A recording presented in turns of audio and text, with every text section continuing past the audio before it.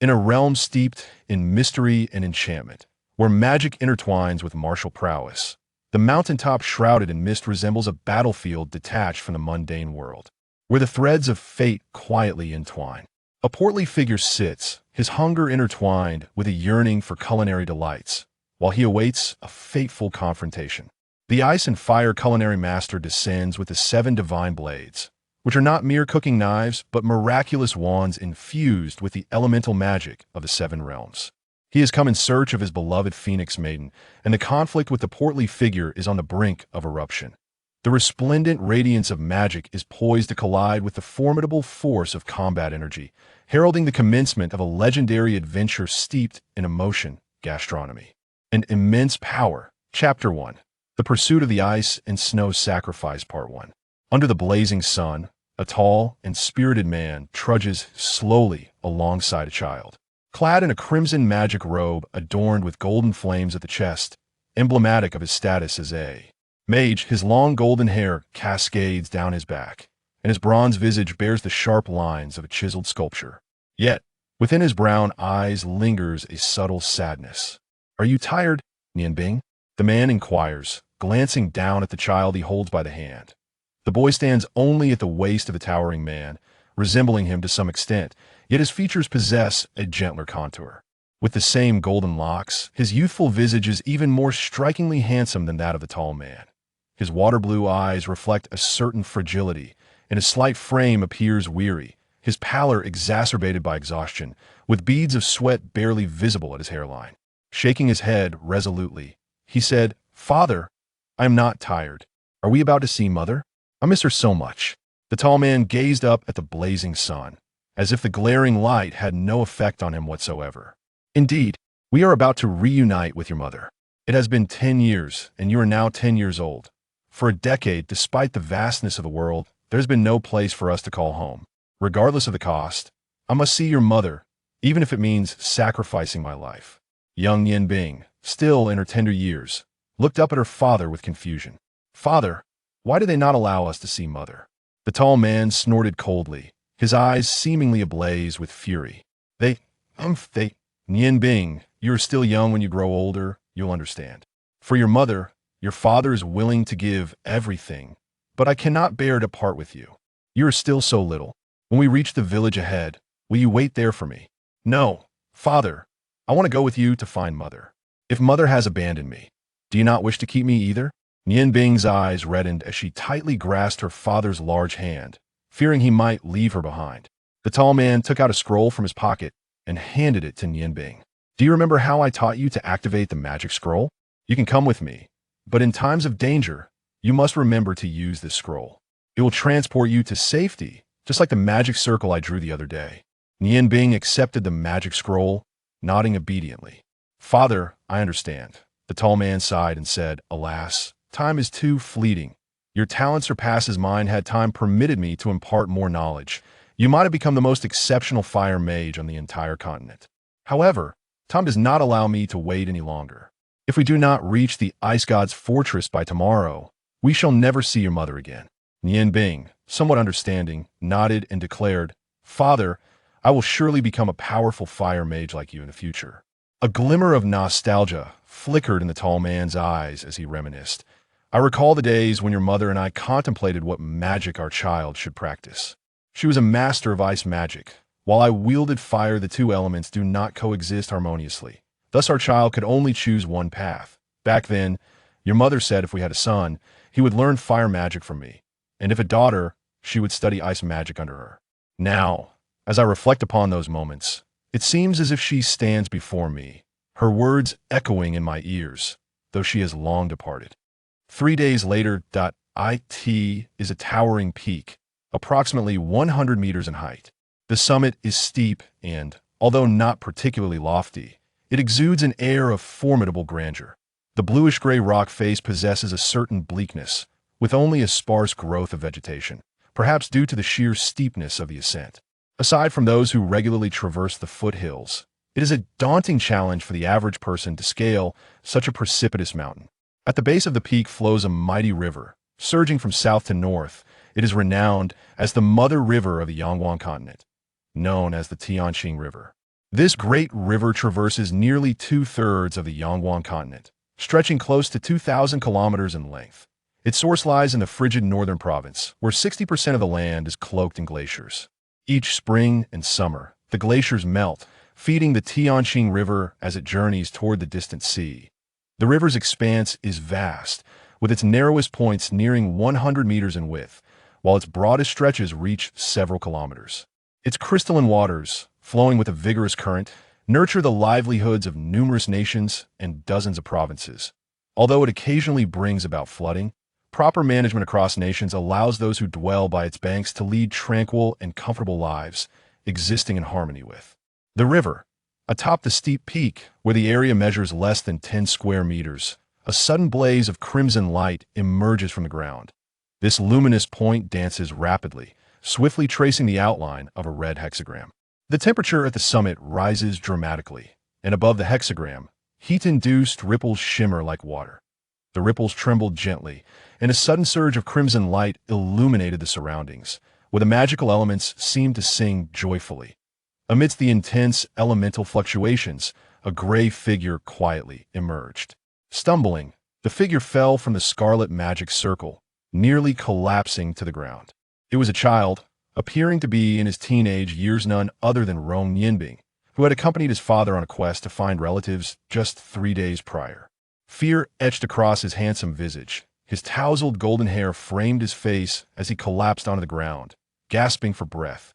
"Father, mother, why? Why has this happened?"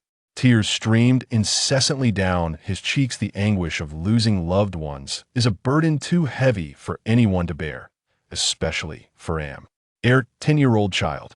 After weeping for a while, the weary Nianbing curled up behind a rock on the mountaintop and succumbed to slumber. At such a tender age, his future lay shrouded in uncertainty, leaving him utterly clueless about what actions to take. A faint glimmer of blue and red light flickered in his embrace, as the surrounding fire and ice elements swiftly coalesced around his fragile form. This extraordinary phenomenon persisted for the duration of a meal before quietly dissipating. Time passed. Though the duration remained unclear, violent tremors and agonizing pain jolted Nianbing from his dreams. 3 slender figures stood not far from him. The sharp pain in his chest prompted a cough, and a trickle of blood flowed from the corner of his mouth, leaving a muddy shoe print on the chest of his gray garment. The 3 individuals, clad in azure magical robes, appear to be seamlessly merged with their flowing blue hair, exuding an ethereal chill as if our very forms were sculpted from ice. They seemed to be in their 30s or 40s. The central figure bore 3 snowflakes intricately embroidered on the left breast of his robe, crafted from diminutive blue crystals, while the 2 flanking him appeared to be of a lesser rank, each adorned with but a single crystal that a teleportation magic scroll based on fire. The central sorcerer remarked with a hint of indifference. "Unfortunately, it is being wielded by a child, leaving behind a distinctly recognizable aura." Upon sighting these 3 figures, the youthful visage of Nianbing contorted with anguish. You wicked ones! Return my mother! Return my father!" Summoning an inexplicable strength, Nianbing struggled to rise from the ground and charged toward the central figure, momentarily forgetting his novice magical abilities, driven solely by instinct. "You little wretch, seeking death?" The sorcerer on the left sneered, waving his right hand. A water orb, 3 inches in diameter, shot forth with lightning speed, striking the boy squarely in the chest. This orb was merely a basic level 1 magic spell, its offensive power not formidable. Nianbing let out a muffled groan, stumbling backward several paces before landing unceremoniously on the ground, his hands scraping against nearby rocks, resulting in several gashes that bled. The central sorcerer cast a stern glance at his companion. "Enough. He is merely a child. I do not wish for him to endure excessive suffering." "Indeed, revered ice and snow high priest." The magician responded promptly, stepping aside with urgency. The ice and snow high priest regarded Nianbing with an expression of indifference, stating, "Child, I harbor no desire to cause you harm. However, as you are one of theirs, for the sake of the dignity of the Ice God Tower, your existence cannot continue. Surrender the stone of the snow goddess, and I shall grant you a swift end." With his esteemed status, he would not resort to searching by hand, yet his commanding tone resonated with ancient intangible authority. Rising slowly, Nian Bing, despite his tender years, exhibited a fierce glint in his eyes, a deep-seated hatred igniting within him. The dignity of the Ice God Tower? My father once told me that the seemingly magnificent Ice God Tower is merely a heap of refuse. You wish to possess the stone of the Snow Goddess? Dream on.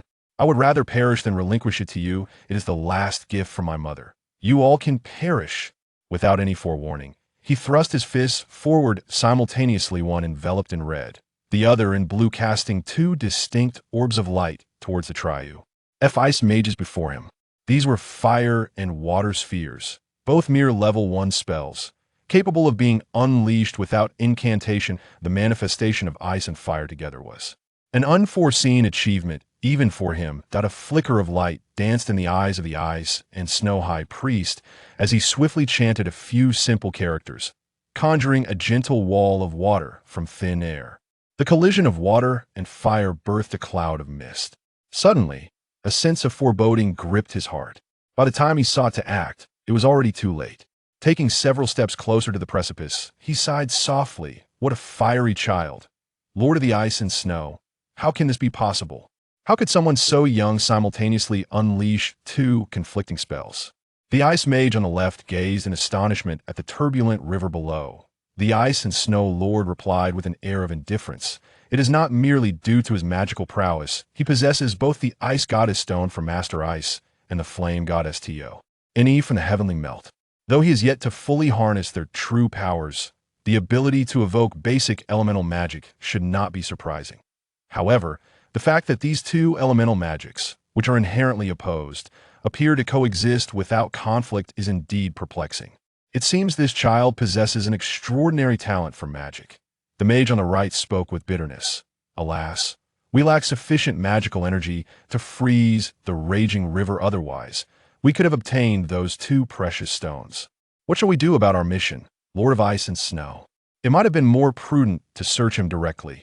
The Ice and Snow Lord cast a glance at him, the chill in his eyes sending a shiver down the mage's spine, silencing him instantly. With deliberate grace, the staff was raised, and the ice elements in the air began to swirl violently, casting a shadow over the sky. What is the wrath of the Ice Goddess? It is a blizzard. The blizzard, a 6th-tier wide-area ice magic, has moderate attack power but an expansive range. Snowflakes danced through the air, causing the temperature to plummet sharply. This was the ideal environment for the ice mages. In the dim sky, the winds howled and the snowstorm raged.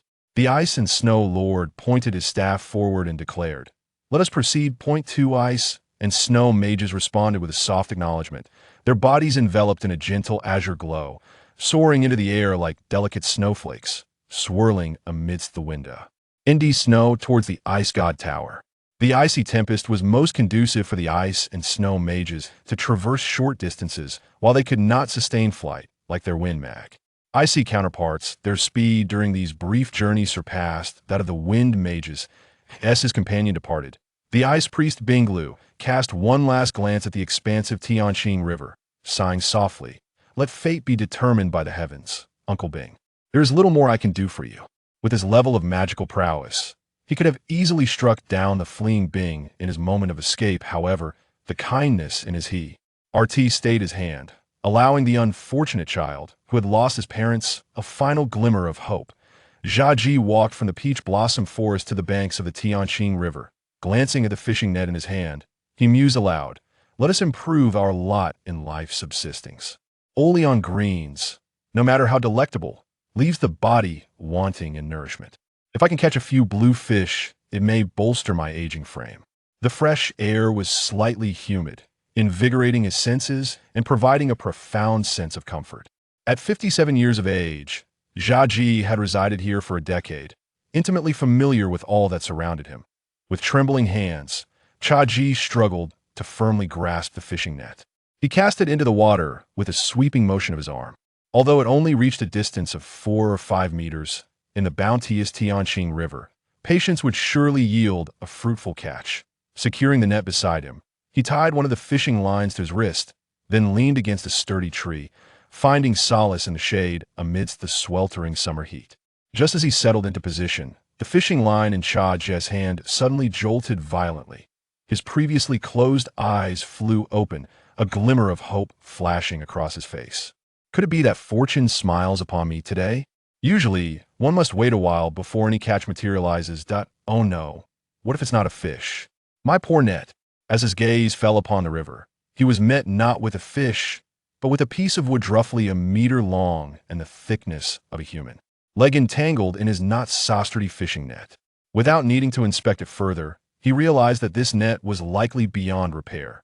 Before he could lament his unfortunate luck, he noticed delicate arms wrapped around that piece of wood. There was someone in the river. Not daring to hesitate, he swiftly wound the fishing line around his leg and strode toward the bank, using his strength to pull the wooden debris, along with the person, to shore. No! Nian Bing suddenly sat up, gasping for breath, her eyes revealing a mixture of confusion and alarm. The melodious chirping of birds resonated clearly in his ears, while the gentle light enveloped him, bestowing a semblance of warmth.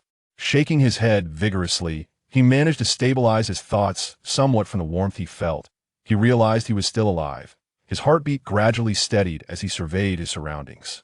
It appeared to be a quaint wooden cabin, devoid of any elaborate furnishings aside from the bed upon which he lay.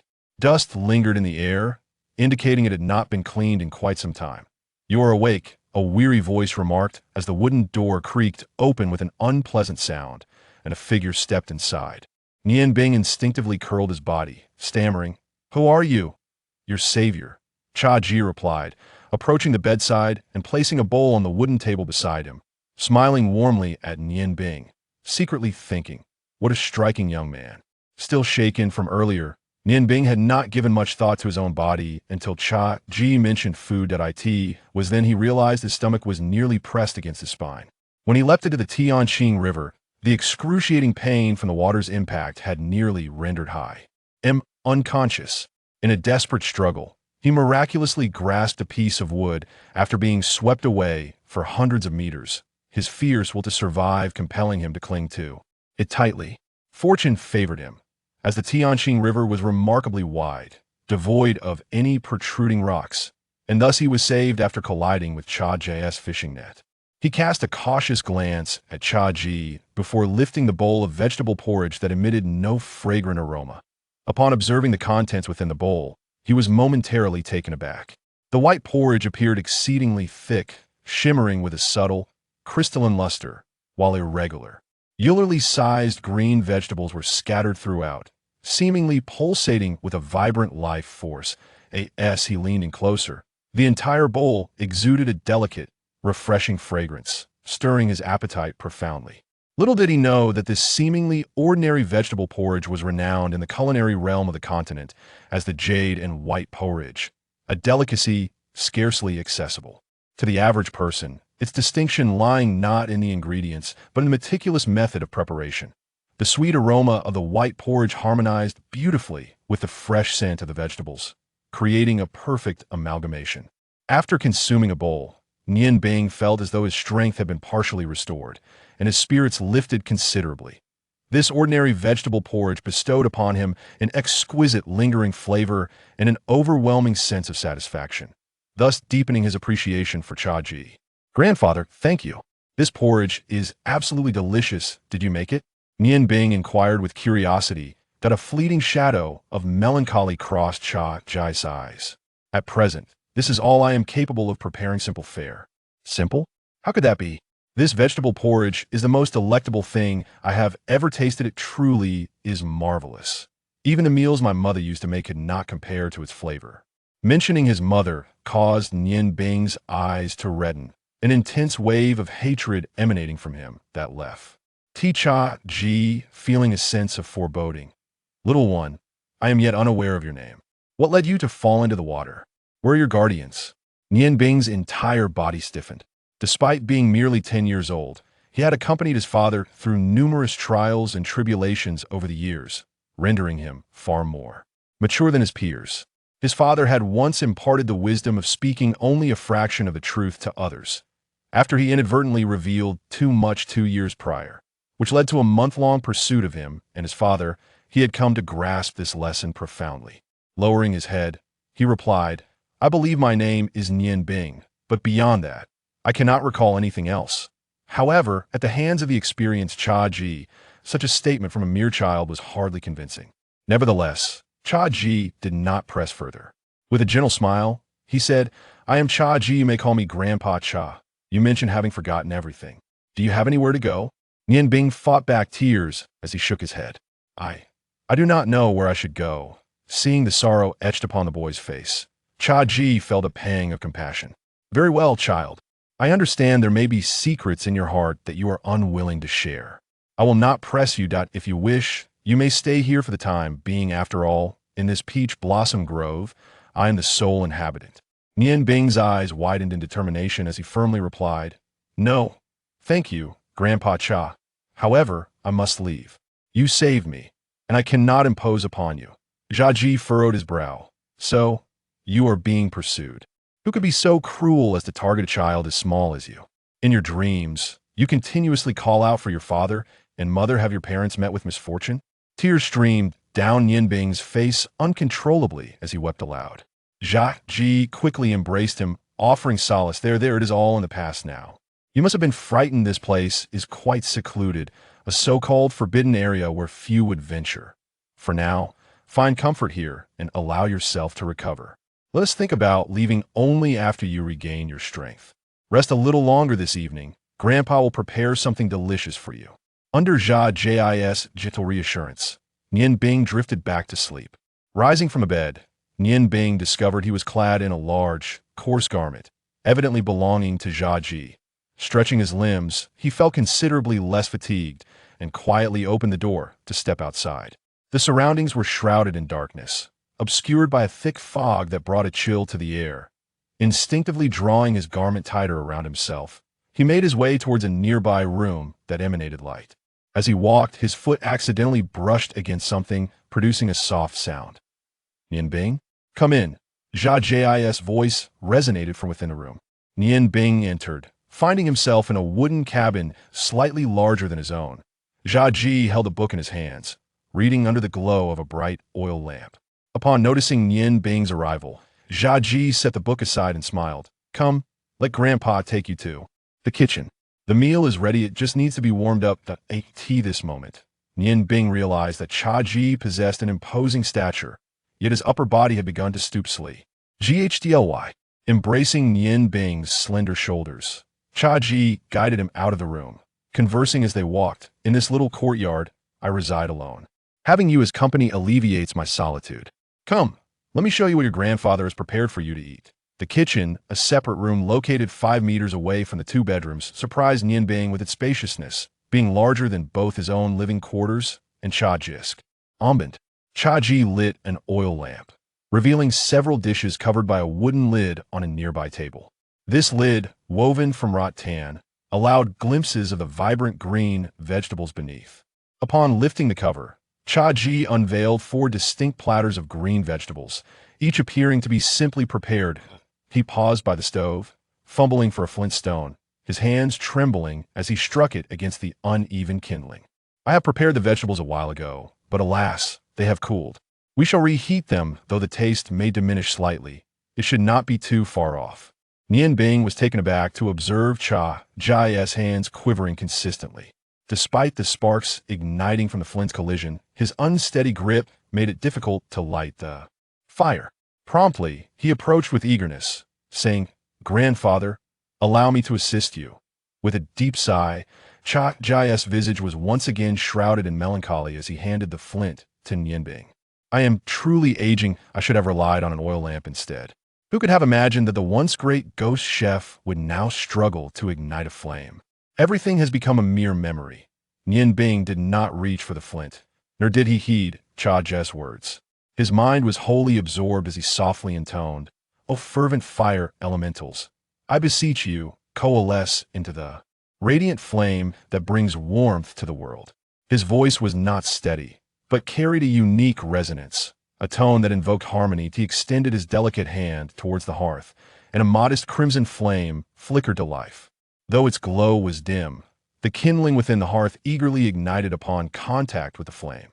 Cha Ji stared in astonishment at Nian Bing, murmuring, Magic. This is fire magic. Oh, great celestial being. Did you send this child to me? Thank you, thank you. I have finally found hope. This is marvelous. His words tumbled forth in a joyous frenzy, causing Nian Bing, who stood nearby, to momentarily freeze in bewilderment. At that moment, Cha Ji seemed to shed his stoop, standing tall with exhilaration as he gazed up at the ceiling in celebration. Grandfather, Cha grandfather, what has happened to you?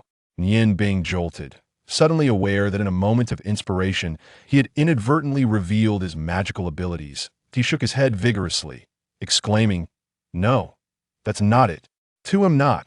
No, it is you," Chaji asserted with unwavering confidence. "Child, rest assured, I harbor no malice towards you. I am simply overwhelmed with joy, such a tender age. You have already become a wizard. This is indeed a divine blessing bestowed upon me." Nianbing seemed to relive the events at the Ice God Tower, her excitement bubbling over as she exclaimed, "No, I am not. I am not." At this moment, Chaji realized that Nianbing, having just begun to recover from her fright, was struggling to cope with his provocation. He quickly reassured her, "Child, please listen to me. Just hear me out, all right? Look at my hands." With that, he released Nianbing and turned his palms upward, revealing his wrists.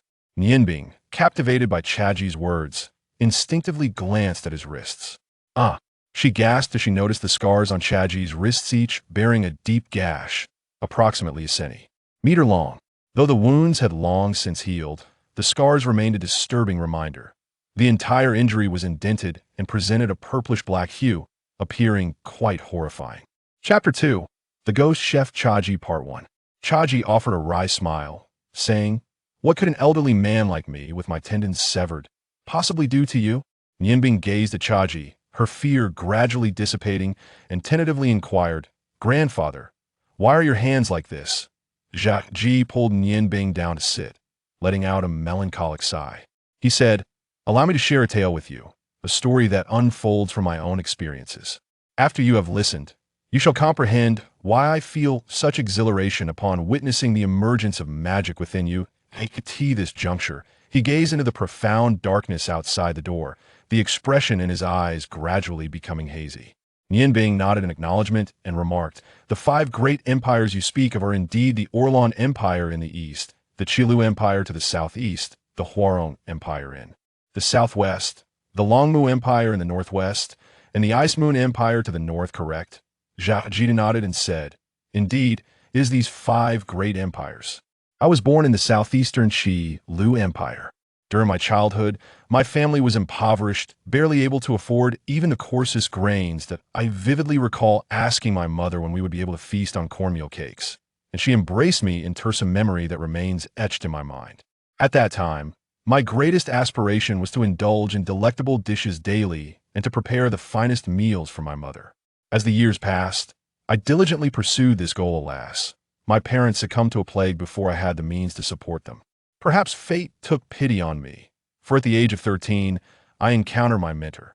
Due to our financial struggles, I was sent to apprentice at a restaurant prospect I welcomed with open arms where my mentor was the head chef. To master the culinary skills I longed for, I worked tirelessly, striving to win the favor of everyone in the establishment. Our restaurant, named Qi Xiang, was among the most renowned in the Qi Lu Empire. Recognizing my diligence, my mentor began to impart some basic culinary techniques to me. While I was not particularly gifted, my industriousness proved to be my strength, as the saying goes. Hard work can compensate for lack of talent. After 3 relentless years, I ascended from a mere errand boy to the position of a vegetable preparer. One day, my mentor called me to a secluded spot and imparted a crucial lesson. To excel in the culinary arts, mere diligence is insufficient. One must possess insight and a heartfelt connection to the dishes one prepares. Cooking is not merely a task, it is a profound discipline. He entrusted me with 8 words to guide my journey. 10 years of practice in cooking, 10 years of understanding in culinary arts. These words are forever imprinted in my memory. Through relentless effort and profound realization, by the age of 23, I had finally embarked on the path to culinary mastery.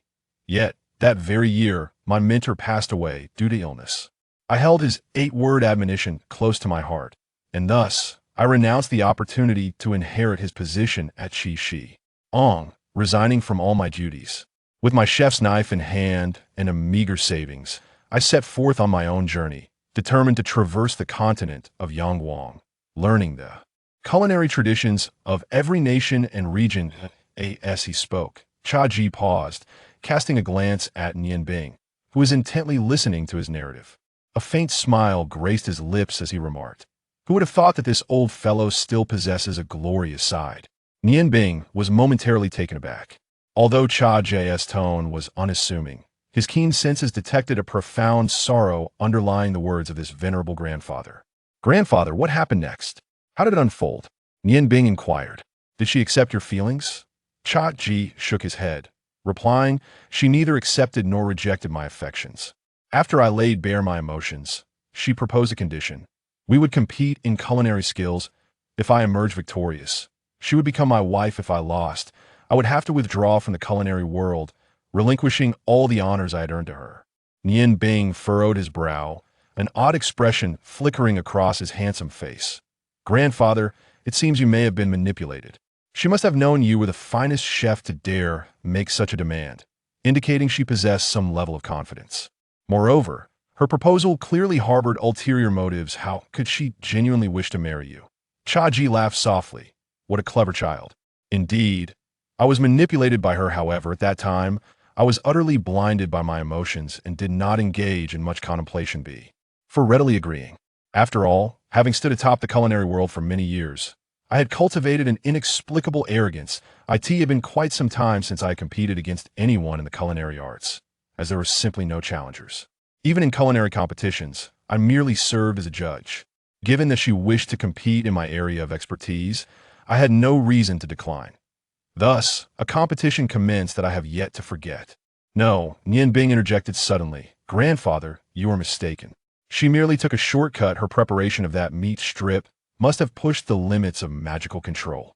It was her understanding of the meat itself, combined with varying degrees of fire magic, that naturally resulted in that peculiar flavor.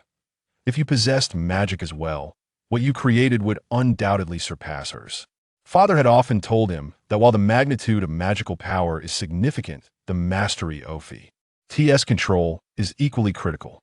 Superior control can amplify the effects of the same amount of magical energy. Nian Bing was captivated by the tale. "Grandfather, do you have any regrets?" Cha-Ji shook his head gently. "No, I do not regret it. Although I have lost everything, I have discovered a new direction for culinary arts. That is to incorporate magic into cooking. Through the enhancement of magic, culinary skills can ascend to a higher realm. Unfortunately, while I am aware of this potential, I am unable to actualize it myself, and few are willing to attempt it. After all, who among the noble magicians would deign to become a lowly cook?" Nian Bing nodded thoughtfully. "I understand. You wish for me to learn the culinary arts from you, to blend my magic with cooking and become a magical chef, correct?" Cha-Ji suppressed his sorrow and smiled kindly. "Then are you willing?" Nian Bing lowered his head, his eyes flickering with a myriad of complex emotions. At merely 10 years of age, he pondered far too much, yet Cha-Ji could not perceive the expressions that danced across his face. Soon, Nian Bing made his decision. He raised his head and gazed at Cha-Ji. "Grandfather, I am sorry, but I cannot." A glimmer of light briefly shone in Cha-Ji's eyes, only to be quickly extinguished. "Very well. Grandfather will not force you. Now that you have listened to my tale, might you share your own with me? What brought you here, drifting along the currents?" Nian Bing hesitated for a moment and said, "Grandfather, you saved my life, and I truly should not conceal anything from you. My parents were both magicians, and we once had a joyful family. However, not long ago, while passing through a place in the Ice Moon Empire called Taru Mountain, we encountered a multitude of bandits who sought to plunder our possessions. My parents refused to comply, and thus a confrontation ensued. As you know, although magicians possess their own abilities, the time required to chant spells is their greatest weakness. While my parents managed to vanquish some of the foes, in the end, ultimately." At this point, Nian Bing broke down in tears. Nian Bing's tale, though laced with deception, bore elements of truth indeed. He and his father had encountered numerous bandits when passing through Taru Mountain. However, given his father's magical prowess, dealing with those ruffians was an effortless task. Taru Mountain was notorious as a bandit stronghold, and for this reason, Cha-Ji had come to believe Nian Bing's words, for after all, What suspicion could a seasoned elder harbor to? Ward's a mere 10-year-old child. The Ice Moon Empire has always been safeguarded by the Ice God Tower. I truly wonder what those mages within the tower are doing, as the menace of Taru Mountain has persisted for Fa. Or too long, they should have eradicated those bandits long ago. Child, do not grieve. Regardless of whether you wish to learn culinary arts from your grandfather, let us first settle down here comfortably, shall we? At that moment, Nian Bing, having lost his home, gently nodded. His tender heart was filled with hatred, and he thought to himself, Ice God Tower, one day I shall viscount it you. Jia Ji picked up a glass of water from the side, his hand trembling. Unbeknownst to Nian Bing, who was seated with her back turned, a small quantity of white powder slippity into the cup amidst the quivering. He presented the glass to her, saying, Child, have a sip of water first. Grandpa will prepare the hot dishes for you shortly. Nian Bing, unsuspecting, responded affirmatively and drank the water eagerly, swallowing it down in large gulps. Jia Ji's gaze was laden with complexity, as if grappling with an internal conflict. Yet, he soon resolved himself with determination. After finishing the water, Nian Bing obediently set the cup aside and stretched her body, inquiring, Grandpa, why haven't you warmed the dishes yet? I'm sure your cooking is delightful. Jia Ji sighed deeply, replying, I am sorry, Nian Bing, but I have no other choice. You are my only chance. Nian Bing paused, suddenly overwhelmed by a wave of dizziness that surged through her mind, causing her body to sway momentarily. Jia Ji lifted his gaze to meet hers, his voice deepening. Look at me, child. Gaze into my eyes. You are very tired, incredibly weary. Relax your body. Let go of everything. I am the one you trust the most. Sleep now, sleep. As Nian Bing locked her eyes on Jia Ji's, her expression gradually dulled. Although her body remained seated, it was devoid of any emotion. Jia Ji bit into his finger, drawing a circle in the air. By the guidance of my blood, I seal this endless hatred. A flash of red light enveloped Nian Bing's form, causing her to tremble slightly before returning to a serene calm. Jia Ji continued, Nian Bing, I am Jia Ji, your mentor. From this moment forth, you shall relinquish all memories save for those pertaining to knowledge, your understanding of the company, continent, and the arcane arts. All that has transpired shall fade into oblivion. In your heart, the sole obsession must be the mastery of magic and culinary skills, the pursuit of CU. Culinary excellence shall be the paramount goal of your existence.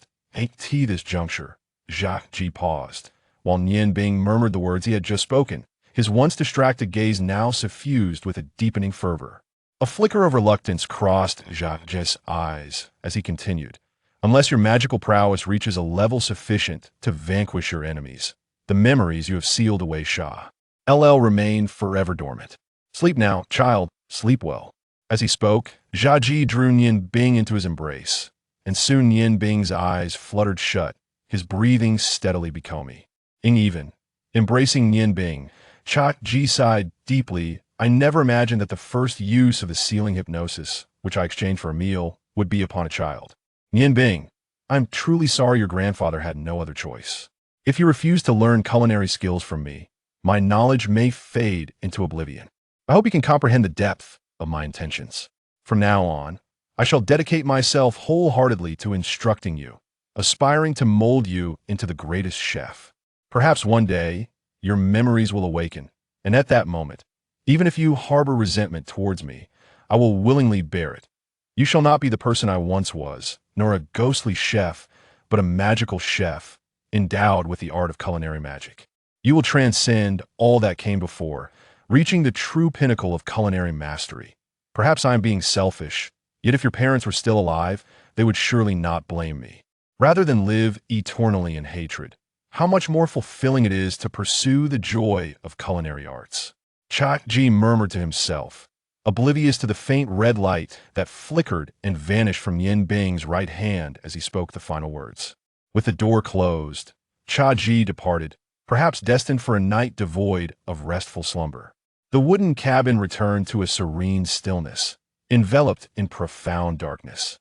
Just as Nian Bing, who should have been in slumber, suddenly sat upright, a soft glow emanating from his blue eyes. It was not a vacant stare, rather. He appeared to be deep in contemplation, Reaching inside, he produced two stones, one azure and the other crimson. The crimson one was a gem carved into the shape of a flame, while the azure one was a rhomboid gem. Each gem emanated a glow of its respective color. Though faint, the red and blue lights seemed to repel each other. Mother, my gratitude. Were it not for the constant protection of the ice goddess stone over my mind, perhaps I would have already lost my memories. Mother, could you advise me on what Nian Bing should do now? Should I truly relinquish all animosity as Grandpa Cha-ji suggests? No, I cannot. Those individuals caused you so much suffering. He clenched the crimson and azure gems in each hand, respectively. Scorching fire and frigid ice elements permeated his body through his palms. Amidst these two opposing energies, Nian Bing felt no discomfort. He was pondering, constantly contemplating. Throughout the radiant sun continent, regardless of the 5 great empires, the ranks of mages were uniform. Apprentice mage, intermediate mage, advanced mage, great mage, magic insurance, Tructor, magic master, and divine mage. He was currently merely an apprentice mage. The Ice God Tower was the guardian of the entire Ice Moon Empire due to its most powerful divine mage. With his father's magic instructor abilities, he was defenseless against the divine mage. Even with all his hatred, what could he accomplish? The heart of Nian Bing has grown somewhat cold. The God Descender, a pinnacle that is both coveted and unattainable for those who practice magic, is not a realm that can be reached solely through diligent training. It demands not only exceptional fortune and insight, but also the support of countless high-grade crystal stones. After years of arduous cultivation, merging with the essence of heaven and earth, one may finally attain the ability to summon a deity and unleash the most formidable 12th year. Magic, across the entire continent, apart from the Ice God Tower, which boasts one God Descender, legends whisper of 2 others, yet no one can ascertain their existence. Thus, the Ice Moon Empire maintains a transcendent status across the vast Ongguang continent. To oppose a God Descender with my meager abilities would be tantamount to courting death. Grandpa Cha-ji is indeed correct. Unless my magic reaches a level capable of annihilating my enemies, what purpose does hatred serve? Perhaps I should truly seal away the memories of my enmity. My father once said, just before departing for the Ice God Tower, that only by not allowing hatred to cloud one's judgment can one hope to rescue my mother. Following his wisdom, setting aside hatred for the time being may be the most prudent approach to ensure future vengeance. Clenching his fists tightly, the stone of the Ice Goddess and the stone of the Flame God made profound contact with his skin. Immersed in his own determination, Nian Bing was oblivious to the extraordinary interaction occurring between the water and fire elements surrounding him. Lying supine on his bed, he commenced his daily, essential meditation. His father had once imparted to him that there is no shortcut to mastering magic. It can only be achieved through relentless contemplation and continuous communion with the magical elements, which would gradually empower him with greater magical prowess. Under the influence of this magical energy, a resonance with the elements of a similar nature could be established, allowing for the incantation of spells that unleashed formidable magic. Previously, Nian Bing had only practiced fire magic, but when he invoked the scroll to transport him to that mountaintop, his mother had exerted her utmost efforts to gift him something. Precious the stone of the Ice Goddess in his hand. To his astonishment, upon acquiring this stone, he discovered that a portion of his inherent fire magic had transmuted into ice magic.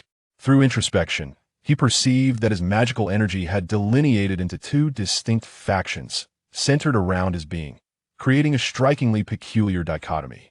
This peculiar phenomenon elucidated how he could conjure low-level magic in critical moments by utilizing the 2 gemstones. Today marked the first practice session after he acquired the 2 gemstones.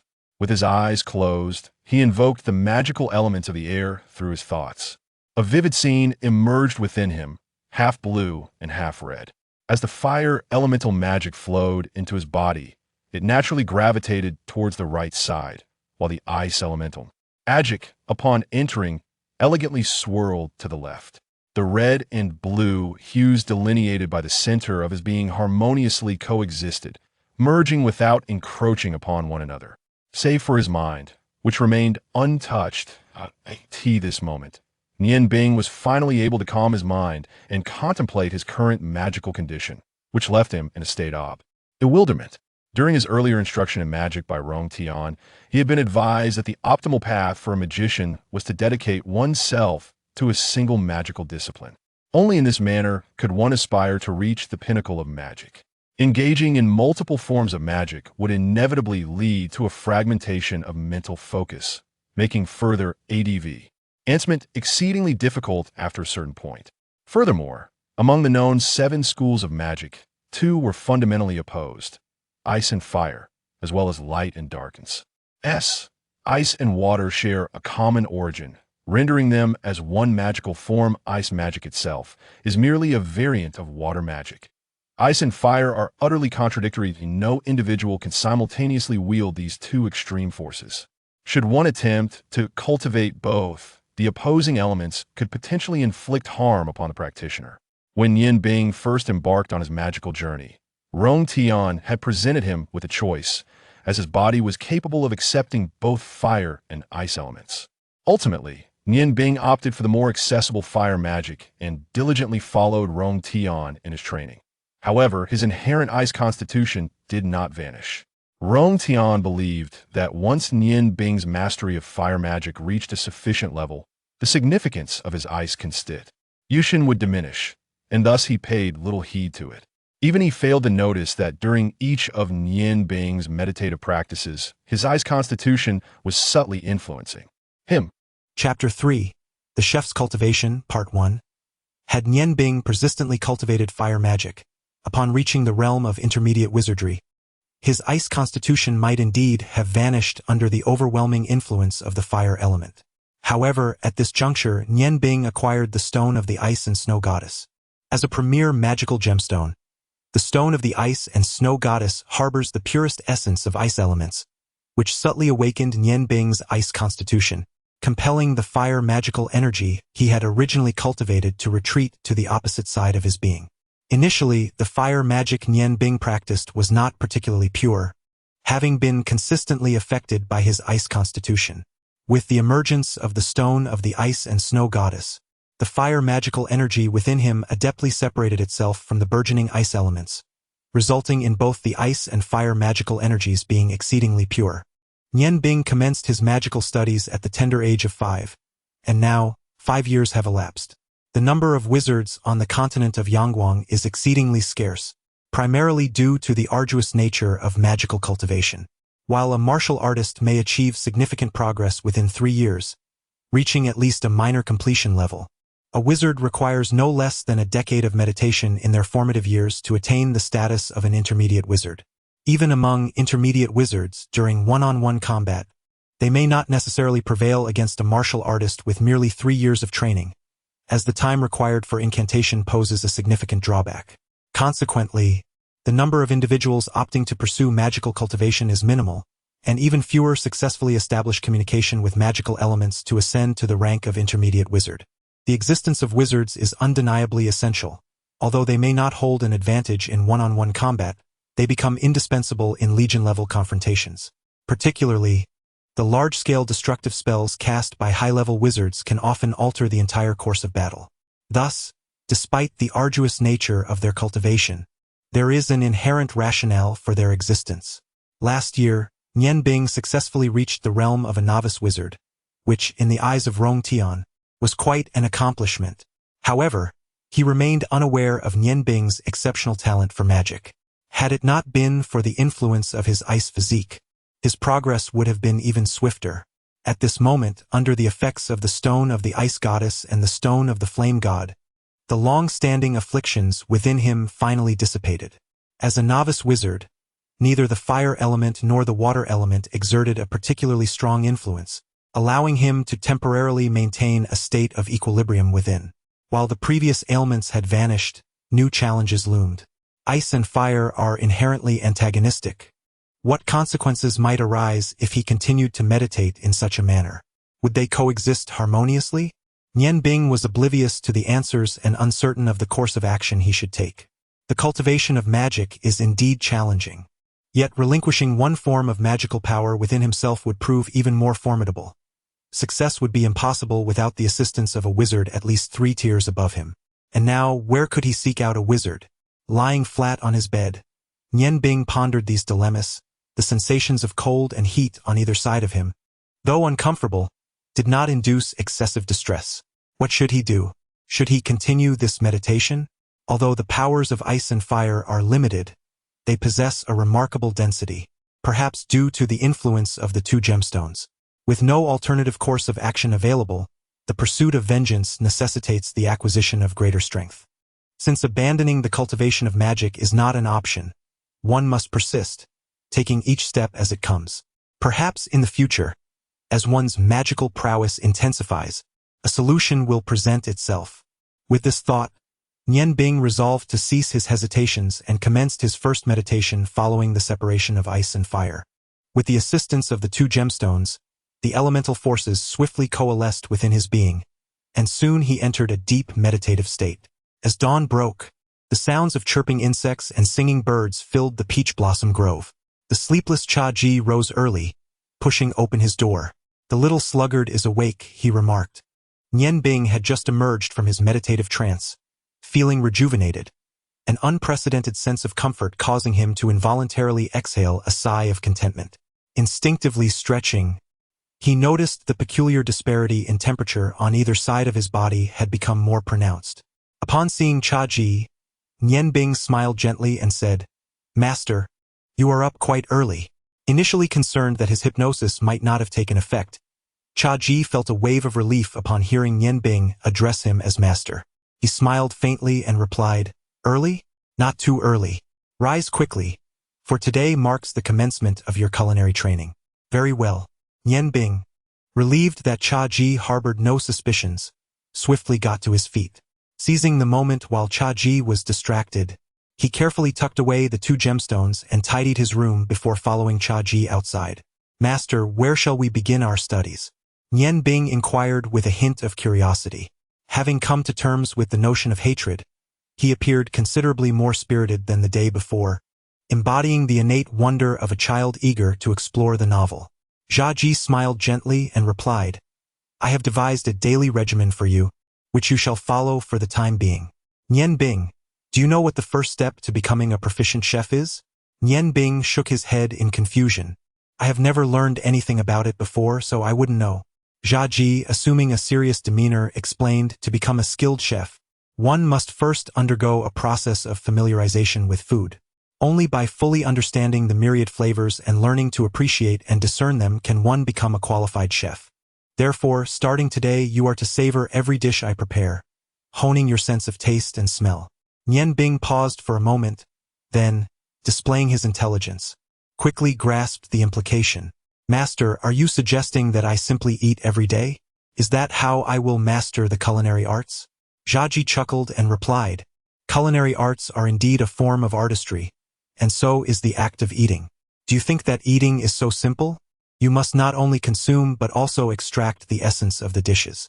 You need to articulate what you have tasted and what it has revealed to you." Nian Bing beamed with excitement, clapping his hands. "Wonderful.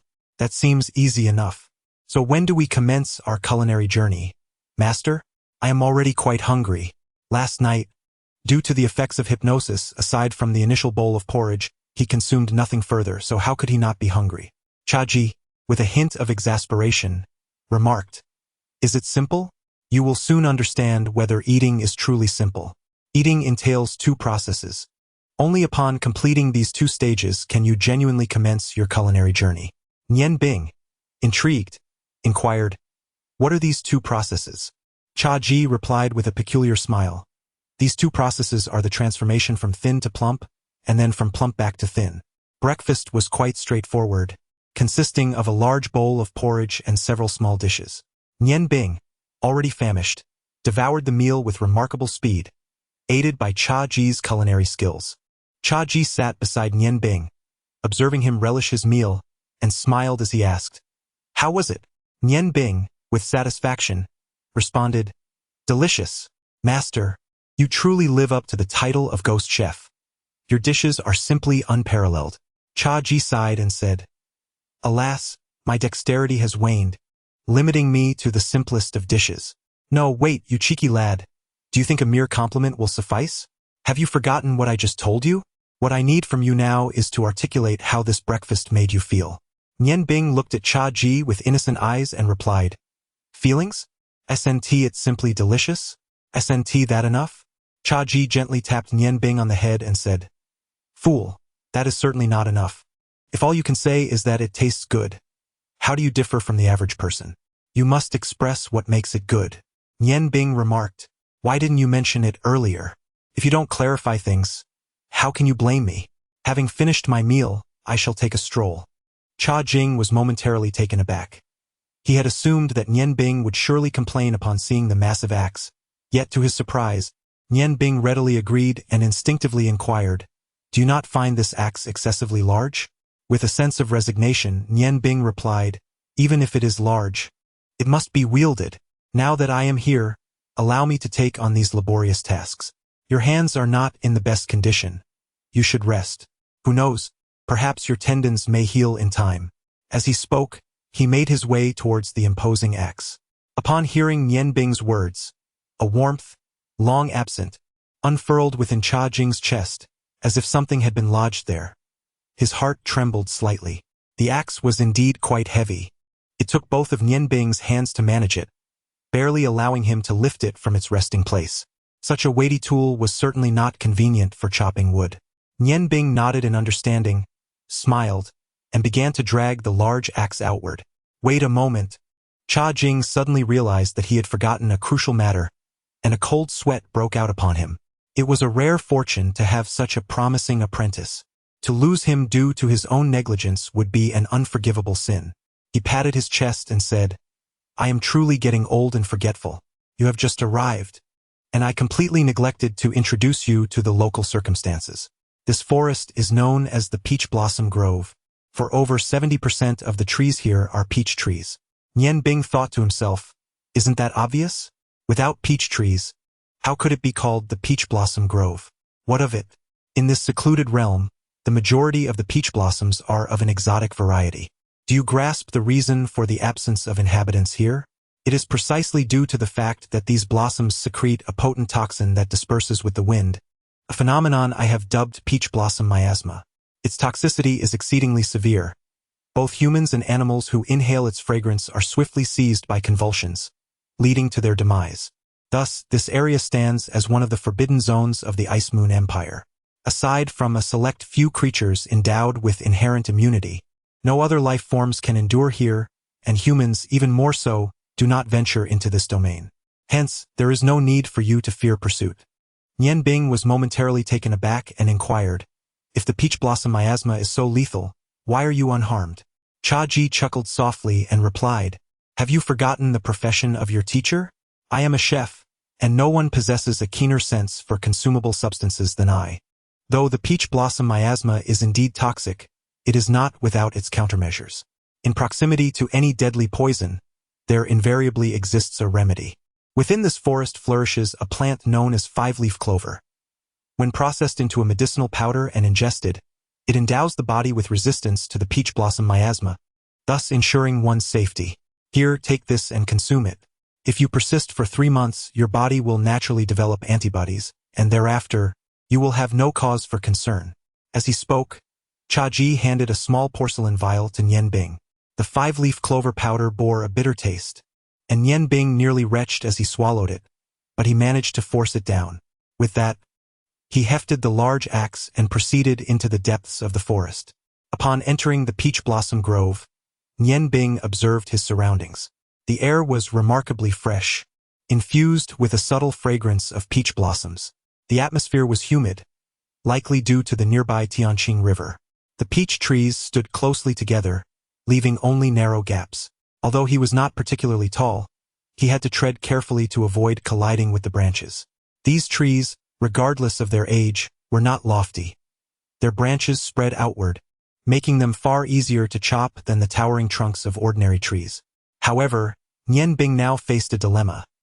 Despite the tree's low branches, he needed to lift an axe.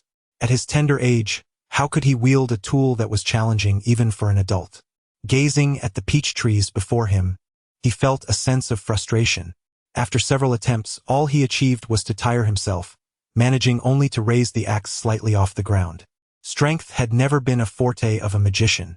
If only he could conjure an ice blade, perhaps he could sever the branches. He mused to himself.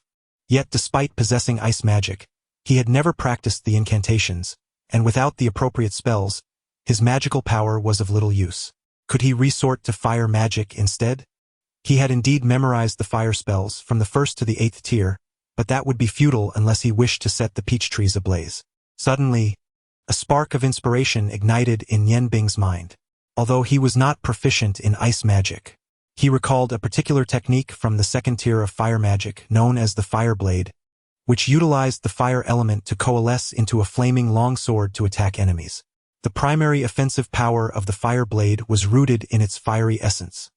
Thus, when it came to chopping trees, it proved ineffective and posed a significant risk of igniting a fire, particularly troublesome if the peach blossom grove were to catch ablaze.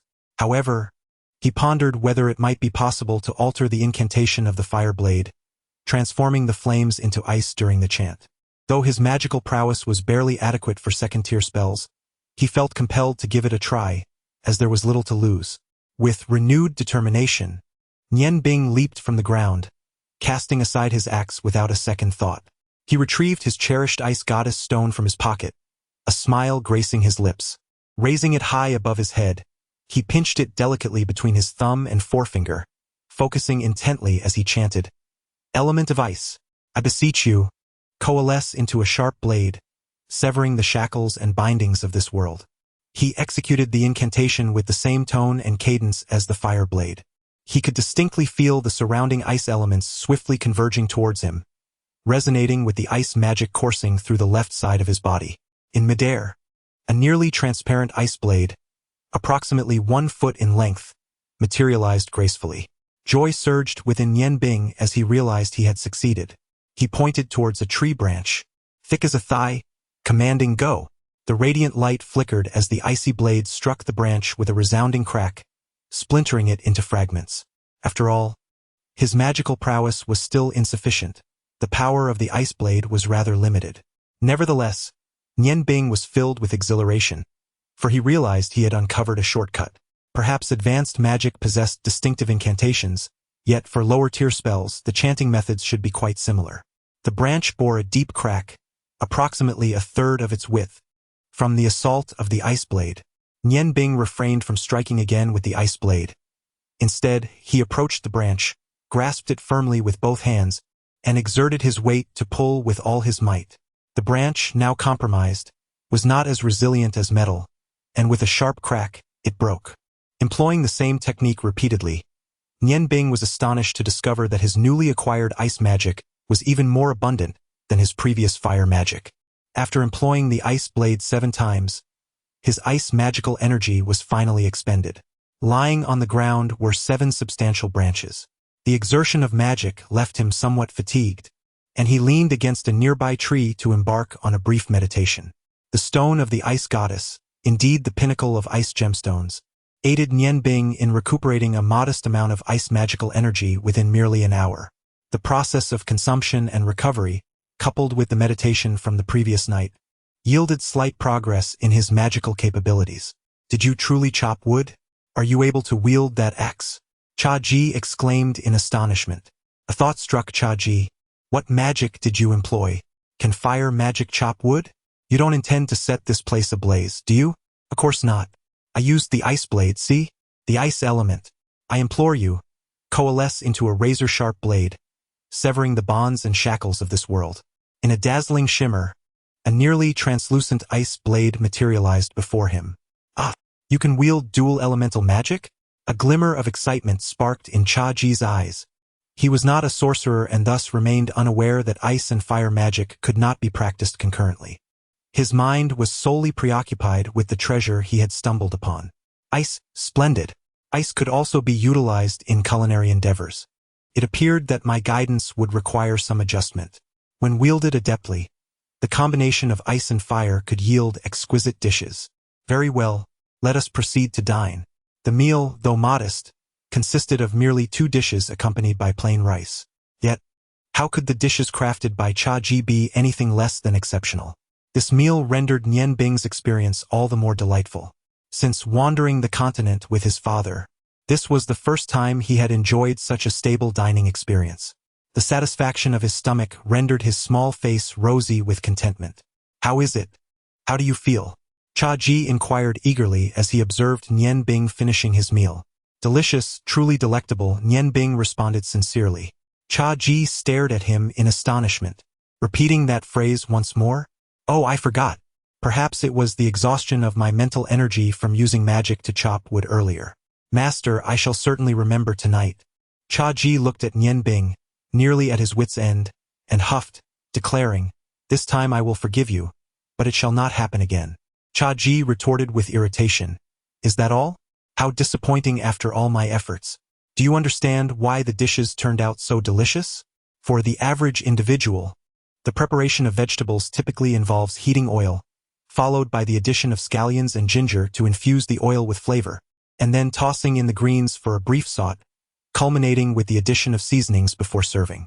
However, the reason my dishes are delectable lies first in the ingredients I employ, only the freshest vegetables, plucked straight from the forest and promptly placed into the pot. Moreover, I eschew oil entirely, thus eliminating any greasy sensation. While most would find it impossible to saute vegetables without oil, I ingeniously substitute it with water infused with special elements, including certain herbs. This unique concoction not only prevents the vegetables from sticking to the pan, but also enhances their natural sweetness and aroma. Additionally, the control of heat during the stir-frying process is paramount. Often, the slightest variation can yield a markedly different flavor. It is essential to remember that regardless of the food, to truly savor its essence, one must showcase its original flavors. "Do you understand?" Nian Bing, somewhat bewildered, remarked, "Teacher, is it not too soon for you to share this with me? Shouldn't we proceed gradually?" Cha Ji responded, "I merely wish for you to grasp that delicious dishes invariably have their own rationale. Now you should rest for a while. This afternoon you will begin chopping firewood. There is an axe in the corner to the left of the kitchen wall which you will need. From now on, you are forbidden to use magic for chopping wood. Do you comprehend? Such an act would be a sheer waste. Magic should be reserved for the most critical moments of cooking to truly manifest its worth. How wonderful it would be if I could wield magic." As time passed day by day, Nian Bing finally experienced the transformation from slender to robust. Although he tirelessly chopped wood each day, the exertion was not particularly great. Coupled with the exquisite meals prepared by Cha Ji, each dish included supplements such as huangjing and ginseng, foraged from the forest. Nian Bing's physique swelled as if inflated, rapidly developing laterally from his formerly slight frame. Naturally, under the nurturing embrace of nutrition, he also grew considerably taller, yet his weight seemed disproportionately excessive. "Master, must I continue chopping wood today? I am already producing quite fine pieces." Nian Bing expressed his discontent as he rushed into Cha Ji's room. Continue chopping. You are still far from adequate." Cha Ji responded without glancing up, merely rolling over in bed. Since Nian Bing's arrival, he had found himself much relieved, free from the burden of laborious tasks, as his only responsibility now was to prepare 3 meals a day for Nian Bing. "But master, how long must I endure this?" Nian Bing lamented. "Chopping wood every day for an entire year is surely unbearable." The word uniformity evoked thoughts of the magical power coursing through Nian Bing's veins.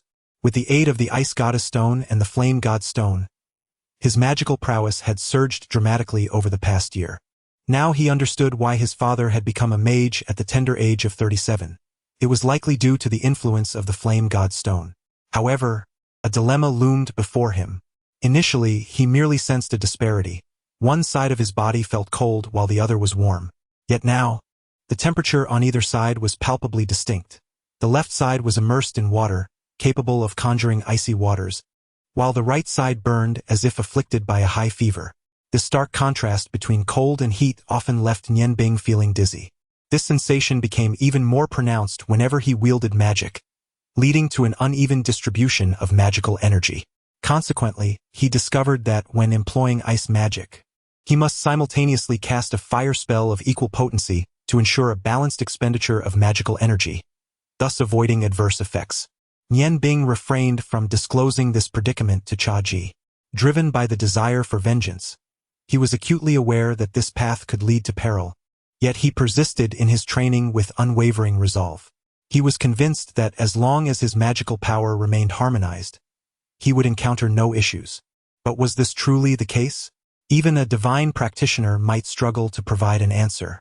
After all, no one dared to engage in the practice of two entirely opposing forms of magic any longer.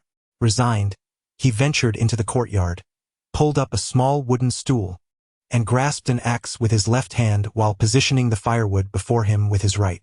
As the axe transferred to his right hand, Nian Bing's demeanor shifted.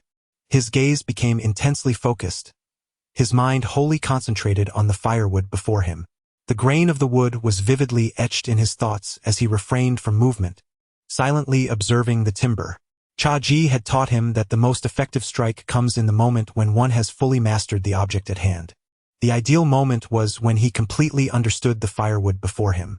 With deft hands and swift movements, he wielded the blade, executing a series of 8 strokes as fluidly as flowing water, devoid of any hesitation.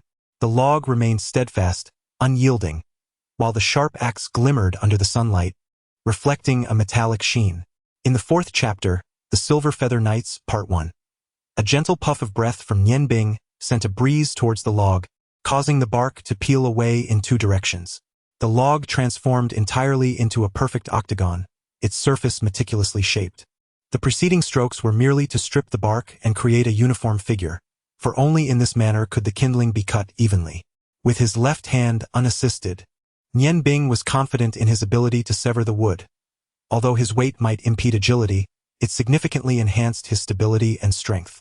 The rounded flesh of his face shifted slightly as he once again swung the axe, which danced in his grasp like a gentle breeze, targeting one of the 8 corners of the log. A slender strip of wood detached effortlessly from the log, resting quietly beside the bark. This time, Nian Bing approached the task with utmost seriousness. Each stroke was preceded by meticulous calculation. The kindling emerged one by one, astonishingly uniform, nearly indistinguishable to the naked eye. Typically, he would complete the task in a mere flurry of 100 swift strikes, but this particular log consumed the better part of his day. Unbeknownst to him, Cha-Ji had silently taken his position behind Nian Bing, observing without uttering a word.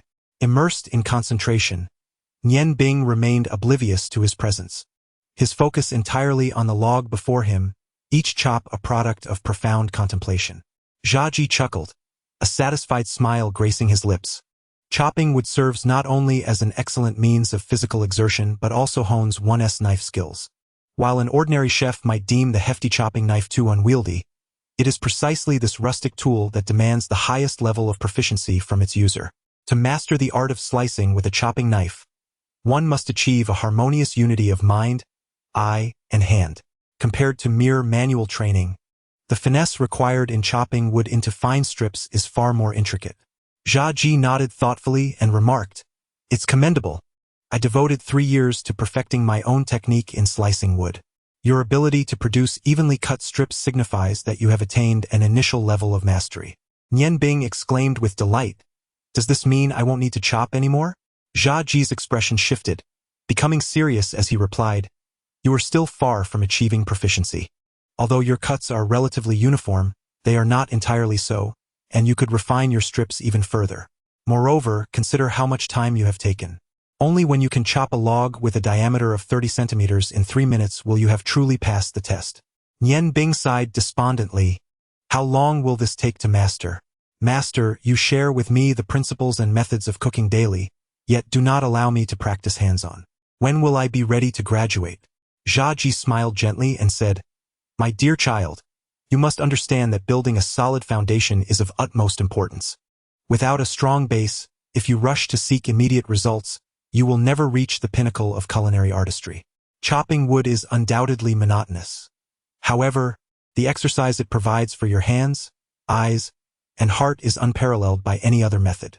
Once you master the art of splitting wood, you will find that subsequent learning becomes remarkably more efficient." At this juncture, he cast a knowing glance at the slender pieces of wood, reminiscent of strands of hair, observing that the techniques applied in this task could equally be employed in the preparation of culinary ingredients. Just like firewood, every material possesses its unique characteristics and textures. A flicker of understanding ignited within Nian Bing. He realized that he did not harbor any aversion to chopping wood. After 3 months of this endeavor, he was astonished to discover the remarkable acceleration in his mental fortitude, which had vastly improved his control over magic. The simplicity of basic spells transformed into something exquisite under his hands. Mental strength, magical power, and magical control are interdependent. The stronger the mind, the more adeptly one can absorb magical elements and wield them with finesse. Who could have imagined that such a straightforward task as chopping wood could yield such profound benefits? As Cha Ji observed Nian Bing's somewhat dazed expression, he pondered whether he had been too harsh on this disciple. It was evident that Nian Bing's innate understanding surpassed his own at that early stage of learning. The method of slicing with the cleaver. I have honed over 5 years to achieve a modicum of proficiency, and it was not until a decade's worth of practice that I attained mastery. This, of course, is also intertwined with my concurrent culinary studies. However, in terms of innate understanding, I must admit that I am considerably inferior to this young lad. In truth, I have long been imparting to him the essence of true culinary art. Each day's discourse serves as a transfer of theoretical knowledge, while the meals we prepare together sharpen his olfactory and gustatory discernment. The cleaver slicing technique stands as the finest exercise for his skills. Once all these elements are synthesized, the pace of progress will accelerate dramatically. Now go and retrieve the cart from behind the cottage. We are about to embark on our journey. Nian Bing was momentarily taken aback and inquired, "Embark? Where to?" Since his arrival in the peach blossom grove, he had never ventured beyond its confines, nor had he witnessed Cha Ji depart. Cha Ji replied, "It has been quite some time since we last ventured out. While we can forage for vegetables within the peach blossom grove, we still need to purchase essential condiments, and our rice supply is dwindling. Having been here for a year, it would benefit you to explore the outside world." What splendid news! Finally, we can venture forth. Though Nian Bing's mindset has matured beyond that of a mere child, he is still but 11 years old. Having lived a regimented life here, he has grown somewhat weary of it. How could he not feel exhilarated at the prospect of stepping outside? He cast the cleaver aside and hurried towards the back of the cottage, moving with eager strides. In the beginning, in order to avoid disturbances, Cha Ji constructed a wooden cabin in the heart of the peach blossom grove. Due to the peculiarities of the peach blossom miasma, although this forest covered a considerable area, it was devoid of venomous snakes and ferocious beasts. Thus, he did not even erect a fence. For someone who had lost the use of their hands, the creation of such a dwelling was no small feat. The so-called cart was a rudimentary handcart made entirely of wood. Fortunately, the 2 wheels were reasonably round, making it not too arduous to push. Over the course of a year, Nian Bing had transformed from a handsome young boy into an adorable little chubby fellow, yet at the same time, his physical strength had increased significantly.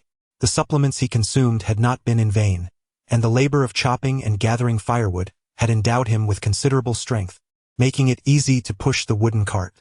"Master, if you are weary, you may sit in the cart while I push you," Nian Bing exclaimed with excitement, eager to showcase his newfound strength to Cha Ji. With a glint in his eye, he added, "Master, I have recently encountered some difficulties in my magical training, particularly with fire magic, which seems rather unstable. If I become too fatigued, my control over the fire magic within me may falter. If you are not afraid of me setting everything ablaze, it would be no trouble to procure more supplies." Cha Ji retorted with irritation, "You little rascal, are you threatening me?" "Not at all. How could I ever dare to threaten you?" Nian Bing replied, though the mirth in his eyes betrayed his true thoughts. Cha Ji found himself at a loss with his magically inclined apprentice and, with a huff, said, "We'll see about that when the time comes." Although the peach blossom grove was devoid of visitors, Cha Ji had deliberately carved a small path leading outward during his firewood gathering excursions. Later, after Nian Bing began to collect firewood, this task of clearing the path was entrusted to him, making their departure from the grove quite effortless. As they emerged from the grove, the sun was nearing its zenith. Despite the Ice Moon Empire's northern location on the Yangguang continent, where temperatures were relatively cool, the direct sunlight still imparted a hint of warmth. Nian Bing felt little discomfort as he clutched the stone of the ice goddess, but Cha Ji, whose health had never been robust, was already panting slightly. "Are you not tired, young one? Let us take a moment to rest," Cha Ji called out to Nian Bing. "All right," Nian Bing replied, maneuvering the cart beneath a large tree and assisting Chaji to sit in the shade. "Master, would you like me to cast a little magic to cool you down?" "Forget it," Chaji responded, shaking his head repeatedly. "Your magic is far too extreme for me to endure." He vividly recalled the last time Nianbing attempted to cool the air in their room, nearly turning him into a popsicle. In truth, Nianbing was unaware that he had ascended to the ranks of an intermediate mage, capable of wielding spells from both the fire and ice elements, ranging from first to third tier. With the aid of 2 exquisite gemstones for his cultivation, his abilities far surpassed those of an ordinary individual. "Master, I am feeling a bit hungry," Nianbing remarked, patting his round belly. Chaji cast a sidelong glance at him and replied, "Bear with it a little longer. Once we arrive at Ice Snow City, there will surely be food to enjoy." "Ice Snow City?" Nianbing's eyes sparkled with curiosity. Indeed, it is the city of ice and snow located within the Ice Moon Empire, where every city bears the name of ice. The capital of the Ice Moon Empire is aptly named Ice Moon City. This city of ice and snow stands as the second largest city in the empire. Do you see that grand thoroughfare ahead? If one were to follow it in a southwest direction for several dozen miles, they would arrive there. As Chaji spoke, the crisp sound of hooves echoed, initially faint but gradually growing clearer as it approached. Following the direction of the sound, one could observe a mounted troop advancing southwest across the land. At the forefront of the troop were 4 knights, each astride magnificent steeds, clad in identical silver light armor, exuding an air of formidable presence. Each knight bore a broad sword approximately 3 feet in length, and despite their forward momentum, their vigilant gazes scanned the flanks of the road, displaying a watchful demeanor. Trailing behind the 4 knights was a grand carriage, lavish and spacious, drawn by 4 immaculate white steeds. Judging by its size, it could comfortably accommodate 7 or 8 individuals without feeling cramped. The surrounding fabric was adorned with silver thread, intricately embroidered with patterns that, while not distinctly defined, emitted a subtle aura of authority. The driver, appearing to be of a similar age to Chaji, held the reins with casual ease, skillfully guiding the 4 majestic horses to maintain a steady forward motion. On either side of the carriage stood 2 knights clad in silver armor, serving as guardians, while a contingent of 10 knights followed closely behind. In total, there were 18 knights, their synchronized attire presenting a striking visual, discernible even from a distance away from where Chaji and Nianbing were situated. "Master, who are those people? They appear quite imposing," Nianbing inquired. A glimmer of insight flickered in Chaji's eyes as he replied, "They seem to be the entourage of some high-ranking official. However, they do not appear to hail from the Ice Moon Empire." Nianbing, puzzled, asked, "How do you know this so clearly?" Chaji snorted and said, "Experience breeds wisdom. Observe the intricate embroidery on their carriage. It is a form of artistic script in Orlan language. From this detail alone, one can deduce that this caravan originates from the Orlan Empire. Moreover, these knights are clearly not mere mercenaries. They are battle-hardened soldiers, forged in the crucible of war. The palpable aura of menace surrounding them is far too intense for ordinary hired blades. To command such a formidable force of genuine warriors, one must possess considerable wealth or status. Thus, I surmise they are the kin of some prominent figure from the Orlan Empire, perhaps even the noble themselves is among them." Upon hearing this, Nianbing couldn't help but display a glimmer of admiration in his eyes. To deduce so much from mere appearances, his master undeniably lived up to the moniker of cunning as an old ginger. At that moment, the urgent sound of galloping hooves suddenly resonated from another direction, prompting Nianbing to turn his gaze instinctively. He beheld a rider approaching the caravan with lightning speed, causing the entire procession to come to an abrupt halt. Yet they displayed no signs of alarm. Instead, the 4 knights at the forefront leapt down from their mounts. With a furious neigh, the steed reared up, and just as the approaching rider seemed poised to collide with the knights leading the horse-drawn carriage, the horse suddenly stood on its hind legs, its front hooves raised high before gracefully landing aside. The momentum of the charge came to an abrupt halt, and the rider's skill could only be described as extraordinary. This rider, clad in the same gleaming silver armor as the 18 knights, was distinguished by a long white feather adorning his helmet. In a whisper, I recognized their identity. They appeared to be members of the Silver Feather Knights, the elite cavalry of the Orland Empire. The fact that they were personally escorting the carriage suggested that its occupant was of no ordinary stature. What is the Silver Feather Knights? Nian Bing pondered, akin to an eager scholar, relentlessly questioning the mysteries that swirled in his mind. Jia Ji, displaying no impatience, seemed keen to enlighten Nian Bing about the tales of various nations across the continent. He spoke softly. The Silver Feather Knights are renowned throughout the entirety of the Yangguang continent. They are the pinnacle of the Orland Empire's military prowess, celebrated for their colorful feathers and silver armor that command awe. The color of the feathers on their helmets varies according to rank. In terms of martial prowess, the hierarchy is as follows. From the lowest to the highest, the ranks are warrior, senior warrior, swordmaster, great swordmaster, martial artist, martial saint, and divine master. The warrior rank aligns closely with your mages. However, one must acknowledge that in close combat, a mage typically struggles to overcome a warrior. Of course, this is not an absolute rule. As I understand, once a mage attains the level of sorcerer, it becomes exceedingly difficult for an equally ranked warrior to inflict harm upon them. Among warriors, divine masters hold a status equivalent to that of divine summoners among magicians. The extent of their prowess is likely beyond the comprehension of most, as divine masters currently exist merely as legends. In contrast, divine summoners still have the living presence of the Ice God Tower. I have yet to hear of any martial artist reaching the level of a divine master. Perhaps such beings only existed several decades ago during the Age of War, now long extinguished. The warriors of the Silver Feather Knights before me possess at least the strength of sword masters, particularly the one adorned with a white feather on his helmet, who is likely a squad leader and may be nearing the prowess of a great swordmaster. Although they are light cavalry, their offensive capabilities are by no means inferior to those of heavy cavalry, and they excel far beyond in speed and agility. Furthermore, their coordinated formations render them a rare challenge for any knightly order on the continent. Nian Bing remarked, they are truly formidable. Could it be that 10,000 sword masters could rival 10,000 high-level magicians? Jia Ji shot him an exasperated glance and replied, you are utterly ignorant. Do not claim to be my disciple in front of others. Nian Bing retorted, is it such an honor to be your disciple? I hardly think so. He understood well the significance of 1,000 magicians in genuine warfare.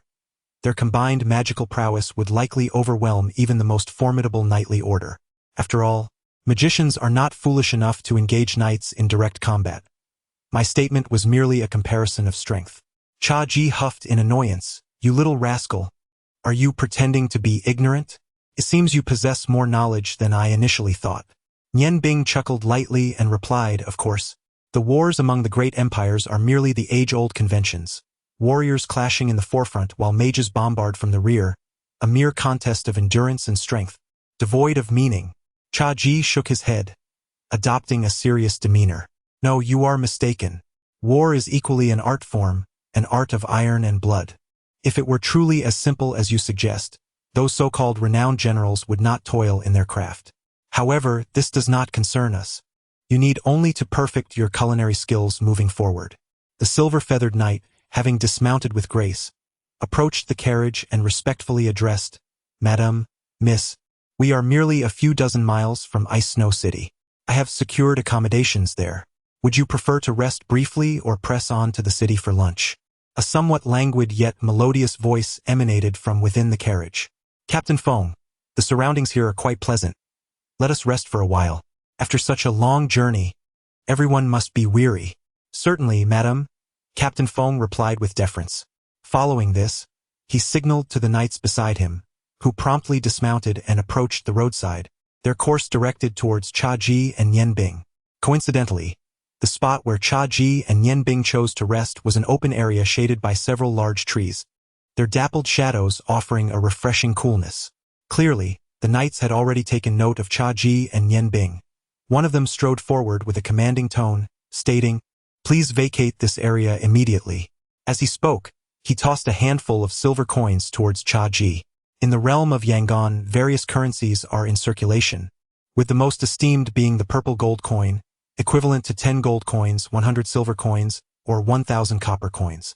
A handful of silver coins suffices for the sustenance of an ordinary family for half a month. These knights are indeed quite generous. Cha Ji, once a ghostly chef, received exceptional hospitality wherever he went. He cast aside a few silver coins without a glance, disdainfully scoffing, "Do you take us for beggars? The road beside the official path is not your domain."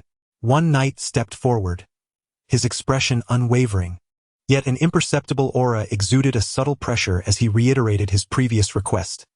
"I implore you to leave immediately. By what right do you assert such dominance?"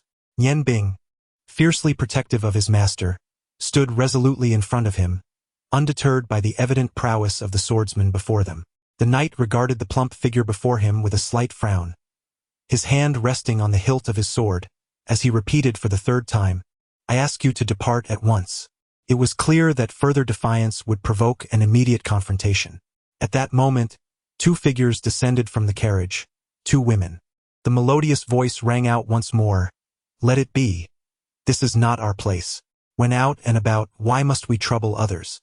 The enchanting sound captivated Nian Bing's attention, and as he beheld the two graceful silhouettes, he found himself momentarily spellbound.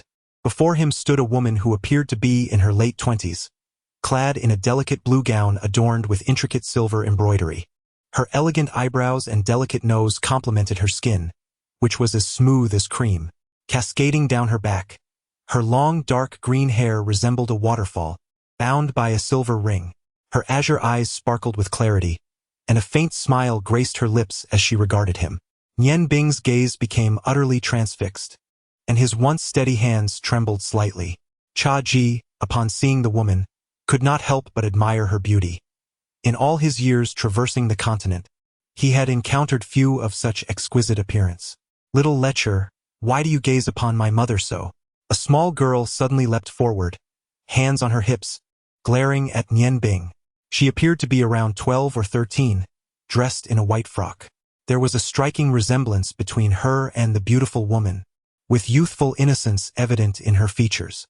Despite her anger, her charm remained intact. Her short dark green hair barely brushed her ears, and her stance emphasized her adorable defiance. "Mother, mother!" Tears glimmered in Nian Bing's eyes as he suddenly shouted. Cha Ji, unable to restrain him, watched as he dashed towards the beautiful woman. In an instant, a knight who had been standing before them moved swiftly, stepping across Nian Bing's path to block his advance. Yet, at that moment, Nian Bing saw nothing but the woman before him. His seemingly pudgy form swiftly veered to the side, and his right hand instinctively drew the knight's sword from his waist.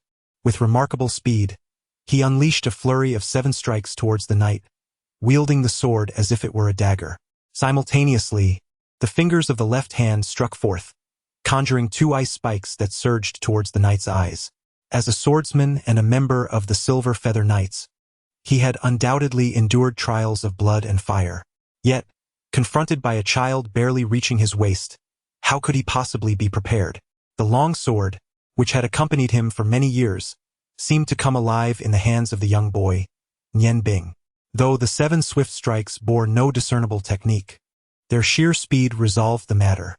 In a reflexive attempt at self-preservation, the knight instinctively leaned back, evading the oncoming ice spikes and the long sword. The ice spikes were successfully dodged, but the rapid succession of 7 slashes from the sword was beyond the knight's capacity to evade completely. Having honed his wrist strength through a year of chopping wood, Nian Bing's strikes were nearly as powerful as an adult's.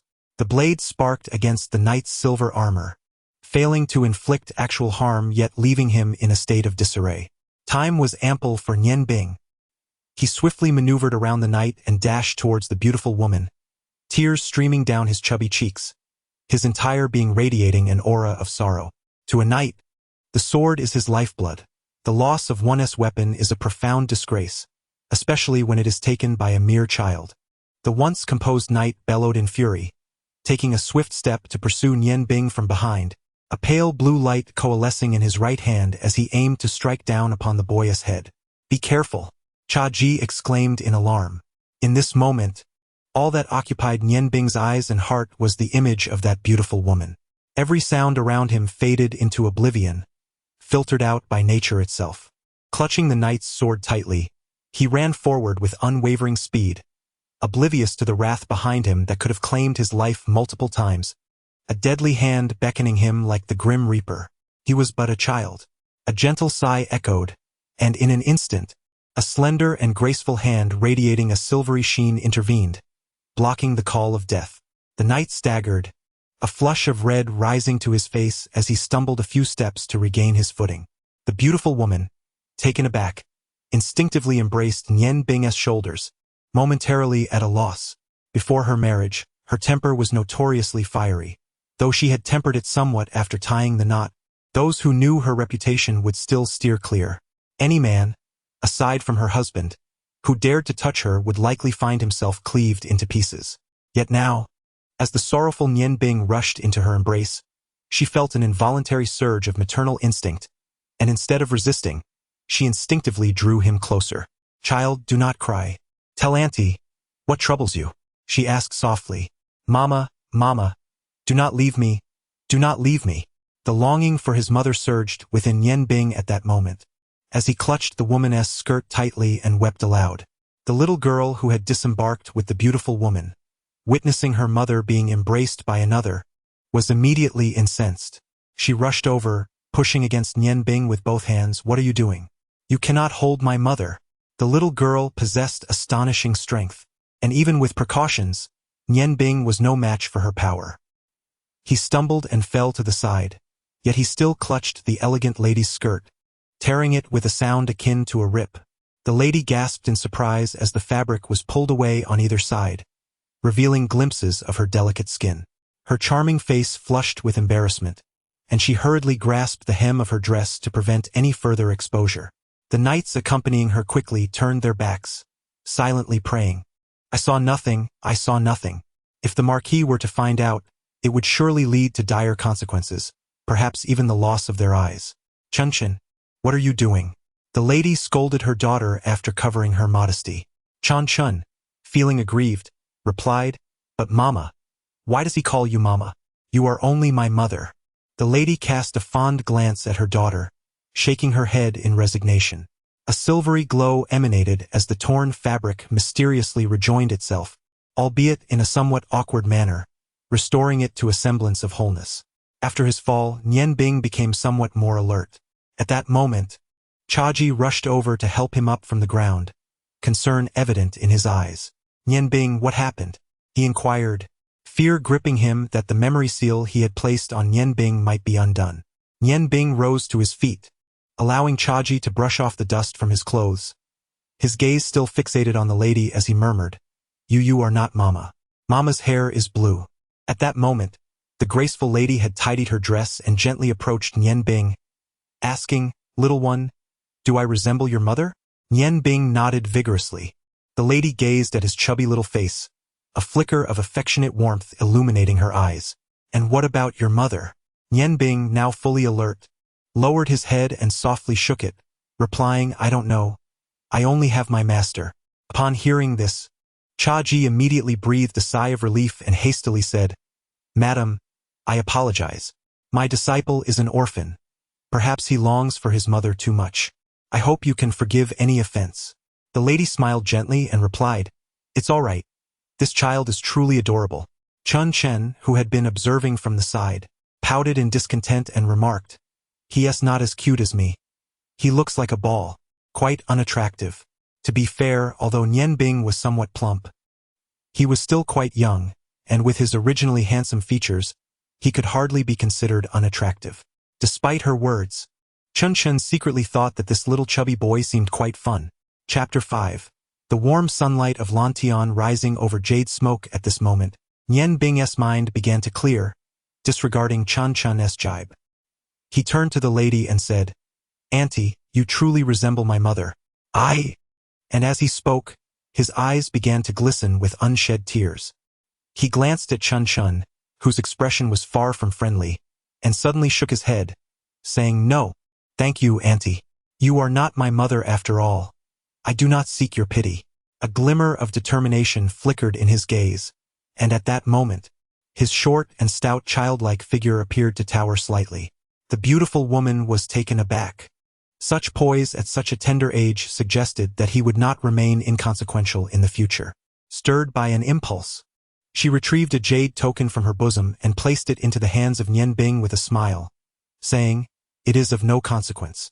Our meeting is serendipitous. This jade token is a token of my goodwill, inscribed with my name. Should you encounter any troubles in the Empire of Orland, presenting it may prove beneficial. Mother, how could you bestow the Tianhua token upon him? You have denied me so many times when I asked for it." Chan Chun glared fiercely at Nian Bing, ready to seize it had their mother not been present. The jade token felt warm to the touch, as if a gentle current flowed through his palm into his being, enveloping him in a sense of comfort.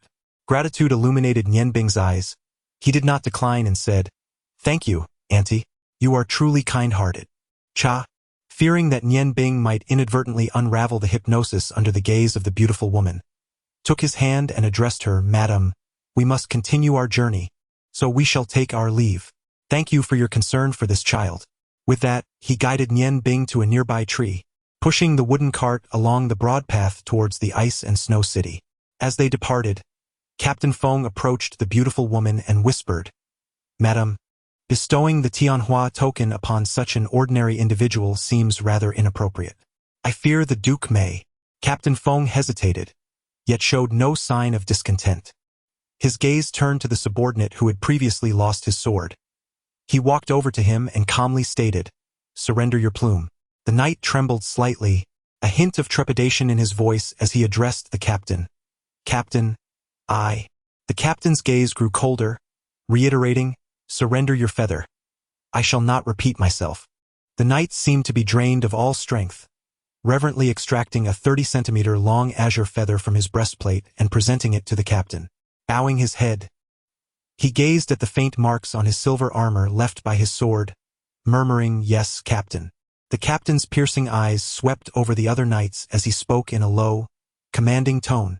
"You all should be aware of your duties, to uphold the dignity of knighthood, which must take precedence over the preservation of your own lives. From this moment forth, I expect each of you to be fully alert and committed. Should a similar incident occur again, the consequences will be far more severe." The conversation with the beautiful woman stirred within Nian Bing a profound yearning for his mother, rendering him noticeably more reticent than usual. Zhaji, concerned that he might be recalling painful memories, regaled him with amusing anecdotes from his past as they walked. After all, Nian Bing was still a child, and soon he began to recover from his melancholy, restoring his lively disposition. "Master, that lady just gave me a jade token," he exclaimed.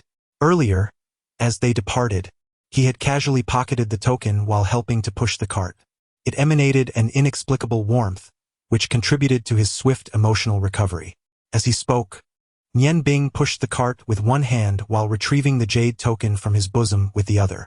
The jade tablet is modest in size, rectangular in shape, with its longer side approximately the same length as the little finger of Nian Bing.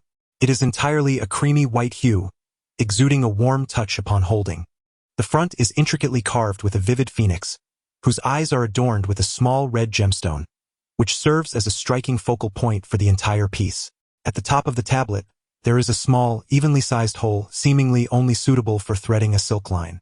A delicate mist of white vapor envelopes the jade tablet, making it difficult to discern unless viewed closely under sunlight.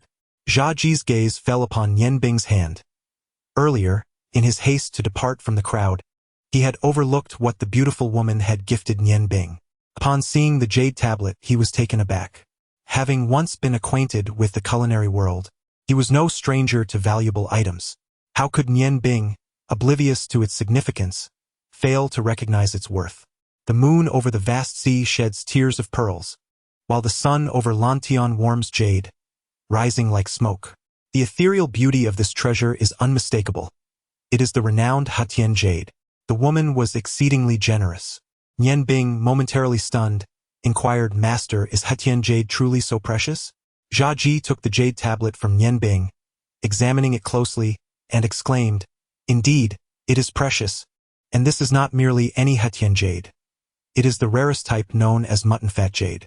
I once had a friend who dealt in jade, and he once told me that mutton fat jade is the pinnacle of jade varieties, possessing an inner brilliance, with a texture akin to congealed fat, pure, delicate, substantial, and warm. Wearing it can nurture one's character and elevate the spirit, warding off malevolence and disease. It is truly beneficial to the wearer and extraordinarily beautiful. Do you not see that this jade tablet embodies all these characteristics? Moreover, coupled with the exquisitely intricate carvings above, it truly is a treasure. Wearing it can soothe one's spirit. Indeed, it is a remarkable object. A tranquil state of mind is of paramount importance for a chef. As he spoke, he turned the jade pendant to examine its reverse side and noticed 3 ancient characters engraved, reading jade like smoke. This must be the name of that woman from earlier. Truly, she lives up to her name, yet she appears to be exceedingly generous. Nian Bing chuckled, that aunt is genuinely kind. Once I master my culinary skills, I shall prepare the finest delicacies for her to savor. Jia Ji pondered for a moment before returning the jade pendant to Nian Bing. Let us proceed. Upon arriving at Mishue Ice City, I shall purchase a red string for you to wear around your neck. If it rests against your skin, its effects will gradually manifest. Observing the discontent on Nian Bing's face, Jia Ji laughed heartily. What is it? Have you taken a fancy to that young girl? Although our statuses differ greatly, who is to say what opportunities may arise in the future? We shall discuss it when you are older. Nian Bing huffed, as if I would be interested in her. With such a capricious temperament, she is simply detestable. Jia Ji smiled in silence, contemplating that a chance encounter on the road could indeed be fate. Perhaps, when you venture into the Orland Empire, you may truly cross paths with her. The day is waning. We should hasten our steps, for it seems we will undoubtedly need to spend the night in the city. Ice and Snow City, the second largest city in the Ice Moon Empire, loomed in the distance. Its towering walls reached several meters high and spanned widely, not quite imposing, yet the entire city stood steadfast, exuding a profound sense of stability. The Tianqing River flows past the western edge of the Ice and Snow City, with the entire city constructed along its banks, harnessing the benefits of its waters. Although it does not boast the renown of the Ice Moon City, the capital of the Ice Moon Empire situated beside the Ice God Tower, it undeniably stands as one of the economic hubs of the empire. Numerous prominent merchant guilds have established their foundations here, and the city, with a population in the millions, has thrived in unprecedented prosperity due to decades of peace. Nian Bing and Jia Ji entered through the northern gate of Ice and Snow City, their appearances unremarkable, akin to that of ordinary citizens. The dozens of soldiers stationed at the gate did not question them, allowing them to pass effortlessly into the city. Upon entering, they were immediately enveloped in an entirely different atmosphere. The peach blossom groves resembled a secluded paradise, while Ice and Snow City bustled with vibrant life. The main thoroughfare was paved with bluestone, flanked by a myriad of shops, where the chorus of vendors calling out their wares filled the air. Although Nian Bing had visited this place over a year ago, his accustomed tranquil life rendered him momentarily disoriented upon re-entry. Master, what shall we purchase now? Nian Bing inquired. Jia Ji smiled slightly and replied, this time, we have quite a few items to procure. We should buy several bags of rice to avoid frequent trips, as well as some quality spices. Ah, and I mustn't forget to buy you a fine knife. Soon you shall begin your formal culinary training. Just as a warrior's sword is vital, so too is a chef's knife. Only with a good knife can your culinary skills truly flourish. Ideally, we should acquire one embedded with a magical gem, as it will enable you to utilize magic more effectively when preparing ingredients. I cannot speak for other chefs, but for me, the most essential kitchen tool has always been the knife. Upon hearing that Jia Ji intended to purchase a knife for himself, Nian Bing was instantly filled with excitement. That's wonderful, master. I can finally bid farewell to the wooden knife. You must ensure that you buy me a good one, though. But do you have the means to do so?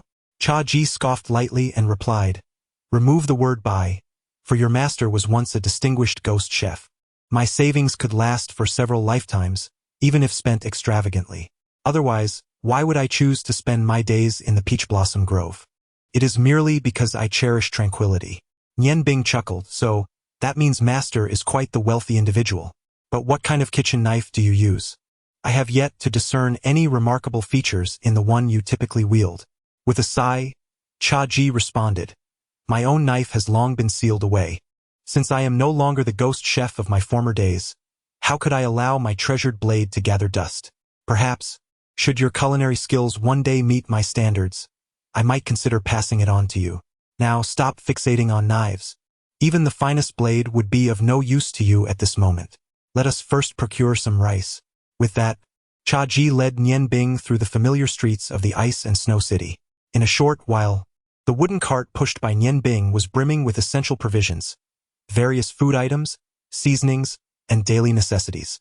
Cha-Ji purchased an abundance, even acquiring a few sets of simple coarse cloth garments for both himself and Nian Bing to use for changing.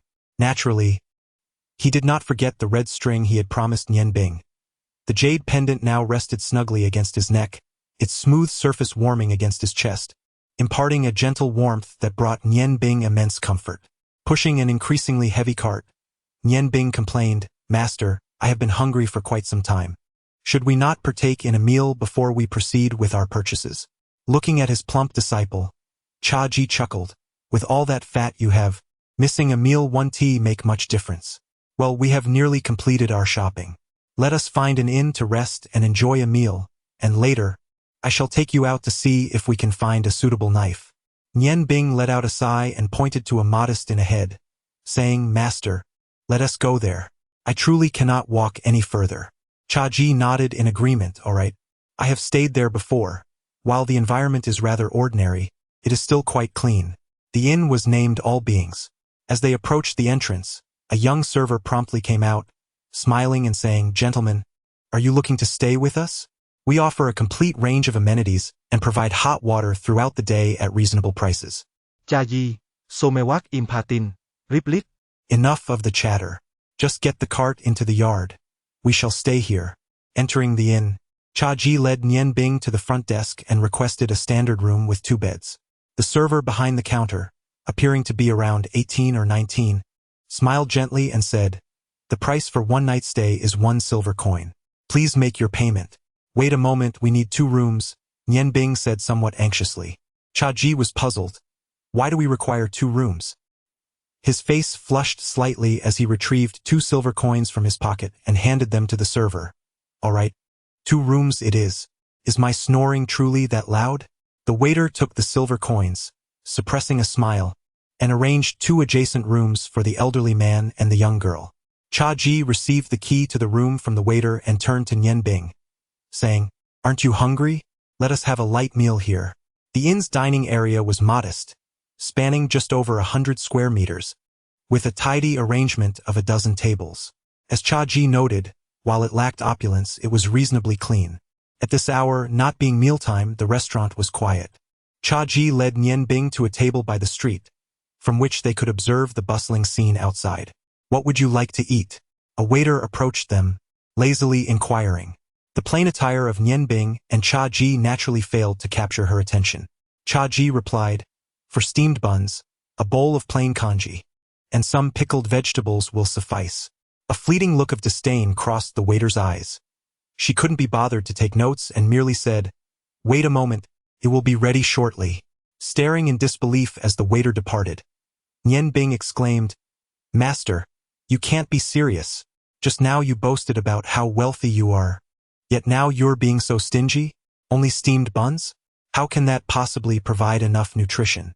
Cha-Ji retorted, somewhat irritably, "Fool, do you think I can stomach the food outside? After having tasted my cooking, you would surely gag on the fare from this ordinary establishment." Nian Bing, puzzled, replied, "Master, I know you are an esteemed ghost chef, but there's no need to belittle others. Even if their cooking isn't as exquisite as yours, it shouldn't be so far off. Otherwise, how could they claim the title of chef?" With an air of peculiar curiosity, one might doubt my assertion, but let us proceed to order 2 portions of greens. The proof shall be in the tasting. If there exists no substantial disparity between your culinary skills and those of an ordinary chef, one must ponder how I managed to seize victory in the prestigious culinary competition for 5 consecutive years. At that moment, I summoned a waiter and requested 2 servings of greens. Although the waitstaff exhibited a rather lackluster demeanor, the preparation of vegetables is a simple task, and with the readily available steamed buns and congee, the dishes were promptly served. Nian Bing, already famished, skeptically grasped a generous portion of greens and brought it to his mouth. However, before he could even chew, he spat it out in disgust. "What is this? "It is utterly inedible," he exclaimed. The overpowering taste of raw oil was evident, indicating that the oil had not been heated sufficiently during cooking, resulting in undercooked vegetables that failed to showcase their natural fragrance. The excessive addition of salt and MSG rendered the dish atrociously unpalatable. Jia Ji did not mock Nian Bing. Instead, he nodded with satisfaction. "Indeed, it seems your year of learning has not been in vain. You have accurately identified the dish's shortcomings.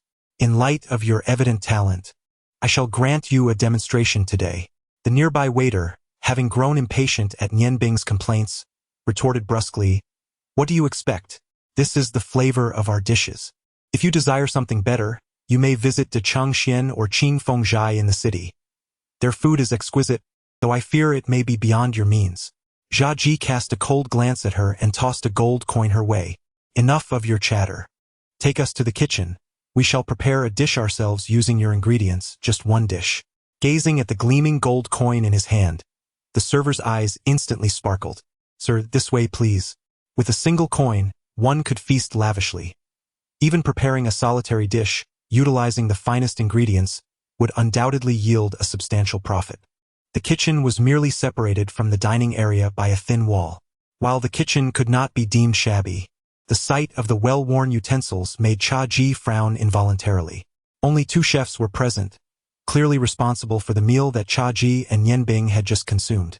The server approached one of the chefs and whispered a few words in his ear. The chef furrowed his brow, casting a curious glance at Jia Ji, and impatiently replied, "Whatever. The ingredients are here, and we welcome the respite. Brother, let us take a break." With that, he and the other chef departed the kitchen, retreating to the courtyard for some fresh air.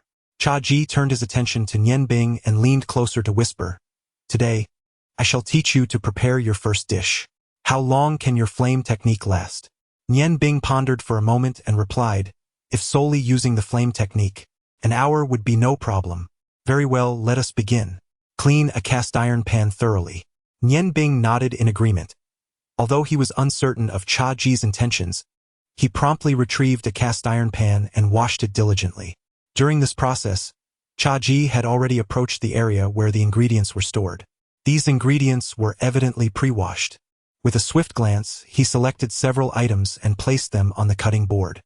He then discerned the various aromas of the condiments on the counter. As for the vegetables, he instructed that all be cut into strips, except for the tomatoes. "Indeed, master." Nian Bing casually grasped a kitchen knife, and upon holding it, his expression instantly shifted to one of intense focus. The year of arduous practice had not been in vain. The sensation of becoming one with the knife sharpened his youthful gaze. To him, various ingredients appeared little different from mere firewood, save for their size. His chubby little hands brought the materials before him, the blade flashing with precision. The attendant scarcely comprehended how swiftly Nian Bing worked. Whether it was potatoes, carrots, or onions, each was reduced to perfectly uniform pieces in the blink of an eye. Jia Ji offered a slight smile, presenting an empty seasoning box to Nian Bing. Seasoning, an integral component of culinary art, was entrusted entirely to him for this dish, which demanded little in terms of technique. Tomatoes, shrimp, and oysters were to be finely chopped and placed within this seasoning box. Once everything was prepared, Jia Ji smiled gently and stated, "Now we shall officially commence." He tossed a small brush to Nian Bing, whose eyes reflected a focused determination. His pace quickened as he instructed. A third of the sauce lays the foundation. Place the chopped ingredients atop, then brush a third of the sauce over them. Though it was Nian Bing's first foray into cooking, he had absorbed knowledge from observing chefs around him, making him somewhat familiar with the tasks at hand. While he appeared slightly unpracticed, he swiftly completed everything. The attendant was momentarily taken aback, but Jia Ji impatiently reassured, "Do not worry, we shan't set this kitchen ablaze." Due to the previous inquiry regarding a certain coin, the waiter dared not utter another word and retreated from the kitchen, leaving only Nian Bing and Jia Ji within. Jia Ji offered a faint smile, applying the remaining sauce with precision onto the hot pan. "O fervent elements of fire," he implored, "I beseech you to coalesce into a radiant flame and bestow warmth upon the world." With a flourish, the red flames ignited from Nian Bing's right hand, while his left hand held the pan, allowing the fire to blaze fervently beneath it. Cha Ji remarked with a subtle smile. Your magical flames possess a higher temperature than ordinary fire, and their heat is more evenly distributed.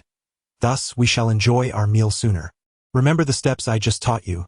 This dish is quite simple and shall be called 3 sauces braised fish. The ingredients here are rather commonplace, so the flavor may be somewhat lacking, but it will suffice. While maintaining the flames, Nian Bing queried, Master, are you not concerned about that waiter learning from you? He conjured a low-level ice magic to shield his left hand from the scorching pan. As the flames danced, the tantalizing aroma began to waft from the iron pot, making Nian Bing swallow hard in anticipation. After a brief interval, he exclaimed, What a delightful fragrance! What could it possibly be? Indeed, it is exquisite. I have never encountered such an enticing aroma before. Could it be that old man's handiwork? The 2 chefs seemed oblivious to Cha Ji's earlier comments, their gazes transfixed upon the iron pot, akin to Nian Bing's earlier reaction of swallowing in anticipation. One of the chefs exclaimed, Hey, what is it that you are cooking? It smells divine. The delectable dish of 3-sauce braised fish is vividly illustrated by Nian Bing's enthusiastic consumption. He polished off nearly 80% of a large pot all by himself, accompanied by 2 steamed buns, relishing every bite. By the time he had finished his feast, his clothes were splattered with sauce in multiple places, and aside from the fish bones, only remnants of the sauce remained in the pot. The attendant nearby gazed in astonishment. Master, my admiration for you grows. This is simply exquisite. I shudder to think how I will fare without you in the future. Nian Bing exclaimed, contentedly patting his protruding belly and emitting a satisfied sigh. Jia Ji chuckled and replied, No need to fret. You will soon discover how to manage on your own. To enjoy life's culinary delights indefinitely, one must rely on oneself rather than others. Nian Bing's eyes sparkled with determination. Indeed, I shall go. Master, let us depart this instant. Jia Ji feigned seriousness. Did someone not claim to be too fatigued to move just moments ago? How is it that you now brim with energy? Nian Bing laughed, Master. I know you are the best. Is this not motivation enough? If I can acquire my own treasured knife sooner, I can familiarize myself with its nuances. Yes, I shall go at once. Nian Bing exhibited a speed that belied his stature, dashing towards the inn's backyard to retrieve his attire. When Jia Ji and Nian Bing emerged onto the streets of Ice and Snow City, the sky had gradually darkened. In the distance, a tapestry of clouds, illuminated by the sun's fading rays, painted the most beautiful hues of sunset, casting a lingering glow upon the thoroughfare. After walking for a while, Nian Bing pointed to a large shop not far ahead and said, Master, that must be a weapon shop. Let's go in and take a look. The sword-shaped sign at the entrance of the weapon shop was quite striking, emblazoned with the 3 characters Treasure Pavilion. Although dusk was upon them, customers continued to stream in and out, indicating a flourishing business. Jia Ji playfully pinched the chubby flesh on Nian Bing's face and remarked, You fool, buying a kitchen knife in a place like this? It's a wonder you're not thrown out. Nian Bing rubbed his plump little face and replied, How was I to know? Didn't you say we were going to a weapon shop? Jia Ji assessed their surroundings and said, Follow me. A weapon shop it may be, but not this one. As he spoke, he led Nian Bing into a narrow alley nearby, demonstrating a familiarity with the area. They wound through the streets for about the time it takes to enjoy a meal, and as night fell, Jia Ji finally came to a breathless halt, pointing ahead and declaring, This is the place. Here. Nian Bing questioned, Master, are you sure this is correct? He rubbed his eyes, trying to confirm that he had not misinterpreted Jia Ji's intentions. It was no wonder Nian Bing was so astonished. Before him stood 2 doors, or more accurately, 2 somewhat dilapidated wooden doors. One of the door handles was missing, and the paint on the doorframe had long since peeled away. Leaning askew beside them was a sign that vaguely revealed the crooked characters spelling out counterfeit ironware shop. Given the name alone, it is unlikely that anyone would pay a visit, let alone considering this establishment is nestled in a corner, where scarcely a soul might pass by in a day. Its dilapidated appearance prompted Nian Bing to contemplate leaving at once. However, Cha Ji gazed at the sign before him, a knowing smile gracing his features. My old friend, I have returned to see you once more. It has been a year. I wonder if you are still alive. Nian Bing, taken aback, inquired, Master, Do you know the owner of this place? Of course I do, Cha Ji replied. Otherwise, why would I have brought you here? Nian Bing, remember this, in whatever you do not be deceived by outward appearances. Though this fade is unremarkable, who besides me knows that within this so-called shabby ironware shop resides a master of casting, the finest in the world. The finest in the world? Nian Bing exclaimed. Master, surely you jest. If he were truly the best, would he dwell in such a place? Cha Yi smiled slyly. Why not? If a ghostly chef can reside in a desolate peach blossom grove, why cannot a divine craftsman inhabit a rundown courtyard? Come, let us enter and speak further. As he spoke, he grasped Nian Bing's hand and approached the door, not bothering to knock, but delivering a swift kick to the dilapidated wooden door. With a resounding thud, the door, though seemingly worn, remained unscathed, slowly creaking open to reveal a dark, hollow courtyard. Little broken blade, are you alive? Cha Ji called out loudly. An aged voice echoed from the depths of the courtyard. Who dares be so rude? Ah, it's you, old ghost, back again. A staggering figure emerged from the courtyard, clutching a dimly lit oil lamp. Without needing to gaze upon his features, one could sense an aura of frailty reminiscent of a flickering flame nearing its end. Nian Bing pondered silently. Is this truly the so-called world's foremost blacksmith? Surely master must have erred. Cha Ji tugged at Nian Bing, guiding him into the courtyard, where the soft glow of the oil lamp allowed Nian Bing to discern the figure of an elderly man, clad in a long black robe. His posture was slightly hunched, his hair a cascade of white, and his face was a network of wrinkles, making him appear at least a decade older than Cha Ji. Old ghost, why have you brought someone along? Who is this little chubby one? The elder in black scrutinized Nian Bing with a hint of discontent. This little rascal is my newly accepted apprentice, Cha Ji replied. I think it's high time you found a young one to pass on your legacy. Are you truly intent on taking all your knowledge to the grave? The black-clad elder snorted in response. You know nothing. Everything hinges on fate. Do you think one can simply take on an apprentice at will? Look at your apprentice. He certainly has an insatiable appetite, fitting for you. Though Nian Bing felt a swell of indignation at the remark, he refrained from interjecting, recognizing it as a conversation between elders. He strained his eyes to survey the modest courtyard, which appeared nearly barren. There was not even a solitary imagined weapon rack, save for a large object in the corner that resembled a furnace. Cha Ji laughed heartily. You old rascal. After all these years, you remain ever the same with your peculiar demeanor. Enough of this prattle. You know I have come to you for a reason. Then step inside, the elder replied, gesturing for Cha Ji to enter the room at the back. Upon entering the room, Nian Bing was suddenly enveloped by a chilling sensation. The stone of the ice goddess stirred inexplicably, causing a momentary dizziness in his mind, while the two distinct magical energies within him fluctuated erratically. Alarmed, he surmised that this was a consequence of utilizing fire magic without subsequently invoking an equivalent ice spell to restore equilibrium to his internal magical forces. However, given the present circumstances, employing ice magic was far from appropriate. Moreover, the chaotic interplay of the magical energies left him uncertain of how much ice magic was necessary to achieve balance. Drawing upon his willpower, he exerted control over the two magical forces, striving to separate them. At that moment, the Tianhua talisman gifted to him by Yu Ruyan emanated a soothing warmth that permeated Nian Bing's being, alleviating his discomfort significantly, as the sensations of cold and heat began to diminish. The elderly man in black ignited a lamp on the table, illuminating the room.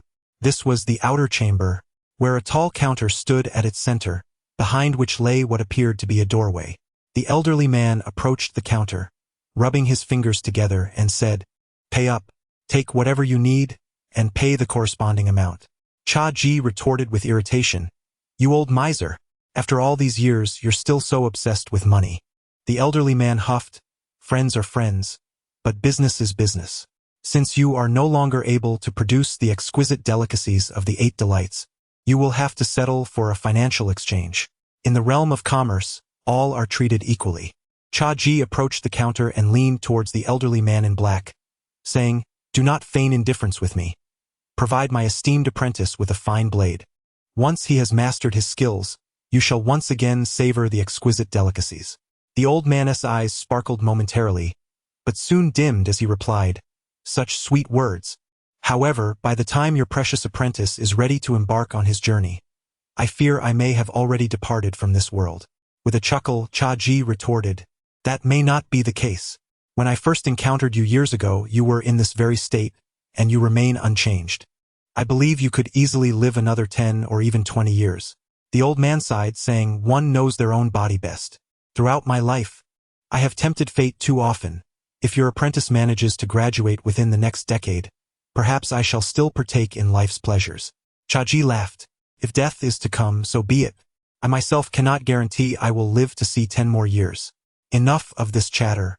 Procure a knife for my apprentice without delay, and you may name your price." The old man glanced at Nian Bing and replied, "That is not feasible." Cha-Ji frowned slightly. "A mere trifle of a knife. Surely you would not deny me even that?" The old man snorted, saying, "It is not a matter of denying you. Do you understand? Whether it be a kitchen knife or a weapon of war, it must be suited to its wielder. Your hefty apprentice has yet to fully develop. Both his physique and grasp of the blade are subject to considerable change. Crafting a knife for him now would be utterly pointless, as it will inevitably become unsuitable as he matures." Upon hearing the black-clad elder's refusal to forge a weapon for him, Nian Bing grew increasingly anxious. "Then why not craft one in the style of your esteemed self? I am certain I could wield it effectively." The elder regarded him with a knowing glance, remarking, "Indeed, a master is often mirrored in their apprentice. Do you presume the blades I forge are akin to those of the mediocre? A weapon that does not harmonize with its wielder is of little worth. Just as one's undergarments must fit impeccably to serve their purpose, so too must a sword align perfectly with its bearer. Should you purchase ill-fitting garments, you may find fleeting comfort, not due to their quality, but rather your adaptation to them. The distinction between mere adaptation and true compatibility is vast. Come back when you are 18, when your form has solidified. I can only hope I am still here to aid you." Cha-Ji's eyes glimmered with contemplation. Realizing his oversight, "Old friend, we shall defer this matter for another time. Might I explore your armory instead? Have you produced any remarkable pieces of late?" With a hint of resignation, the black-clad elder replied, "I have grown weary with age. While my craft has become more refined through experience, my vigor has waned, leaving me without the energy to gather quality materials. Regrettably, the sole work of which I have ever been truly proud is the Jinyang, imbued with the essence of fire magic, which I crafted for you. Alas, in my lifetime that is the only blade that has satisfied me. If you wish to see, follow me, and I shall allow you to select something suitable to tide you over." With that, he turned and walked towards the room behind the counter. Nian Bing and Cha-Ji bypassed the counter, following the elderly man clad in black into the inner chamber. As soon as they crossed the threshold, Nian Bing was once again engulfed by a dizzying sensation. The fluctuations of the ice goddess stone were markedly more intense this time. The frigid air was so biting that even he, who had trained in ice magic, struggled to endure it. Instinctively, he reached for the gemstone nestled in his bosom.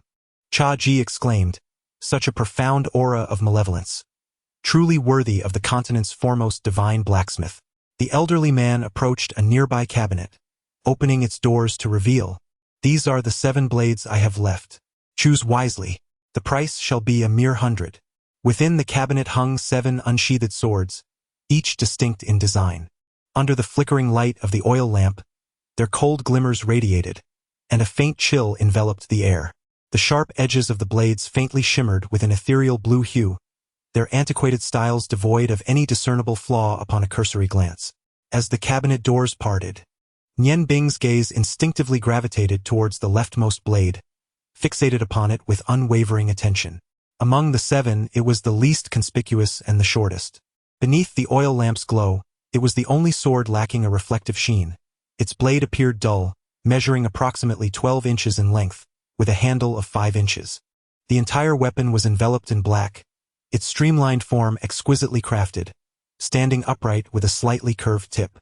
The blade was 2 inches wide, and its spine appeared notably thick.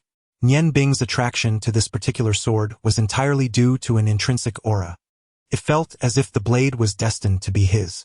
The chill emanating from the ice goddess stone intensified further, as if beckoning him towards something profound.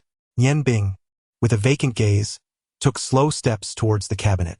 Just as Cha Ji was about to reach out to him, he was halted by the elder in black, for it was he who had wielded the knife, allowing Nian Bing to make his own choice. Indeed, it seemed that the lad possessed a fine intuition for the blade, already having made up his mind.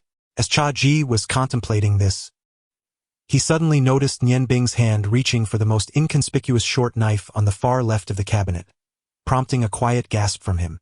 Cha Ji understood well that among the 7 blades, there were both good and bad, and given that they were all priced alike, the selection process was of utmost importance.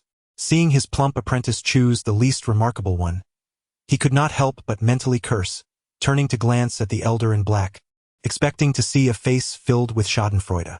However, when he beheld the expression on the elder's face, he was taken aback.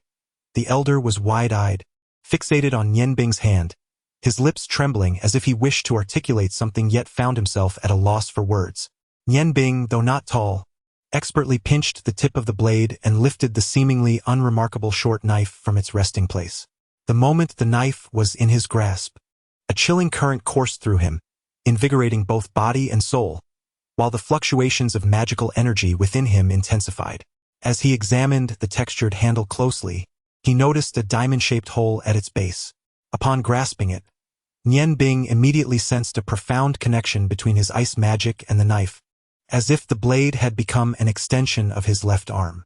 The ice magic flowed effortlessly, enveloping the entire blade in a soft, ethereal blue glow. "Master, this is the one I desire," he declared. Nian Bing deftly wielded the short blade, conjuring streaks of pale blue light, causing the temperature in the room to drop several degrees. Upon witnessing the luminescence emanating from the blade and recalling the expression on the black-clad elder's face, Cha Ji could not help but chuckle, exclaiming, "You, my plump little friend, seem to have stumbled upon something fortuitous. This little dagger is precisely what we need." The black-clad elder gazed at Nian Bing in astonishment, and in an instant, he lunged forward with a speed reminiscent of a flash of lightning, appearing before Nian Bing in the blink of an eye, reaching out to seize the short blade from his grasp. Startled, Nian Bing reacted almost instinctively. He flipped the blade in his left hand, directing its edge towards the elder, a chill emanating from it. Alas, the left hand, lacking the training of the right, felt the blade lighten and soon found it slipping into the elder's possession. Nian Bing stood frozen. "Elder, what are you doing?" Cha Ji approached Nian Bing, placing a reassuring hand on his shoulder. "You aren't truly attached to that little blade, are you? What sort of dagger is this, anyway?" The black-clad elder gently caressed the blade, letting out a resigned sigh. "To be frank, I never imagined that my portly disciple would choose this one. It is the least impressive of the 7 blades." Cha Ji frowned. "The blade glows with an unusual light.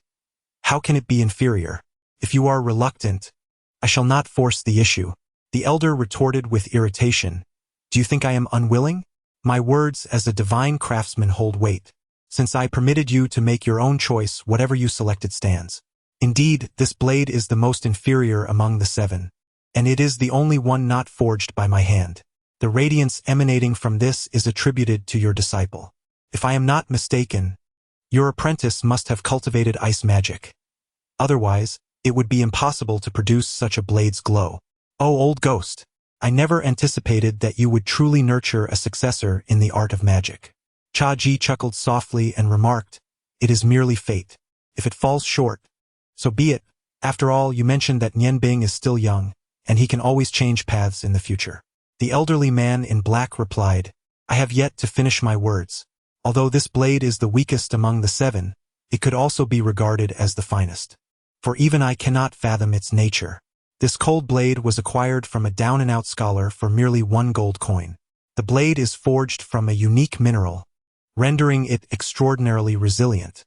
Most intriguingly, it possesses an inherent chill. When activated by ice magic or cold energy, it emits the luminous glow you witnessed earlier. However, do you know why I deem it the weakest? Because this blade is soulless." "Soulless?" Nian Bing and Cha Ji echoed in unison, their eyes brimming with confusion. The elderly man, Hua Tian, continued, "Indeed, this blade is devoid of a soul. Young lad, do you have any idea how old I am this year?" Nian Bing, initially awaiting further explanation, instinctively responded, You must be a bit older than my master. Hua Tian erupted into hearty laughter. You are quite candid, young one. Were it anyone else, they might claim I am at least 10 years older than your master. In truth, I am 3 years his junior. Since childhood, I have diligently cultivated my fighting spirit. Under normal circumstances, one would expect me to age significantly slower than the average person. However, I now appear a full 20 years older than my actual age. What could be the reason for this? It is due to the forging process, wherein I infused my essence into the weapon, binding it with my lifeblood. This celestial technique has severely depleted my vital energy, resulting in my current state. The cold blade, devoid of the soul that blood can bestow, remains a soulless weapon. Regardless of the quality of its materials, it ultimately cannot attain the pinnacle of excellence. Thus, despite its superior composition, its quality remains lamentably inferior. Jia Jidao remarked, With your forging skills, remaking this blade should be a simple task. Bestow it a soul, and it could indeed become a masterpiece. Hua Tian replied with a wry smile, If only it were that simple. I have attempted numerous times. Even with the 9 Li heavenly fire, I have been unable to melt this blade. How can I possibly refine it anew? My understanding of metals is insufficient to discern its origins, so I can only choose to keep it for now. A soulless blade remains just that. After all, you intend to use it merely as a kitchen knife. He continued, This knife has a razor-sharp edge that slices through iron as though it were mud, making it more than capable for culinary tasks. Just be cautious not to cleave the cutting board in twain. As he spoke, he handed the knife back to Nian Bing. Upon receiving the blade, she felt that familiar sensation of unity with it once more. Senior, is there truly no method to endow it with a blade soul? Hua Tian responded, There are indeed methods. Should one find a gem imbued with spirit to be set within the hole of the hilt, using the stone as its essence could yield promising results. However, if the gem is not of exceptional quality, its incorporation may simply serve as a burden. Nian Bing felt a stirring in his heart. Was not the ice goddess stone shaped like a diamond? Its size seemed to resemble the hole in the hilt of the dagger. After a moment of hesitation, he retrieved the ice goddess stone from his bosom and asked, Elder, do you think this will suffice? As the ice goddess stone emerged, the entire room was suddenly illuminated by a soft azure glow. The cold blade emitted a delicate chime, as if it had come to life, trembling slightly in Nian Bing's hand. Though the stone usually radiated some light, it was never as brilliant as it was today. The stone and the blade seemed to reflect and respond to each other, as if calling out in unison. This is. Hua Yin's face lit up with excitement as he snatched the ice goddess stone from Nian Bing's grasp. Feeling the intense chill emanating from it, he could not help but exclaim with delight, What an extraordinary ice stone! Where did you acquire this, my chubby friend? Nian Bing glanced at Cha Ji and replied, I believe it has been with me for quite some time. I am uncertain of its origin. Cha Ji looked at him in surprise and said, So it has been with you all along? How come I never heard you mention it? Nian Bing responded, Master, I only knew that this gem could accelerate the speed of magical cultivation. You never inquired about it, so I naturally did not mention it. Elder, can this be embedded? Hua Tian slowly closed his eyes, feeling the surging spirit within the ice goddess stone. His voice trembled slightly as he replied, Yes, indeed it can. Their mutual call has already proven everything. Oh heavens, are you truly going to grant me this? With such exceptional materials at hand, I am finally able to forge a blade that could pierce the heavens. I, Hua Tian, have devoted my life to the art of blacksmithing, and at long last, the day has arrived. Follow me. In a flash, Hua Tian dashed out from the inner chamber, casting a glance at Cha Ji, who in turn observed Nian Bing with a somewhat bewildered expression. Cha Ji spoke. Let us proceed. It seems fortune smiles upon you, young lad. Upon reaching the courtyard, they found that the forge, once nestled in a corner, had been relocated to the center of the yard. Hua Tian produced a bellows from an unknown source and connected it beneath the forge. He poured a pouch of powdery substance into the furnace and turned to Nian Bing, saying, Little chubby, come here and assist me with the bellows. Although the 9 Li heavenly fire could not melt the cold blade, it could soften its composition, preparing it for the moment of embedding. The 9-li battle chi surged forth. Hua Tian radiated an intense heat. Fortunately, Nian Bing stood at the opposite side of the forge, shielded from the scorching aura that enveloped Hua Tian.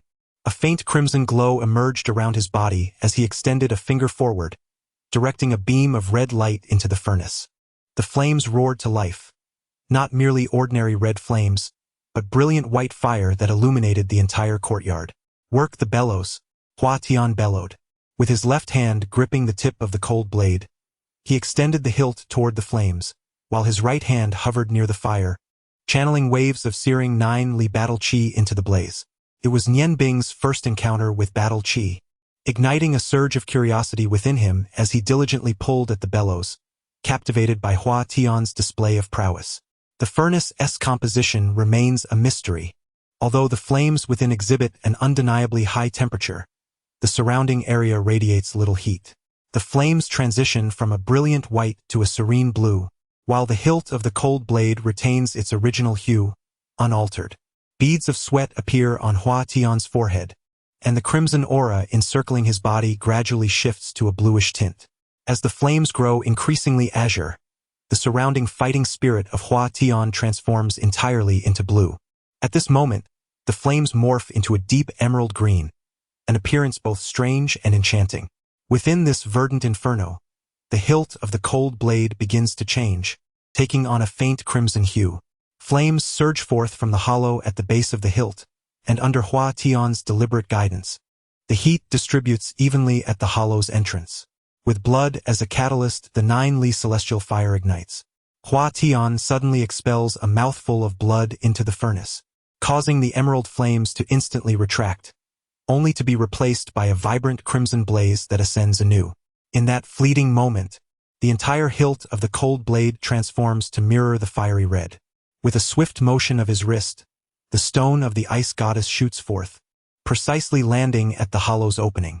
The softened hilt emits a sharp sound as steam envelopes the air, and the flames diminish instantly, giving rise to a layer of azure light that floats upwards, a misty aura ascending towards the heavens.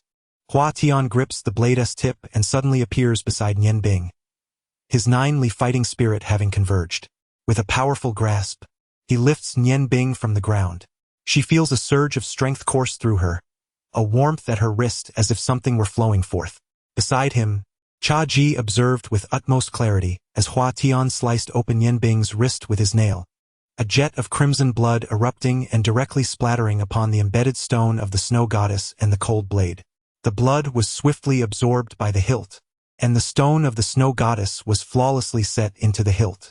The red hue vanished, and the cold blade transformed from its original black into a resplendent azure blue, exuding an autumnal brilliance and radiating an icy aura, its blade soaring skyward, piercing into the celestial realm. In that fleeting moment, the heavens themselves seemed to illuminate, albeit briefly, signaling the emergence of this unparalleled treasure. At the Ice Snow City Martial Arts Guild branch, an elderly gentleman clad in resplendent attire, with a long sword hanging at his waist, stood with his hands clasped behind him atop the guild's roof.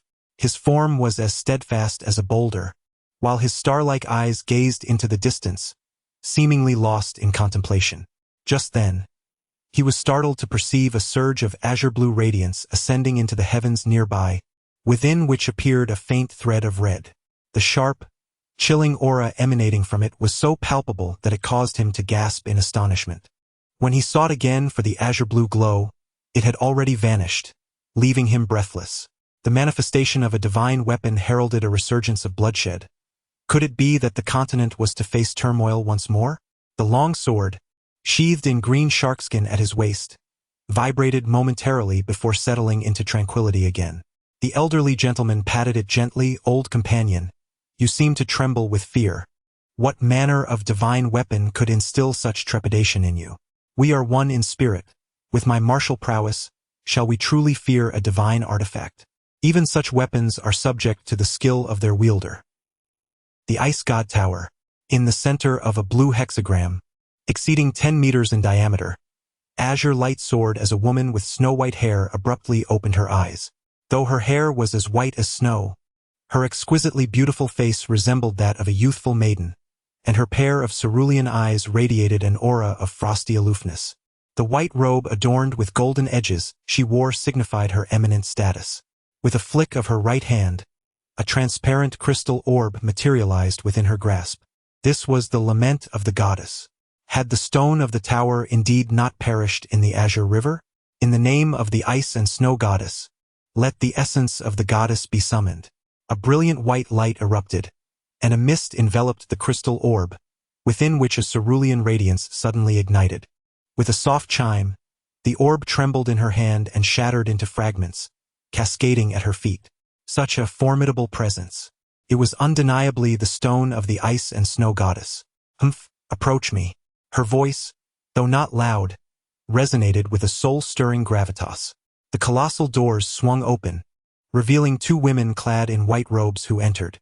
They appeared to be in their 60s or 70s, their faces etched with deep wrinkles, bearing the weight of age.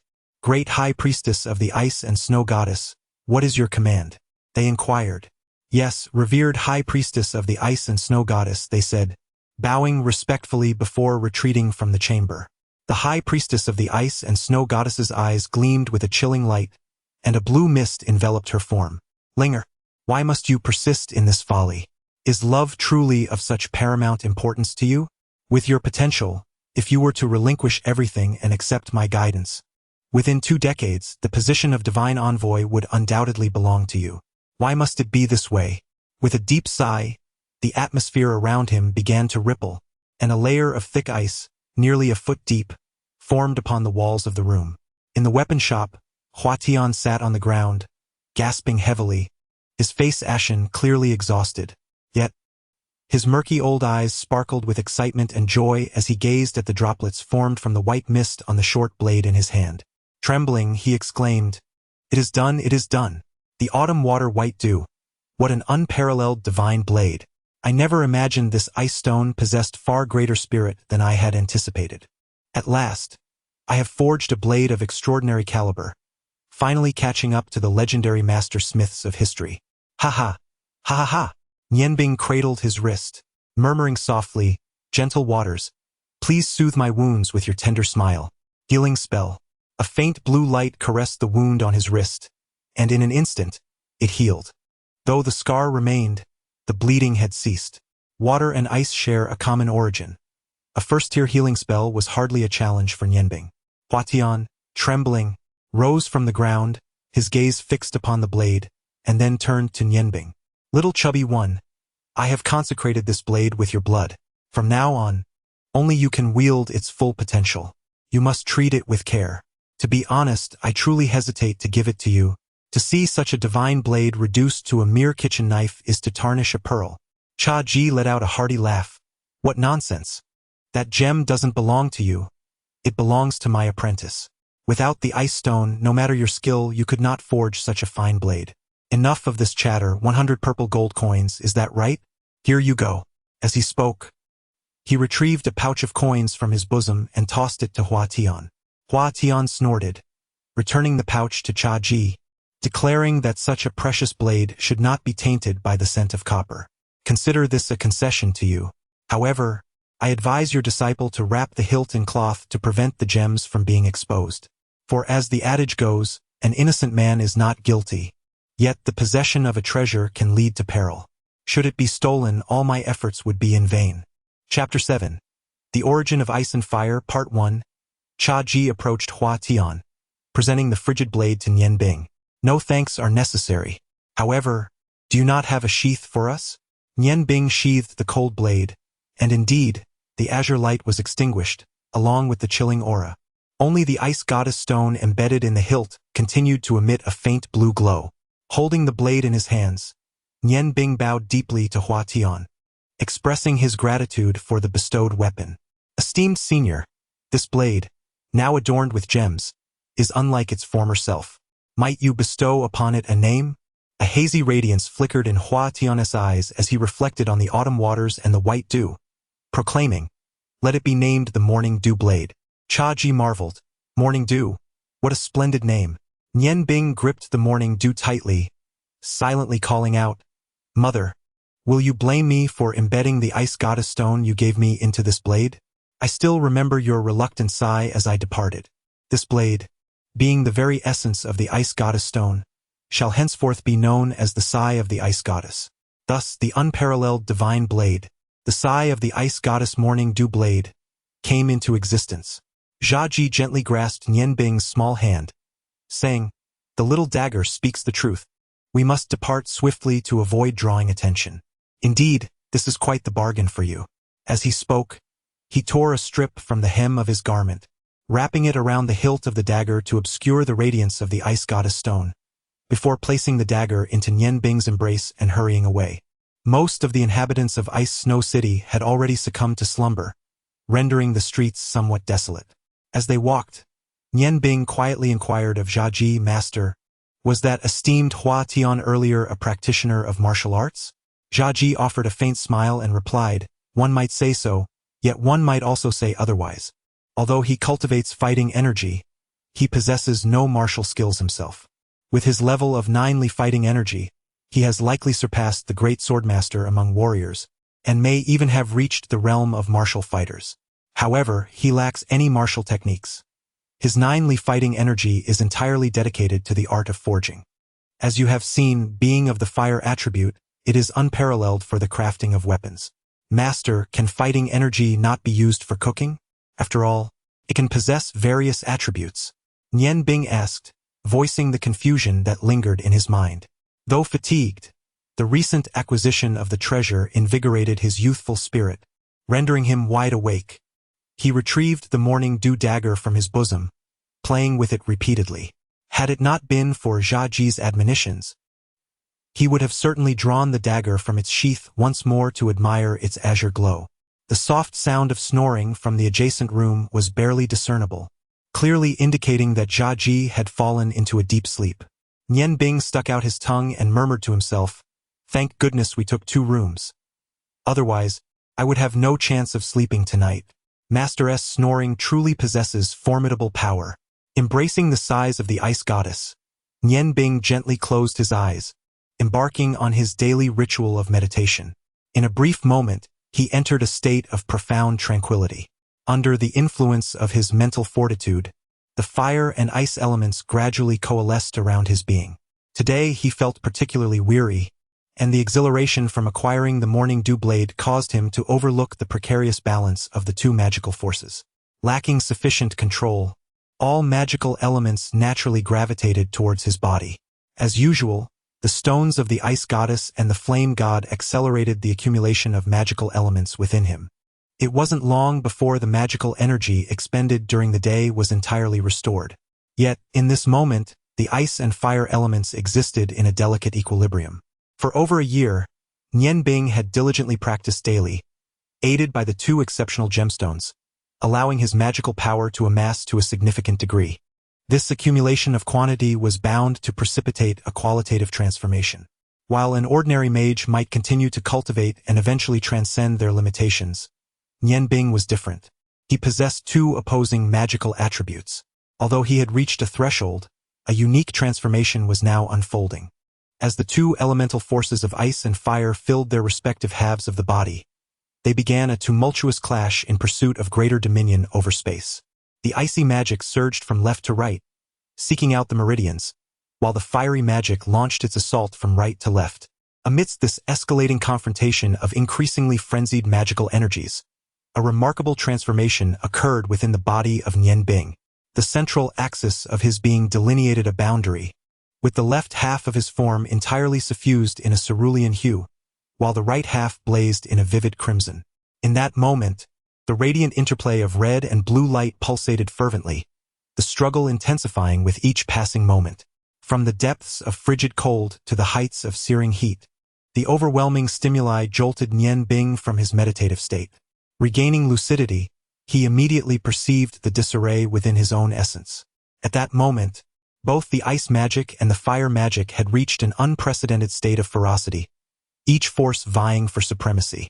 The stones of the ice goddess and the flame god emitted a gentle luminescence, infusing Nian Bing's body with their inherent magical energies, as if both sought to aid their shared origin in subduing the opposing force. The alternating sensations of ice and fire sent waves of pain coursing through Nian Bing, causing his body to convulse uncontrollably. Yet, the situation had spiraled beyond his grasp. Even the desire to cry out was thwarted, leaving him unable to part his lips. He could only watch in helpless amazement as his body flickered between hues of blue and red, constantly morphing amidst the onslaught of magical energies. With the ferocity of the two forces escalating, the left half of Nian Bing's form became encrusted in frost, while the right half glowed with the intensity of flame, the fabric of his clothing beginning to emit a faint charred aroma. Amidst the onslaught of extreme cold and scorching heat, Nian Bing's consciousness gradually began to blur. Memories of his father and mother flooded his mind, as well as the events that transpired within the ice god tower. Mother, father, am I to perish? Is my end drawing near? No, I do not wish to die, he lamented. Father, did you not once proclaim that ice and fire are not entirely oppositional? Why then do I feel such profound sorrow? You are of fire, mother is of ice. You both can unite, yet why can my magical essence not harmonize? Father, mother, please guide me. What should I do now? Human constitution varies based on the circumstances at birth and the genetic attributes inherited from parents. The nature of one's attributes dictates the type of magic or martial energy one is suited to cultivate. For a fire-affiliated individual to attempt the mastery of ice magic or ice martial arts is nearly an impossibility. Even with relentless effort, the results would be negligible, and achieving any significant progress throughout a lifetime would remain a distant dream.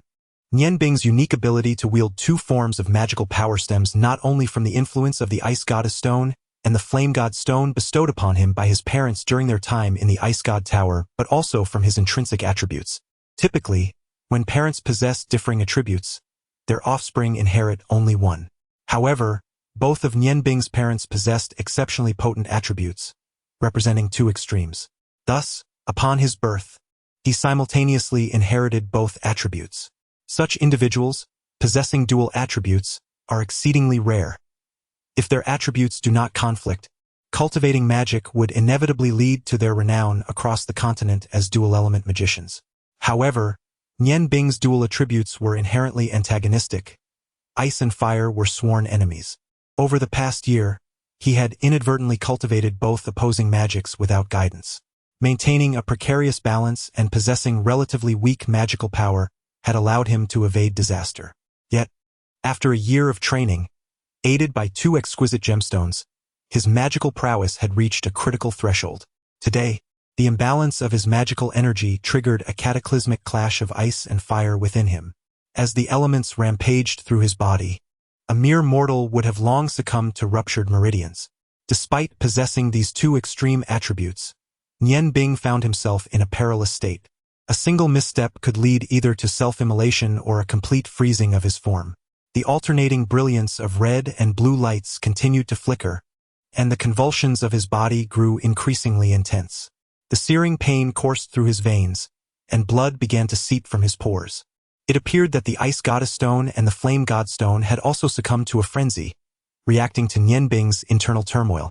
The ice and fire elements surged towards him at a frenzied pace, their chaotic energies intensifying.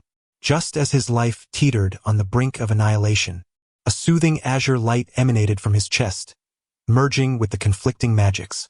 In that moment, Nian Bing's form was no longer merely a juxtaposition of red and blue. The two magical energies had intertwined and spread throughout his being, achieving a state of amalgamation. Amidst the gentle azure ambience, Nian Bing uttered a soft exclamation. The elemental forces of ice and fire within him began to rotate slowly under the influence of this cerulean energy. Though they continued to clash, their ferocity had notably diminished. Seizing this opportunity, Nian Bing swiftly channeled his mental energy, striving to control the opposing magical forces. To his astonishment, he discovered that all magical elements within him were converging towards the swirling vortex infused with azure light. The fusion, albeit gradual, was inexorable. The azure glow flickered momentarily before vanishing, and once his magical energy entered this peculiar state, the pain from the contrasting temperatures dissipated. The energies of ice and fire, in their slow rotation, reached an extraordinary state of amalgamation. It appeared as though ice and fire had completely separated, yet simultaneously merged into one. Their conflict weakened progressively. The red and blue vortices spun languidly, presenting a mesmerizing spectacle. One ring of blue, encircled by one of red. The magical energy coalesced as it rotated, with the stone of the ice goddess and the stone of the flame god delivering magical elements at a rate several times greater than usual. The magic dispersed throughout his limbs gradually concentrated within the vortex, which, though modest in size, became increasingly radiant as the blue and red lights shimmered brilliantly. Curiously, the young Nian Bing inquired, "Father, what is the phenomenon of the merging of water and fire? How did you come to discover it?" Rong Tian, slightly embarrassed, cleared his throat to mask the blush creeping onto his face, and nonchalantly replied, "You are still young. I will tell you when you have grown up. Water and fire are the two magical elements most intimately connected. Could it be that my current predicament is what my father referred to as the fusion of water and fire? Ice and water share a common origin. Can it be that ice and fire also share the same lineage? The tremendous changes within me render Nian Bing quite unaccustomed. Yet he vaguely comprehends that he must maintain this state, allowing the two magical elements of ice and fire to continue their present dynamic. Only in doing so can he avert destruction from their mutual conflict. As dawn broke and the first ray of sunlight streamed into the room, Nian Bing emerged from his meditative state. The once clear distinction between the two magical forces within him had vanished, replaced by a swirling vortex, a fist-sized whirl of red and blue. The two distinct magical energies shimmered in harmony, gently rotating without infringing upon one another. The resplendent blue and radiant red appeared utterly magnificent. Nian Bing distinctly sensed that his perception of the magical elements seemed significantly heightened compared to before. He touched the jade pendant hanging from his chest and murmured, "Auntie, thank you. If it weren't for this Tianhua pendant stabilizing my magical power in a timely manner, I fear I shall repay your kindness one day." In the moment of crisis, that azure radiance emanated from the Tianhua pendant. The jade pendant, meticulously carved from mutton-fat white jade, proved to be far more effective than he had imagined. With a flash of determination in his eyes, he raised his hand, holding the morning dew blade, and softly chanted, "Element of ice, I beseech you, coalesce into a razor-sharp great blade, severing the bindings and shackles of this world." A radiant blue light emanated from the stone of the ice and snow goddess, manifesting the ice element into form. Before him, a tangible blue ice blade materialized, while the swirling vortex within him continued its ceaseless rotation. The invocation of the ice blade technique did not disrupt its motion, nor did it seem to diminish his ice magic energy. The vortex remained in a state of equilibrium. Nian Bing's heart raced as he instinctively retrieved the stone of the flame god from his bosom, reciting fervently, "O flame element, I beseech you, coalesce into a sharp great blade, severing the bonds and shackles of this world." In a blaze of light, the blue ice blade was replaced by a resplendent flame sword. The distinction between ice and fire dissolved in his right hand, and Nian Bing trembled with exhilaration. The exquisite fusion of ice and fire endowed him with the extraordinary ability to wield two opposing magics. In a flash of brilliance and at the behest of his mental prowess, the ice blade and flame sword clashed mid-air, producing a hissing sound as steam billowed forth. Both second-tier spells vanished simultaneously, a triumph indeed. He could finally wield both magics. Nian Bing leaped off his bed in jubilation, the harmony of ice and fire granting him a unique power. A knock at the door interrupted his revelry, as Chaji's voice called from outside, "What are you yelling about so early? Open the door." Nian Bing hastily stowed the stone of the flame god and approached the door. Upon opening it, Chaji recoiled, covering his nose, exclaiming, "Ugh, it stinks. You didn't just relieve yourself in here, did you?" Nian Bing paused, glancing down at himself, only to realize that he had become ensnared in a sticky substance, his clothes sullied and uncomfortable. Zhaji examined Nian Bing with a slight surprise. In just one night apart, it appeared that Nian Bing had grown taller, with the most notable change being in his gaze. The once innocent eyes now possessed a depth far beyond their years, exuding a quality reminiscent of adulthood, particularly the radiant sparkle that lingered in their depths, evoking a unique sensation. "Nian Bing, what transpired last night?" Zhaji inquired, astonished. Nian Bing scratched his head and replied, "Master, seems I have made a breakthrough in my magic, reaching a new realm. I am unsure why I am sweating so profusely. Little did he realize that the violent interplay of ice and fire within him had forcibly expelled the impurities from his body, leading to a transformative experience. Hence the alterations in his physique. Pushing the wooden cart, Nian Bing followed closely beside Jia Ji as they leisurely made their way towards the city outskirts. The weather was splendidly clear, with an azure sky devoid of clouds, and the refreshing morning air wafted gently, providing a delightful sensation. Upon arriving at the North City Gate, the sound of hooves suddenly echoed from beyond the walls. Soldiers of the Ice Moon Empire stood in orderly ranks, some directing those wishing to enter or exit the city aside. 3 carriages swiftly entered the city, their pristine white bodies adorned with silver threads intricately embroidered into a massive hexagram, at the center of which lay a delicate ice flower. Witnessing such an emblem, the common folk of Ice and Snow City could not help but feel a sense of reverence, some even bowing respectfully towards the carriages. Naturally, Jia Ji and Nian Bing were not among them.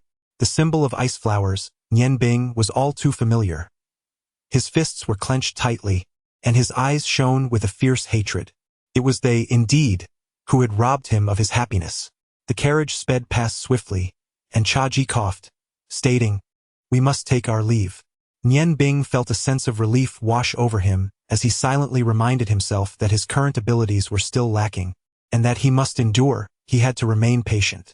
2 years had laid a solid foundation for Nian Bing. Beginning in the 3rd year, he embarked on an official journey to learn the culinary arts. Jia Ji imposed strict demands upon him, and daily practice often left Nian Bing utterly exhausted. The meditative sessions at night became his greatest respite. They not only rejuvenated his weary body but also accelerated his mental prowess in tandem with his magical abilities during his culinary studies. As time progressed, Nian Bing increasingly appreciated the wonders of cooking.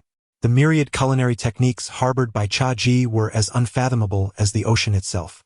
It seemed that Nian Bing had nearly forgotten his hatred, fully immersing himself in the art of cooking. Under Jia Ji's guidance, his innate understanding began to blossom, and he frequently engaged in discussions with Jia Ji, presenting novel insights for exploration. By the 5th year, Nian Bing had transitioned from a mere student to a collaborator, gradually merging magic with culinary arts. This not only enhanced his cooking skills but also served as an excellent means to refine his magical control. A myriad of exquisite dishes, infused with magic, appeared time and again at Nian Bing's hands, as the skills of the ghostly chef were passed down through the lineage. "Master, what would you like to eat for lunch today? Recently, your health has not been at its best. I will catch a couple of fish for you to prepare a delightful soup. The exquisite recipe for the luminous flame fish soup I devised a few days ago will surely whet your appetite." After completing today's mandatory task of chopping firewood, Nian Bing approached the door of Jia Ji's room and inquired. Jia Ji, seated in a lounge chair within the room, bore deeper wrinkles on his face than he did a few years prior. "Nian Bing, come in and take a seat. I have something to discuss with you," he said. Nian Bing hesitated for a moment before striding into the room and pulling up a chair beside Jia Ji. "Master, what troubles you today? I have mastered the skill of finely shredding with the axe. Do you not wish to see? It is time for a meal. Your stomach is weak, and if you do not eat on time, your chronic condition may flare up again." Jia Ji gazed at Nian Bing with a caring expression and smiled. "It has been 8 years since you came to me. Over this span, you have transformed from a child into a graceful young man. I have little left to impart to you. With your current skills, you have entirely surpassed the teachings of your master. Silly boy, I have been deceiving you all along. The art of finely shredding with the axe only requires achieving a uniformity akin to hair. There is no necessity to attain the theoretical extremes of suspended balance or endless length. Your knife skills have already eclipsed the peak of my own prowess from years past. I never anticipated that my theoretical musings would manifest so vividly through you. Such is the marvel of your talent. I find I have little more to teach you, and thus, it is time for you to depart." The 18-year-old disciple appeared exceptionally handsome. Although clad in simple garments, his elegance could not be concealed. With a tall stature, broad shoulders, and flowing golden hair, he was nearly the embodiment of perfection. Nian Bing gazed blankly at Jia Ji. "Master, are you saying that I can finally graduate?" In the early days of his culinary apprenticeship under Jia Ji, He had constantly yearned to master his mentor's skills and depart from this place. Yet, as time has a way of weaving emotional ties, after 8 years of companionship, a profound bond had formed between them. Now, upon hearing Cha Ji's words of departure, an inexplicable sense of loss welled up within him. Observing his mentor, who appeared significantly aged compared to 8 years prior, he said, "Master, at your advanced age, who will care for you if I leave?" Cha Ji smiled gently. "Silly child. Was I not alone before you came? Worry not. Do you think a renowned ghost chef like me would starve? Your culinary skills, much like mine in the past, have reached a plateau. Remaining here will yield no further growth. Only through exploration and experience can you attain deeper insights, thus rendering my teachings worthwhile." A flicker of light sparkled in Nian Bing's eyes. "Master, I cannot bear to leave you." Cha Ji grasped Nian Bing's slender hand and sighed. "Foolish child, do you wish to remain here forever by my side? Even if you were to accompany me, one day I shall still depart from this world. My decision to take you as my disciple was born from selfishness. I merely wished to pass on my skills. Yet you have not resented me. Instead, you devoted yourself wholeheartedly to learning the art of cooking. You have truly endured much over these years." Nian Bing trembled all over. "Master, have you already realized?" Cha Ji smiled and replied, "The moment you revealed that ice stone, and the intense hatred that surfaced when you beheld the chariot of the ice god tower, I comprehended everything. At that moment, the hypnosis had clearly failed. Do you know? I felt a twinge of fear then. You were merely a 10-year-old child, yet you possessed such profound cunning, something I never anticipated. I am at a loss whether to rejoice in having a clever and composed disciple, or to dread your shrewdness. However, none of that matters now. I believe you are a good child, and within your heart lies a hidden tale, a story about your parents. Master, I will tell you everything." Nian Bing's voice quivered as he gazed upon Cha Ji's benevolent visage, suddenly gripped by an ominous premonition. Cha Ji shook his head gently and said, "No, keep it within your heart. I believe your parents must be connected to the ice god tower, which is why you exhibited such profound hatred upon seeing that chariot. Child, harboring hatred is not inherently wrong. However, as I once mentioned when attempting to hypnotize you, when you lack sufficient strength, that hatred must remain concealed within. A gentleman's revenge is not to be sought hastily. It is best savored over time." Nian Bing nodded resolutely and declared, "Master, I promise you, until I possess adequate strength, I will not seek vengeance against the ice god tower." Cha Ji smiled faintly and replied, "That is good to hear. Nian Bing, my master once imparted to me the wisdom that it takes 10 years to hone one's culinary skills and another 10 years to comprehend the essence of cooking. These 8 words have remained etched in my memory for a lifetime. Upon my arrival in this peach blossom grove, I added 8 words behind me. A solitary life, a catastrophic demise." Chapter 8. The Zhengyang Blade, Part 1. Cha Ji gently shook his head and said, "No need. I am the ghost chef, not you. You have acquired my skills, yet you cannot remain complacent. Only through relentless progress can you ascend to the pinnacle of culinary art. A chef is but a commonplace vocation on this continent, and you must diligently cultivate your magical prowess, for this profession serves as your finest disguise. I bear no resentment towards that woman from the past, nor do you need to seek her out. What is done is done. Had it not been for her, perhaps I would not have grasped the profound connection between magic and culinary artistry, nor would I have been fortunate enough to have you as my exceptional apprentice." As he spoke, his wrinkled hand retrieved a long cloth bundle from the side and presented it to Nian Bing. "This is my old companion. I entrust it to you from now on. Take a look." Nian Bing unwrapped the cloth, and as the layers gradually unraveled, a blade emerged before him. Unlike an ordinary kitchen knife, this one possessed a sheath reminiscent of his morning dew. The length of the blade was similar to that of the morning dew, yet the edge was significantly wider, measuring a full 4 inches, with a spine that was half an inch thick. In his grasp, its weight equated to that of 3 morning dew blades. The scabbard was a vibrant crimson, adorned with ancient and elegant patterns. Nian Bing held the hilt, perfectly fitting in his hand, and slowly drew the blade forth. A faint, searing heat emanated from the dark red blade, causing Nian Bing's hand to tremble. The flame god stone nestled in his arms emitted a low, rumbling growl, its agitation accelerating the swirling magic of ice and fire within him. As the blade was drawn from its sheath, the initially unbalanced wide-bladed sword revealed an unexpected beauty. A deep red luminescence flowed over the entire weapon, with the sharp edges of the blade resembling the fin of a shark, elegantly shaped with streamlined curves that traversed its length. Grasping it in his hand, the sensation of raging flames surged through Nian Bing, igniting his passion. This treasured sword was a reward that came after his rise to fame. It was his old companion, akin to a brother always by his side. Do you remember Hua Tian? This was, apart from your morning dew, his proudest creation. The Xingyang was not forged from metal. Rather, it was meticulously carved. Its fundamental material was the horn of a fire dragon. A fire dragon's horn? Master, do such creatures truly exist? Nian Bing inquired, admiring the graceful, streamlined patterns adorning the Xingyang. Master, please rest for a moment.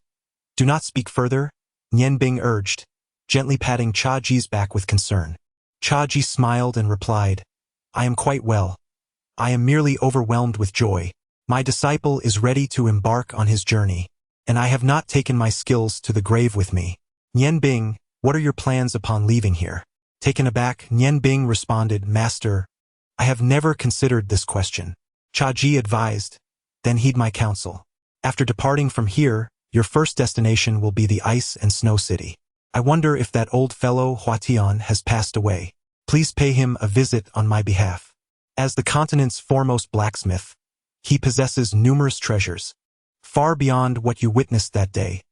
Perhaps you might even gain some benefits from him. Suddenly, tears welled in Nianbing's eyes as she tightly grasped Chaji's hand. Master, I do not wish to leave. I truly do not want to go. Peculiar light flickered in Chaji's eyes.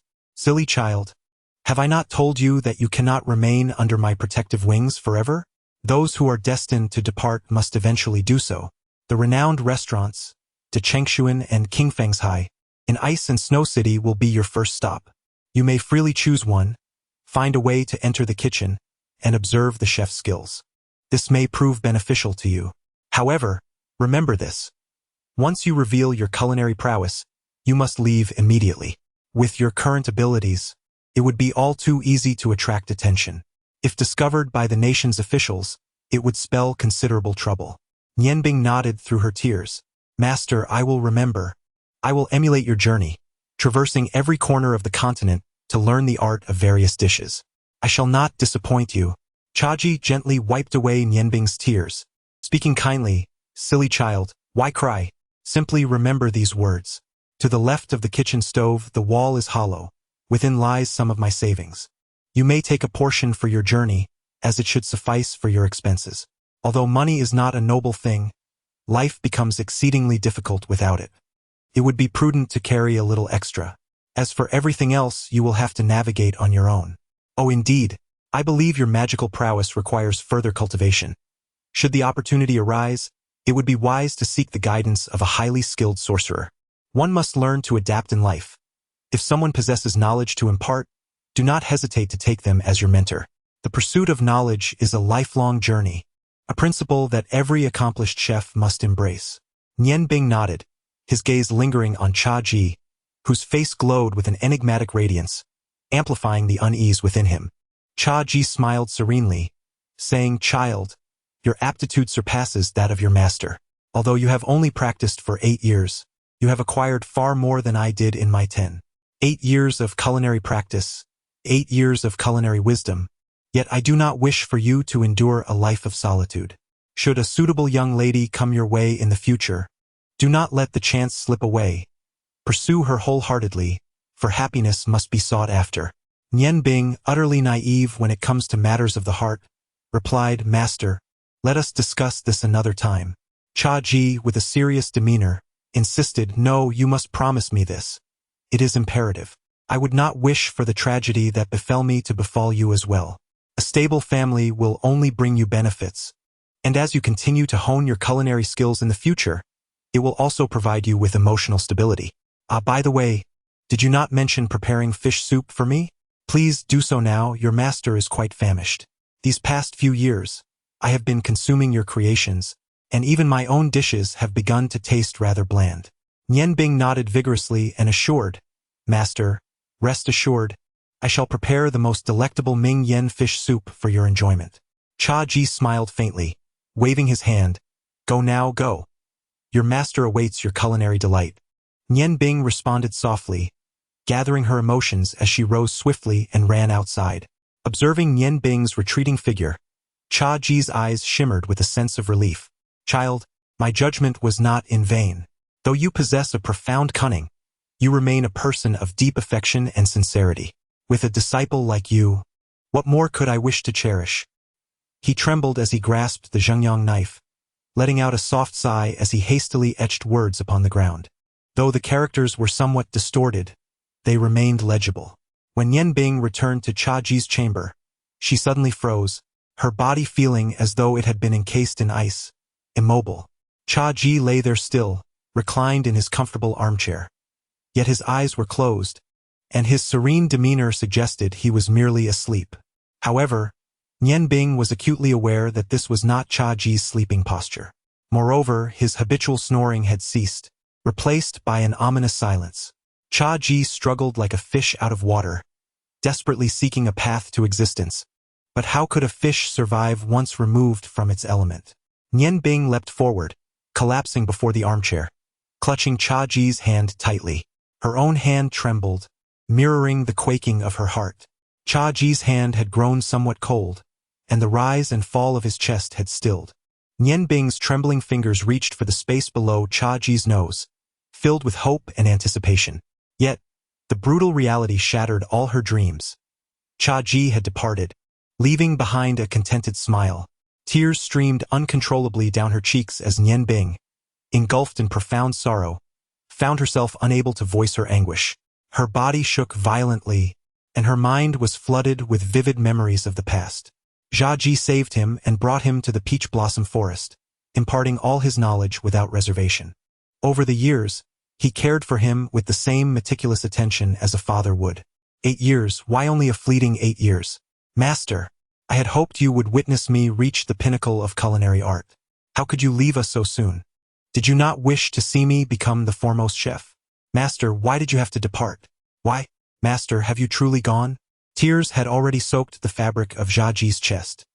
He carefully arranged Cha Ji's hair, then stood, taking a few steps back before kneeling down with a heavy heart, bowing deeply to Cha Ji 9 times. "Master, I know you would not wish to see a weak Nian Bing. Rest assured, I shall be strong. From the moment I left the Ice God Tower, I vowed to myself to be resilient. Tears should only flow from the eyes of enemies. Yet today I still wept. Master, do not worry. As long as I draw breath, I will fulfill your last wishes and elevate the culinary arts to new heights. This is my promise to you."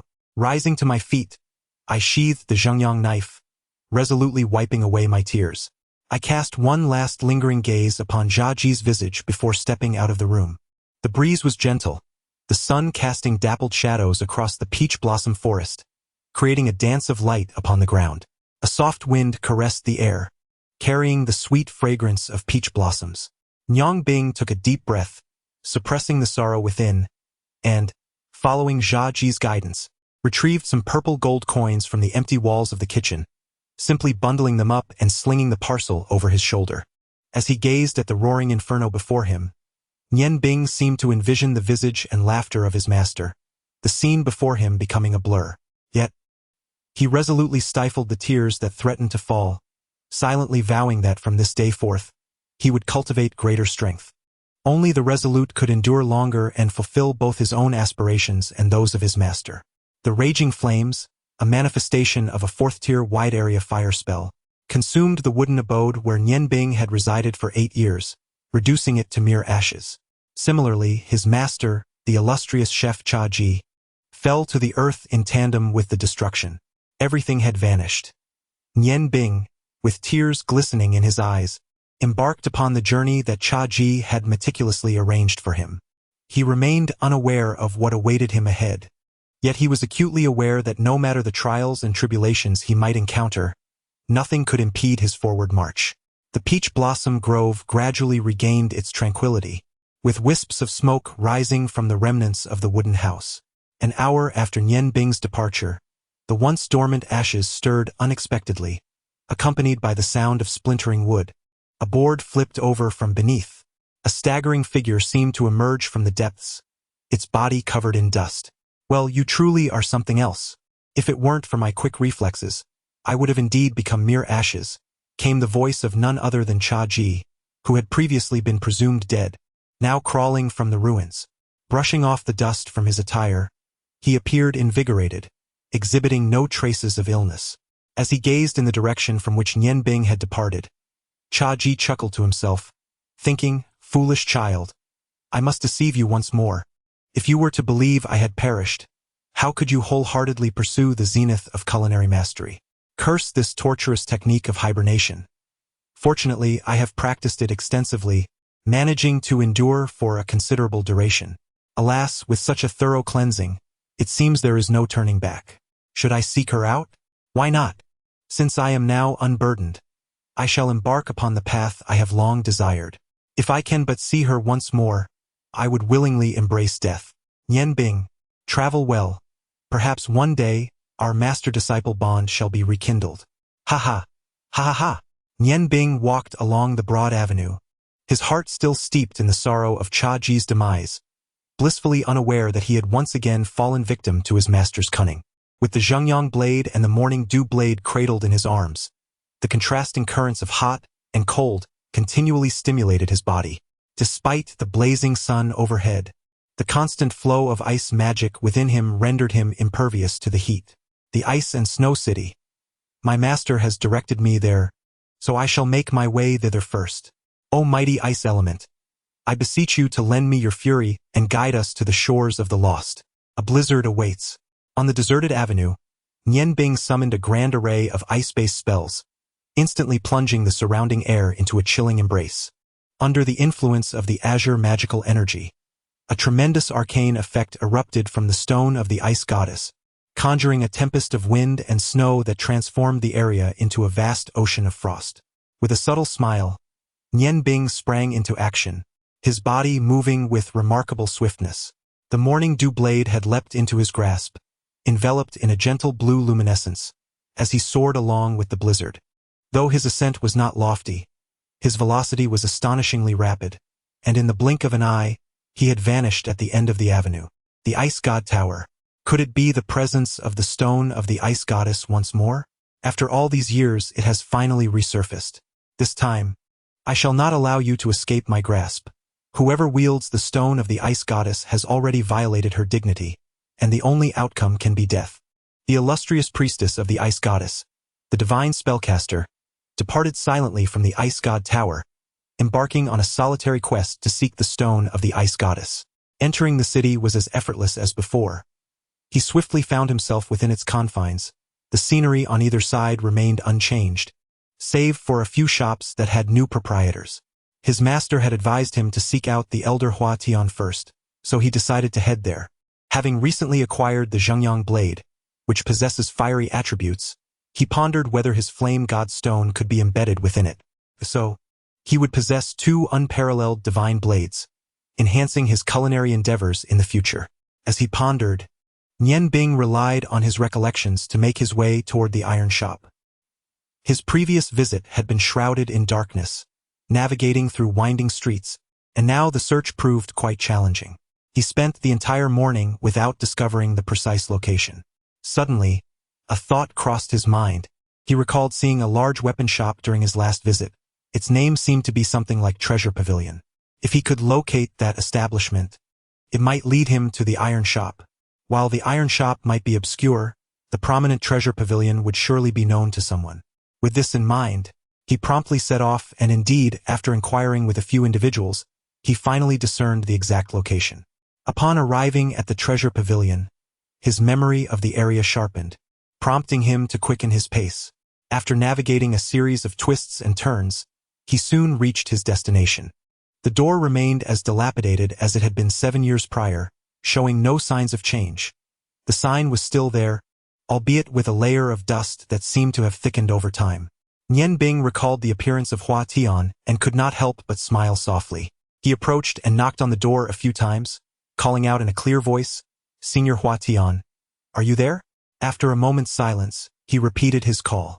Just as he began to think that there was no one inside, the rickety door suddenly creaked open, revealing a pretty face peeking out from behind it. "Are you looking for my master?" Nian Bing could swear that it was the most exquisite sound he had ever heard in his life. It belonged to a girl who appeared to be of a similar age to him. Her pink hair cascaded down gracefully, and her large blue eyes reflected a blend of surprise and shyness as she gazed at him, seemingly filled with a hint of trepidation. Chapter 9. The Phoenix Maiden, The Sword of Departure, Part 1. Having practiced magic for many years, Nian Bing's mental fortitude had reached a considerable level. He coughed lightly to mask his embarrassment and said, "Greetings, young lady. I have come to seek out Senior Hua Tian. Is he present?" The girl scrutinized Nian Bing for a moment, a look of confusion crossing her face as she inquired, "Who are you? What business do you have with him?" Upon hearing her question, Nian Bing couldn't help but recall his master, letting out a soft sigh.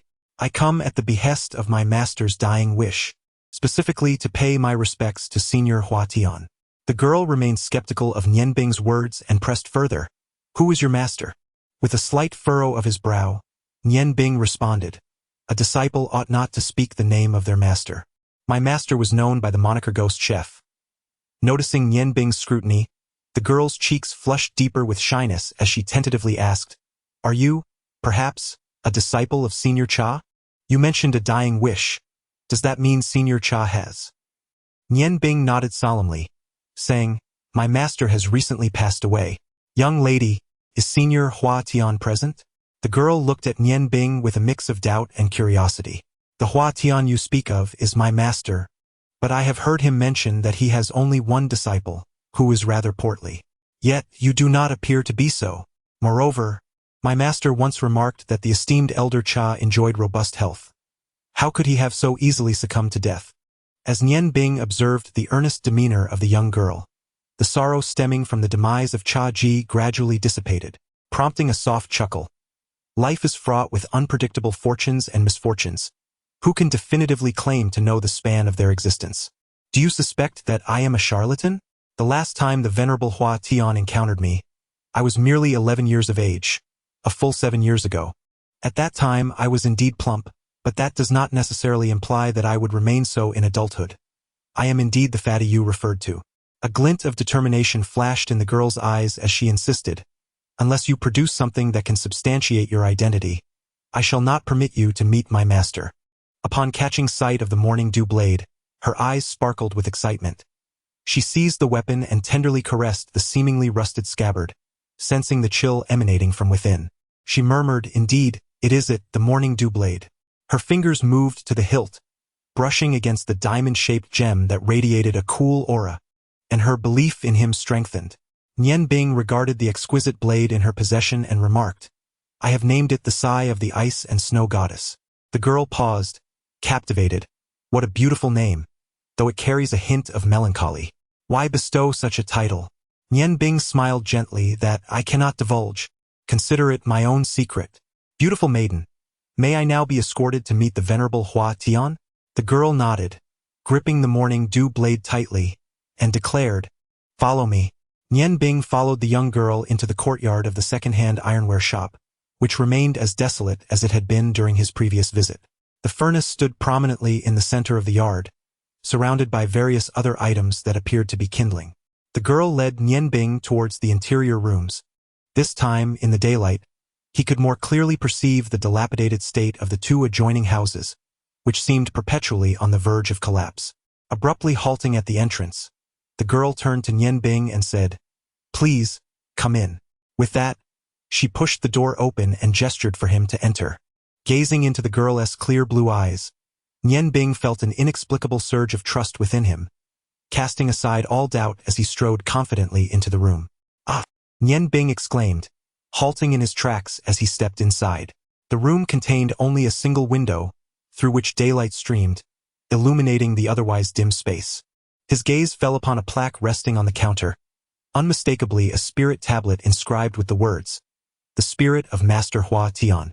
Suddenly turning around, Nian Bing's eyes locked onto the girl. "Has Master Hua Tian passed away?" The girl's eyes glistened with unshed tears. Yes, 2 years ago my master left this world. Nian Bing closed his eyes briefly, allowing the waves of sorrow to wash over him once more.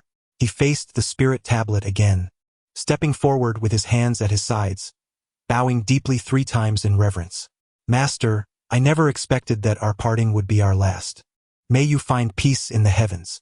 My master has also ascended to paradise. Perhaps when you meet him, he can prepare some delightful dishes for you. The young woman had been observing Nian Bing from behind, and witnessing his profound respect for Hua Tian, her fondness for him grew. She approached Nian Bing and said, "Though my master has departed, his spirit remains. He will forever dwell in my heart. I can never forget the 5 years of his guidance, but alas, my master did not grant me the opportunity to serve him for a little longer." Nian Bing sighed deeply, reflecting on the inevitable nature of death. It is a fate beyond anyone's control. Just as it was for Senior Hua Tian, so too it was for my master. I wonder when my time will come. The young woman gazed into Nian Bing's eyes, which held a depth unbefitting his youth, and a faint crimson glimmer flickered in her blue irises. "I am yet to learn your name." Nian Bing, roused from his reverie, replied, "Ah, how rude of me. My name is Nian Bing. And you, fair maiden?" He complimented, "Indeed, you are like a rare phoenix among mortals. Your name suits you perfectly." He reminisced, "I never imagined that 7 years ago, when I first arrived here, my master and Senior Hua Tian would jest with one another. Yet now, everything has changed. They are gone, leaving only you and me." Recognizing the awkwardness of being alone together, he added, "Given that Senior Hua Tian has passed, I must take my leave. Fair Phoenix maiden, may our paths cross again in the future." As Nian Bing took the morning dew blade from her hand and began to walk away, she suddenly called out, "Wait." A hint of crimson tinged her cheeks, but fortunately, the room's dim light made it difficult to discern. I merely wished to ask, did you come to seek my master for a particular reason?" Nian Bing pondered that since the Phoenix Maiden was a disciple of Hua Tian, she might be able to assist him. With this thought in mind, he retrieved the Zhengyang knife from his bosom and presented it to her. She must have heard tales of this blade from her master, for it was once Hua Tian's most treasured creation.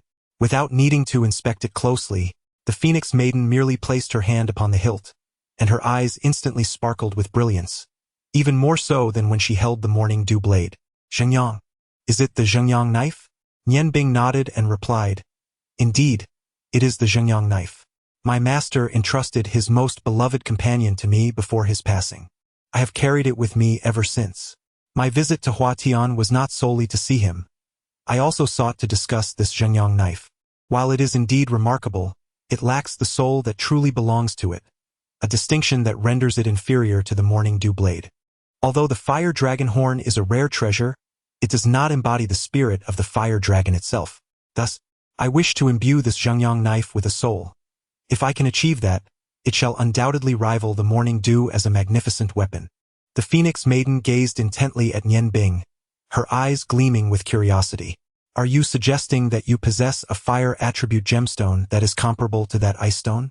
Nian Bing smiled faintly, reaching into his garment to produce the flame god stone. The fiery gemstone emitted a gentle crimson glow, and upon its emergence, the very air within the room seemed to become charged with a restless energy.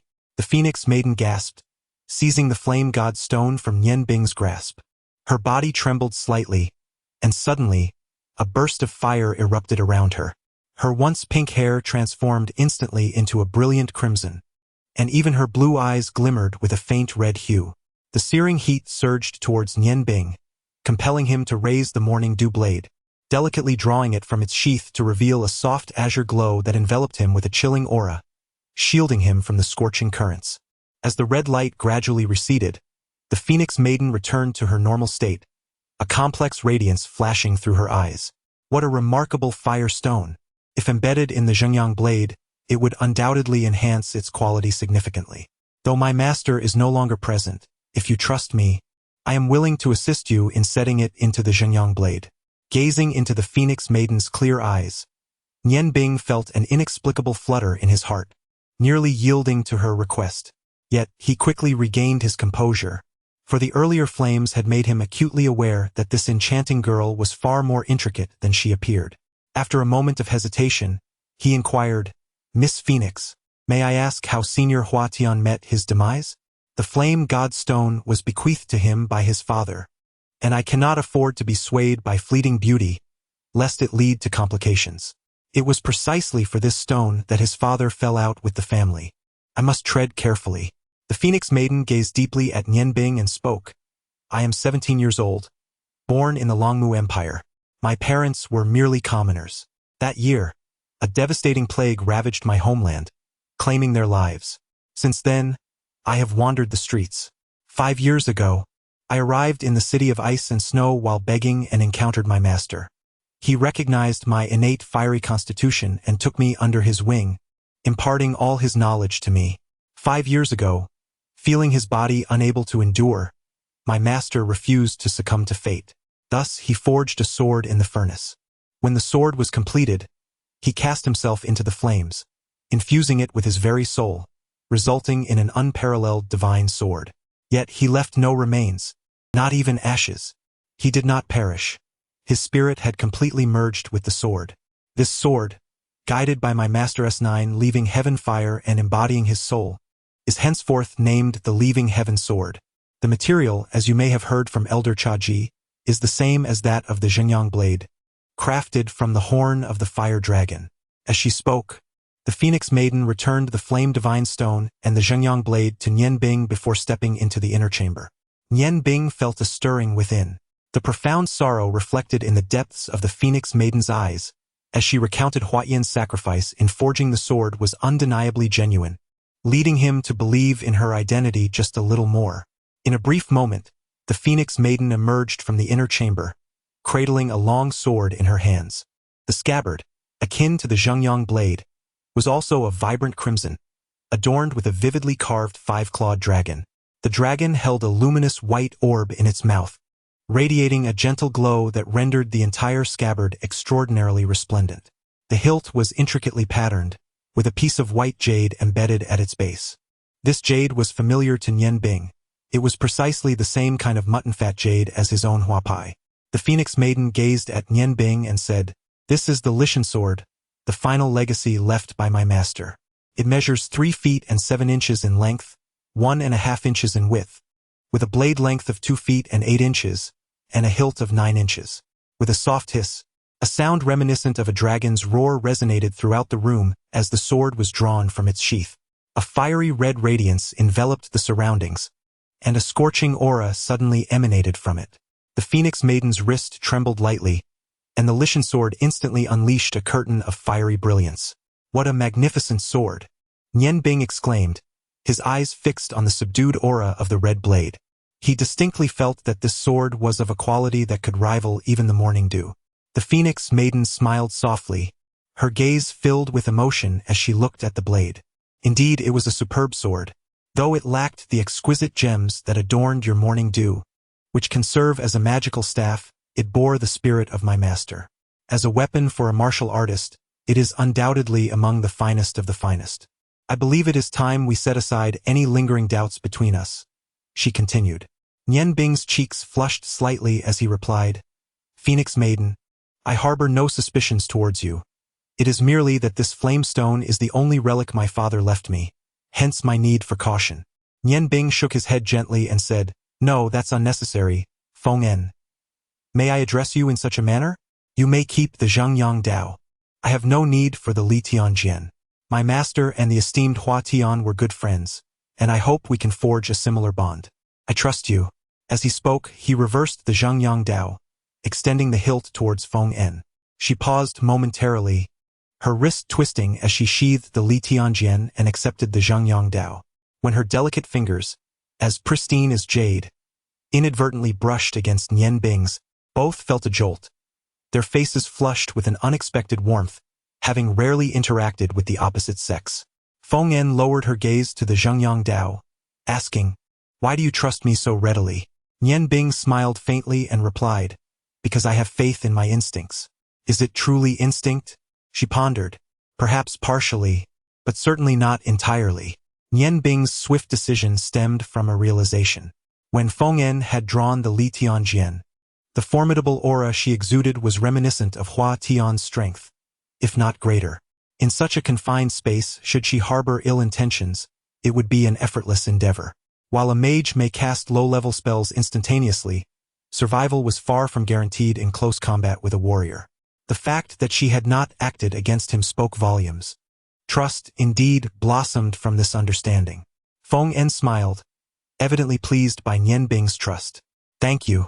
We are friends now, are we not? Sculpting requires no less than a month. After this period, return here with the flame stone, and I hope to behold a new divine blade in my grasp. Should you have matters that demand your absence, I shall remain here, patiently awaiting your return, for at least a year or two. The Phoenix Maiden gazed at Nian Bing and suddenly remarked, why not eat before you depart? I presume you have yet to dine? Nian Bing was momentarily taken aback, a peculiar sensation stirring within him, and he nodded, replying, indeed, I have not eaten. The passing of Cha Ji weighed heavily upon his heart. Though he managed to master his emotions, he had lost his appetite throughout the day. Now, upon hearing the Phoenix Maiden's inquiry, he became acutely aware of the emptiness in his stomach, realizing he was quite hungry. Then allow me to prepare a meal for you, as a token of my gratitude, he offered. The Phoenix Maiden's clear eyes sparkled with delight. Ah, how could I forget? You are the heir of the ghost chef, and your culinary skills must be exceptional. It seems I am in for a treat this time. She continued, you just called me by my name. There's no need for the formalities. Her exuberance dispelled any trace of the composed demeanor she had previously exhibited, resembling a spirited young girl. As Nian Bing followed the Phoenix Maiden into the kitchen of the water goods and ironware shop, a bittersweet smile adorned his face. The saying rings true. Even the most skilled cook cannot create a meal without ingredients. In this diminutive kitchen, barely 4 or 5 square meters, there were no fresh vegetables or meats, and the only seasoning available was salt. Besides rice, there seemed to be nothing else edible. Phoenix Maiden, what do you eat daily? Why is there only rice? Nian Bing inquired, perplexed. Feng Nu lowered her head, feeling somewhat embarrassed as she said, I drink porridge every day. It was the same when Master was here. Master said that porridge is the easiest to digest. Sometimes we would buy some vegetables, tear them into pieces, and cook them in the porridge. Master said that way the nutrition would be sufficient. I finished the vegetables yesterday, so I'll go buy some now. What do you need? Just porridge? Nian Bing stared at Feng Nu in astonishment, managing a wry smile. Your life is indeed quite simple. There's no need to buy anything. Let us go out first. The two returned to the courtyard. Feng Nu looked at Nian Bing and, feeling shy, said, I wanted to invite you for a meal, but I forgot that there are no vegetables. I'm sorry. Nian Bing smiled and shook his head, a flicker of inexplicable tenderness rising within him. It's all right. I have a solution. If I cannot overcome even this, I would not deserve to be a disciple of the ghost chef. As he spoke, his gaze wandered, scanning the sky, and soon he spotted his target atop the wall. With a flash of blue light in his eyes, he pointed his wrist toward the wall, and 2 streaks of blue light shot forth, swiftly piercing through the 2 pigeons that were playing on the wall, causing them to fall onto the ground of the courtyard. Feng Nu looked at Nian Bing in shock. You can use martial skills?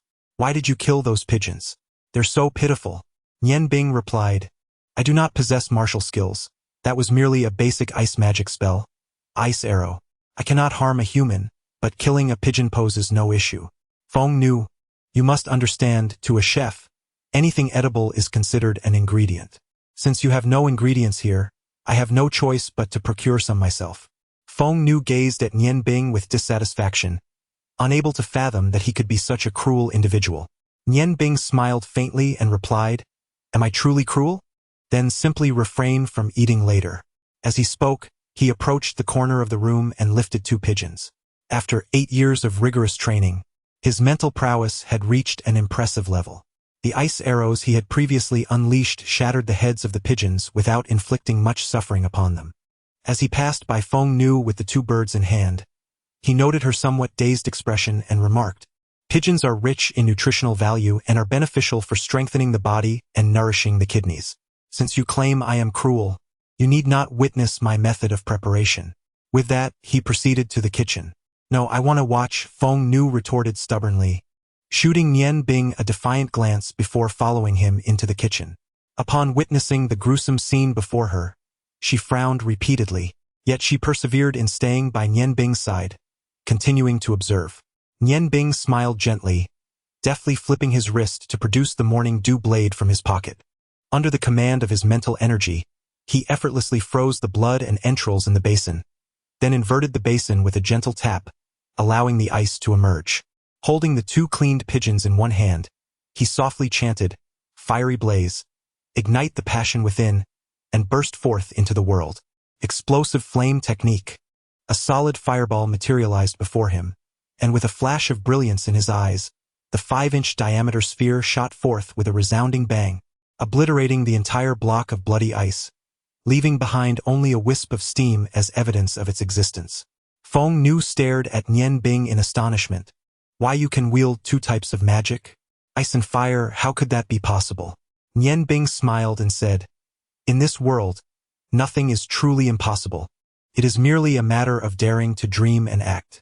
Fantasies can indeed become reality.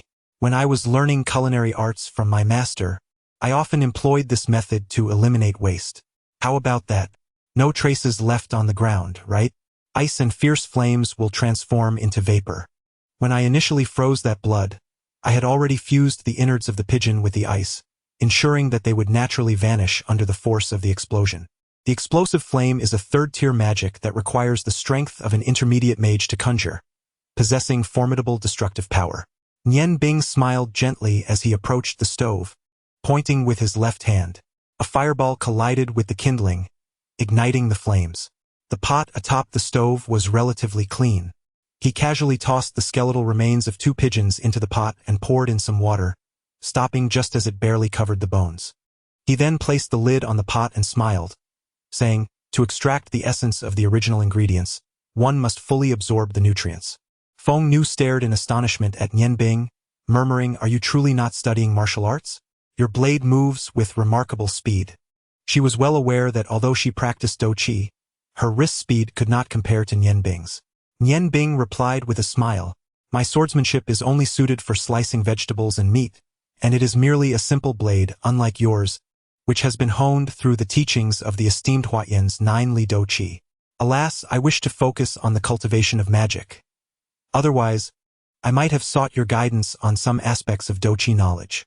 Since you only have salt here, I shall refrain from making stewed pigeon and instead prepare a simple pigeon rice dish for you."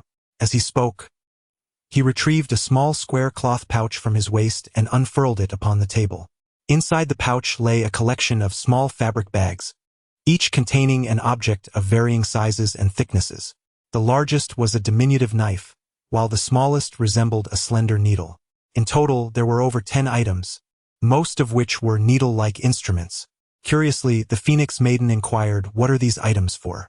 "They resemble the tools of a physician. Could it be that you also practice acupuncture?"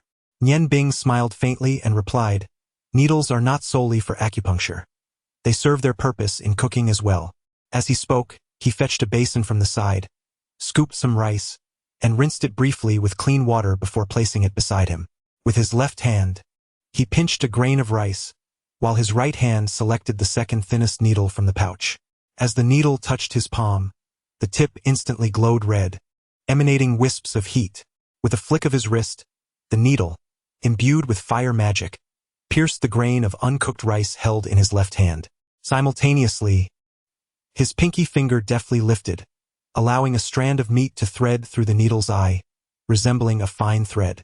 The needle emerged from the opposite end of the rice grain, having successfully threaded it with the meat strand. Swiftly, Nian Bing's movements accelerated, as one grain after another was effortlessly threaded onto the meat strand, creating an exquisite string of rice. The miraculous sight captivated the Phoenix Maiden, her astonishment intensifying. This was no mere cooking but a masterful creation akin to a flawless work of art. With an expression of wonder, she gazed at Nian Bing, exclaiming, "Are you truly preparing a meal? If a common chef were to attempt this, it would take them an entire day, would it not?" Nian Bing chuckled softly. "A day? If it took a day, the pigeon meat would be inedible by then. Merely presenting a dish aesthetically lacks substantial significance. It is only after tasting that one may draw a conclusion." As the two exited the kitchen, The fleeting displeasure that had lingered in the air dissipated in the face of Nian Bing's extraordinary culinary skills. They procured 2 wooden stools and seated themselves in the courtyard. Nian Bing appeared somewhat fatigued, his eyes half closed as he gazed at the towering ancient tree beyond the courtyard wall. The intricate process of preparing the meat required complete concentration. To undertake such a volume of work felt akin to wielding a grand spell. Even he could not articulate why he had chosen to prepare such a laborious pigeon rice dish for Feng Nu. Although it seemed simple, it was precisely in such uncomplicated cooking that a chef's true artistry is revealed. Chapter 10. The Breeze Pavilion, Part 1. From her side view, Feng Nu observed Nian Bing, her previous inattentiveness giving way to realization. She recognized that this tall, golden-haired youth was remarkably handsome. Despite his coarse linen garments obscuring his elegance, the noble aura he exuded was impervious to the limitations of attire. Her heart skipped a beat, for she understood that she would forever remember the focused expression Nian Bing wore while cooking. She softly inquired, "Nian Bing, where do you intend to go after the meal?" Feng Nu, momentarily lost in thought, responded, "You must be referring to De Changxian and Qingfengzhai, right? Dining there is frightfully expensive. I have only heard tales and never set foot inside. However, I am confident they could never replicate your extraordinary pigeon rice dish. How long do you plan to stay here, and where will you go thereafter?" As Nian Bing heard the detailed inquiries from Feng Nu, he turned to glance at her. Feng Nu's delicate face flushed slightly as she quickly replied, "I mean no offense, since we are friends. I simply wish to know where I can find you in the future." Nian Bing smiled and said, "I will remain in the ice and snow city until you have completed the Zhengyang sword. As for what lies ahead, I anticipate traversing every corner of the continent. After 8 years of honing my culinary skills, the practice has concluded. Now, I seek the journey of enlightenment. Even I am uncertain if I can traverse the entire continent within 8 years." Feng Nu seemed to ponder for a moment, reflecting, "In truth, fame is not always a blessing. Take my master, for instance. He was renowned in his time for crafting the celestial forge. Now, generals from various nations take pride in wielding weapons forged by him. Yet what is the ultimate consequence? Each empire strives to confine him within their borders, seeking his assistance in weapon crafting. If it weren't for his immense fame, he would not have been relegated to spending his twilight years in such a place. Before forging the sword of leaving heaven, my master once told me that in any profession, to pursue the pinnacle, one must possess formidable strength as a foundation. Without it, one cannot freely pursue their desires. Formidable strength as a foundation? Nian Bing felt a stirring in his heart, nodding in agreement. Senior Huatian is indeed correct. If one can establish a robust foundation, it enables the pursuit of one's desires more effectively. No wonder I sense that your fighting spirit is quite powerful. It seems that Senior Huatian has invested considerable effort in you." Feng Nu smiled gently and replied, "Your magic is quite impressive as well. Once again, the interplay of ice and fire leaves me perplexed. How do you manage to practice both? Is it not the case that these 2 forms of magic would conflict?" Nian Bing, reluctant to delve into the matter, rose and remarked, "Perhaps there are indeed conflicts, but I only wield rudimentary magic, so the impact is minimal." The harmony of ice and fire was one of his greatest secrets, and he was not inclined to reveal it lightly, even though he had developed a certain fondness for the young woman before him. Their conversation meandered effortlessly, predominantly revolving around amusing anecdotes from their respective training with their mentors. Yet, as Nian Bing recalled that the pigeon rice was ready, a sense of unfulfilled anticipation lingered in the air. "Oh, this is exquisite! What a delightful aroma!" exclaimed the Phoenix Maiden, her beautiful eyes gleaming with desire as she took her first bite of the pearl-like pigeon rice. Nian Bing, unfamiliar with the ways of women, found himself momentarily astounded by the rapidity with which she devoured her meal.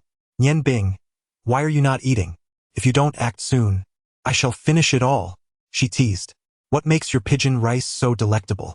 I see you've only added salt." As she continued to eat, she did not forget to encourage Nian Bing to join her. With a wry smile, he replied, "I am indeed eating. The reason this pigeon rice is so delightful lies in the harmonious fusion of the pigeon's nutrients with the rice. The meat is enveloped in the rich essence of the pigeon bone broth, allowing the flavors to meld beautifully. A touch of salt enhances it further, rendering it truly delicious. As he spoke, he too began to partake in the meal, for he was beginning to doubt whether there would be any left for him if he delayed any longer. A whole pot of rice was completely devoured by the two of them. Upon reflection, Nian Bing had consumed merely 30%, while the remaining 70% had all found refuge in Feng Nu's belly. Leaning back against her chair, she breathed lightly, her luscious lips appearing even more vibrant, while a sheen of sweat glistened on her delicate face. Nian Bing, this is exquisite. It is my first time tasting such delectable rice. No wonder Senior Cha was once renowned throughout the realm. Nian Bing replied with a wry smile. My astonishment is no less than yours, Feng Nu. Are all girls this voracious? You must realize that I prepared this meal with your dinner in mind. This was calculated based on my own appetite, yet I never anticipated that we would finish it all. Feng Nu's cheeks flushed crimson as she shot him a glare, pouting, I drink porridge every day. Is it so wrong to enjoy a hearty meal? Who told you not to mention that this was my dinner? Nian Bing chuckled softly. As long as you relish it, that is what matters. For a chef, having their dish completely consumed is the greatest encouragement. You are the first person, aside from my master, to enjoy my cooking. I must take my leave now. The sky is growing dark. If I delay any longer, I might have to spend the night at an inn. After such a feast, you should rest for a while. Nian Bing, Feng Nu suddenly called out as he was about to stand, her eyes reflecting a sense of inquiry. Will you come to see me here often in the future? Now that my master has left, I truly feel very lonely.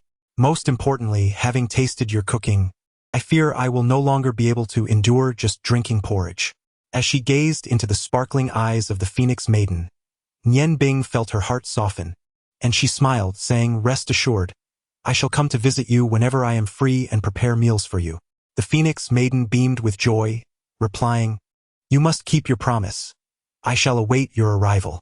Nian Bing, inwardly lamenting her own naivety, realized the formidable power of beauty. It was no wonder that her master had once faltered. However, having made a promise, she felt compelled to honor it. After all, it would only be for about a month, and once the Xinjiang sword was completed, she would take her leave from this place. Henceforth, it would be wise to maintain a distance from women.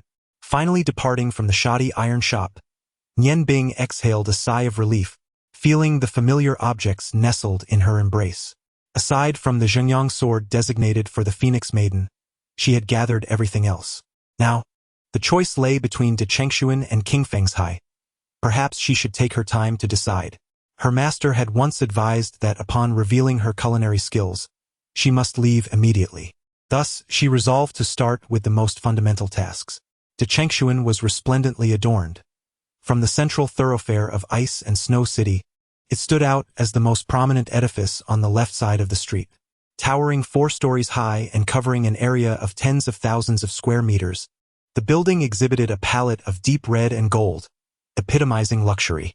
A crimson carpet flowed from the grand hall to the entrance, where 2 imposing stone lions, each standing about 3 meters tall, flanked the entrance. Above the wide 5-meter doorway hung a golden plaque inscribed with the 3 grand characters, De Chengshuan. On either side of the entrance, a couplet adorned the walls. The left read, Golden blossoms and jade do create exquisite dishes, while the right proclaimed, Silver treasures and sweet springs yield marvelous delicacies. For young maidens, clad in flowing red gowns, stood at the entrance, ready to greet guests. Leading a procession of elegantly attired guests inward, this is a favored haunt of the affluent and powerful, a place where their status can be ostentatiously displayed. Opposite the Dechangshen lies the quaint and charming Qing Fengzhai. As its name suggests, while it may lack the opulence of Dechangshen, it exudes a refined elegance. The 3-story establishment is adorned in shades of blue, each detail reflecting its distinctive grace. The sign at the entrance proudly bears the name Qing Fengzhai in bold, vigorous strokes, undoubtedly crafted by a master calligrapher. Flanking the entrance are couplets inscribed on the columns. The left reads, Engaging in jovial discourse, the learned savor green tea, while the right states, Visitors from afar relish the refined establishment. This locale is predominantly frequented by scholars and literati, and its enduring rivalry with Dechangshen stems from its status as a gathering place for the Mage Association. As one of the most esteemed professions, Mages enjoy an exalted position in every nation, and the Mage Association is held in high regard by the imperial families of various empires. Although the associations of each empire operate independently, they wield significant influence within their respective realms. Standing on the central street, Nianbing glanced towards De Changxian on his left and then to Qing Fengzhai on his right, momentarily perplexed about which path to take. In truth, he preferred the elegant ambience of Qing Fengzhai. However, the couplet adorning its entrance already proclaimed the presence of esteemed scholars and visiting literati. Though he could hardly consider himself a novice, having learned to write as a child under his father's guidance, he was far from being a learned scholar, let alone a distinguished one. It seemed that his only option was to proceed to De Changxian. With this thought in mind, he turned and made his way towards the De Changxian on the left. At the entrance of Deshang Pavilion, 8 young maidens were welcoming guests. When Nianbing approached them, their attention was instantly captivated by his handsome visage, as 16 enchanting gazes fell upon him, leaving him somewhat discomfited. One maiden, noticing his awkwardness, couldn't help but chuckle, remarking, "Where did this country bumpkin come from? He is rather good-looking." Another maiden chimed in, her tone considerably more acerbic. "Indeed, he is quite handsome. Surely, there are those who would find him appealing, but alas, this is not a brothel." Those who could dine at Deshang Pavilion were invariably dignitaries and affluent individuals adorned in splendid attire. The maidens stationed at the entrance had long since mastered the art of reading the room. Upon observing Nianbing's youthful demeanor and his humble garb, they discerned he was no nobleman, prompting their ridicule. Nianbing felt a surge of indignation, yet he was not there to engage in a dispute. Suppressing his anger, he inquired, "May I ask if Deshang Pavilion is in search of chefs? I can prepare the ingredients." The first maiden laughed. "Ah, so you aspire to be a chef? Which culinary school did you graduate from?" Culinary school? This was the first time Nianbing had encountered such a term. Had culinary education evolved to the point of formal institutions? He had always understood that chefs were typically trained as apprentices. The maiden cast him a disdainful glance and said, "You don't even know what a culinary school is? Yet you wish to enter Deshang Pavilion? I suggest you leave promptly. This place is not for just anyone." The 8 young maidens, who had previously been adorned with smiles, instantly assumed their positions upon the arrival of the middle-aged man, their expressions vanishing without a trace. The maiden who had been conversing with Nianbing remarked, "Master Liao, this individual wishes to seek employment here, yet he is utterly oblivious to the existence of culinary schools. I was just about to send him on his way." The middle-aged man shot a disdainful glance at Nianbing and impatiently retorted, "Get lost. Do not obstruct my view. You, a pauper, are unworthy even to polish my shoes." A cold light flashed in Nianbing's eyes as he was about to erupt with anger, when suddenly a crisp voice rang out from behind. "Ah, Master Liao has begun to assert his authority once more. I wonder when the beggar Liao has started wearing shoes." Hearing the young woman's scornful taunt, Master Liao was instantly enraged, standing his ground and seething, "Xue Jing, do not presume that your father's support renders you untouchable." Filled with animosity, Nianbing felt the ominous wind generated by Master Liao's threat, fully aware that a direct confrontation could shatter his shoulder blades. However, being cunning and calculating, he refrained from retaliating. Instead, he staggered back with a groan, retreating behind the young woman in red. With a flick of her wrist, the red-clad maiden unleashed a surge of crimson energy, and with a resounding boom, Master Liao stumbled back several steps, nearly losing his balance. The young lady, Xue Jing, disdainfully snorted, "The beggar wishes to bite. If I do not teach you a lesson today, I shall not be called Xue Jing. Miss Xue, for my sake, let it go," he implored. A resounding voice suddenly echoed as another figure emerged from the grand hall. This individual appeared to be in his 50s, of stout stature, adorned in a golden robe intricately embroidered with floral patterns. His face, laden with flesh, framed a pair of small eyes that sparkled with a flicker of intelligence amidst the chubbiness. Xue Jing let out a cold sneer, realizing it was the head steward who had appeared. Well, even when reprimanding a dog, one must maintain a semblance of respect. This time I shall overlook it. Ensure that Liao-san remembers this if I catch you bullying anyone again, humph. As she turned to leave, she caught sight of Nianbing behind her. Observing the flustered expression on his face, Xue Jing remarked sharply, For someone of your size, you truly exhibit a remarkable degree of ineptitude. What has become of today's men? Nian Bing had initially harbored a modicum of affection for Xue Jing, but her domineering words swiftly diminished that sentiment. Just as he was about to voice his thoughts, Xue Jing continued, "Looking for work, are you? Follow me, we are in need of a firewood cutter at Qingfeng's High." With that, she approached her white horse, leading it towards the side entrance of Qingfeng's High. Firewood cutter? Surely not. After years of chopping wood, must he now return to such toil? A bitter smile crept onto Nian Bing's face. Although he had long since grown weary of chopping wood, it seemed that this was his only avenue to enter Qingfeng's High without revealing his culinary skills. With no other option, he resigned himself to follow Xue Jing through the side door. Upon entering through the side door, Nian Bing was immediately enveloped by a subtle fragrance, a scent reminiscent of flourishing vegetation. The air felt remarkably rejuvenated, and as he gazed around, he beheld a landscape dominated by verdant hues, save for a narrow path paved with stones. In the distance lay a modest lake, spanning merely 300 or 400 square meters, adorned with a winding corridor above it and 4 pavilions interspersed in an exquisite arrangement, exuding an air of refined elegance. "What are you staring at? Hurry up," Xue Jing urged, her impatience evident as she finally took in Nian Bing's appearance, inwardly remarking upon his striking handsomeness, albeit lamenting his lack of any discernible skills. It seemed a travesty that such a visage was wasted on one so devoid of talent. "Sister Linger has arrived? Splendid. I was just hoping to find her. Where is she?" Xue Jing's face lit up with excitement. A servant replied, "The great mage Long Ling is in the Lanyue Pavilion." "Yes, miss." With that, Xue Jing dashed away, disappearing through the corridor in the blink of an eye. One servant led her horse away, while another approached Nian Bing, saying, "Please follow me." Nian Bing acquiesced and followed the attendant clad in green as they traversed the pebble-strewn path deeper into the Qingfeng studio. The further he ventured, the more he was captivated by the atmosphere of elegance that permeated the surroundings. Each arrangement revealed the owner's unique creativity, and the layout of the pavilions and towers evoked a sense of understated beauty.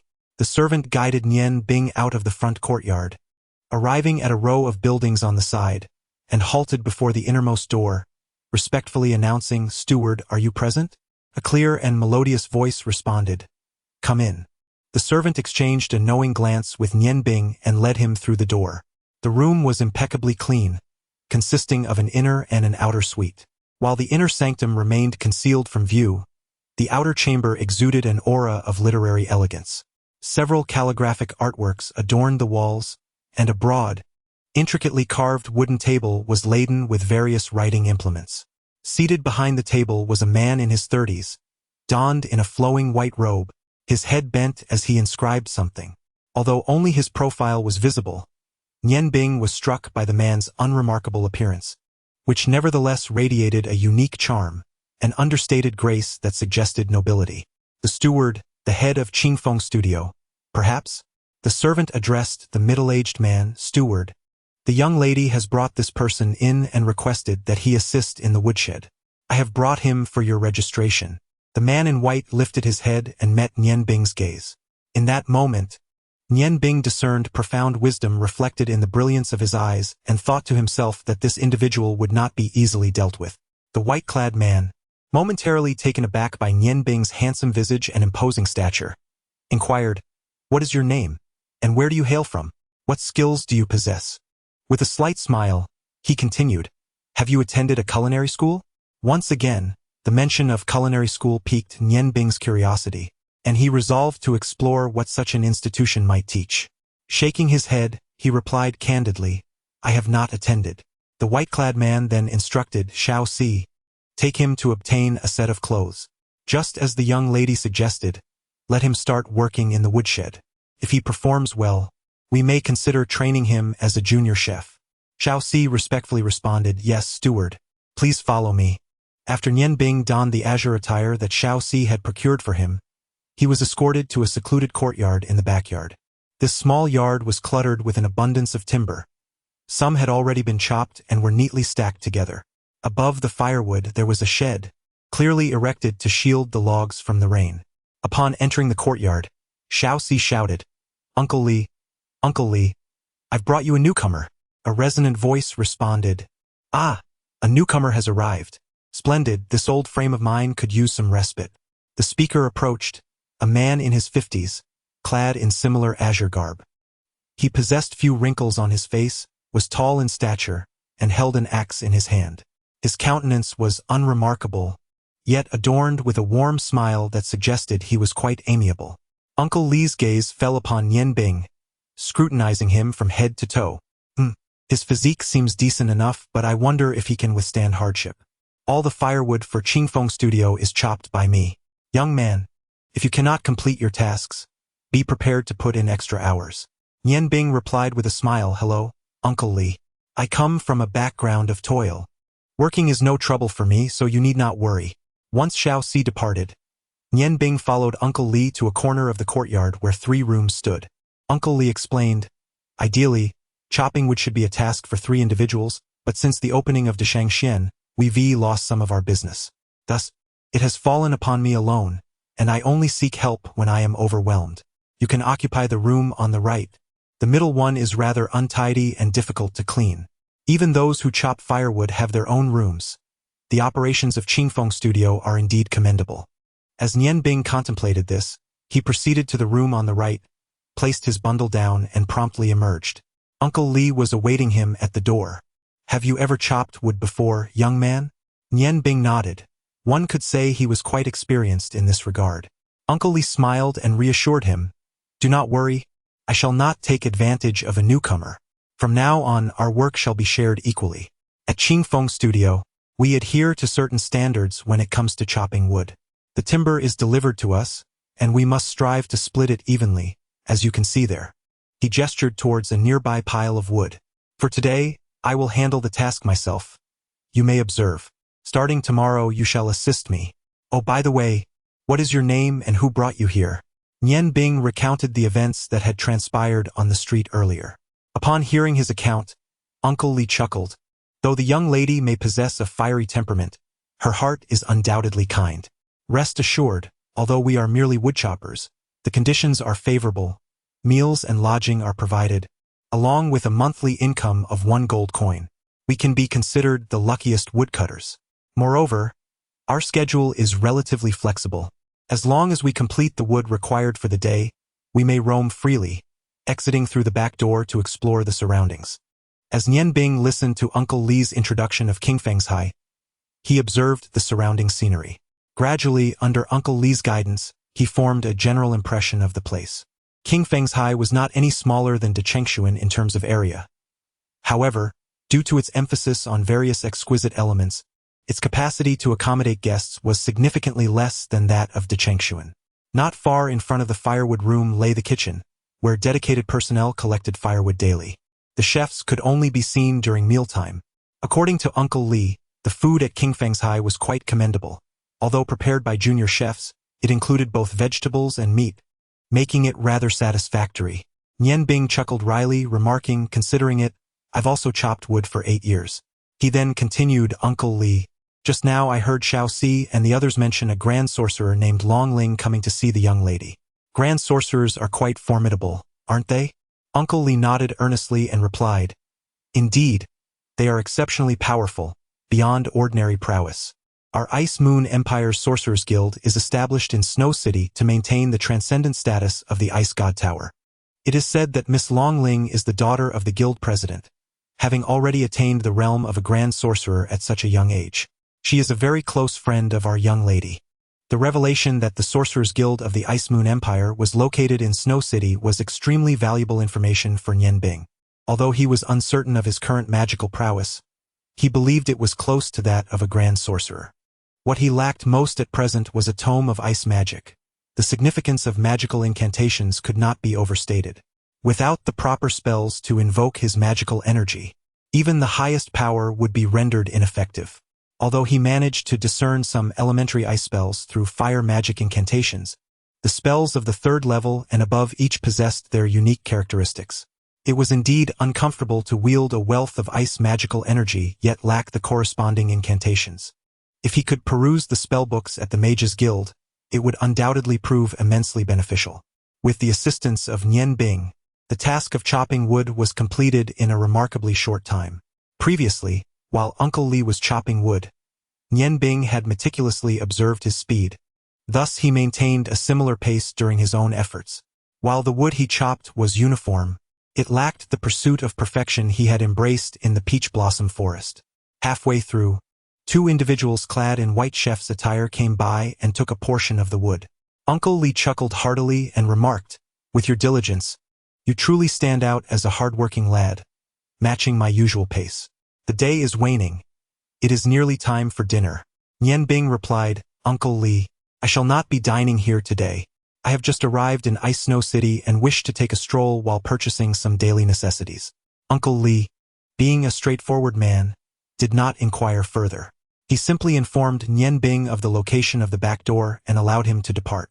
Upon leaving Qingfeng's studio, Nian Bing's eyes sparkled with determination.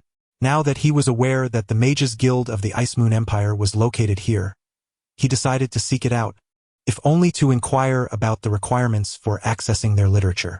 With this thought in mind, he followed the main road and casually asked a passerby, quickly discovering the whereabouts of the Mages Guild.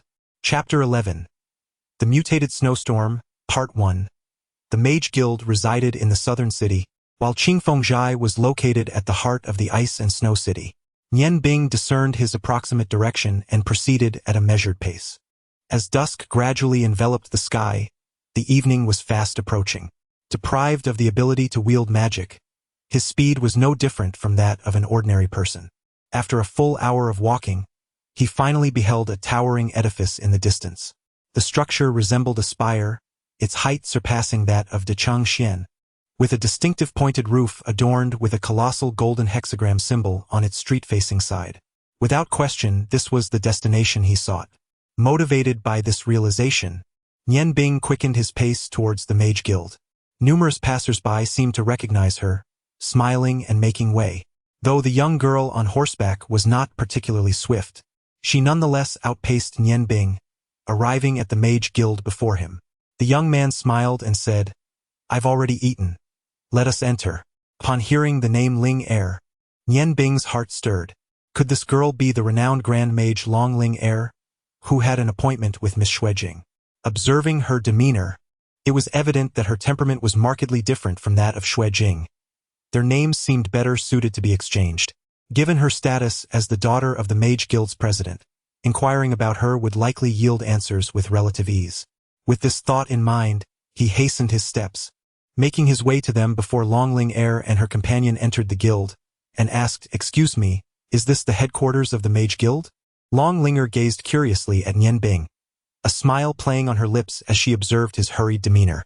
The man cast a glance at Nian Bing and, with an air of arrogance, declared, "Indeed, this is the headquarters of the Mage Guild. What brings you here?" Nian Bing replied, "I wish to inquire about the requirements for accessing the guild's magical tomes." The man's brow furrowed slightly as he responded, "Only members of this guild may peruse the texts, and one must adhere to their own rank. Reading beyond one's level is prohibited." "Are you a mage?" Nian Bing eagerly nodded, "Yes, I am an ice mage. I wonder if I may enter the guild to study?" Having already memorized the first 8 tiers of fire magic, which only an experienced mage could wield, he now sought the incantations of ice magic, hence his claim of being an ice mage. Upon hearing Nian Bing's assertion, the man's expression softened somewhat. "Have you ever joined another guild in a different nation? So you are not welcome here. Otherwise, you may take our entrance examination.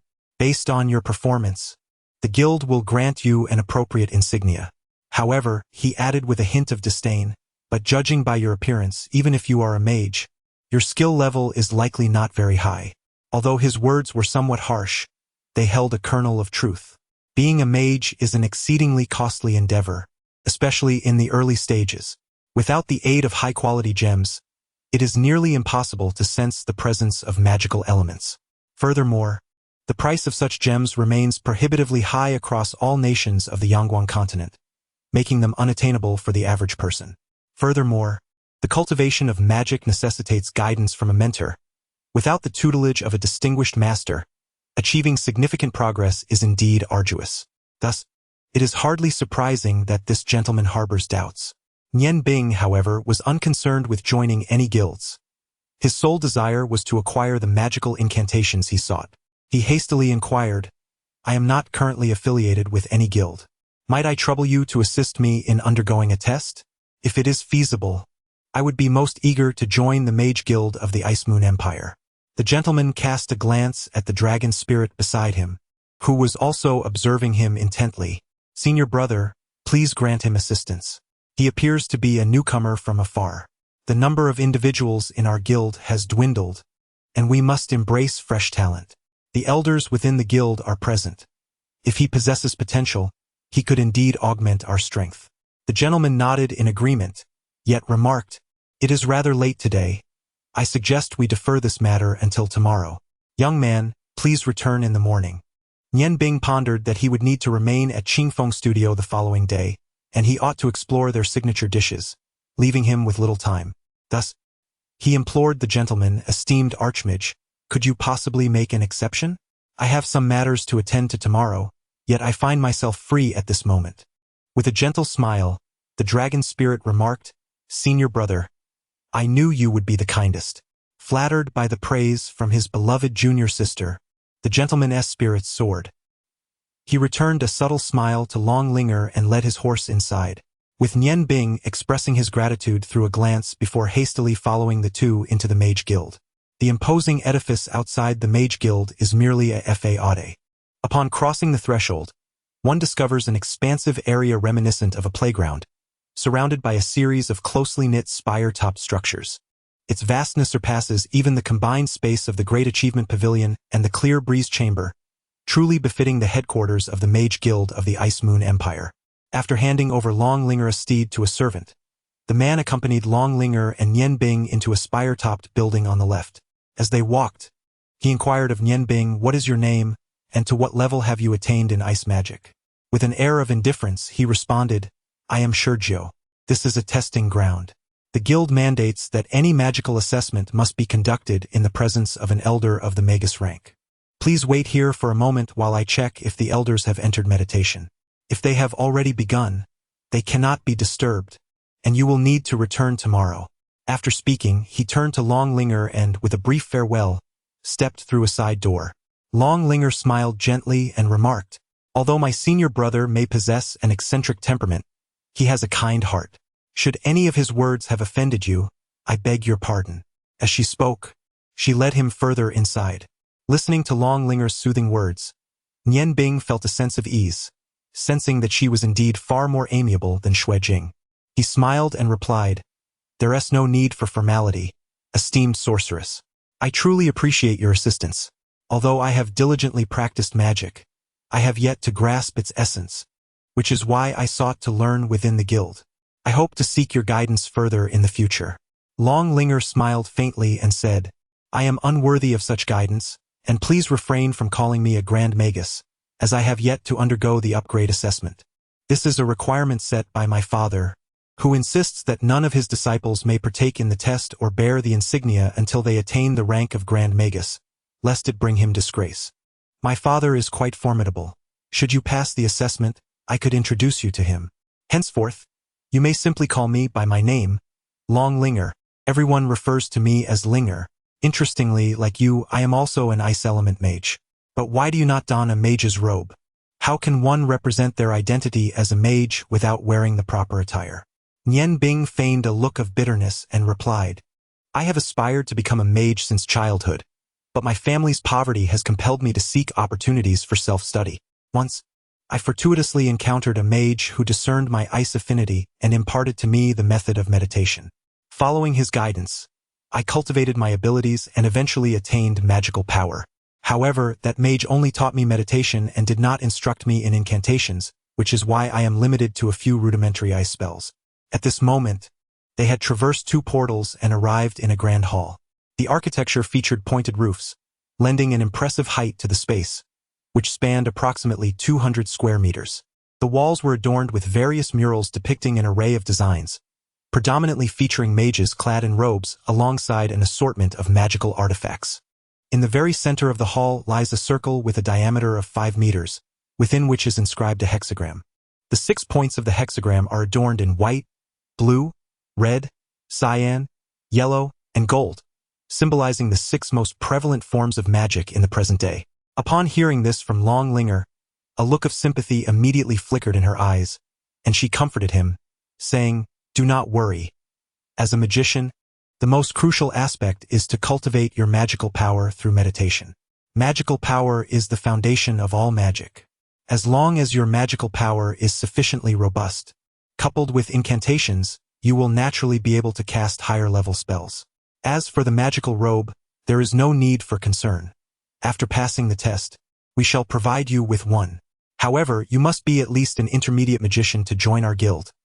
Otherwise, you will have to continue your self-training." Nian Bing nodded, reflecting that he was at least a senior magician. Even if he lacked advanced ice spells, he still possessed 1 or 2 level 4 ice spells, which should suffice for the test.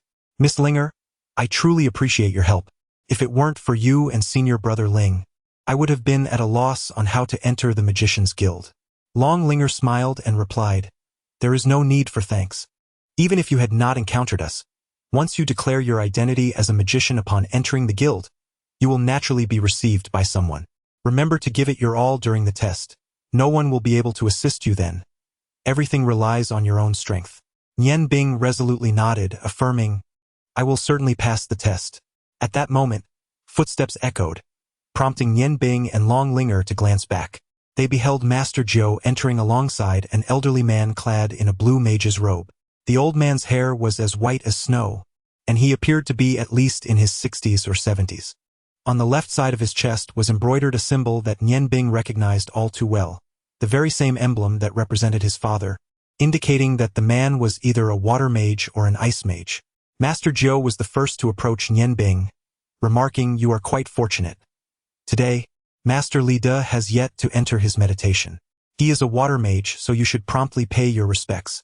In the realm of mages, status is of utmost significance. Any disparity in rank necessitates a bow of deference, a fact Nian Bing had learned from his father. He held a profound respect for the powerful, so he hastily bowed to the elder, saying, "Greetings, esteemed mage." The old man seemed somewhat taciturn, merely responding with a grunt to acknowledge him. Master Zhou then respectfully inquired, "Master Li De, may we commence?" The elder scrutinized Nian Bing with a discerning gaze before extending his hand, instructing, "Channel your magical energy and direct your most potent force into me. I must ascertain the extent of your magical power." Nian Bing nodded in affirmation, extending his right hand to grasp the old mage's withered hand. He cautiously controlled his internal ice magic, separating it from the swirling vortex of ice and fire, directing it toward the elder mage. He was keen to keep the fact that he possessed 2 forms of magic concealed from others. Thus, while unleashing his ice magic, he endeavored to suppress his fire magic to avoid detection. The frigid magical energy surged through his arm, propelled by his mental focus, racing toward Lide, the mage. As the ice magic coursed through his arm, its inherent rotational force exerted a powerful allure over the magical elements in the air, naturally drawing the ice molecules toward Lide. A cerulean glow radiated from around Nian Bing, and the mere emanation of magical light was sufficient to affirm that he possessed at least the prowess of an intermediate magician. Lide's eyes, which had been half closed, suddenly widened in astonishment as he gazed at Nian Bing. He felt the continuous flow of magical energy emanating from Nian Bing's hands, and his surprise deepened. He distinctly recognized that the young man before him, who appeared to be of a similar age to Long Linger, exuded an exceptionally pure magical energy devoid of any impurities. More remarkably, the density of his magic was formidable. Upon entering Lide's body, it proved challenging to dissipate the solid, icy aura with his water magic. Furthermore, the icy magical energy emanated in a gentle spiral, reminiscent of the endless Yangtze River. Given Lide's own capabilities as a mage, he found it somewhat taxing to contend with this peculiar ice magic. Suddenly, Lide spoke, his right hand gently trembling. Nian Bing felt a soft stream of energy surge forth, akin to waves, pushing his hand away from Lide's grasp. Lide furrowed his brow and inquired, "Pray tell, who is your teacher?" Nian Bing, lowering his gaze, replied, "Esteemed Magus, I have no teacher. I once learned meditation from an unknown sorcerer, and since then, I have relied solely on my own exploration and cultivation. Do you think I can pass the test? A peculiar light flickered in Lide's eyes as he responded, Your ability to pass the test will depend on your subsequent performance. Now you may unleash your most esteemed spell, the highest tier magic, to attack me. Remember, magical control is an essential component of sorcery. If you can cast magic but fail to wield it effectively, you cannot be deemed a qualified mage. Aside from his father, this was the first time Nian Bing received guidance from another sorcerer. He nodded eagerly, refraining from using the stone of the ice goddess. Instead, he raised his hand and intoned loudly, "O great ice goddess, lend me your wrath and guide us to the lost shores." Upon hearing his incantation, Lide remained impassive. Yet Longlinger and Shurjiu exchanged astonished glances. Longlinger whispered to Shurjiu, "Senior brother, this must be the spell of blizzards. It belongs to the 4th tier of extensive ice magic, and I have only recently mastered it. If he can wield such magic, his power should be on par with mine. It seems we were right to allow him to undergo the test." Shurjiu's expression darkened, and with a haughty snort, he remarked, "It remains to be seen whether he can truly wield this spell. Perhaps he is merely reciting the incantation with great effort. What significance does mere appearance hold?" Under the influence of the incantation, the temperature of the surrounding air plummeted sharply, as vivid blue light points began to coalesce around Nian Bing's form. Although he did not employ the Sai of the Ice Goddess, his years of training alongside the Stone of the Ice Goddess had forged a profound connection with the gem. Thus, even without direct invocation, the efficacy was only slightly diminished. Snowflakes began to manifest in succession, and Li Da's expression turned grave as he sensed the chilling atmosphere. He retrieved a petite wand, merely 8 inches in length, from within his robes and softly murmured a few incantations. Instantly, a ripple of water-like energy materialized before him. This was no ordinary water wall spell. It was an advanced version, a 5th-tier single-target defensive water magic known as water mirror technique, which not only provided robust protection but could also counteract an opponent's magic to a certain extent. Finally, a blizzard took shape, swirling around Nian Bing with increasing velocity, to the point where his figure became nearly obscured. A radiant blue light emanated from his eyes as he pointed forward with his right hand, and the blizzard condensed into a modest tornado that skimmed along the ground, hurtling toward the mage Li Da. Observing this, Shurjiu scoffed, "Sister, do you see what I mean? Can such a small area truly be deemed a blizzard?" In Longlinger's eyes, a peculiar expression emerged. "No, senior brother, you are mistaken. Father once told me that the blizzard spell not only allows for extensive area attacks and grants ice mages a fleeting ability to traverse the skies, but when one's magical prowess reaches a certain threshold, coupled with adept magical control, it can indeed transform into a single-target offensive spell. Only by employing the blizzard for singular assault can its true potency be unleashed. Father informed me that once I attain such a level, I may advance further along the path of the Magus." Observing the vast expanse of the blizzard coalescing, Li Da's countenance shifted several times. With a flourish of his wand, he recited incantations, conjuring 2 water mirrors to shield himself. Just as the concentrated blizzard was poised to reach him, its advance unexpectedly halted. Amidst the astonishment of the other 3 mages present, the blizzard suddenly ascended, transforming into a swirling vortex that lashed out like a colossal whip, descending upon Li Da's position. Having honed his magical skills over the years, Li Da remained unperturbed in the face of chaos. He stepped forward, raising his wand to elevate the 3 water mirrors above his head, bracing for the onslaught of the blizzard. The blizzard, summoned through the dual essence of ice and fire, rendered each snowflake akin to a razor-sharp blade. While mirrors can reflect light and even energy, they can only collide head-on against such formidable edges. The harsh sound of friction echoed incessantly, and the first mirror of water shattered swiftly amidst the furious swirl of the blizzard. Soon after, the second mirror met the same fate. As the blizzard approached the last line of defense of Li Tai, it showed no signs of abating. The snowflakes became slightly sparser, yet the ferocity of the attack remained undiminished. A tempest filled the entire hall, forcing Shurjiu and Longlinger to retreat to the edges, each casting their defensive spells. At this moment, Nian Bing had elevated his magical power to its utmost limit. Li Ti's eyes shone brilliantly, and his body suddenly twisted. When the final water mirror crumbled under Nian Bing's formidable blizzard, he plunged directly into the storm. Amidst the gasps of the onlookers, a surge of blue waves abruptly manifested. Nian Bing's entire being trembled, and he staggered back a few steps, barely avoiding a fall. The blizzard quietly dissipated within the waves, and the hall returned to normalcy, save for the biting cold. Li Tei appeared not far in front of Nian Bing, contemplative, and remarked, "A 4th-tier spell can compel me to unleash my 7th-tier transform water into heaven. Young man, your control over magic nearly rivals my own. Alas, your magical power has merely just entered the domain of a grand mage." Beside them, Long Linger exclaimed in astonishment, "Uncle Li Tei, are you suggesting that he is a grand mage?" Li Tei nodded and replied, "Aside from you, this is the first time I've encountered a child with such extraordinary talent. Achieving this level of magical power at such a young age is indeed remarkable. His magical prowess is comparable to yours. However, he possesses a far superior mastery of magical control.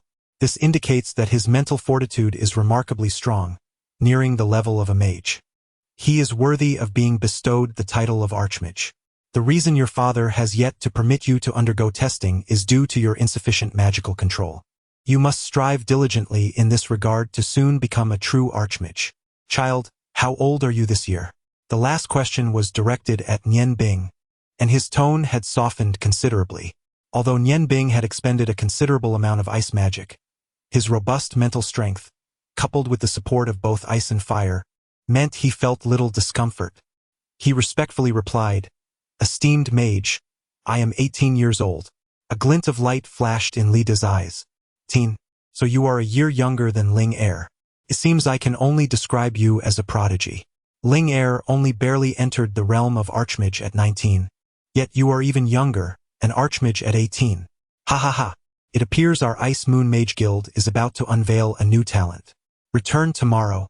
I believe the Guildmaster will be quite pleased to meet a talent such as yourself." Although Nian Bing was eager to read tomes on ice magic spells that night, he understood that he must not rush. He respectfully bowed to Mage Li De and said, "I appreciate your assistance." Beside them, Shi Jiu's expression shifted continuously, his eyes flickering with an elusive light.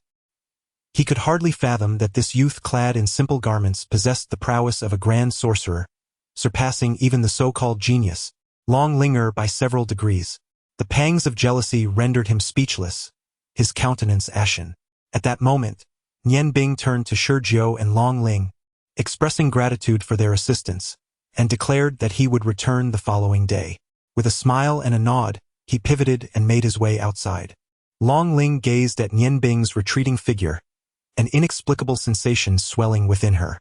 Throughout her life, she had been the cherished princess of the Mage Guild, celebrated as a prodigy of magic. Never had she anticipated that a modestly dressed boy would surpass her in magical prowess. Rather than feeling envious, she found herself intrigued by Nian Bing, curious about the methods he employed to reach such a remarkable level. It was worth noting that Long Ling had been nurtured amidst magical gems.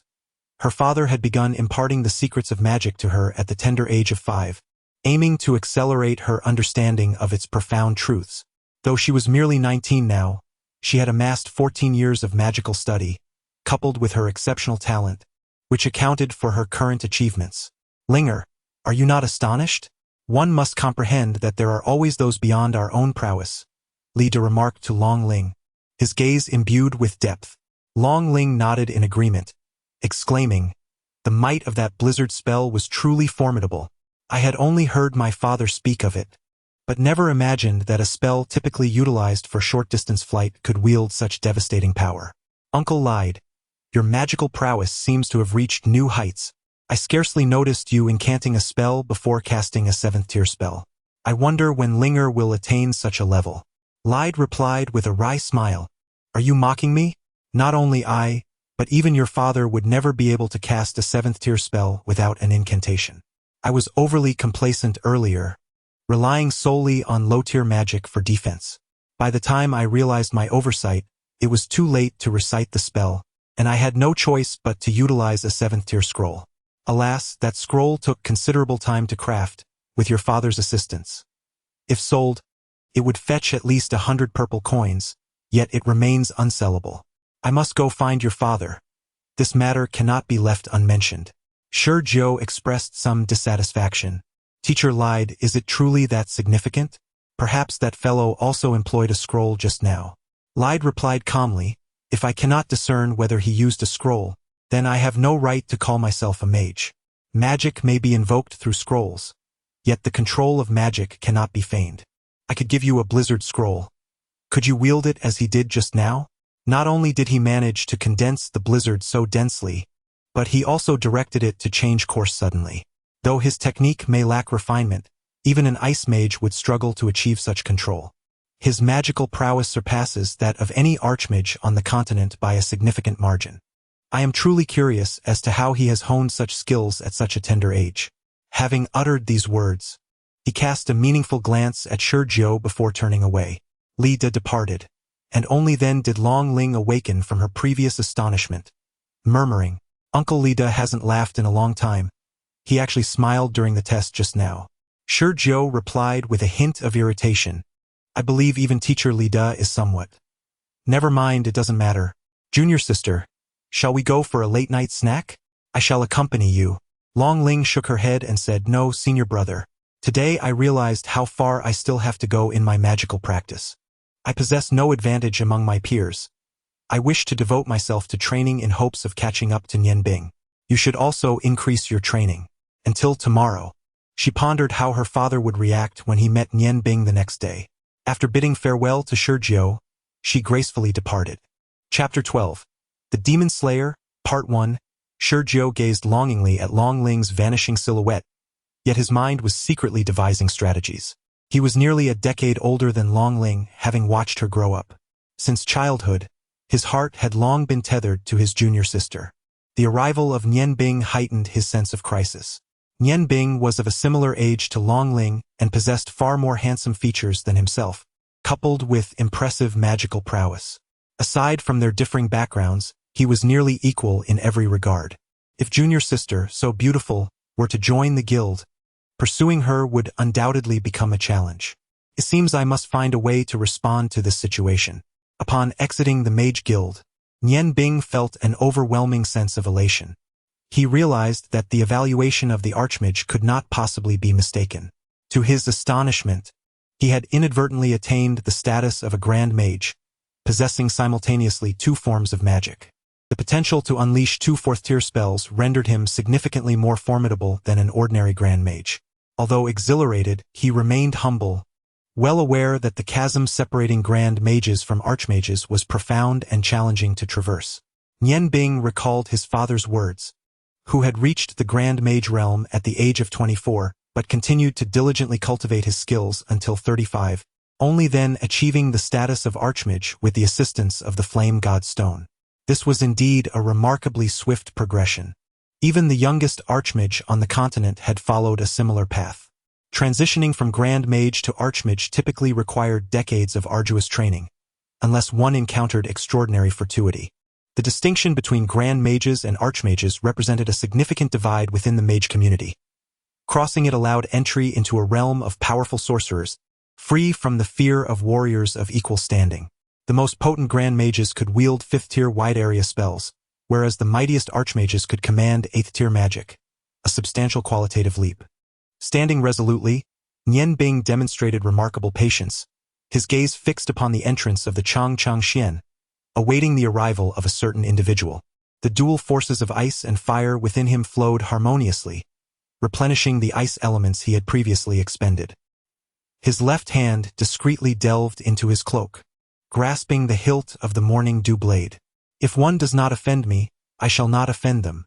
However, should one provoke me, I shall inevitably exact my vengeance. At this very moment, his heart brimmed with murderous intent. After patiently waiting for the better part of an hour, the target finally emerged. Liao San, derisively referred to as the mangy dog by Xue Jing, stepped through the entrance, still wielding his seemingly iron fan. With a flick of his wrist, the fan unfurled, gently patting his chest, stirring the night breeze against his face. The young women stationed at the entrance, upon his appearance, immediately stood upright, daring not to breathe a word. Liao San approached one of the maidens, abruptly lifting her delicate face with his hand, exclaiming, "Are you a zombie?" With such a lackluster greeting, who would dare to visit? "Smile, do you hear me?" The girl trembled slightly, hastily replying, "Yes, yes, Master San, I understand my mistake." Liao San, with a lecherous grin, responded, "It is good that you recognize your error. After work tonight, come to my room, and I shall teach you how to behave in the future." Terror flickered in the maiden's eyes. "No, Master San, I know my mistake. Please spare me." Her knees weakened, nearly causing her to collapse. Liao San seized her collar, furiously declaring, "Damn it, are you seeking death? Serving me is a privilege you have earned over several lifetimes. If you refuse, then you may as well perish." With a swift motion of his fan, he prepared to strike the young woman. Just as he raised the fan, he suddenly felt a tight grip on his wrist. "Damn it! Who dares to stop me?" As he turned around, cursing, a middle-aged man appeared behind him, seizing the fan. This man had a fair complexion and a dignified appearance, yet his eyes betrayed a sinister glint. Upon seeing this individual, Liao San immediately softened, hastily putting on a smile and saying, "Second brother, it's you. This little girl shows me no respect. I was just thinking of teaching her a lesson." The middle-aged man scoffed and replied, "I believe it is you who deserves a reprimand. When will you learn to temper that foul temper of yours? Even a rabbit won't consume food near its burrow. If you wish to pursue women, seek out the brothels yourself. Should you continue to cause a ruckus in the establishment, I shall inform elder brother, and he will confine you. Are you not aware that the boss detests anyone who disrupts his business? Though we three brothers are in charge, if we anger the boss, none of us can shield you from the consequences. Moreover, elder brother has instructed me to warn you. Never again provoke that girl, Shui Jing, from King Feng's High. The Magic Guild supports King Feng's High, and even the boss dares not offend them, let alone you. Should you incite their wrath and attract the attention of a high-level magician, your demise would be utterly in vain." Listening to the middle-aged man's admonitions, Liao San felt a surge of discontent, yet he dared not voice it. "Second brother, there isn't too much happening in the establishment today. I shall take a stroll. I will be more cautious in the future." Liao San chuckled awkwardly, his facial features contorting in a manner more grotesque than sorrowful. "Very well, I shall go. A brothel is a brothel, after all." With that, he continued to fan himself, slapping his ample chest, as he sauntered down the street towards the south. Liao San stirred, and Nian Bing, who had been vigilantly waiting, also moved. With a hand clasping the morning dew blade, he stepped forth from his cloak, advancing slowly in the direction of Liao San, resembling an ordinary passerby. Just as Nian Bing followed Liao San's departure, the head steward, whom he had seen that morning, hurriedly emerged from Dechang Xian. At that moment, the second steward stood at the entrance, managing the guests, and upon spotting him, quickly inquired, "Elder brother, why the haste? Has something occurred within the establishment?" The head steward's jowls quivered slightly as he shook his head. "There is no incident inside the establishment. However, the proprietor just informed me that an exceedingly distinguished guest will be arriving tomorrow. I have been instructed to cease operations for the day. After all the guests have departed this evening, you and Lao San must ensure that the premises are meticulously cleaned, leaving no room for negligence." The second steward paused momentarily and replied, "Elder brother, what sort of guest holds such distinction? The last time Prince Dongming visited, the proprietor did not halt operations. Our establishment is substantial. Closing for a day would result in considerable loss of revenue." The head steward, somewhat exasperated, retorted, "Enough with the inquiries. You shall discover the identity of this guest tomorrow. Follow my instructions precisely without fail. Where is Lao San?" The second steward hesitated, then said, "Third brother." He deemed the establishment to be without pressing matters and expressed a desire to take a stroll. I permitted him to go. With that, the second steward acknowledged and hurriedly pursued the direction in which the third steward had departed. As Liao San walked along, he hummed a whimsical tune, contemplating which brothel to visit that day. Having been chastised by Shui Jing that morning, he was filled with ire. He needed an outlet for his frustration to feel at ease. Turning a corner, he entered a narrow alley, well acquainted with the terrain, knowing that it led directly to the finest brothel in the vicinity. Stop! You have reached the end. A cold voice echoed from behind him. A chill ran down Liao San's spine as he instinctively turned, raising his fan defensively. Before him stood a figure cloaked in black, discernible in the moonlight as tall and broad-shouldered, adorned with a white skull mask. Startled, he exclaimed, "Who the hell are you? Trying to frighten me? I'll cleave you in two." "Cleaving me, you say? I dare say it is you who shall meet your demise first." The figure raised his right hand, and a crimson glow suddenly illuminated the night, revealing a fireball forming in his palm. The sphere swelled rapidly, growing to the size of a human head. The skull mask on the black-clad figure appeared even more sinister in the fiery light. Liao San, taken aback, retreated a few steps, attempting bravado as he stammered, "You are a sorcerer. Is it the people from King Feng's High who sent you to deal with me?" The figure replied coldly, "No, it is fate that seeks to confront you. You need not know my identity. Your life has reached its conclusion. Go to hell and inquire there." The flames erupted violently, the fireball roaring as it rushed toward Liao San with alarming speed. Liao San, a man of considerable experience, was enveloped in a brilliant yellow glow. With a powerful flourish of his large fan, he aimed directly at the fireball. Although wizards held esteemed positions, a warrior was not at a disadvantage in one-on-one combat unless facing a super wizard. Therefore, Liao San felt no fear. He was confident that his fighting spirit would easily dispel the fireball, after which he could strike down the wizard. As the fireball surged toward him, just as it seemed destined to collide with Liao San's fan, its trajectory abruptly shifted from a direct charge to an upward arc, tracing a graceful curve. Consequently, Liao San's infused strike met only air, and instead, he forcefully struck the adjacent wall.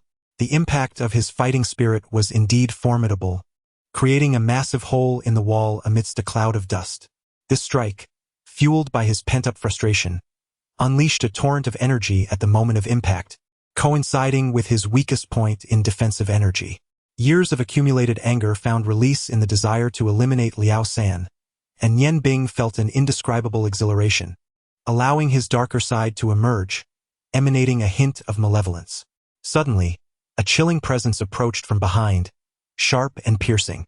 Though it had yet to make contact, Nian Bing sensed a dull ache spreading across his back. Without hesitation, he swiftly drew the morning dew blade from his cloak, its azure light casting shimmering shadows behind him. At that moment, everything felt as if it were kindling. Slowly lowering his raised hand, the second shopkeeper radiated the same yellow glow as Liao San, advancing step by step towards Nian Bing. The same fierce spirit, in him, appeared far more intense than in Liao San. As he walked, his gaze fixated on the skull mask adorning Nian Bing's face, he coldly inquired, "Who are you? Why have you targeted my third brother? Speak. Did King Feng's High send you? King Feng's High? Do you truly believe they could command me?" Despite being in a passive situation, Nian Bing remained composed, firmly standing his ground as he peered through the mask's hollow openings at the second shopkeeper before him. "Not from King Feng's High? Then who are you? Why do you wish to kill my third brother? You may choose silence, but I assure you, I will make you wish for neither life nor death." The tone of the second shopkeeper grew even colder. Nian Bing replied calmly, "I am an assassin. You may refer to me as the Demon Slayer. I have already taken a life today and wish to refrain from further violence. Until we meet again." Without warning, crimson flames erupted into the air, surging towards the second shopkeeper like a colossal wave. Well acquainted with Liao San's capabilities, the second shopkeeper knew that while he was not inferior, the mysterious figure claiming to be the Demon Slayer had just claimed a life before him. Upon seeing the wall of fire crashing towards him, he dared not underestimate the threat. He swiftly discarded his broken sword, gathering all his energy and launching a fierce counterattack against the fiery onslaught. After a moment's respite, the ache within him began to subside as the healing magic took effect. The name Demon Slayer, a moniker conjured in haste, etched itself deeply into his mind. He silently vowed that one day, the Demon Slayer would descend upon the transcendent ice god tower, bringing death to those who had once harmed his parents. Lost in thought, he swiftly shed his garments, enveloping the mask within them, and proceeded cautiously towards the back entrance of King Feng's High. As this notion crossed his mind, he discreetly turned, ready to depart, when his foot inadvertently brushed against the edge of a cluster of flowers, producing an almost imperceptible sound. Who? Nian Bing silently lamented, hastily tossing the black cloak and mask into the foliage. Just as he completed this action, a crimson cloud leapt over the garden wall, gracefully materializing before him. Directed by the red light, Xuejing's sword rested against Nian Bing's neck, the swirling aura of fighting energy rendering him motionless. Xuejing evidently recalled Nian Bing's handsome visage, her brow furrowing slightly as she remarked, "It's you. Were you not assigned to assist in the woodshed? Why have you ventured out at such an hour instead of resting?" Suddenly, Xuejing called out to Nian Bing, causing him to stiffen, his heart racing at the thought that she might have seen the items he had discarded in the foliage. "Surely not, it's too dark. And she isn't a night owl." Turning to her, he inquired, "Miss, do you have further instructions?" Xuejing scrutinized Nian Bing for a moment, and in an unexpected flash, she darted forward, catching him off guard and seizing the collar of his garment. The sensation of soaring through the clouds was familiar to Nian Bing when wielding the blizzard, yet experiencing such passivity in being grasped was a first for him. Instinctively, his right hand sought the morning dew blade concealed within his attire, while his left prepared a spell, ready to respond in the swiftest manner should Xuejing intend him harm. Xuejing lightly landed on the garden wall, gracefully accompanied by Nian Bing, as they entered the garden. Enveloped in a cloak of crimson energy, they effortlessly ascended to the eaves of an octagonal pavilion within the garden. Gently placing Nian Bing aside, she whispered, "Remain seated and do not move." In truth, Nian Bing would not have dared to stir, for the pavilion stood at a height of 4 or 5 meters. A fall would be decidedly unpleasant. He was perplexed as to why Xuejing had brought him here, but at that moment he could not inquire, and instead cautiously began to apply one healing spell after another upon himself, prepared to respond to any sudden changes. Xuejing rested her elbows on her bent knees, her enchanting gaze fixed upon the luminous full moon in the sky, her eyes shimmering with a dreamy light. Nian Bing discerned that she seemed to harbor some unspoken thoughts. "Why are you silent?" Just as Nian Bing pondered the mysteries of magic, Xuejing's voice suddenly pierced the air, startling him into instinctively sidestepping. His foot slipped, and with a gasp, he began to slide toward the edge of the pavilion. In a moment of lost balance, he frantically grasped at anything, inadvertently clutching Xuejing's skirt. The unexpected tug startled her. As Nian Bing slid down, she too was taken aback, feeling her body lurch as she was pulled downwards alongside him.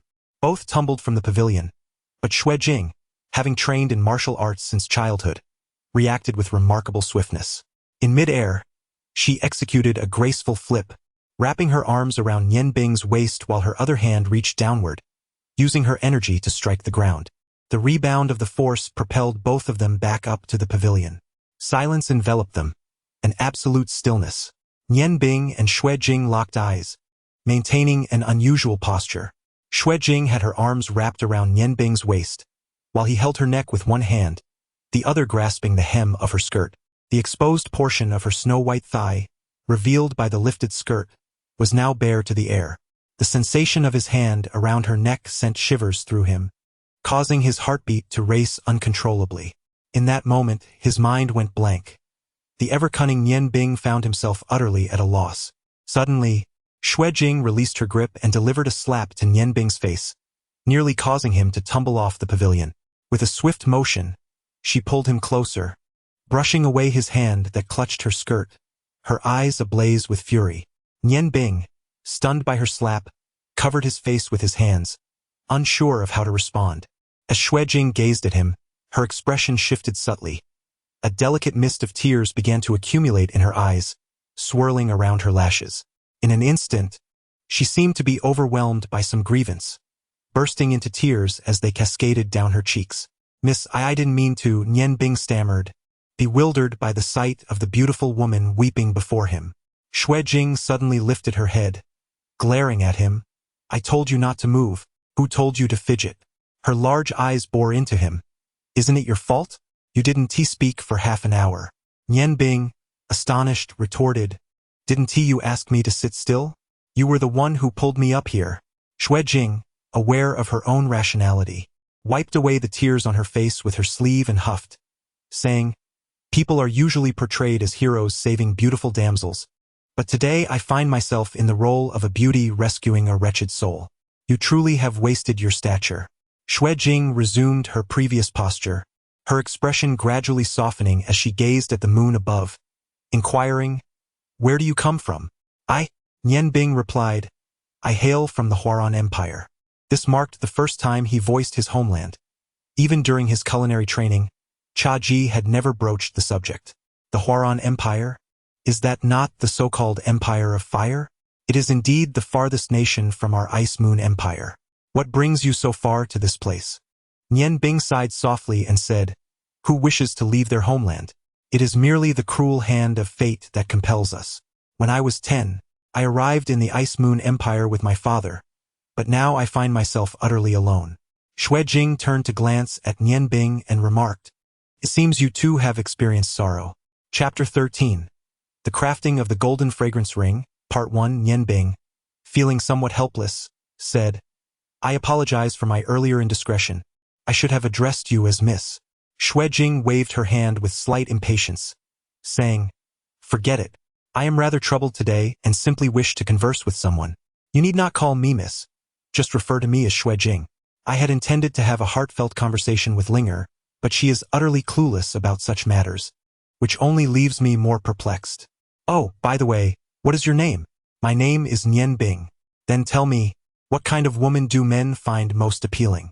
After gathering her courage to ask the question, Xue Jing's delicate face instantly flushed with a rosy hue. Nian Bing thought to herself that the young lady of King Feng's might be experiencing the stirrings of spring.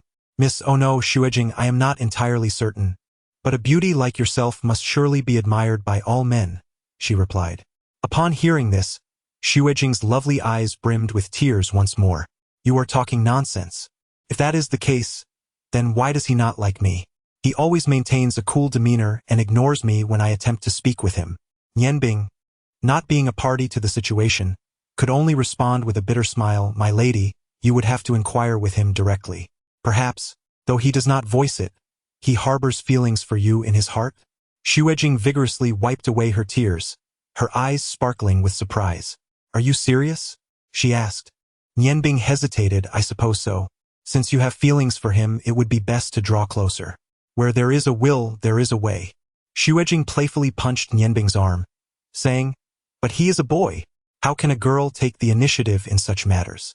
You just said that a girl as beautiful as me would surely attract all men. Do you not like me?"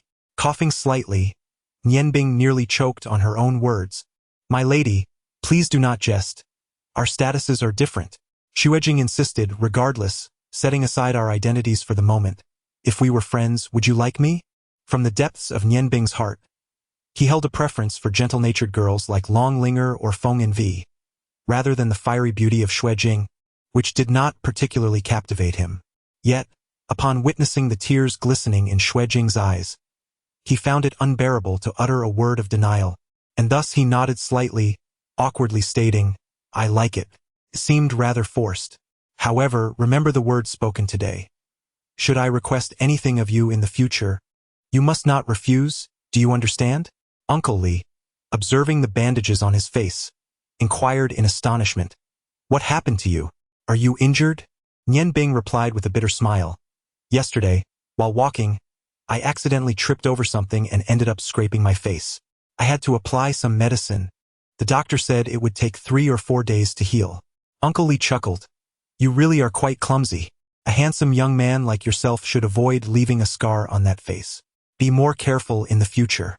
Now let us go have breakfast." Indeed, Nian Bing was hungry. The last meal he had was yesterday at noon with Feng Nu. Under Uncle Li's guidance, the two made their way towards the kitchen.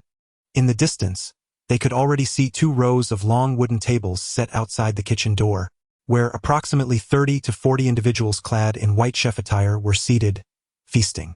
Nian Bing remarked, "The kitchen staff certainly rises early." Uncle Li replied, "Of course, they must rise early.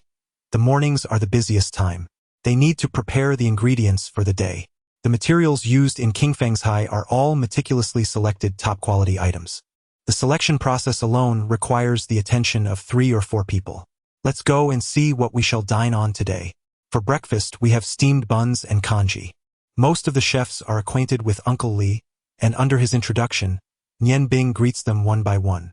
When Uncle Li leads him to the last wooden table, Nian Bing notices that only one person is seated there for a meal, while the other chefs have conscientiously chosen to eat at different tables, keeping to themselves. Nian Bing, this is our head chef at King Feng's High, renowned as the culinary king, Chef Ming Yuan. Please make his acquaintance promptly. Chef, this is Nian Bing who has recently joined me. He is quite diligent, and I hope you will look after him in the future. Uncle Li earnestly introduces Nian Bing. Chef Ming Yuan is of average build, neither stout nor thin. Upon hearing Uncle Li's introduction, he lifts his gaze to Nian Bing. He appears to be in his 40s, though his features are unremarkable. His eyes convey a sense of familiarity to Nian Bing. He recognizes that same gaze from Cha Ji, albeit Chef Ming Yuan's eyes lack the depth of expertise that Cha Ji possesses. Cha Ji once remarked to Nian Bing that a capable chef's eyes differ from those of an ordinary cook, a reflection of their long-standing dedication to the culinary arts. He explained that although Nian Bing has mastered the techniques, he still lacks in timing and intuition, and that such intuition requires an inherent understanding to cultivate. Chef Ming Yuan's demeanor appears rather indifferent as he offers Nian Bing a slight nod before returning to his breakfast. Uncle Li guides Nian Bing to a nearby table, and the two begin to eat. The steamed buns, filled with meat, are rather lacking in flavor. However, when one is hungry, anything that can satiate is already sufficient. Uncle Ming, what delightful breakfast do we have this morning? Is there a portion for me? Upon Snow Jing's arrival, all the kitchen staff promptly halted their tasks, rising to pay their respects, except for Ming Yuan, who remained seated. With a hint of indulgence, he gazed at Snow Jing and remarked, "My dear girl, hasn't your breakfast already been delivered? Why have you come here to ask for more? Do you have something to discuss with me?" At that moment, a faint smile graced his otherwise icy demeanor. Although Snow Jing had not slept the previous night, she appeared utterly vibrant, devoid of any signs of fatigue. "Is it wrong to seek you out for no reason? Your niece simply misses you." Ming Yuan laughed heartily, replying, "Miss me? I suspect it's my delectable treats you crave. So what will it be today? Would you like wo-wo, candy rolls, or golden fragrant rings? I've got some free time this morning to prepare them for you." Upon hearing the names of the three pastries, wo-wo, candy rolls, and golden fragrant rings, Nian Bing felt a stir of curiosity. He recognized two of them. Candy rolls and golden fragrant rings were renowned snacks, yet very few could master the precise technique required to prepare them well. However, he wondered about wo-wo. Given Ming Yuan's reputation as a culinary genius, he was eager to learn the method behind this dish. After a moment's contemplation, Snow Jing declared, "Uncle Ming, I would like to have golden fragrant rings. You know how much I adore them. Why not teach me how to make them?" Ming Yuan feigned a look of horror and replied, "Perhaps it's best to reconsider, unless your father agrees to let the kitchen of Qingfeng be burned down. Only then would I consider teaching you. Otherwise, Uncle wishes to live a few more years to treat you to delightful delicacies on several more occasions. However, my dear girl, while the fragrant rings are indeed crispy and indulgently oily, the excess oil may not be beneficial for your skin." Xuejing chuckled softly and replied, "But I don't eat them every day. Indulging occasionally is perfectly fine. I assent to it." Ming Yuan rose from his seat and said, "Very well. Come with me. I shall prepare them for you right away. The ingredients are readily available." Xuejing smiled subtly and leaned close to Ming Yuan, whispering a few words in his ear. Upon hearing her, Ming Yuan's brow furrowed slightly, his gaze drifting toward Nian Bing in the distance. After a moment's contemplation, he remarked, "You little troublemaker, always finding ways to complicate matters. Nonetheless, I shall only make them this once. How much you learn thereafter is entirely up to you." Xuejing beamed, "I knew you would be the best, uncle." Ming Yuan retorted with a hint of exasperation, "Just don't let that pretty boy enchant you too much. You are truly impossible, my dear." With that, he strode towards the kitchen.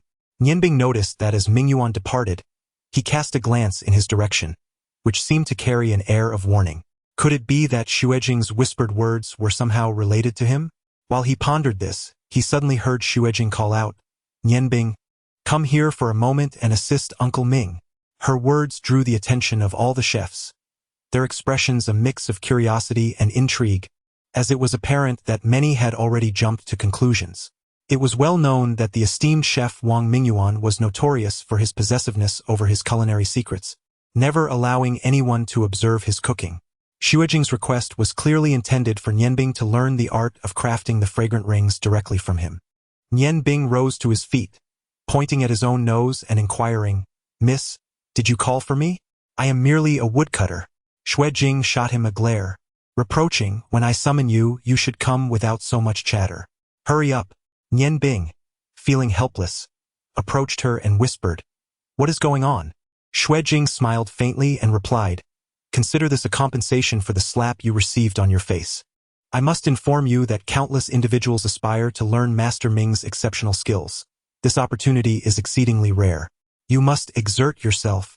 As long as you grasp even a fraction of it, you'll possess the means to earn a livelihood. If you excel, I will request Master Ming to transfer you from the woodshed to the kitchen." Nianbing regarded Xuejing with a peculiar expression. This fiery-tempered girl seemed to possess a charming side. Xuejing's cheeks flushed slightly as she playfully shoved Nianbing, urging, "Let us move quickly. Do not misconstrue my intentions. You accompanied me for half the night yesterday and I struck you, so I am merely repaying you. Moreover, I may require your assistance in the future." As they continued their conversation, they entered the kitchen. Qingfeng Restaurant, renowned for its culinary excellence, boasted a kitchen spanning over 1,000 square meters. Despite its vastness and the array of ingredients neatly arranged, the space exuded an aura of meticulous orderliness, with various utensils impeccably organized. Xuejing tugged at Nianbing as they ventured deeper, explaining, "Master Ming does not typically cook himself. Only esteemed guests are fortunate enough to savor dishes crafted by his own hands. Of course, I am the exception." The cooking area of Mingyuan was concealed by a curtain, clearly indicating his desire to keep his culinary techniques hidden from prying eyes. Nianbing shook his head inwardly. Such renowned chefs were so miserly, one wondered how their culinary arts could ever flourish. Xuejing and Nianbing lifted the curtain and entered the approximately 20 square meter private cooking space of Mingyuan. He cast a cold glance at them and said to Nianbing, "I will only demonstrate once. Pay close attention. How much you learn depends entirely on your own aptitude." As soon as he finished speaking, his hands began to move with remarkable speed. Nianbing understood well that while the ingredients were secondary, the most crucial factor was the quantity used. The technique of kneading the dough was also of great significance. The wrist must possess strength, and the order of the kneading motions would result in varying outcomes. Although the preparation of the golden fragrant rings had only just commenced, Nianbing had already discerned much, silently nodding in appreciation. Indeed, a master was truly a master. It seemed his visit to the Qingfeng studio was not in vain. Mingyuan's movements accelerated, the dough morphing into various shapes at his hands, sometimes elongated, at other times flat. There was not a moment of pause. Whereas an ordinary chef would require an hour and a half of resting time after kneading the dough for the golden fragrant rings, Mingyuan's continuous kneading was a testament to his skill, as he sought to eliminate the resting phase. This demanded an extraordinary level of expertise and a profound understanding of how the dough and various seasonings would blend. With this alone, Mingyuan had already proven that the title of Master Chef was not bestowed upon him without merit. At last, after approximately 15 minutes of kneading, the dough took on an oval shape as it rested on the countertop. Mingyuan appeared remarkably composed, seemingly unaffected by the vigorous exertion of the past 10 minutes. Casting a glance at Nianbing, he remarked, "Pay close attention. The next steps are crucial." As he spoke, he ignited the stove with a flint and set a clean iron pot atop the flames, pouring in half a pot of oil. With a sturdy rolling pin, approximately 1.5 meters in length, in hand, he executed a few simple motions, transforming the dough on the countertop into flat discs. His movements were swift, clearly indicating that Mingyuan did not wish for Nianbing to glean too many techniques from him. Grasping a specialized knife for making dough, he deftly sliced the discs into strips about 2 inches wide, placing them onto the countertop. Pressing down on one end with one hand while supporting the other end with the other, he rolled the strips into elongated flat pieces, approximately 2 inches thick, and cut them into segments about 1.5 inches wide. Each pair of segments was stacked together, and with a quick motion of the small knife, He made a cut down the center, ensuring that the two sides remained slightly connected. At this moment, the oil had reached a temperature of about 50% heat. With a flourish of his right hand, the semi-finished golden rings gracefully slid into the pot. A pair of chopsticks, seemingly appearing from nowhere, leapt into his left hand. As he supported the center of the dough with the chopsticks, it magically transformed into a circular ring, resembling a bracelet, continuously rotating under the influence of the chopsticks. Meanwhile, his other hand was not idle. One golden ring after another entered the pot. Xue Jing hurriedly grabbed a plate, as the golden brown rings emerged one after another, filling the air with an irresistible aroma that stirred the appetite of all present. As the 10th golden ring emerged from the pot, Mingyuan ceased his actions, extinguishing the flames while addressing Xue Jing. Jingjing, do taste this and see if your Uncle Ming's skills have waned. Xue Jing chuckled, replying, Uncle Ming's craftsmanship is unparalleled. How could it possibly decline? Suddenly, she noticed Nianbing, who, upon the first golden ring's emergence, had completely forgotten everything, utterly absorbed in Mingyuan's culinary prowess. At that moment, he held a pair of chopsticks, lifted a golden ring, took a bite, and nodded in approval, murmuring to himself, aromatic, flaky, crisp. It crumbles at the slightest touch. Indeed, a masterful skill. Mingyuan, astonished that Nianbing had audaciously indulged in the golden ring first, was about to express his discontent, only to hear Nianbing continue. Delicate hands roll it into jade shapes, deep-fried in emerald oil until tender and golden. Last night, in spring slumber, there was no lightness or weight, as the enchanting beauty entwined her arms with gold. Ah, indeed, these are exquisite golden rings. Xue Jing, dissatisfied, exclaimed, Nianbing, what are you doing? Who permitted you to consume my breakfast? Startled, Nianbing snapped back to reality, hastily stuffing the golden ring into his mouth, setting aside the chopsticks, and mumbled apologetically, I beg your pardon, Mississippi. The head chef's artistry is simply too extraordinary, hence I. As he spoke, he quickly swallowed the golden ring, his expression tinged with embarrassment. Mingyuan gazed at Nianbing in astonishment and asked gravely, Who are you?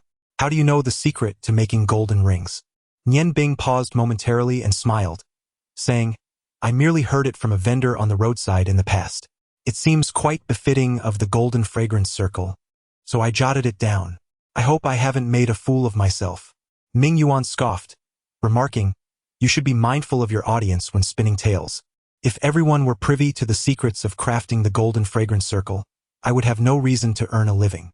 Xue Jing, astonished, gazed at Nianbing, about to speak, when hurried footsteps echoed from outside. Miss, Chef, something's amiss.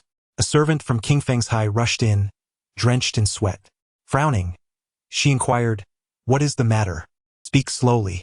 The servant gasped for breath, saying, Miss, we just received word that, for reasons unknown, the lord of the city has suddenly sealed all 4 gates of Ice and Snow City, prohibiting anyone from entering or exiting. Moreover, Decheng Xian has unexpectedly ceased operations today, and I heard that their 3rd manager passed away suddenly last night. At this moment, Nianbing and Mingyuan had also stepped outside. Mingyuan calmly addressed Xue Jing, saying, Do not panic. Let us go find your father and see if he has any insights into the situation. Decheng Xian. The opulent hall appeared unusually somber today. The entire area was impeccably tidy, and among dozens of tables, only one large table at the center was occupied. Over 10 individuals stood respectfully behind a solitary seated figure. Before her sat a woman with cascading white hair, resembling a statue exquisitely carved from ice and jade. Draped in a long robe adorned with golden trim, she emanated an aura of cold elegance and nobility, her breathtaking visage evoking no thoughts of defilement. A mist of frost seemed to swirl around her, and her eyes remained closed, rendering her presence painfully distant and unapproachable. Among the 10 or so individuals standing behind her, only one, a sorcerer clad in a cerulean robe, appeared at ease, while the others displayed an air of trepidation. The sorceress' robe bore a golden hexagram, at its center an embroidered vortex that seemed to ascend, exuding an air of opulence.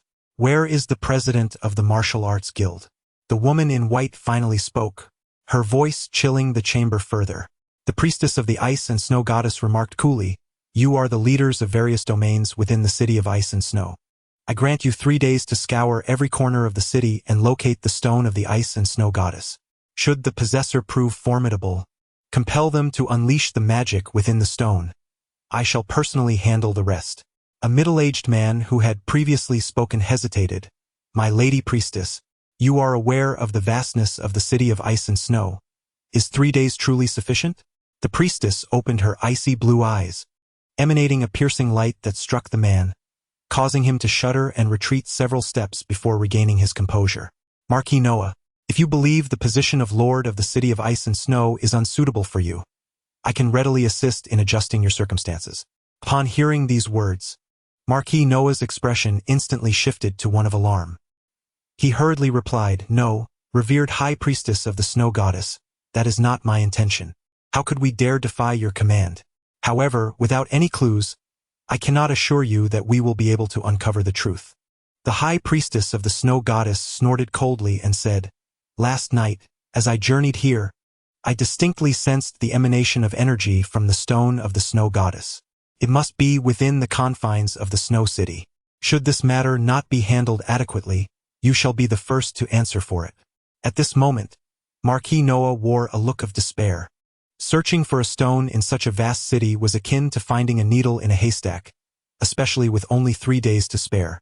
The city being sealed for 3 days would undoubtedly have a profound impact, causing the very operations of Snow City to falter. Yet, he had no other course of action. Reasoning with the High Priestess of the Snow Goddess would yield no results. Reluctantly, he nodded and said, "I shall do my utmost." "Revered High Priestess, there is something I am uncertain whether to mention." A humble voice emerged from behind. It belonged to the second manager of Deshangxian, who had been standing behind the first manager. His sudden interjection drew the attention of those in front. One elderly man clad in golden robes spoke sternly, "Impudent! You have no place to speak in the presence of the High Priestess." The second manager's eyes revealed a hint of trepidation, and he quickly replied, "Yes, esteemed master. Let it be. If it pertains to the stone of the Snow Goddess, allow him to speak." The gaze of the Ice and Snow Goddess priestess fell upon the second manager, who felt an icy chill enveloping him, as though he stood exposed before all, devoid of any secrets. Yes, revered priestess," he stammered. "It is as you say. Last night, my third brother, the third manager of Deshangxian, was suddenly murdered by a sorcerer." "What kind of magic was employed?" the priestess inquired succinctly. The second manager hesitated before responding. "I am not well versed in magic. It seemed to be a large fireball." The owner of Deshangxian retorted angrily, "Are you out of your mind? Did not the priestess just state that only matters pertaining to the ice and snow goddess stone are relevant? Depart at once and do not waste the priestess's time." Desperate, the second manager implored, "No, boss, please let me finish. Though my brother perished beneath the fireball, it is curious that while his body was engulfed in flames and charred beyond recognition, his head remained unburned, instead cloaked in a layer of frost that persists even now. Perhaps. A glint of cold light flashed in the eyes of the ice and snow goddess priestess as she coldly commanded, "Bring the body forth for me to examine." "Yes, revered priestess." The owner of Deshangxian promptly acquiesced. In a short while, the corpse of Liao San was brought forth. Under the scorching flames, the body had already been reduced to a charred state, and a foul odor wafted into the air, prompting those present to instinctively cover their noses. A delicate veil of white light enveloped the body of the snow goddess priestess, and without any apparent gesture, her slender form gracefully approached the lifeless figure. Like a spring onion, her jade-like hand emerged from her robe, descending to press downwards, as her mental energy instantaneously cloaked the charred body through the medium of ice elements. While others may not have sensed anything amiss, Long Ji, the Wind Mage and president of the Ice Moon Empire's Mage Guild, was profoundly astonished. Although his esteemed position had afforded him previous encounters with the Snow Goddess Priestess, who served as the Imperial Mage of the Ice Moon Empire, this was the first time he witnessed her casting magic without incantation. Truly, she was deserving of the title of the continent's foremost sorceress.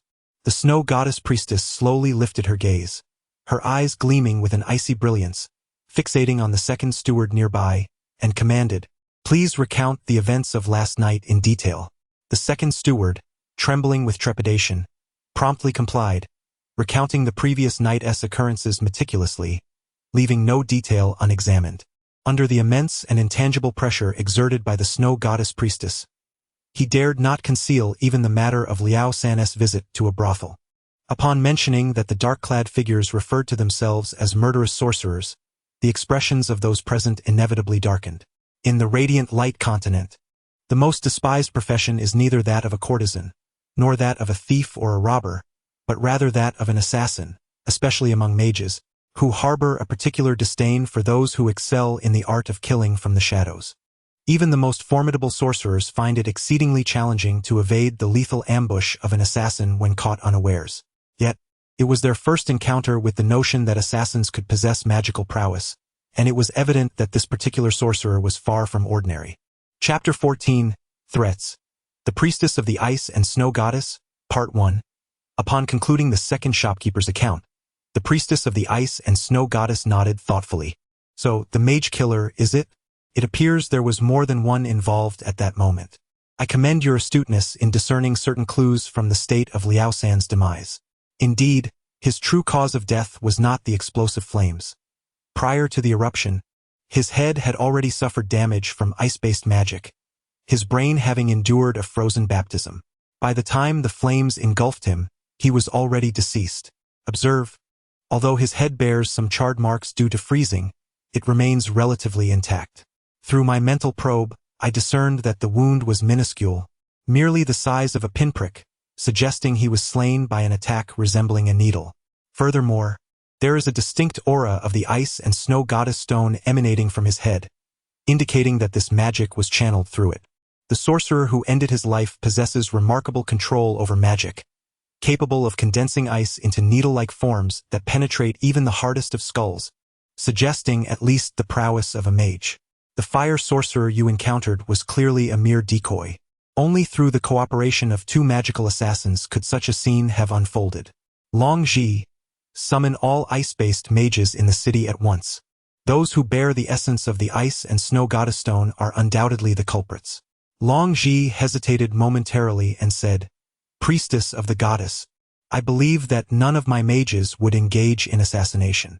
As you know, mages hold a prestigious position on the continent, and given Liao San's status, it is unlikely that a mage of the magus level would need to intervene. The notion of a duo of mages forming an assassin's pair suggests there is more to this than meets the eye. I hope you can investigate this matter thoroughly.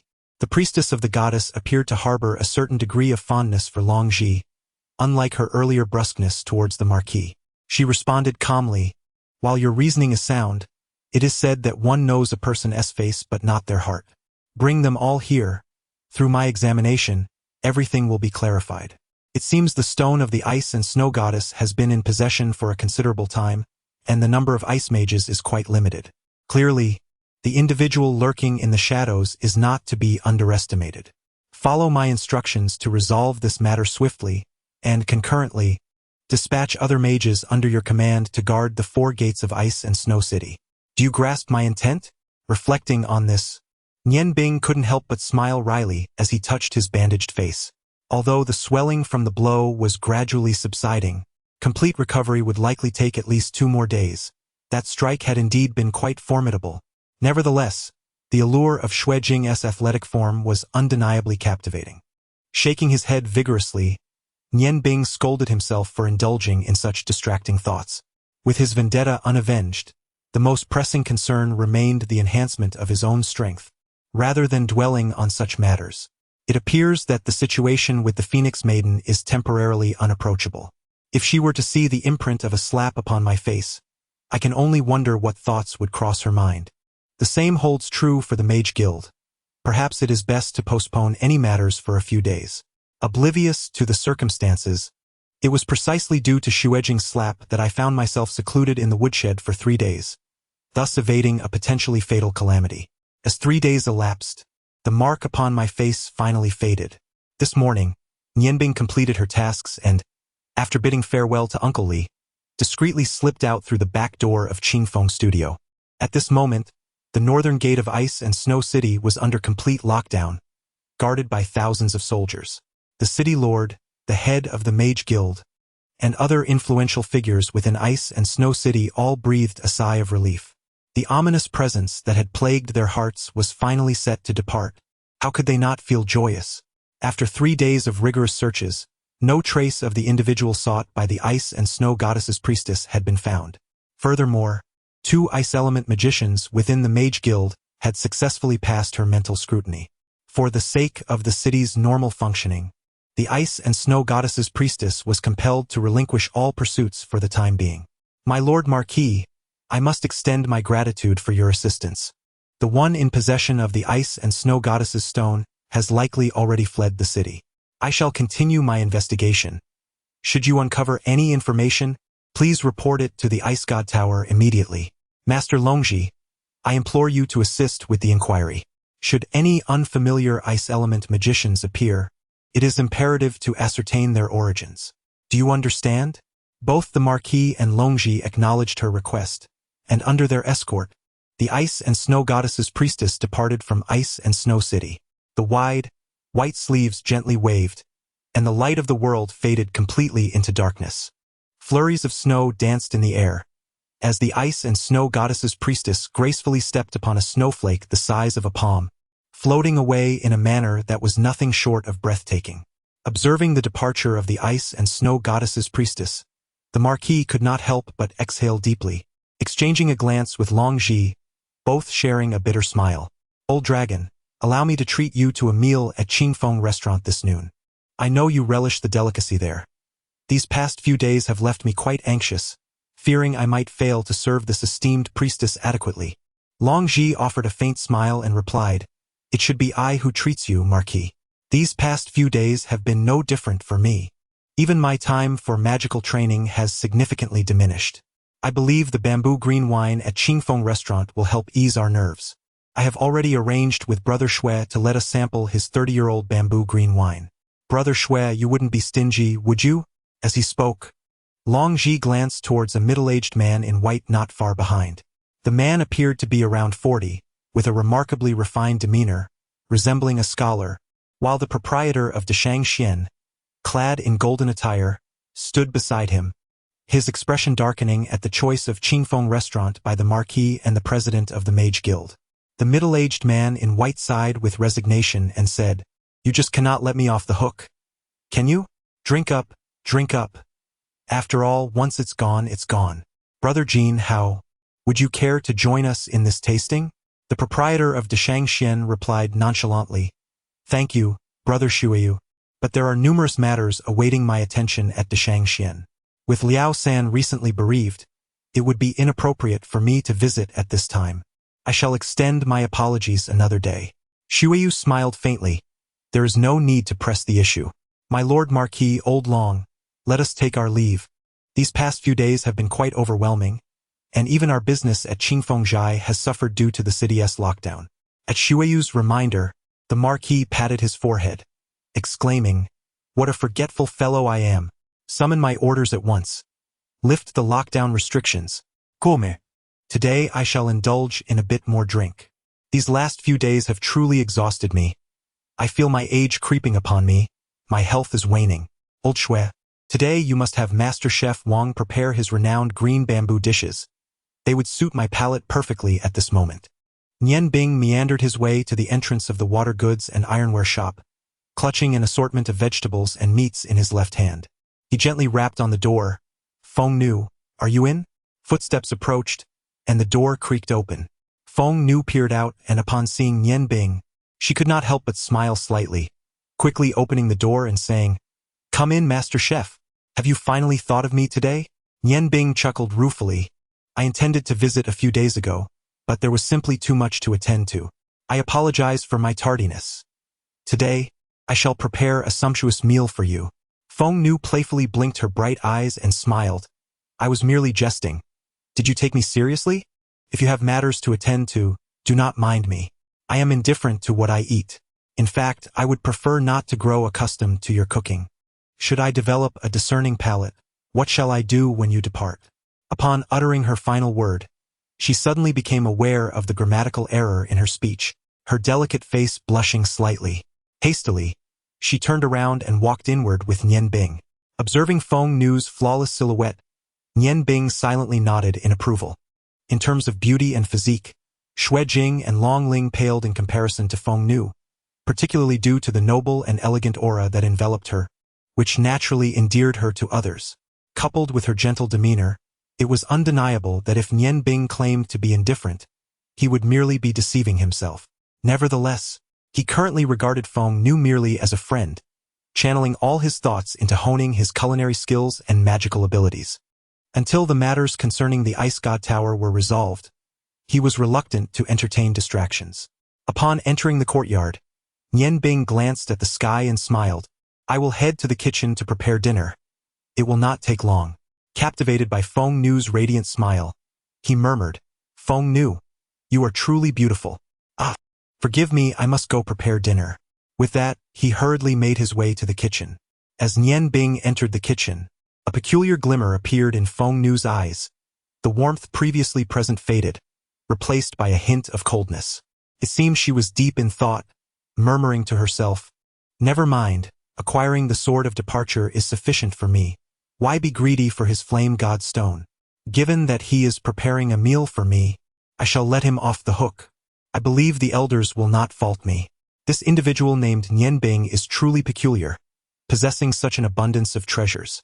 If my elder sister were here, I fear he would be left with nothing. Forget it, it is what it is. Preparing the Xingyang knife can be considered a favor owed to the old man Huatian. At this point, the cold glimmer in Feng's eyes gradually faded, her gaze once again drifting towards the kitchen, revealing a hint of perplexity. This time, the pace of cooking was indeed significantly quicker. The reason Nian Bing had previously opted for the exceedingly complicated pigeon rice dish was due to the scarcity of ingredients. This time, he had brought fresh vegetables and meat, making the process considerably simpler. Within a quarter of an hour, the entire ironware shop was suffused with delightful aromas. The standard 4 dishes and 1 soup presented an entirely different palette. Merely judging by their colors and fragrances, they were already exquisite. Nian Bing placed the dishes on the table in the courtyard, wiped the sweat from his brow, and called out to the room with a smile, "Feng, it's time to eat. Hurry up. It smells so good. No more porridge at last." A subtle, refreshing fragrance wafted through the air as Feng swiftly dashed to the table. Nian Bing barely caught a glimpse before she had already seized the chopsticks. She dragged a stool over beside him, yet her eyes remained glued to the table.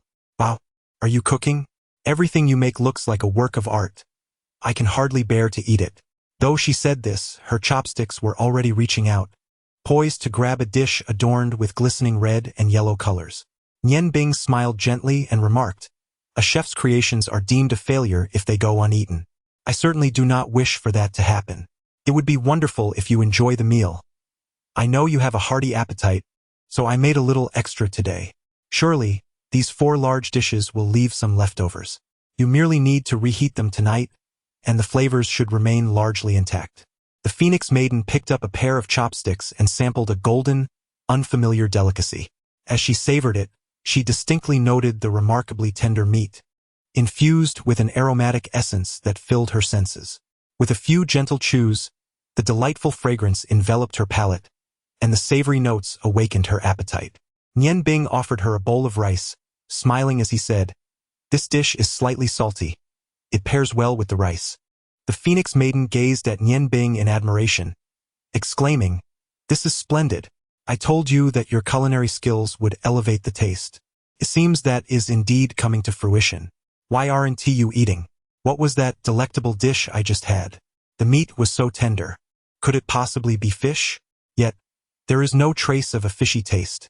Without needing Nian Bing's encouragement, the Phoenix Maiden continued to indulge, deftly bringing morsels to her mouth while engaging in clear conversation with him. Her impressive technique left Nian Bing in awe. "Nian Bing, you mentioned your connections there. Do you know anyone in the Ice and Snow City?" she inquired as she continued to eat. Nian Bing shook his head, responding, "No, I merely found a job. You should be aware of the place. It's the Qingfeng restaurant in the city, not far from here." "Qingfeng restaurant? Their dishes are quite pricey. I have never dined there, but I've heard it's excellent. With your skills, you must be the finest chef there," she remarked. "Although I have never tasted it, I can confidently assert that the culinary creations crafted by the chef at King Feng's High are undoubtedly inferior to your own. Nian Bing smiled faintly and replied, "You are mistaken. I was not there to cook. Aside from my master, you are the first to sample my dishes. At King Feng's High, I was merely a woodcutter." With a sudden burst, Feng Nu spat out her mouthful of rice and began to cough loudly, startling Nian Bing. He hurriedly filled a bowl with soup, gently patting her resilient back while offering the warm liquid to her crimson lips. In his urgency, he paid little heed to the intimacy of the moment. After consuming a bowl of hot soup, Feng Nu finally regained her composure, gasping for breath, and scolded, "Did you intend to choke me? There are better ways to joke around." As Nian Bing continued to assist her in soothing her back, he offered a wry smile, saying, "Who is joking with you?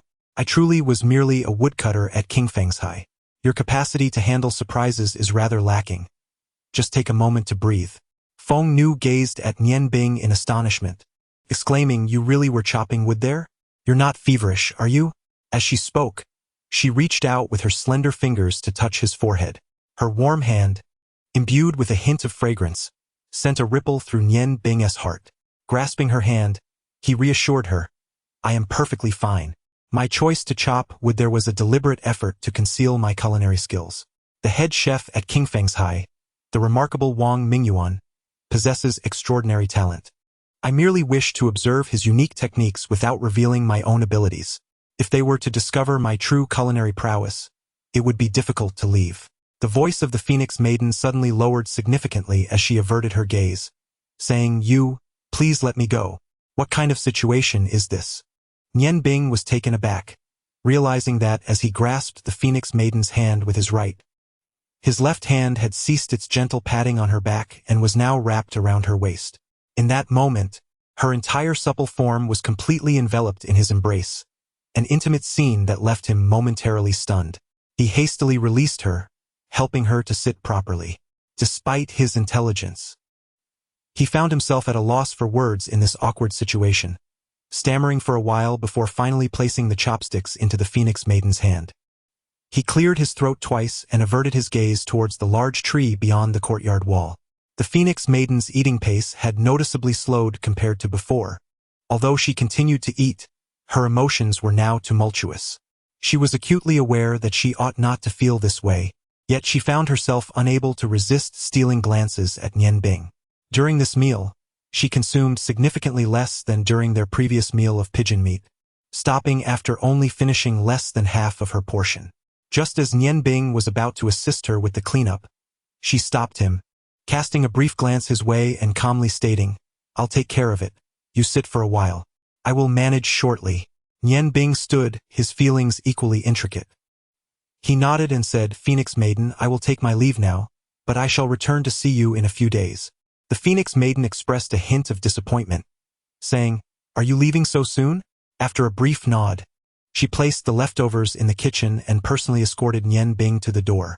With a faint smile, she remarked, "Please come by whenever you have the time. Thank you for the lunch."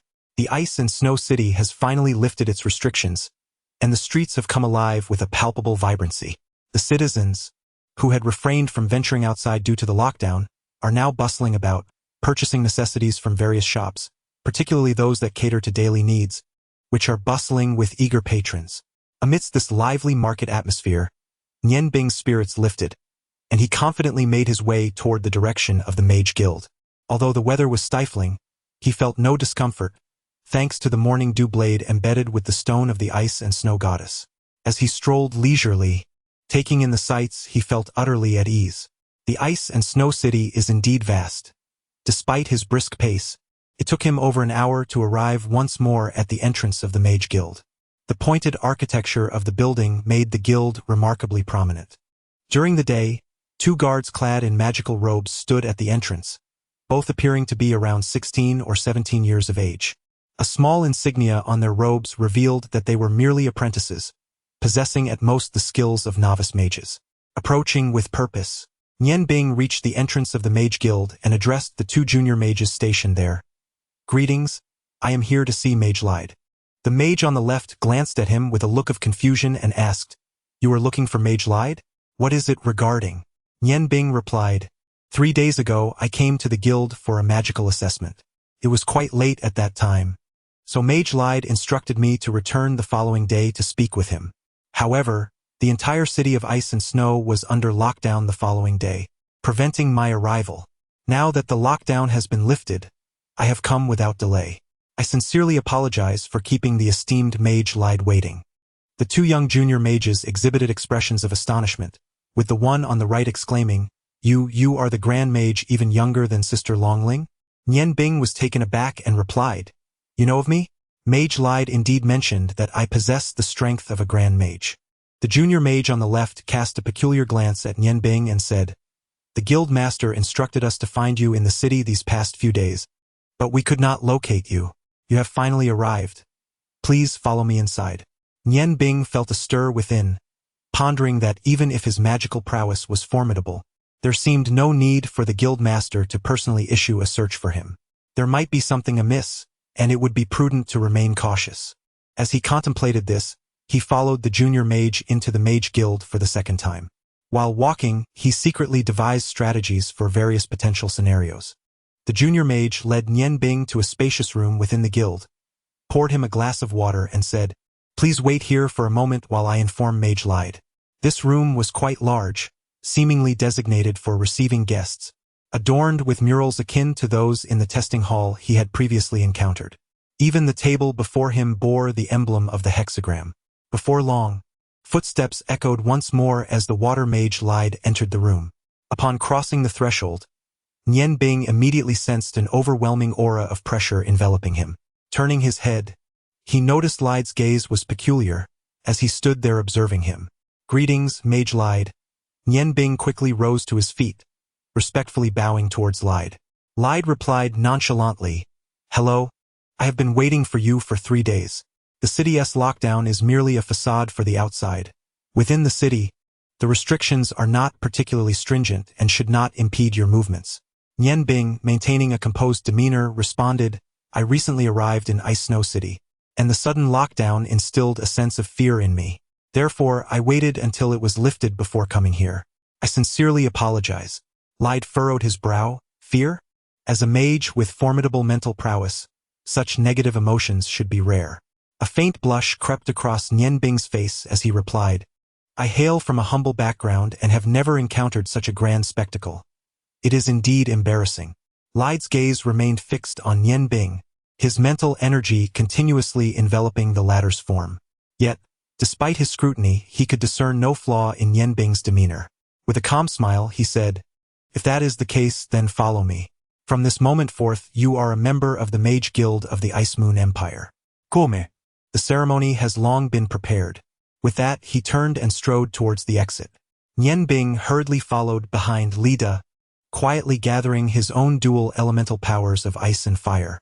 Should any situation arise, despite the fact that his opponent was a mage, launching a surprise attack with both extreme types of magic would surely cause confusion, granting him an opportunity to escape. As he walked, he found himself pondering why this mage was probing him. Could it be that his involvement in the death of Liao San had been uncovered? After all, Liao San was merely a manager from Dechangxian. There seemed no reason for a distinguished mage to intervene. Within the hall, there were 5 mages engaged in conversation, 2 of whom appeared to be of a similar age to Lida and were both of mage rank. The remaining 3 bore the insignia of archmages, clearly distinguished members of the Mage Guild. As Lida entered, accompanied by Nian Bing, their gazes inevitably fell upon them.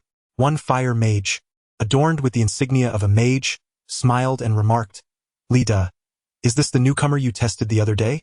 He certainly doesn't appear to be anything special at first glance. Chapter 15. Joining the Mage Guild, Part 1.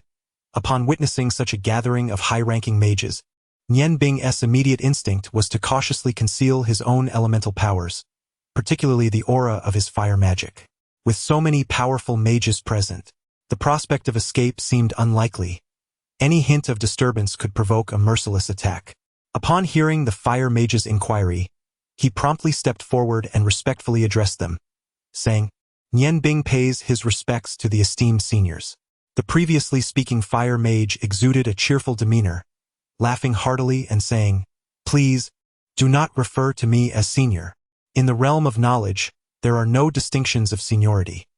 It is the accomplished who deserve respect. At your age, I believe I had only recently entered the ranks of intermediate mages. That was indeed a swift progression. Welcome to our Ice Moon Empire Mage Guild. At this moment, the three great mages, due to their lower status, had already stepped aside. Before the mage, the great mages were left with no choice but to submit. Another mage, adorned with the emblem of a golden ice flower upon his chest, was evidently an ice mage. Unlike his fire counterpart, he was less accommodating and emitted a chilling aura with a disdainful huff. Wright approached the two mages and turned to Nian Bing, stating, "The guild stipulates that when a new member joins, at least one elder of mage rank must officiate the ceremony. If the newcomer possesses a rank below intermediate mage, a great mage may conduct it. However, as your prowess has already reached the great mage level, I have invited 2 additional elders from the guild to join us in this ceremony. Regrettably, the guild master is away on business. Otherwise, it would have been more fitting for him to officiate. Please step forward and stand in the center of the hexagram." Wright gestured towards the ground. Nian Bing complied and moved to the center of the 3 mages, positioning himself within the golden hexagram. A faint smile graced Wright's face as he declared, "I, Wright, a water mage, in my capacity as an elder of the Ice Moon Empire Mage Guild, hereby conduct this ceremony. O great elemental deity, under your witness, Nianbing shall ascend as a grand sorcerer of this guild, taking pride in the honor and glory of the guild, dedicating the entirety of his strength to its cause. Nianbing, I beseech you, are you willing to sacrifice everything for the guild?" Ladit smiled faintly, nodding towards a nearby grand sorcerer. The sorcerer's robe was peculiar, shimmering silver. He stepped forward and whispered a few incantations, and with a flash of silver light, a pale blue robe materialized in his hands, an emblem of the ice mage's identity. Although ice and water magic share a common origin, the hue of the ice mage's robe is notably lighter than that of the water mage. Witnessing the emergence of the robe, Nianbing mused inwardly, is this what they call spatial magic? In the realm of magic, elemental spells are primarily derived from water, fire, earth, and wind, giving rise to specialized magics such as ice and lightning. Spatial magic, along with light and dark magic, remains exceedingly rare. Among these, spatial magic is the most frequently encountered across the continent, while light and dark magic, according to legends, seem to have been lost to time. However, in his childhood, Rongtian once revealed to Nianbing that these 2 forms of magic had not truly vanished. Only those with extraordinary physical attributes could wield them. From an energetic perspective, while light and dark magic may not surpass other forms in power, they possess unique characteristics that render them considerably more challenging to contend with. The great magician of the spatial system, I hope to seek your guidance more often in the future. If only I could also wield the magic of the spatial system. It is said that such magicians possess a unique spatial spell that allows them to conveniently store their belongings, making retrieval effortless. If I could master such magic, I would no longer need to carry so many items with me. I could even afford to carry extra seasonings as a reserve. Of course, Li De could not fathom that at this moment. Nianbing was contemplating using spatial magic to store seasonings. Taking the magical robe from the hands of the spatial system magician, he approached Nianbing and said, "The god of elements will bless you, child. Don this robe, and you shall become a part of our guild. We are all your kin and friends." Gazing into Li Da's sincere eyes, Nianbing felt a flicker of confusion, though it did not linger long. Accepting the magical robe from Li Da, he donned it, finding it to fit perfectly, evidently tailored to his physique. The light blue robe was exquisitely crafted from special materials, emanating a subtle magical aura. While it was not overpowering, it would certainly aid him in absorbing ice elements. The inner placket featured an embroidered moon symbol in silver thread, with a white ice flower beneath it, representing the emblem of the Ice Moon Empire. Admiring the 3 circles of silver thread surrounding the ice flower on his chest, Nianbing silently called out, "Father, mother, do you see? Your son has now become a great magician, a dual-element magician. Wait for me. It won't be long before I return to the Ice God Tower."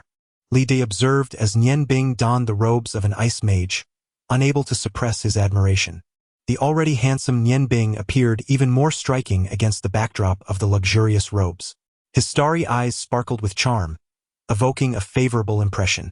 With a gentle smile, he remarked, "Indeed, attire shapes the individual. Clad in those robes, you have truly become a mage of the Ice Moon Empire." Nian Bing respectfully bowed to the three magisters, expressing his gratitude for their assistance. "What do you mean by golden artifacts?" he inquired, voicing his confusion, as he was unaware of how magical items were classified. Lida smiled faintly and replied, "It seems that although you have been exposed to magic for a considerable time, you do not yet possess a true understanding of it. Among all magical items, golden artifacts represent a rather high tier. Magical items are categorized into 6 levels: divine artifacts, subdivine artifacts, dark gold artifacts, golden artifacts, silver artifacts, and bronze artifacts. Although golden artifacts rank 4th, it is important to note that a single golden artifact staff can fetch over 1,000 purple gold coins in the market. Dark gold artifacts are exceedingly rare, while the highest tier divine and subdivine artifacts are incredibly difficult to acquire. Even the guild master possesses only a single subdivine staff. It is said that the true divine artifact is held by the priestess of the ice goddess in the Ice God Tower, though its exact nature remains unknown. It appears not to be a staff. Nian Bing gazed at the ice staff in his hand, a thought stirring within him. If this is the case, what tier would his morning dew blade be considered when used as a staff? It must surely be at least a dark gold artifact, he mused. After all, the stone of the ice goddess is undoubtedly far superior to the ice crystal embedded in this staff. I extend my heartfelt gratitude to all the mages and the guild leader for their nurturing. I shall strive diligently to enhance my skills, aspiring to become a more formidable sorcerer in due time.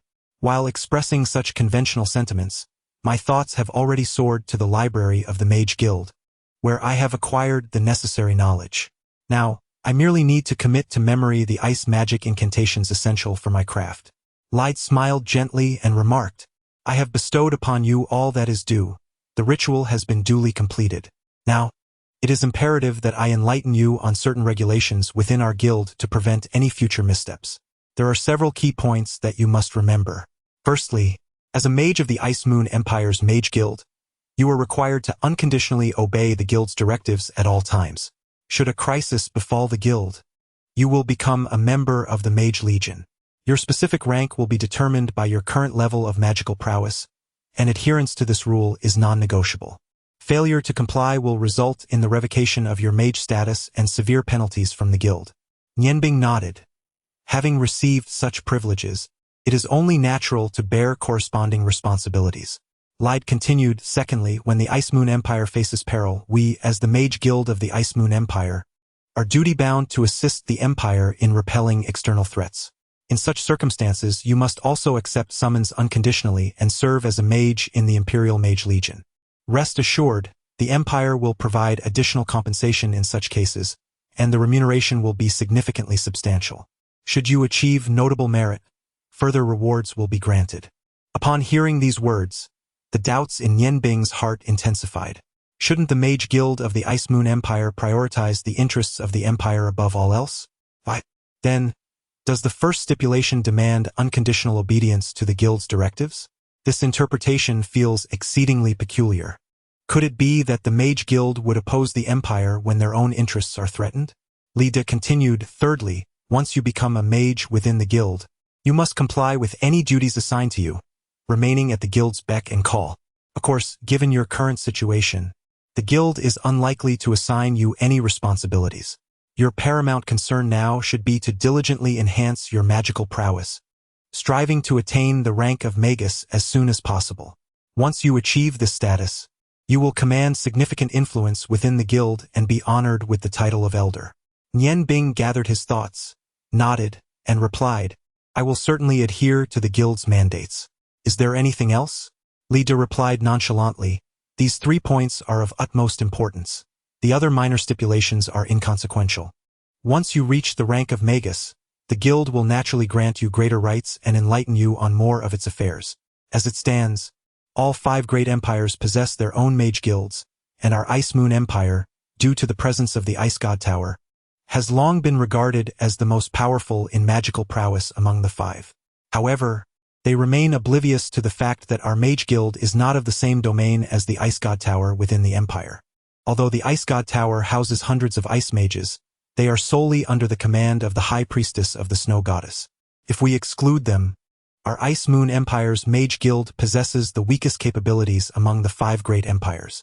Within the guild, there is but a single mage lord, 8 elders of the Mage Knight rank, and together with you, there are 39 grand mages, while the remaining low-level mages barely surpass 1,000. Overall, our strength pales in comparison to that of the Ice God Tower. The other 4 empires each boast at least 2 mage lords. Notably, the Huarong Empire possesses as many as 3 fire mages of the mage lord rank. It is said that the eldest among them, Prince Rong of the Huarong Empire, is nearing the formidable level of a demigod.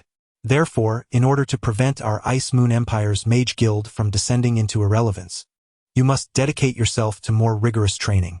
The greater your strength, the more beneficial it will be for the guild and indeed the entire empire. Do you comprehend this? Upon hearing the name of Prince Rong, a twitch of anguish crossed Nian Bing's face. How could he not be aware of the might of the Huarong Empire's mage guild? It is, after all, his homeland. Had it not been for the relentless pursuit ordered by Prince Rong, he and his father would not have been forced to flee like lost dogs across the continent, ultimately leading his father to make the desperate choice to seek out his mother at the Ice God Tower, only for his father to become ensnared in the same plight. The Huarong Empire and Prince Rong represent the deepest scars in Nian Bing's heart. Nian Bing, what are you pondering? Are you all right? Lide called out with a hint of dissatisfaction. He sighed and remarked, it is merely a wish, and the realization of such a desire is no simple feat.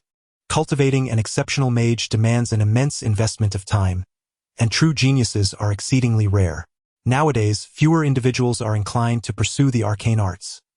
Martial skills, in comparison, are far more accessible. Aside from their inferiority in large-scale destruction and long-range assaults, martial techniques exhibit no glaring weaknesses when juxtaposed with magic.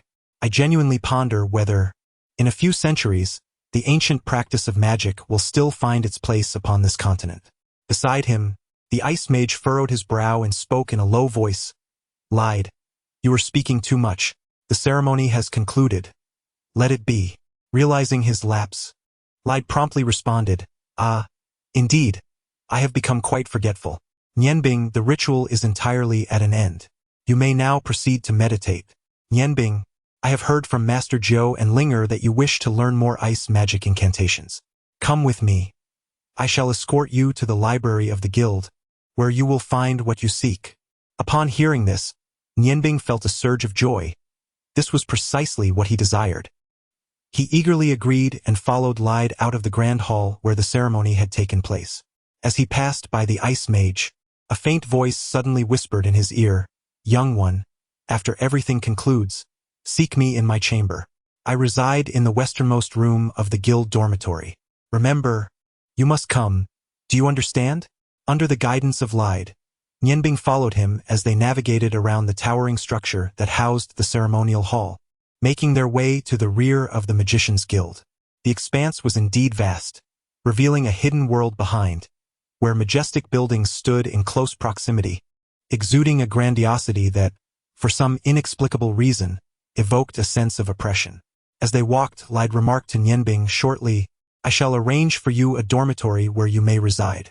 This privilege is reserved for those of the rank of Grand Magician and above. Nianbing felt a weight in her heart and responded, Lide, will I still be permitted to venture outside? Her gaze drifted to the rows of bookshelves flanking them, stirring a surge of excitement within her. For a sorcerer, this place was undoubtedly a treasure trove. The collection of tomes encompassed far more than mere spells. The records of magic and the notes left by past magicians were immensely valuable in their own right. Thank you ever so much, Lide. May I address you as such? Lide smiled faintly and replied, of course. Observing the gradual growth of your generation makes me feel increasingly aged. My only hope is that, upon my departure from this world, I may witness our Ice Moon Empire's Magician's Guild flourish, and all of this rests upon the shoulders of your youthful generation. If given the opportunity, you might engage in more conversations with Linger. Much like yourself, she is also a formidable ice mage. Although she may currently lag behind you in terms of magical power and control, She possesses a remarkable intellect and often harbors unique insights into the art of magic. Regular exchanges between the two of you would undoubtedly be beneficial for both parties. Nianbing nodded and said, I understand. Thank you, Teacher Lied. A thought crossed Nianbing's mind, prompting him to inquire, Teacher Lied, what exactly has transpired? I find it quite perplexing that the city has been sealed off without warning. This must be detrimental to Snow City, as the merchants traveling from afar are unable to enter, which presents a significant issue. Lied sighed softly, responding, there was little that could be done. After all, the power of authority is formidable. Nianbing pressed further, asking, but what precisely happened? Could you possibly enlighten me? Lied glanced at Nianbing and replied, very well, this is not a monumental secret. A few days ago, the city was sealed off due to the arrival of a significant figure who came to investigate the whereabouts of a certain item. This item is said to be exceedingly precious, a magical artifact that might even possess powers nearing that of a divine tool. I heard from the president that it is referred to as the Ice Goddess's Stone. Even Nianbing, whose resolve was typically steadfast, could not help but be taken aback upon hearing the 6 words Ice Goddess's Stone, his expression shifting dramatically. Fortunately, as he stood behind Lied, his reaction went unnoticed. His heart raced noticeably, and he tentatively asked, the Ice Goddess's Stone? Does this imply that the visitor is from the Ice God Tower? What gem could possibly belong to the Ice God Tower? Li De turned to glance at Nianbing, who had regained his composure. From his expression, aside from the feigned astonishment, nothing else was discernible. Indeed, it was an artifact from the Ice God Tower, and its value lay precisely in the fact that it represented our Ice Moon Empire, the High Priestess of the Ice Snow Goddess. Realizing this, Nianbing felt a trickle of sweat dampen his back. If, during these 3 days of confinement, he had inadvertently wielded the Morning Dew Blade, it would surely have fallen into the hands of the Ice Snow Goddess by now. It appears that maintaining a low profile is imperative. Before his magical prowess reaches maturity, he must ensure that woman does not truly uncover his existence. Li De departed, leaving Nianbing alone in the vast library. He did not rush to seek what he required but stood still, lost in contemplation, striving to untangle the chaos in his mind. The arrival of the Ice Snow Goddess had thrown him into disarray. All he wished for at this moment was to swiftly exit Ice Snow City. Since the Ice Snow Goddess had already taken notice, who could predict when she might return? Would he still be so fortunate then? Nianbing felt no fear. He was unafraid of the Ice Snow Goddess and would confront her head-on if it came to that. Yet he was a man of reason, acutely aware that such actions would only lead to futile sacrifice. Thus, he reminded himself to remain composed. Only through rationality could he attain the aspirations of his heart. Should he leave this place? It seems that this is the best choice for oneself. However, the Yang Blade remains incomplete, and I cannot depart just yet. A month. There is still a month left. Let us hope that nothing untoward occurs during this time. At this moment, Nianbing has resolved his course of action for the forthcoming month. He cautiously sheathes the Morning Dew Blade close to his heart, vowing not to wield it again until he departs from the Ice and Snow City. This decision also embodies the lament of the goddess of ice and snow. Having contemplated all of this, Nianbing's mood has significantly improved. With the city's lockdown now lifted, it signifies that the goddess's ritual has concluded.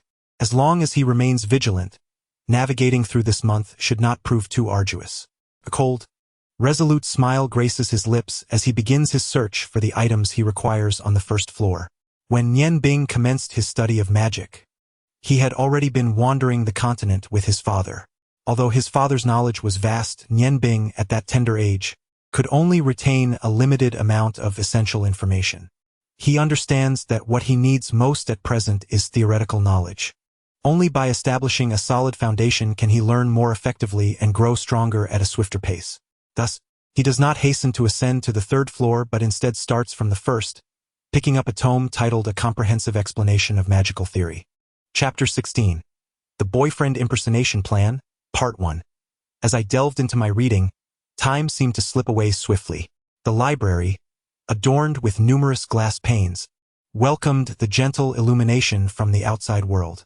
Leaning against the bookshelf, I immersed myself in texts that piqued my interest. Although the first floor was populated with the most rudimentary of magical tomes, I felt as if I had stumbled upon a treasure trove. Many puzzling occurrences from my past began to unravel as I found answers within the pages. My culinary mentor, Chaji, had once imparted a vital lesson. Regardless of the subject, a strong foundation is paramount. This wisdom resonated deeply as I furthered my culinary studies.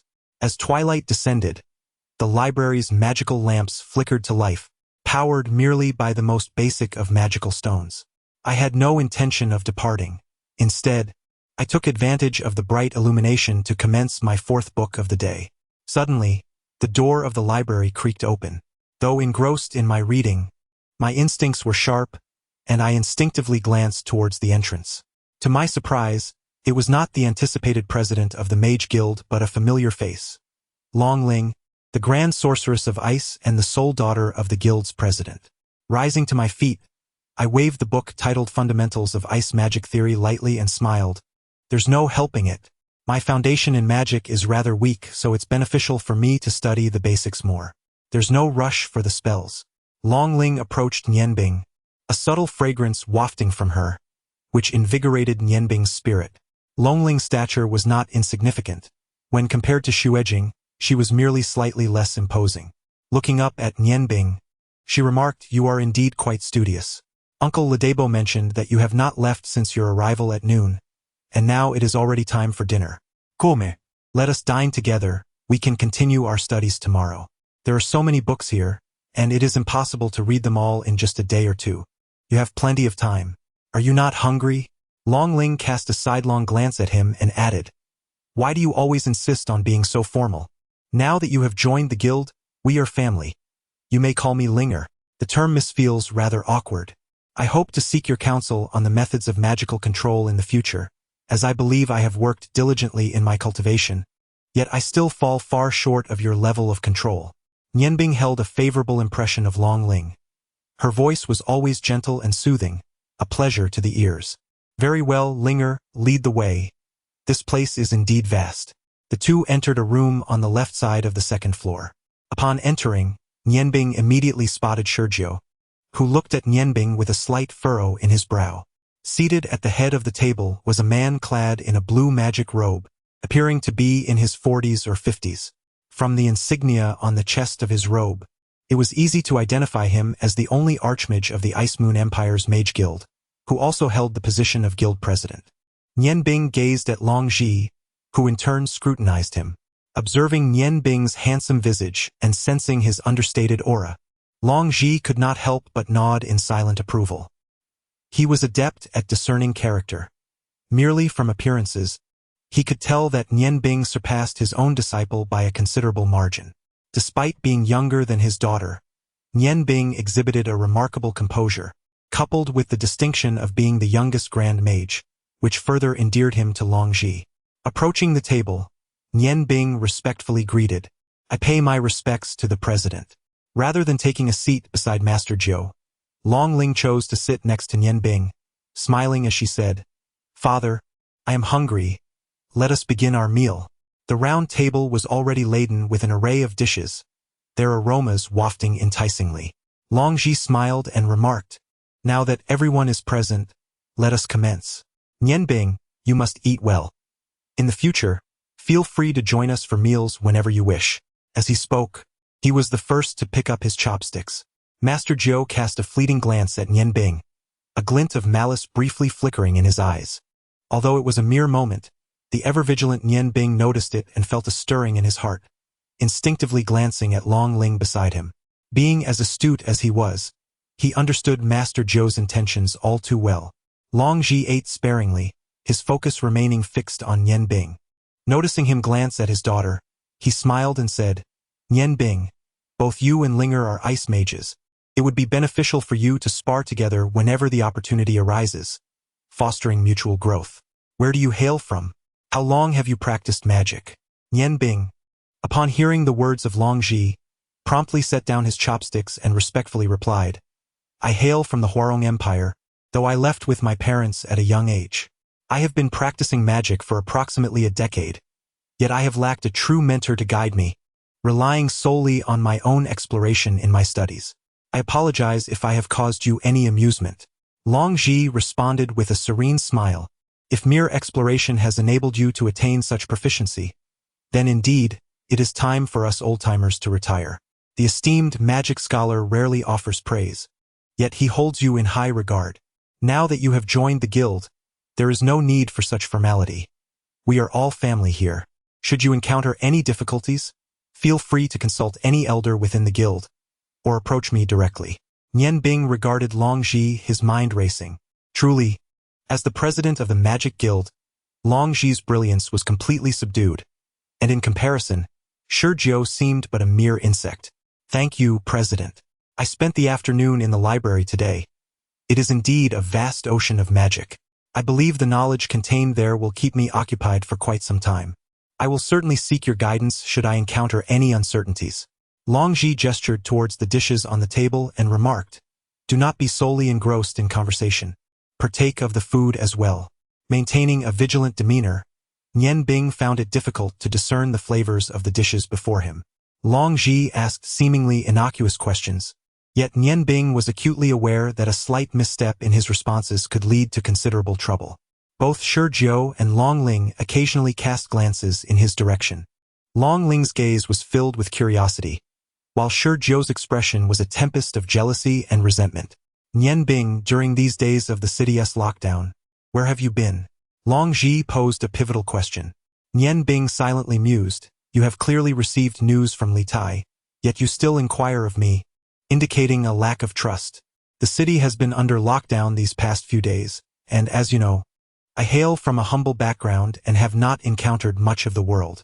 I have a friend residing in the city who runs a small iron shop, where I have been staying for the past few days. An iron shop? I am familiar with most reputable weapon stores in the city. Which one do you refer to? Long Ji pressed on without relent, his tone seemingly casual yet revealing an underlying intensity. Nian Bing smiled and replied, you certainly would not know her establishment. It is a modest iron shop called Shui Hua Ironworks, frequented by very few customers. The competition in that trade is fierce, making it difficult to sustain a livelihood. Shui Hua Ironworks? Upon hearing this name, Long Ling could not help but chuckle, exclaiming, with such a name, how could the business possibly thrive? You should truly advise her to consider a change. Nian Bing concurred. Indeed, I have suggested as much, yet she is quite stubborn and adamant about not changing it. There is little I can do. I am not very close to her, so I cannot press the matter further. Long Ji set down his chopsticks and smiled. Enough of this conversation, please enjoy your meal. I have indulged a bit too much at lunch today, and coupled with the fatigue from the city lockdown these past few days, I shall take my leave to rest. Linger, Shi Jiao, please look after Nian Bing. Accommodations have been arranged for him, so kindly escort him there. Nian Bing, the guild will not restrict your freedom, but I do hope you can remain for a while longer and dedicate yourself to your cultivation. Nian Bing promptly nodded in agreement, rising to his feet as he watched Long Ji depart. He understood that he had momentarily evaded trouble, yet he was aware that Long Ji would undoubtedly send someone to inspect the counterfeit ironware shop. With Feng Nu's intelligence, she should not reveal any flaws. With this thought, he felt a sense of relief, finally finding the appetite to eat. The dishes on the table were rather mediocre in flavor, but for his famished self, they sufficed. For the first time, Shi Jiao spoke up, inquiring, Nian Bing, what are your plans for the future? Will you remain in the guild to cultivate, or venture out to gain experience? He placed considerable emphasis on the word experience. Nian Bing, with a mouthful of food, replied somewhat indistinctly, I haven't thought it through yet. However, I certainly intend to spend more time in the library. As for what comes next, we shall see. Shi Jiao remarked with a hint of disdain. Such a lack of manners. Are you not aware that speaking with your mouth full is considered impolite? Long Ling interjected, brother, do not blame Nian Bing. We shall teach him better in due time. Nian Bing, do eat more. It is evident that your usual circumstances are quite harsh. In the peculiar atmosphere, the meal finally came to an end. Shi Jiao frequently mocked Nian Bing, while Long Ling consistently defended him, which only intensified Shi Jiao's ire. Meanwhile, Nian Bing seemed unfazed, devouring his food with gusto, unreservedly filling his belly. Brother Shi Jiao, Linger, I have finished eating. What do you think? Nian Bing gazed at Shurjiu with innocent eyes. Long Ling stood up and said, "Come, I shall take you there. The food in the guild has been growing worse by the day. Nian Bing, another day I will take you to Qingfeng Zhai. The cuisine there is truly delightful." Long Ling did not persist. She smiled gently and said, "Senior brother, I will trouble you then. Since Nian Bing is new here, please teach him as much as you can." Shurjiu cast a deep glance at Nian Bing and smiled at Long Ling, reassuring her, "Rest assured, junior sister, I will."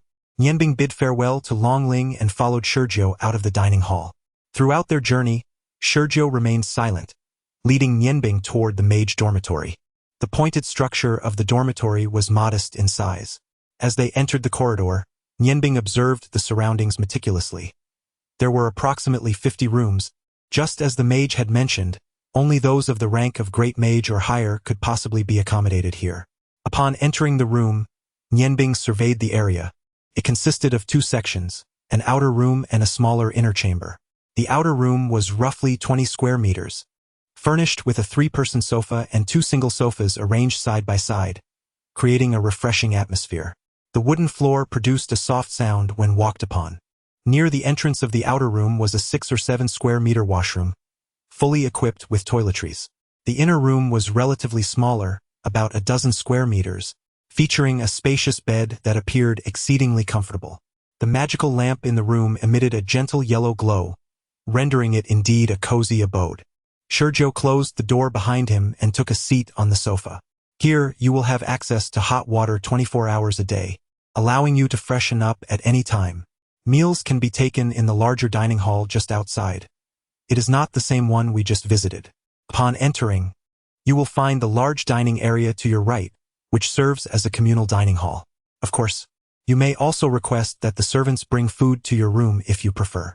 If you require anything, simply press the magical button on the wall." As he spoke, he gestured towards a red button affixed to the nearby wall. Nian Bing thought to himself, "Indeed, the Mage Guild exemplifies its magical foundation in all its apparatus, and as a powerful sorcerer, I am afforded quite an admirable treatment." Shurjiu indicated a nearby sofa and said to Nian Bing, "Please, take a seat. I have a few words to share with you." Nian Bing was well aware of the implications behind his words, yet he feigned confusion, settling onto the sofa beside Shurjiu. Without turning to regard him, Shurjiu spoke in a calm demeanor, "Nian Bing, now that you have joined the guild, your status has inevitably transformed. However, you remain a novice. It is prudent to dedicate all your energies to the mastery of magic and refrain from unnecessary distractions. Most importantly, avoid associating with those whom you should not. I have resided here for 2 decades and am intimately familiar with everything. I sincerely hope you heed this counsel to avert potential complications in the future." Nian Bing stifled a chuckle within, yet replied, "Brother Shurjiu, what do you mean? I'm not entirely certain I comprehend. By the way, I must express my gratitude for your assistance in my induction into the guild. Without your and Miss Lingera's support, I doubt the process would have been so seamless." Leaning against the back of the sofa, Shurjiu boasted unabashedly, "It is good that you understand. Within the guild, while I am not a mage, I hold a status akin to that of one. As for Linger, she is under immense expectations from our master. Her focus will predominantly lie in her training. Henceforth, do limit your interactions with her unless absolutely necessary. Do you comprehend? I grew up alongside Linger, our bond akin to that of childhood sweethearts. It is destined that she shall be my wife, and I harbor no desire for other men to encroach upon her space." Seeing that Nian Bing appeared somewhat perplexed, Shurjiu could no longer contain his honesty. Nian Bing suddenly understood, exclaiming, "Ah, I see. Only someone like Brother Shurjiu could be worthy of Miss Linger.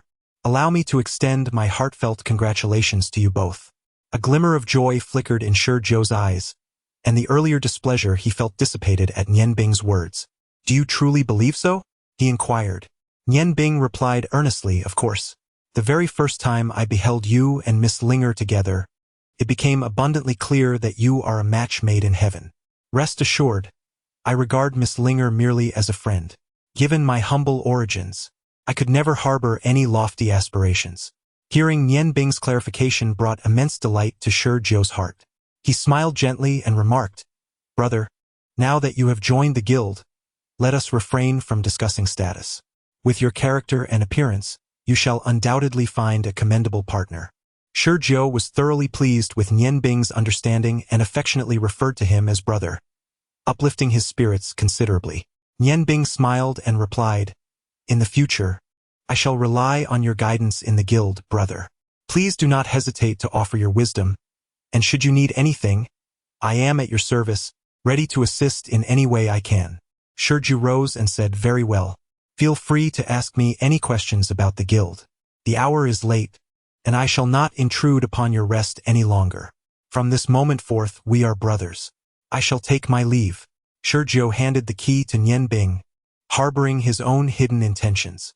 Aware of Nian Bing's superior magical prowess, he recognized that forging a bond with him would greatly enhance his standing within the Mage Guild of the Ice Moon Empire, especially since he himself lacked the dragon spirit. Nian Bing rose and accompanied Shi Jiu to the door, smiling as he said, "Elder brother, you should rest early. I shall not see you off any further." Suddenly, Shi Jiu smiled mysteriously and whispered, "I heard from teacher Lida that you possess a keen interest in the materials within the library. I must inform you that the first 3 levels contain merely ordinary magical texts. It is only on the 4th level that the true secrets of our guild reside. However, be warned, for formidable magical barriers protect that area, rendering even the guild's sorcerers unable to enter." Nian Bing's heart stirred, and he inquired, "Elder brother, does that imply you possess a means to access it?" Shi Jiu responded with confidence, "Did I not just mention that my position within the guild is unique? Having grown up alongside my master, I once ventured into the 4th level with Ling Er and my master. As his disciples, we were afforded certain privileges. But this must remain a secret. Do not let this slip. If the opportunity arises, I might be able to bring you along for a glimpse. However, be forewarned. The texts within are exceedingly complex and difficult to comprehend. Thus, entering may not yield significant benefits. The meditation techniques I currently share with Ling Er were derived from those texts, allowing us to cultivate at a pace far surpassing that of ordinary individuals. Henceforth, we shall be akin to family, and the elder brother shall never forget your merits in times of benefit." Having uttered these words, Shi Jiu cast a mysterious smile at Nian Bing before turning to leave. Upon entering through the back door, he immediately encountered a slender figure clad in red, causing him to freeze in place. "Miss, what brings you here?" The astonishment he felt was undeniably genuine. Nian Bing replied with a wry smile, "Miss, do you truly believe a mere impoverished fellow like me could exhibit any charm? Have you come to practice your swordsmanship in the back courtyard again today?" Nian Bing gestured towards the bundle in his hands, which contained a magic staff and a robe, saying, "Miss, I merely went out to buy some clothing. This is my first visit to such a vast city, and I was fortunate enough to stumble upon a sale, only 2 copper coins for each piece. Would you care to take a look?" Shui Jing expressed her disdain. "What is there to see? They're merely a few tattered garments." Nian Bing felt a sense of relief wash over him, silently acknowledging that his approach of retreating by advancing had proven effective. The reason he explained his bundle was that Shui Jing had previously cast her gaze upon it. Noticing Nian Bing's silence, Shui Jing's expression softened somewhat as she remarked, "Your face seems to have healed rather quickly. It appears you possess quite the resilience." Nian Bing touched his face, reflecting that without a first-level healing spell, it might have taken a week to recover. She had struck him, yet now she accused him of having thick skin. Such is the nature of women. Shui Jing then stated, "Nian Bing, I have a matter on which I would like to seek your assistance. I wonder if you would be willing to help." Nian Bing was taken aback and replied, "Miss, I am but an ordinary woodcutter. What assistance could I possibly offer you?" Shui Jing huffed and said, "That is of no concern to you. Simply answer whether you are willing or not." Could Nian Bing decline? He had no intention of departing from Qingfeng Zhai at that moment, and could only nod with resignation, stating, "It would be an honor to assist you, Mississippi." Shui Jing's eyes sparkled, her already striking features enhanced with a touch of ethereal charm. Her gaze seemed to convey, "It's best you understand this." "Very well, then it's settled. I require the temporary use of your countenance." Nian Bing was taken aback, exclaiming, "Miss you?" Nian Bing's brow furrowed slightly as he inquired, "Are you referring to the one you admire? How could I possibly be of assistance in this matter?" Xue Jing retorted with a humph. You've already consented, regardless. If this matter is handled with finesse, I shall implore Uncle Mingyuan to impart a few more techniques to you, thereby improving your prospects for survival. Nian Bing sighed. Miss, surely you must first enlighten me as to the task at hand. Xue Jing approached Nian Bing, whispering, I require you to impersonate my paramour. Inhaling the virginal fragrance emanating from Xue Jing, and hearing her sudden, gentle words, Nian Bing felt as though he were floating on clouds. With difficulty, he regained his composure, stating, Miss, I fear that is not feasible. You are a lady of high standing, while I am but a humble servant. Xue Jing playfully tapped Nian Bing on the shoulder, gently scolding, Would you allow me to finish? You truly believe I desire you as my paramour? I merely wish to gauge that individual's feelings towards me. Tomorrow evening, I shall invite you to accompany me to a soiree. Your appearance is rather appealing, which is why I mentioned borrowing your visage for a while. That person shall also be present, and I intend to act affectionately towards you. Should he harbor feelings for me, he will undoubtedly feel a twinge of jealousy. At that moment, Miss, while I may possess a passable appearance, my status is rather humble. This might not be entirely appropriate. The term humble was intentionally emphasized by Nian Bing. Her heart grew colder as she nodded and replied, Very well, I shall do my utmost to meet your expectations. Chapter 17. The Trial of the Mage Guild, Part 1. As they walked, Nian Bing reigned in his mental energy, controlling the rapid whirl of the ice and fire vortex within him. With ice enveloping the exterior and fire residing within, he concealed the aura of his fire magic. This was his greatest secret. The room at the far west appeared unremarkable from the outside, identical to his own chamber. He knocked lightly on the door and announced, Greetings, I am Nian Bing. The door opened silently, and an aged, deep voice beckoned from within.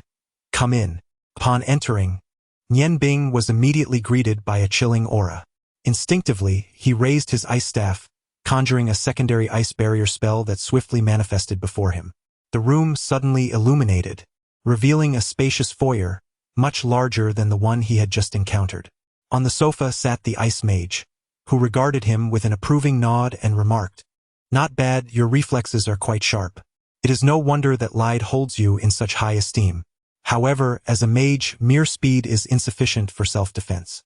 Should an expert in martial arts launch a surprise attack, you would find yourself utterly defenseless. Such rudimentary magic would prove utterly ineffectual. Nian Bing paused for a moment before nodding in acknowledgement, replying, Thank you for your guidance, senior. The ice mage gestured toward the adjacent sofa and said, Please have a seat. I have a few words to share with you, but whether you grasp their significance depends entirely on you. Nian Bing settled onto the sofa, feigning a lack of vigilance. In the presence of a mage, any semblance of caution would be futile, especially as he firmly believed that this ice mage harbored no ill intentions toward him at present. In a flash of light, a transparent gem materialized in the ice mage's hand, radiating with a spectrum of colors. Before Nian Bing could fully comprehend the situation, he felt a powerful surge of magical energy enveloping his body, curiously devoid of any aggressive intent. The radiant brilliance converged, and the transparent gemstone, shimmering with a multitude of colors, regained its tranquility. The ice mage appeared to exhale with relief and calmly stated, My name is Bing Jing. You may thereafter address me as Teacher Bing Jing. Since you practice ice magic, I must inquire why you have chosen to join the guild rather than seek refuge in the Ice God Tower. As a mage, you should be aware that the ultimate aspiration of all ice mages is the Ice God Tower, for it is there that one can acquire the most profound ice magic. I trust one need not elaborate further on this matter. Nian Bing felt a jolt of surprise, striving to maintain his composure as he replied, To be frank, Teacher Bing Jing, I do not favor the Ice God Tower. I find its constraints excessively stifling. For reasons unknown, the Ice God Tower imparts to me a rather domineering aura. I seek only the tranquility of cultivating my magic, without entanglement in any conflicts, nor do I wish to become a mere instrument of the Ice God Tower. Therefore, Bing Jing abruptly rose, her eyes flashing with icy light. Nian Bing, do you comprehend to whom you are speaking? I shall be candid. I am one of the snow priestesses of the Ice God Tower. I now present you with a choice. Leave this place and immediately join the Ice God Tower. With my endorsement, I am confident that you will be granted significant opportunities there." Nian Bing silently scoffed, rising in turn with a furrowed brow, and declared with righteous resolve, "I regret to inform you, Teacher Bing Jing, that having joined the guild, I am now a part of it. While the Ice God Tower may be admirable, it is not a place I desire to inhabit. I ask for your understanding. If there is nothing further, I shall take my leave." Having spoken, he turned and strode towards the exit. The icy demeanor emanated an overwhelming chill, causing the temperature in the room to plummet sharply. Enveloped in the mist of frost, he coldly remarked, "Are you not afraid that I might take your life?" Nian Bing pivoted, unwavering in his gaze upon Bing Jing. "Teacher Bing Jing, I believe you would not resort to such actions. This is the Mage Guild, not your Ice God Tower. I truly fail to comprehend why the Ice God Tower and the Mage Guild, both pillars of the Ice Moon Empire, harbor animosity towards one another. Regardless, I shall never join the Ice God Tower." As he spoke, a resolute chill flickered in his eyes. This was no pretense. Though the hatred for the Ice God Tower lay buried deep within Nian Bing's heart, it occasionally surfaced inadvertently. Bing Jing retracted the coldness that enveloped him and smiled. At that moment, the door to the inner chamber swung open, revealing two individuals, Long Ji, the guild president, and the water mage Li Tai. Bing Jing greeted, "President, you can rest assured now. This child is neither the one sought by the Ice God Tower nor someone who would easily betray the guild." Long Ji nodded in satisfaction, observing the perplexed expression on Nian Bing's face. "Child, this time we have erred. As you are new to the guild, we felt compelled to test your loyalty. Now that everything has been clarified, I hope you can understand. Rest assured, your unwavering allegiance to the guild will not go unrecognized. Very well, you may leave now." Nian Bing, bewildered, bowed to the three before exiting the room. Long Ji then turned to Li Tai and inquired, "What is your take on this?" Li Tai smiled and remarked, "What more is there to observe? I have already informed you that this child appears to possess a shallow cunning and a profound dedication to learning. He is destined to become a formidable sorcerer." Long Ji sighed softly and replied, "From what we can ascertain, that does indeed seem to be the case. He is either truly inexperienced or possesses a depth of cunning so profound that I, too, cannot discern his genuine thoughts." The moment Nian Bing stepped out of the icy, tranquil chamber, he felt his entire body drenched in cold sweat. The multicolored gem was evidently a magical artifact designed for detection. Fortunately, he had not brought the morning dew blade with him. All of his previous behaviors had been mere facades, for Bing Jing could not deceive him. During his time in the Ice God Tower, Nian Bing had encountered all 12 ice and snow priests, their images indelibly etched in his memory. How could he possibly forget? It was precisely this recollection that allowed him to evade the final test set by the Mage Guild. As dawn broke and the first rays of sunlight ascended from the east, Nian Bing awakened from his meditation. The previous day's study of several foundational magic texts had not been in vain. Through the practice of the night, his understanding of magic had deepened considerably. Although the principles of the duality of ice and fire remained somewhat elusive, he found it easier to control magic. At this moment, what he required was not merely an increase in magical power, but rather the seamless integration of his mental strength with the existing magical energies of ice and fire. Only then could he unleash a greater force. Nian Bing firmly believed that once he fully merged the capabilities of ice and fire, the resulting magical power would be far beyond the simplistic notion of 1 + 1 equating to 2.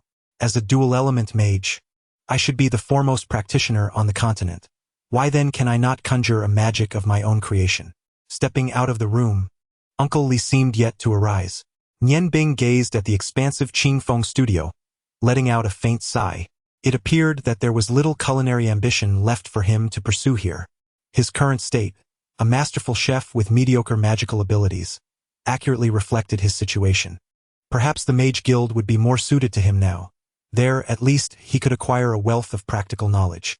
Lost in thought, Nian Bing approached the woodpile, grasping the axe.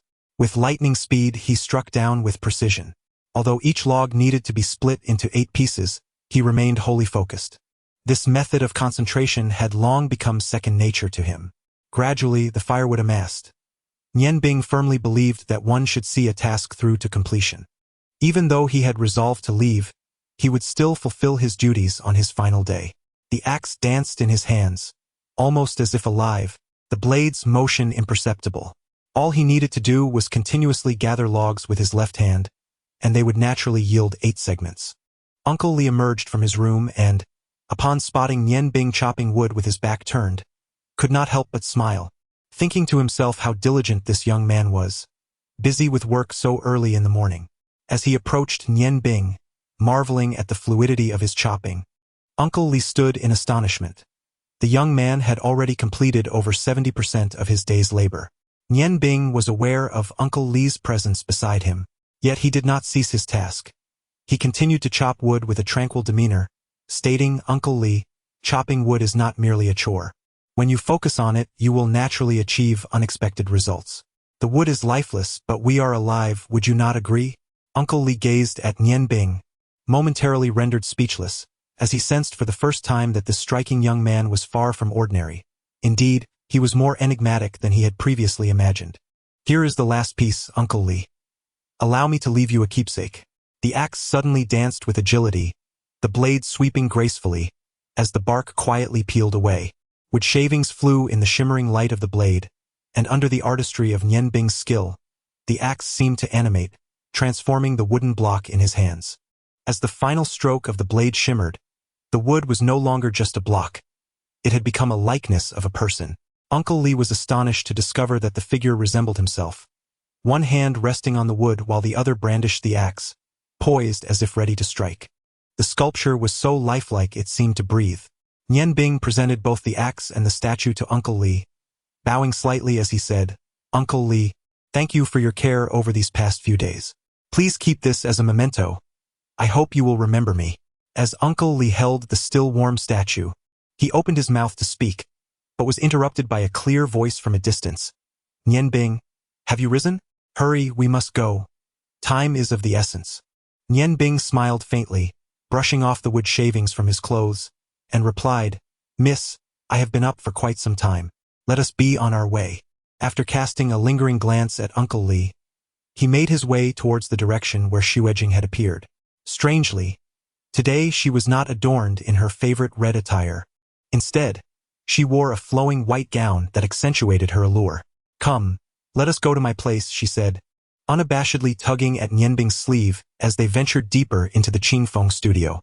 Uncle Li observed their departing figures, then glanced at the statue in his hand, letting out a soft sigh as he muttered to himself, "It appears that the task of chopping wood shall remain mine to undertake." Xuejing led Nian Bing into a courtyard. Upon entering, Nian Bing was immediately greeted by a refreshing atmosphere. The courtyard, modest in size, measured roughly 300 to 400 square meters and featured a pebble path that wound its way to the innermost depths of the space. A verdant expanse enveloped the entire area, dominated by a towering tree whose branches formed a green canopy, shading much of the courtyard. Following the pebble path forward, one could see a wooden cottage seemingly consisting of 2 or 3 rooms. Although constructed of wood, it appeared remarkably sturdy. At the center of the lawn lay a small pond, approximately 10 square meters in size, with crystal-clear water revealing the bottom. Red goldfish, roughly the length of a palm, swam leisurely within, exuding an indescribable sense of tranquility. With a hint of pride, Xuejing turned to Nian Bing and said, "What do you think? This place is rather splendid, isn't it? I reside here alone, and aside from my dear sister Linger and my family, you are the first outsider to visit. Come now. I have prepared everything for you. These items were not easily borrowed from Linger, so please be careful not to damage anything, as I must account for it." Nian Bing followed Xuejing into the wooden cabin, which was far more simple in its arrangement than he had imagined. The elegance brought by the soft pink hues appeared refreshingly delightful. Xuejing retrieved a set of magical robes from the bed within and handed them to Nian Bing. The robes were crimson, adorned with the emblem of the Ice Moon Empire on the inner placket, and the fiery embroidery on the chest was encircled by 2 silver rings, one less than the garment he had acquired the previous day. This was undoubtedly a robe symbolizing a high-ranking mage. Nian Bing couldn't help but chuckle at the thought of posing as a high-ranking mage himself, feeling somewhat strange given his status as a grand sorcerer. Xuejing urged him, "Try it on and see if it fits well. I believe it should be quite suitable." Attending the banquet as a high-ranking mage, combined with your youth, will surely prevent anyone from underestimating you. Quite thoughtful of me, don't you think? Nianbing gazed at Xuejing and smiled. Are you really going to watch me change? Xuejing's cheeks flushed. Who would want to watch you? Hurry up. Though she said this, she nonetheless stepped out of the room. Nianbing removed his outer garment and donned the crimson robes, feeling the gentle presence of fire elements that enveloped him comfortably. They fit rather well. Are you ready yet? Xuejing called impatiently from the doorway. All set, Nianbing replied, adjusting his attire as he turned to face the entrance. As Xuejing gently pushed the door open, she was momentarily entranced upon beholding Nianbing, who was adorned in an exquisite fire elemental robe. The vibrant red fabric accentuated his golden hair, which flickered like flames, while his cerulean eyes appeared profoundly deep.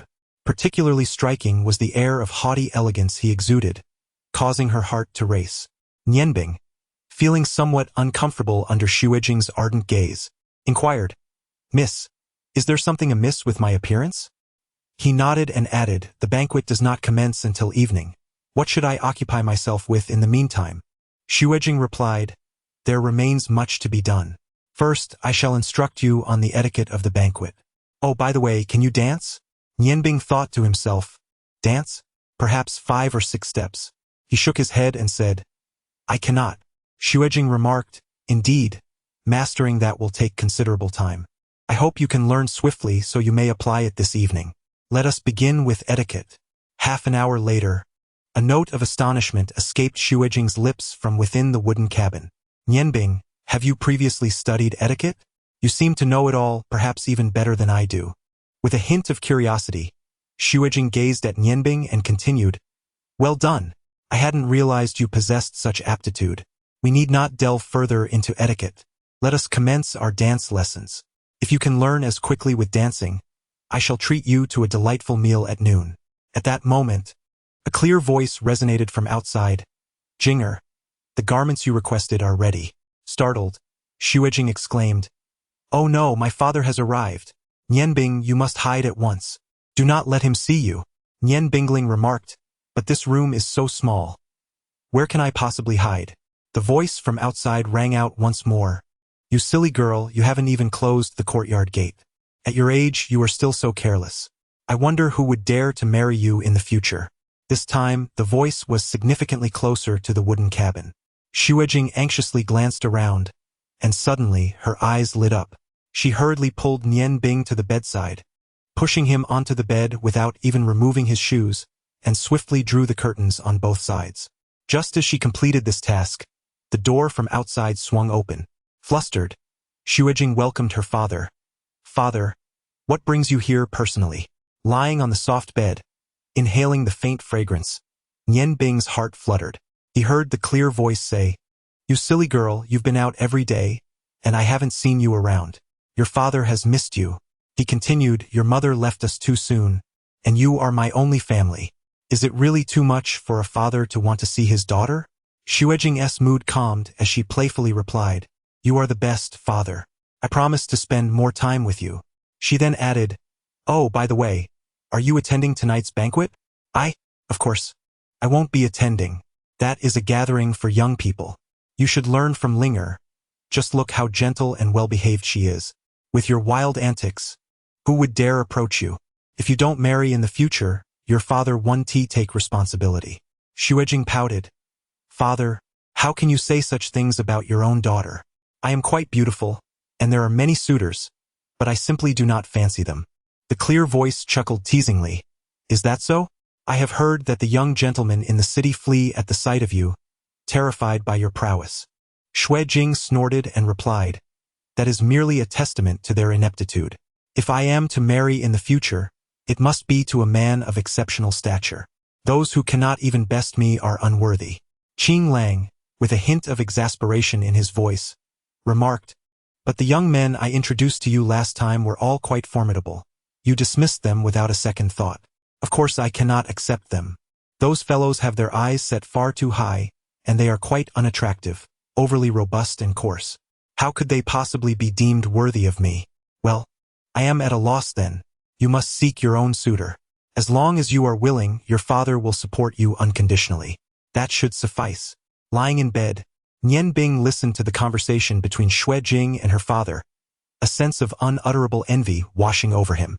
Once upon a time, he too had a father who cared for him in such a manner. Yet now, as this thought crossed his mind, his body involuntarily shifted, producing a barely audible sound. Who goes there? Jing why is there someone in your bed? Qing Lang's voice turned icy. Xue Jing, clearly alarmed, exclaimed, Father, it's nothing, merely a girl. A girl, you say? I must see what this girl looks like. The curtain was abruptly drawn back, and Nian Bing looked up to see a strikingly handsome, middle-aged man in white, around 30 or 40 years of age, standing at the bedside. From his cold gaze, it was evident that he was capable of tearing Nian Bing apart at any moment. Serenely rising from his bed, Nian Bing stood up, fully comprehending the sentiments of the middle-aged man before him. It is only natural that one would feel discontent upon discovering an unfamiliar man in the bed of his daughter. The middle-aged man turned to Xue Jing, his voice laced with coldness. Is this the young man you spoke of? Initially, his anger was palpable, yet upon observing Nian Bing's demeanor, his ire lessened somewhat. The youth before him was strikingly handsome, and the absence of any sign of panic upon their unexpected encounter, coupled with the fine fire mage robes he donned, served as sufficient evidence of his worthiness for his daughter. After all, she had matured, and having some male friends was not inherently problematic. Although he lay in bed, his attire was neatly arranged, clearly a result of the suddenness of the middle-aged man's arrival. Xue Jing glanced awkwardly at her father and shot Nian Bing an angry glare. Dad, he is merely a friend. When you arrived unexpectedly, I feared you might misunderstand, so... The middle-aged man chuckled heartily. Misunderstand? Do you think I, Xue Ji, would misinterpret my own daughter? Your actions have only served to draw more attention to the matter. Silly girl, I was unaware you had become acquainted with such a fire mage. Why not introduce him to your father? Just as Xue Jing was about to speak, Nian Bing interjected, Greetings, I am Nian Bing. In truth, I am not a fire mage. This attire is borrowed from the young lady. I am merely a humble servant from Qingfeng Zhai. Since Xue Jing had already looked down upon him, there was no need to allow her father to harbor any misconceptions. Xue Ji furrowed his brow. A woodsman? I must be mistaken. Jinger, I require an explanation. Though his voice remained calm, the aura he exuded allowed Nian Bing to discern clearly that the proprietor of Qingfeng Zhai possessed formidable martial skills. At the very least, he was a grand swordsman. In comparison, Xue Jing, merely by the measure of presence, was far from his league. Xue Jing shot a fierce glare at Nian Bing, asserting, This is not a place for you to speak. Leave at once. Nian Bing remained silent, returning her gaze with equal intensity before striding out of the room. Turning to her father, Xue Jing whispered, Father, as you know, I have never had a boyfriend. Nian Bing is merely a woodcutter who has recently come to our home. At tonight's banquet, all the other young ladies will have their partners, while I will be alone. Nian Bing is quite presentable, so I thought it would be fitting for him to masquerade as my companion. I even borrowed a set of magical robes from Ling Er. I was just teaching him the proper etiquette. Utter nonsense. This is truly absurd. How could you conceive such a plan? Have you not considered whether this is fair? He is here to work, not to be made a fool of. Xue Ji reprimanded Xue Jing, although a hint of amusement flickered across his face, as he mused that such a whimsical idea could only originate from his daughter. Sensing that her father was not genuinely angry, Xue Jing seized his arm and giggled. What is unfair about it? Helping me is surely far less laborious than chopping wood. Xue Ji furrowed his brow and replied, One cannot dismiss it so lightly. Every individual has the right to their own livelihood. As a young lady, you must exercise caution. That young man seems quite decent and appears rather composed. Is he truly just a woodcutter? Xue Jing remarked, Of course it is true. He is the one I brought in. That day, he intended to go to Changxian, but unfortunately encountered that despicable Liao San. If I hadn't rescued him, he would have likely suffered a severe beating. Although he is quite handsome, I would never fall for such a superficial person. Rest assured, father, nothing will happen. Xue Ji forced a wry smile and responded, If only you could truly set my mind at ease. Well, I shall take my leave now. You must manage things on your own. Be mindful of your conduct. After all, you are a young lady and must adhere to certain proprieties to avoid becoming the subject of ridicule. Staying here any longer may very well trigger my heart condition. Chapter 18. The Birthday Banquet, Part 1. Xue Jing stuck out her tongue and personally escorted her father to the door. Upon exiting, she noticed Nian Bing standing on the stone path, his gaze fixed upon a large tree, seemingly lost in thought. Xue Ji approached Nian Bing and smiled. Young man, do your best at Qing Feng Zhai. My daughter can be a handful, but her character is fundamentally good. The incident earlier was a misunderstanding, which I have come to understand. What if you were to assist him a little? Nian Bing was momentarily taken aback. Xue Ji, the owner of Qing Feng Zhai, was speaking to him not with an authoritative tone, but rather with a hint of supplication. This alone was enough to enhance his admiration for the man. He replied respectfully, "It is my duty to assist. You need not be so formal, master." Xue Ji cast a deep glance at Nian Bing. Suddenly, with a swift motion of his wrist, he reached for Nian Bing's shoulder.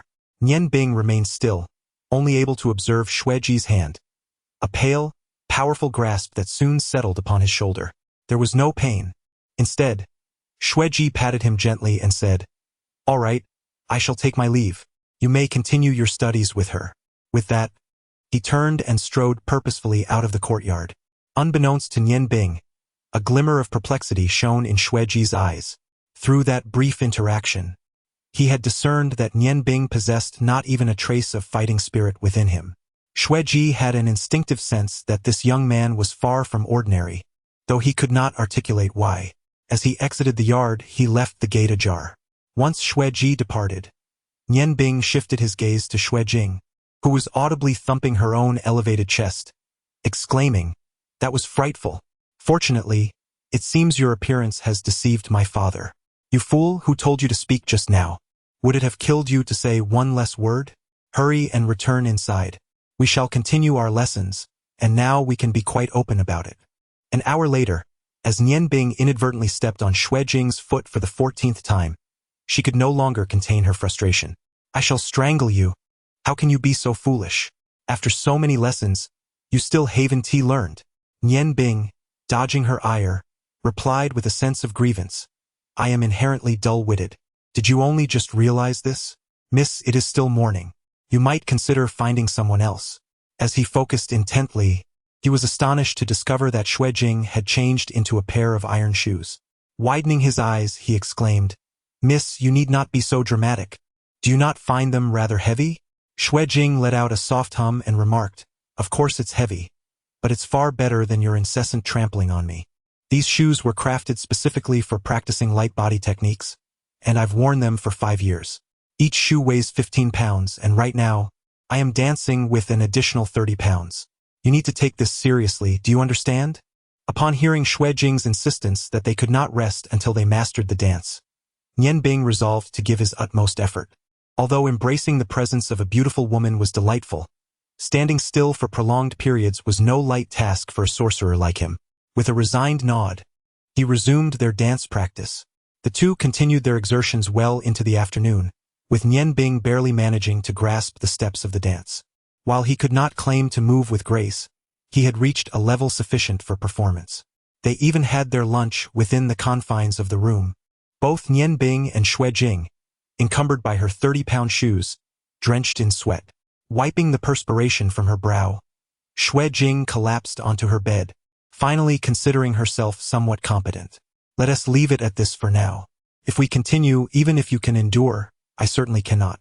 Nian Bing, take a break and have some water. Afterwards, go wash up and change into clean undergarments. We must prepare to depart soon. This time, I truly wish to see if he holds any feelings for me."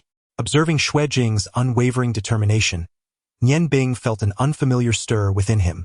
At that moment, Xue Jing appeared most enchanting, her courage to pursue her desires deeply impressing him. "Miss, what shall we do if he harbors no jealousy?" Xue Jing, with a hint of irritation, remarked, "Close that crow's mouth of yours. I am indeed captivating. How could he possibly remain unmoved? If by any chance he truly is a blockhead, then I shall hold you accountable." Nian Bing innocently replied, "But I am not him. What does this have to do with me?" With a touch of exasperation, Xue Jing waved her hand and said, "I was merely speaking whimsically. In any case, we do our best and leave the rest to fate. If the heavens have not entwined our destinies, what can I do? Ling Er is fortunate. She has her senior brother by her side, cherishing and protecting her, without the burden of such worries. I am nearly overwhelmed with despair. Nian Bing, how wonderful it would be if you were truly a wizard." Nian Bing cast a glance at Xue Jing and mused, "If I were indeed a wizard, what would be the benefit?" Xue Jing chuckled and said, "In that case, you could pursue me. The title of wizard would certainly befit me, even if you were merely a mid-level wizard. Frankly, among all the men I have encountered, you are the most handsome. Perhaps, if you donned women's attire, you could surpass both me and Ling Er in beauty." Nian Bing shuddered at the thought, forcing a smile as he replied, "Miss, it seems rather inappropriate to describe a man as handsome. Let us proceed to the bath. I am feeling quite uncomfortable." Xue Jing's cheeks flushed as she clarified, "What do you mean by let us go to the bath? Come along. Thankfully, I had you change out of your wizard's robe before our dance lessons. Otherwise, it would have been quite troublesome had it gotten soiled. Do you realize how precious these wizard robes are?" Nian Bing silently mused, "I understand now. In your heart, I am less significant than a wizard's robe. It appears that in this society, without power, one possesses nothing. If I were merely an ordinary commoner, I would indeed have to endure such humiliation. Fortunately, I am not. Xue Jing, remember every word you have uttered. Such a willful and capricious young lady as you, who would ever find favor?" As night gradually descended, a lavish carriage traversed the grand streets of Ice and Snow City, drawn by 4 magnificent black horses. The carriage was spacious enough to comfortably accommodate a dozen individuals. The driver, an elderly man, exhibited a peculiar posture. His wrist trembled slightly, causing the reins to naturally snap against the horses' backs, guiding their direction with an impeccable pace, neither too fast nor too slow, heading westward towards Ice and Snow City.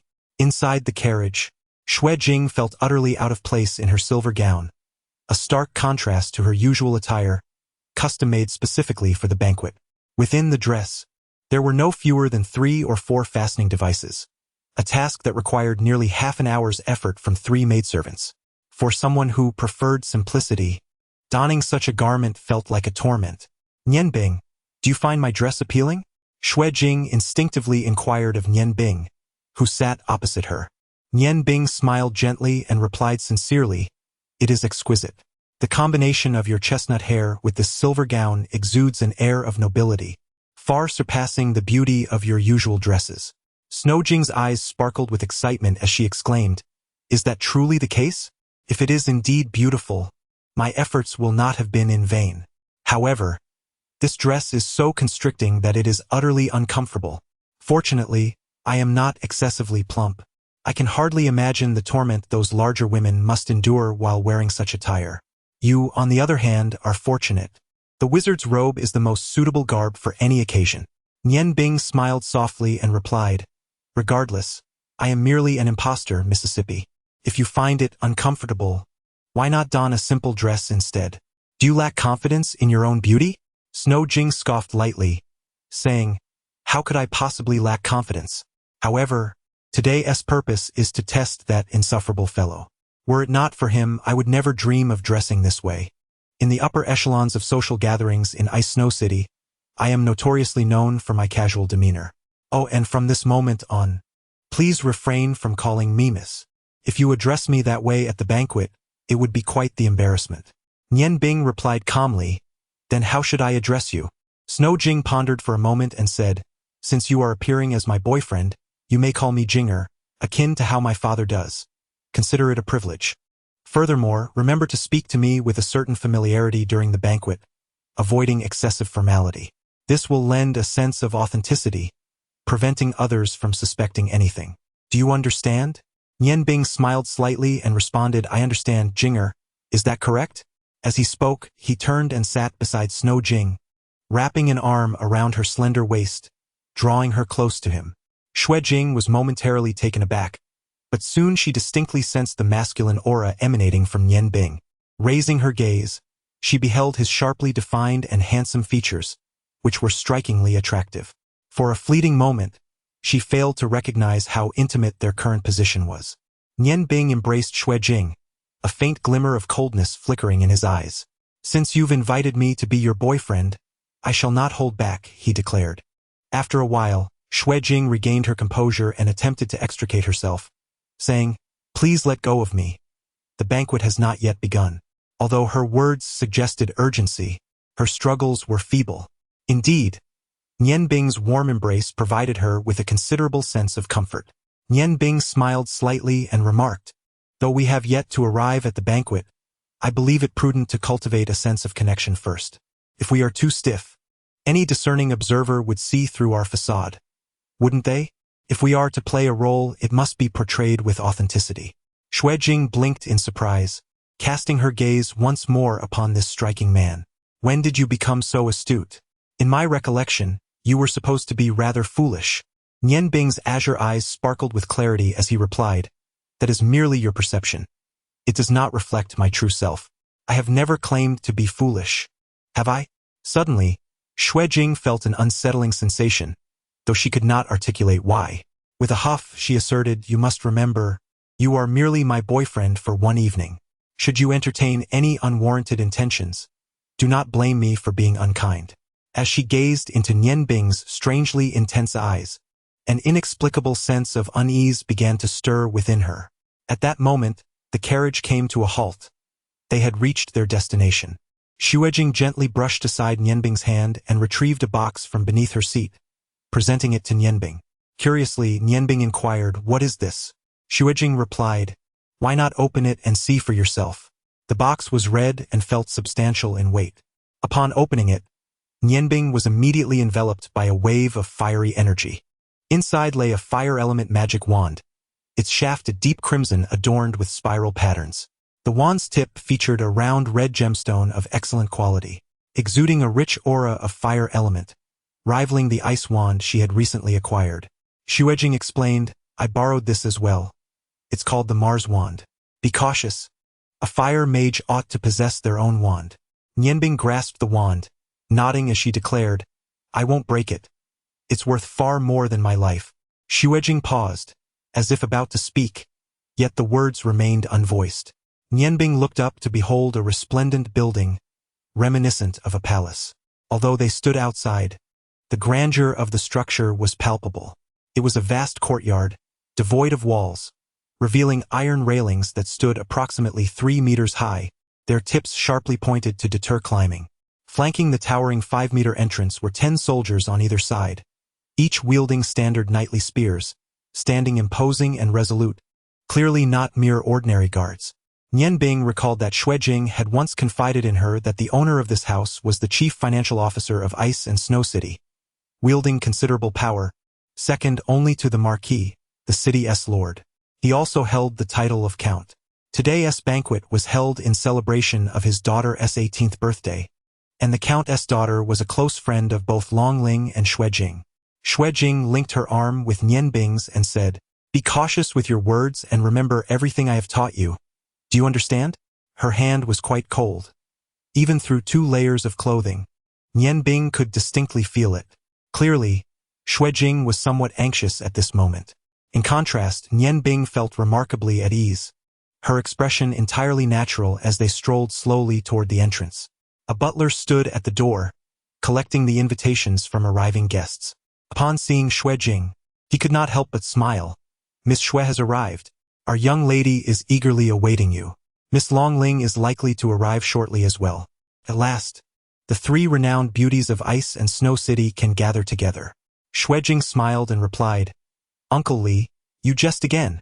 What 3 beauties of Ice and Snow City? That is merely the rambling of busybodies. If we are to speak of true beauty, Ling Air and Ro Air are the real paragons. What am I in comparison?" The butler chuckled softly, his gaze shifting to Nian Bing. Nian Bing clearly noticed a flash of coldness in the butler's eyes. Had she not possessed a resolute spirit, that single glance might have been enough to intimidate her. Nodding slightly to the butler, she said, "Good day, I am Nian Bing, a fire magic practitioner." The steward offered a subtle smile, remarking, "Sir, There's no need for such formality. To have attained the level of a high-ranking mage at such a tender age is truly a remarkable achievement. As a friend of Miss Shui, you are, of course, our esteemed guest. Please come inside. He refrained from further inquiry, having discerned the profound strength of Nian Bing from his composed demeanor. Shui Jing, oblivious to any unease, linked her arm with Nian Bing's as they entered the courtyard. It was an expansive estate with a colossal, palace-like structure at the forefront. A magnificent magical fountain, capable of projecting water columns 10 meters high, stood prominently, encircled by a vibrant array of flowers. Verdant flora blanketed the entire courtyard, with numerous towering trees dotting the landscape, indicative of the owner's refined taste in aesthetics. Shui Jing appeared relieved, whispering to Nian Bing, "It seems we've passed the initial test. You see, Uncle Li, the gatekeeper, though merely a steward, has been with the Marquis since childhood. His martial prowess is exceptional, and he enjoys the Marquis's complete confidence. He is responsible for vetting guests at events like these, and no one has ever managed to deceive him. My father once mentioned that Uncle Li likely possesses the strength of a martial artist." Nian Bing mused inwardly about the distinct nature of such affluent families. Even a steward possessed such formidable abilities, underscoring the need for caution to avoid detection. As he pondered this, he instinctively touched the morning dew blade concealed within his robes, his most reliable asset. Upon approaching the towering edifice, 2 attendants promptly greeted them, ushering the pair inside. Peculiar voice cut through the air. "Is that Shui Jing? What a transformation! I never imagined you could look so stunning in formal attire." The speaker was a matron of short stature, standing nearly half a head shorter than Shui Jing. Though her features were passable, the passage of time had etched crow's feet at the corners of her eyes. Heavily made up, her appearance nearly provoked a visceral reaction from Nian Bing. The dame, with what she perceived as graceful strides, approached Shui Jing, who furrowed her brow in evident impatience. "Madam Maya, I didn't expect to see you here today." Madam Maya chuckled. "Of course, I wouldn't miss the Earl's daughter's birthday celebration. Shui Jing, come, let's chat inside." "Oh, and who is this handsome mage? I don't believe I've had the pleasure." Shui Jing retorted with a cold snort. "This is my paramour, Nian Bing, an advanced fire mage. He has just returned from his travels, hence your unfamiliarity. Forgive us, Madam Maya, but Rower is expecting me." With that, she seized Nian Bing's hand and briskly proceeded indoors, paying no further heed to Madam Maya. Madam Maya's gaze remained fixed on Nian Bing's countenance, her eyes glazed with infatuation. Her lips moved silently, whispering something inaudible to Nian Bing, who dared not listen. He immediately lowered his head and followed Shui Jing into the grand hall, deeming it best to distance himself from such a repulsive old crone. "Jinger, who was that individual?" She exuded a rather peculiar aura. Nian Bing could not help but speak to Shui Jing. "Strange? What is strange?" In her youth, she was a social butterfly, and after much effort, she managed to marry a viscount, only to discover post-marriage that his family had long since fallen from grace, living in modest circumstances. Within a few years, the viscount fell ill and passed away. Yet, she showed no inclination to retreat from her former lifestyle, resuming her existence as a socialite with unwavering persistence. For decades, she maintained this routine. Did you not notice the layers of makeup on her face? It serves merely to mask the wrinkles that betray her true age, which is likely beyond 50. The sight of her is rather repulsive. Nian Bing smiled gently and leaned closer to Shui Jing's ear, whispering, "I share your sentiments." Nian Bing then settled onto a nearby sofa, casually picking up a drink and sipping it slowly. Such social gatherings were not to his liking. He preferred to observe these individuals in tranquility. The staff of his fire staff rested upon the table before him, a magical artifact of considerable value, yet he paid it little mind. Just then, he heard the guard announce, "From the Mage Guild, Miss Longling and young Master Shurjiu have arrived." They were here. Although Nian Bing had anticipated their arrival, he felt a flicker of nervousness. He quickly grasped the staff on the table, rose, and retreated to a relatively shadowy corner. Today, Longling was not clad in her customary mage robes but wore a striking purple gown that perfectly complemented her, accentuating her elegant and gentle demeanor. As she entered the hall, she appeared as if a purple sprite had graced the room. The social charm of Long Ling is evidently superior to that of Xuejing. When Xuejing entered, most attendees merely cast a fleeting glance her way before resuming their conversations, with only a handful taking the initiative to greet her. In stark contrast, Long Ling became the center of attention the moment she stepped through the door. Nearly everyone eagerly approached her, making her seem almost like the host of the gathering. A subtle smile graced Nian Bing's lips as a glimmer of light sparkled in his eyes. He understood that, in such circumstances, Long Ling would be oblivious to his presence, and he relished the solitude. Today, he was keen to observe the various spectacles of this so-called elite aristocratic banquet. Shi Jiao remained clad in his magical robe, devoid of any insignia denoting rank. Yet, none in attendance doubted his prowess. While he might not possess the striking handsomeness of Nian Bing, he was certainly presentable, and for the moment the two became the focal points of the event. At that juncture, Nian Bing noticed a kindred spirit, another outsider like himself, as they were the only two who had not approached Long Ling and Shi Jiao. This was a young man of similar stature to Nian Bing, though he appeared more robust. His well-fitted white attire accentuated his physique, and his chiseled features, while not conventionally handsome, exuded a potent masculinity. His dark eyes, paired with long black hair, lent him an air of cool detachment. Clutched in his hand was a short blade, seemingly no longer than Nian Bing's own morning dew. The white sheath suggested that this man's identity was anything but ordinary. Suddenly, a thought arose in Nian Bing's mind.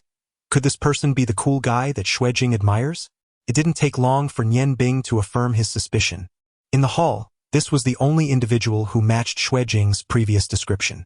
To his surprise, the man approached him, moving at a leisurely pace, yet traversing the short distance in mere strides until he stood before Nian Bing. "Hello, my name is Yan Feng." Nian Bing was momentarily taken aback. According to Xuejing's portrayal, he should be exceedingly aloof, distant from both humans and beasts. Why, then, would he initiate a greeting? Despite this thought swirling in his mind, Nian Bing maintained his composure, extending his hand for a handshake. "Greetings, I am Nian Bing." As they released their hands, Yan Feng took his place beside Nian Bing, elegantly lifting his pinky finger to brush aside a lock of dark hair that had fallen across his forehead, tucking it behind his ear. His exceptionally dark eyes sparkled with an indescribable brilliance as he gazed silently at Nian Bing. After a prolonged moment, a subtle, serene smile graced his lips. "I don't believe I have seen you before." Observing the tall and austere Yan Feng, Nian Bing felt an inexplicable sensation welling up within him. Though he could not articulate the nature of this feeling, he sensed that something was amiss. "I recently arrived in Ice and Snow City and have just joined the Mage Guild, which explains why you have not encountered me before. It appears you frequently attend such social gatherings." Yan Feng's gaze remained fixed on Nian Bing's face as he replied coolly, "Not frequently, merely on occasion. I have a strong aversion to women who swarm like flies." Nian Bing silently mused that this fellow must have some issues. Why else would he be trying to act so cool? With a smile, he nodded at Yan Feng, choosing not to engage further in conversation. Yan Feng, too, refrained from speaking, directing his gaze towards the center of the room. Long Ling finally managed to extricate herself from the throngs of admirers, exchanged a few words with Shi Jiao, and then ascended the stairs, clearly intending to reunite with Xuejing and the gentle Miss Roer. With Long Ling's departure, the atmosphere in the hall dampened once more. The nobles continued their conversations, and Shi Jiao had now become one of them. His ethereal expression suggested that he was receiving much admiration from the aristocrats. Given his temperament, amidst such accolades, he might even forget his own surname. Most of the nobles present were quite young, with the exception of the earlier mentioned Lady Mia. The aloof Yan Feng suddenly spoke again, announcing that the count had arrived. Nian Bing followed his gaze and beheld an elderly gentleman of approximately 50 years descending the staircase. Clad in luxurious attire, the man was of short stature, appearing almost as if he were a large round mass, descending the stairs with a quivering bulk. The staircase, evidently sturdy, bore his weight without a sound. Nian Bing thought to himself, indeed, he was worthy of the title of Chief Financial Officer of Ice and Snow City. Surely, he had indulged in countless delectable delights. The arrival of the Earl rendered the conversing guests momentarily silent, their gazes fixated upon the staircase. The Earl paused midway down, his rotund face adorned with a broad smile as he warmly welcomed everyone to his humble abode. Today marked his daughter's 18th birthday, a momentous occasion signifying her transition into adulthood. He encouraged the guests to indulge in merriment and treat the space as their own home. Should there be any shortcomings in hospitality, he implored their understanding. Please continue, he added. I believe my daughter will soon make her entrance. His words were met with a chorus of praise, further tightening the rolls of flesh upon his visage. Seemingly pleased with the scene, he descended the staircase slowly, a glass of wine in hand, and mingled with the young nobles. Observing this spectacle, both Nian Bing and Yen Feng displayed identical expressions of disdain, their brows furrowed in disapproval. The opulent lifestyle of the aristocracy was certainly not to their liking. Chapter 19. The Intelligent Lady Luo Ro, Part 1. Yen Feng remarked coldly. The Earl, named Luo Hao, may not be entirely virtuous, yet he possesses a degree of capability. The finances of Ice and Snow City are under his stewardship, and the taxes remitted to the Ice Moon Empire each year are by no means lesser than those from Ice Moon City. His greatest pride lies in having given birth to a remarkable daughter. Although Luo Ro is merely 18 years of age this year, she achieved fame a decade ago. At the tender age of 8, she participated in the national literary examination held every 3 years by the Ice Moon Empire, astonishingly securing first place with a score that far surpassed that of the runner-up, earning her the title of a child prodigy. As she matured, her brilliance has become increasingly evident. It is said that the reason the chief financial officer manages all finances with such meticulous organization is closely tied to this wise young woman. Among the 3 most beautiful women of Ice and Snow City, she stands at the forefront as the youngest sage. The trio consists of the wise Luo Ro, the enchanting dragon Ling, and the eccentric Xue Jing. When these 3 are together, even the city lord, the marquis, modestly yields to their presence. The term eccentric fits Xue Jing perfectly, given her temperament. Hearing the monikers of the 3 women, Nian Bing couldn't help but chuckle. Yen Feng's gaze turned to Nian Bing, inquiring, "Do you know Xue Jing?" Nian Bing nodded and replied, "Today, I am indeed her partner, so it is only natural for me to know her. What are your thoughts on her, Brother Yen?" A glimmer of surprise flickered in Yen Feng's eyes as he realized, "I did not expect you to be Xue Jing's partner. What opinion could I possibly hold? All I know is that her father, Xue Ji, is the biological brother of Xue Pe, one of the 3 great marshals of the Ice Moon Empire. Xue Pe, renowned for his iron-fisted tactics, is the foremost among the marshals. In every battle he leads, not a single enemy survives, earning him the moniker of the Iron-Blooded Marshal. In contrast to his elder brother, Xue exhibited a far more subdued demeanor, merely establishing an establishment named Qingfeng Tavern in the heart of the Ice and Snow City. Nevertheless, bolstered by his brother's esteemed reputation, no one dared to offend him.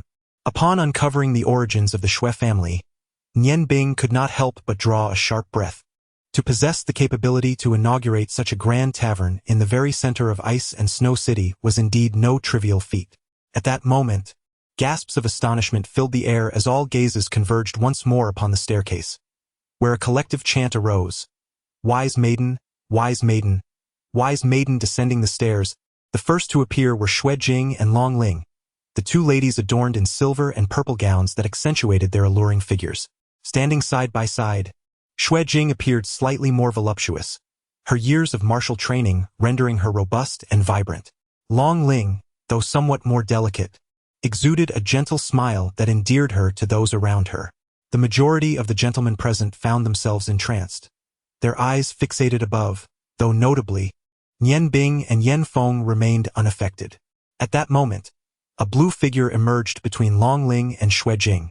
She possessed a cascade of long, azure hair, which fell softly behind her in gentle waves, seemingly untouched by a comb. Her large, blue eyes radiated a faint luminescence. Without even glimpsing her visage, those eyes profoundly captivated Nian Bing. They were orbs of wisdom, their depths reminiscent of a serene, bottomless abyss, clear yet unfathomable. In terms of beauty, among the women Nian Bing had encountered, only the Phoenix Maiden could rival her, though Miss Luo Ro appeared considerably more delicate, with an ethereal beauty that seemed tinged with fragility. Nian Bing smiled, understanding why Yen Xiong had remarked that the Count valued women highly. Upon beholding this wise woman in person, he found himself questioning whether she might be the Count's own daughter. Yan Feng turned to Nian Bing, a rare, subtle smile gracing his face. As for that, I cannot say. However, you must ensure that the Count does not hear such words, or he may become quite irate. The two exchanged knowing smiles, unwittingly drawing closer to one another.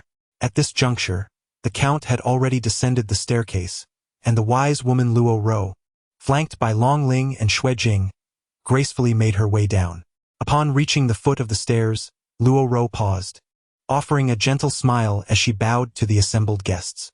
Today marks Luo Ro's birthday, and she expressed her heartfelt gratitude for everyone's presence, feeling immensely honored. The melodious strains of the birthday song resonated throughout the grand hall, enveloping it in an atmosphere of harmony. A cart, pushed by two servants, glided gracefully into view, atop which rested an enormous cake towering 7 layers high. 18 blue candles flickered brightly, already ignited upon the cake, as the lights of the hall dimmed, leaving only the glow of the candle flames illuminating the space. All present, except for Nian Bing and Yan Feng, joined in a harmonious rendition of the birthday song. Luo Ro, with a gentle smile, clasped her hands together before her chest and closed her eyes to make a wish. Moments later, as she opened her eyes, a hint of joy graced her lips. Quietly now, Linger, let us blow together. The 3 young women simultaneously exhaled, extinguishing the 18 candles amidst a fragrant haze, and the lights of the hall reignited, marking the conclusion of the birthday festivities. Luo Ro took the ceremonial knife and made the first incision, slicing through the top layer of the cake. As the knife rose, it was adorned with a layer of creamy frosting. With a smile, Luo Ro addressed her guests. With so many esteemed guests present, and given my fragile health, might I request a gentleman to assist me in dividing this cake? As I have no male companion today, I would be delighted to share the first dance with this gentleman. Her words sparked a wave of excitement, as all eligible young nobles raised their hands, eager to gain Luo Ro's favor. Nian Bing glanced at Yan Feng. Brother Yan, are you not interested? Yan Feng replied nonchalantly, not particularly, but if you so wish, I could lend you a hand. Nian Bing chuckled, excellent. Then I shall trouble you, Brother Yan. A flicker of surprise crossed Yan Feng's eyes. Are you truly going to proceed? Nian Bing smiled and inquired, why not? To dance with a wise lady is indeed worth my presence here. Brother Yan, we ought to hasten our steps. Otherwise, I fear Miss Luo Ro may be chosen before us. Yan Feng cast a deep glance at Nian Bing, nodded, and replied, very well, I shall assist you. Follow closely behind me. With that, he advanced towards the most densely packed area of the crowd. A faint aura of white energy emanated from Yan Feng, causing the nobles to part ways in response.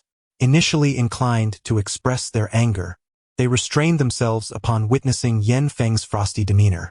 His actions quickly captured the attention of all, including Xue Jing. Except for Yan Feng and Nian Bing, everyone assumed that Yan Feng intended to cut the cake for Luo Ro. Consequently, the surrounding noise dwindled, as if no one wished to challenge him. A natural pathway formed without the need for forceful intimidation. Xue Jing's expression subtly shifted. Her presence here was significantly motivated by Yan Feng, and now, witnessing him poised to serve her dearest friend, her emotions became entangled. Luo Ro, observing Yan Feng approach, could not help but smile and said, young Master Yan, will you assist me in cutting this cake? It would be an honor for me. As Yan Feng reached the cake, his gaze swept over Luo Ro and her companions before nodding to the nearby Count, stating, no, it is not I, but rather a friend of mine. I hope Miss Luo Ro will grant him this opportunity. He then stepped aside, allowing the crowd to finally notice the magician clad in a striking crimson robe standing behind him. Upon his arrival, both Long Ling and Xue Jing could not help but exclaim softly, their expressions betraying their confusion. Luo Ro, captivated by Nian Bing's striking visage and exceptional demeanor, felt a flicker of intrigue in her beautiful eyes. In an instant, Nian Bing became the focal point of the entire gathering. Approaching Yan Feng, he regarded the 3 women before him with an untroubled gaze and smiled. Miss Luo Ro, may I offer my assistance? No. Luo Ro had yet to speak when Xue Jing interjected vehemently. Realizing her hasty outburst, She felt the weight of the audience's skeptical gazes and quickly clarified. I meant to say, his status is not sufficient. Yan Feng's voice cut through the air coldly. Madwoman Xue Jing, it seems you truly live up to your title. Must you behave so erratically at Miss Luo Ro's birthday celebration? He is my friend, and that alone suffices for his standing. Upon hearing Yan Feng's words, Xue Jing was rendered speechless, shooting a withering glare at Nian Bing before lapsing into silence. Nian Bing appeared oblivious to Xue Jing's disdain, continuing to gaze at Luo Ro, who shared his azure eyes, and asked, May I be of service? Although Luo Ro harbored her own doubts, she, being the wise woman she was, maintained her composure. With a slight smile, she addressed him, My apologies for Xue Jing's earlier rudeness. I speak on her behalf. At my birthday celebration, there are no distinctions of status. Every guest present is a friend of mine. Please do join us. As she spoke, she gracefully extended the dining knife from her hand to Nian Bing. A simple sentence instantaneously alleviated the awkward atmosphere. Nian Bing approached Luo Ro, gently nodding to her. Ladies, kindly step back to prevent the cream from staining your attire.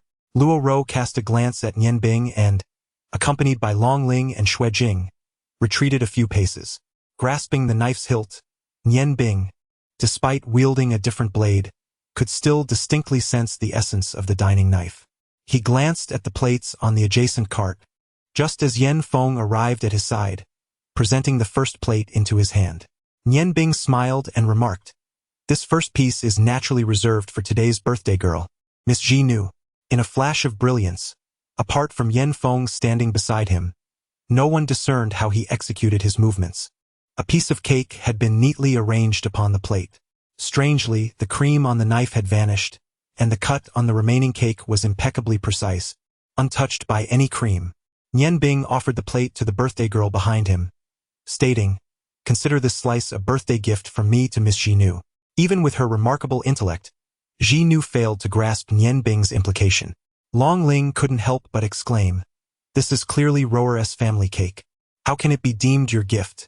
Nian Bing smiled faintly and replied, Miss Ji Nu, taste it and you shall understand. This is the only special piece of cake today. Luo Ro met Nian Bing's gaze, astonished to find that she could not see through this exceptionally handsome man. Accepting the spoon handed to her by a nearby servant, she scooped a small piece from the cake and brought it to her lips, noting during the process that the cake appeared somewhat firm. As the cake melted in her mouth, Luo Ro could not help but exclaim, How refreshing! The originally rich and creamy dessert took on a hint of delicate sweetness, its chilled cream and sponge dissolving effortlessly, flooding her senses with a delightful, cool aroma that revitalized her spirit. A blush of color graced her previously pale cheeks. Nian Bing smiled gently and remarked, What do you think? Infusing the cake with ice magic may seem straightforward, yet the mastery of timing is of utmost importance. If the ice element is underutilized, the flavor will suffer. If overused, the cake transforms into an inedible block of ice. Such exquisite manipulation is likely achievable only by a culinary magician like myself. Luo Ro's eyes sparkled with intrigue as she nodded in acknowledgement, saying, Thank you, my lord. I am thoroughly pleased with this gift. It has been a long time since anything has tempted me to indulge so. She then inquired, Might you allow my two sisters to savor such delectable delights as well? The assembled nobles, unaware of the nuances of their conversation, sensed Luo Ro's sincerity, and curiosity flickered in their gazes directed at Nian Bing.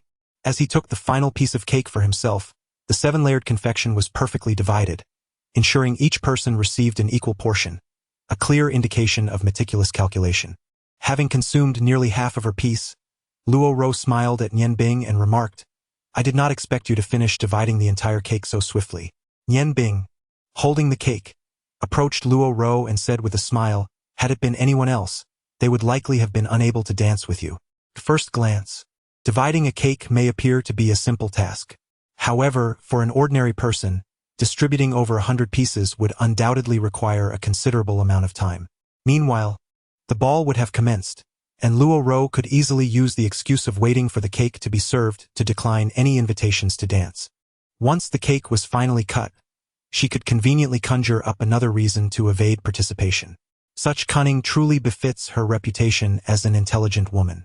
When Yan Bing heard Luo Ro request someone to cut the cake on her behalf, she discerned the entire scheme. Although this wise woman presented herself as gentle and composed, she was, in truth, sharp and astute, her inner pride visible only to those of keen insight. Luo Ro recognized that Yan Bing had seen through her intentions. By now, half of the cake in her hands had been consumed. At this moment, the gazes of the three most beautiful women in Ice and Snow City were fixed upon her. Luo Ro's eyes held a hint of provocation, while Long Ling's were filled with curiosity and inquiry.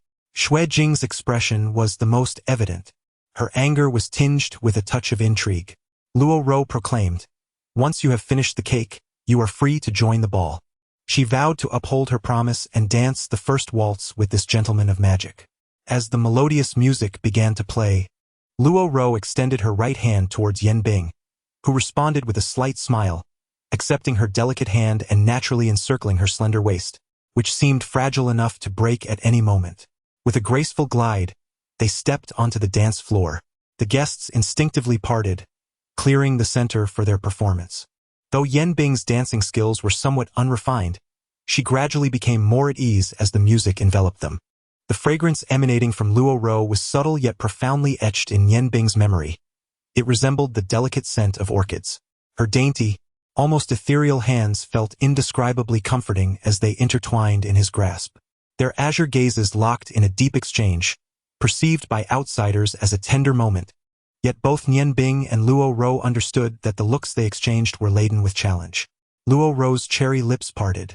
Her voice, a mere whisper meant solely for Yan Bing's ears. "Where do you hail from?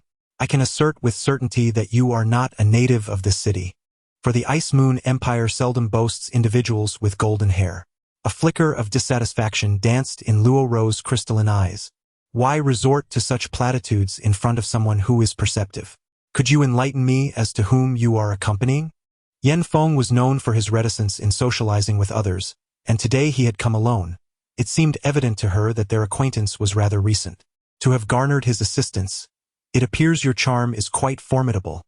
Yan Bing replied, maintaining his composure, "Perhaps it is merely fate that binds me to Brother Yan. It would not be difficult for you, Miss Luo Ro, to ascertain my origins.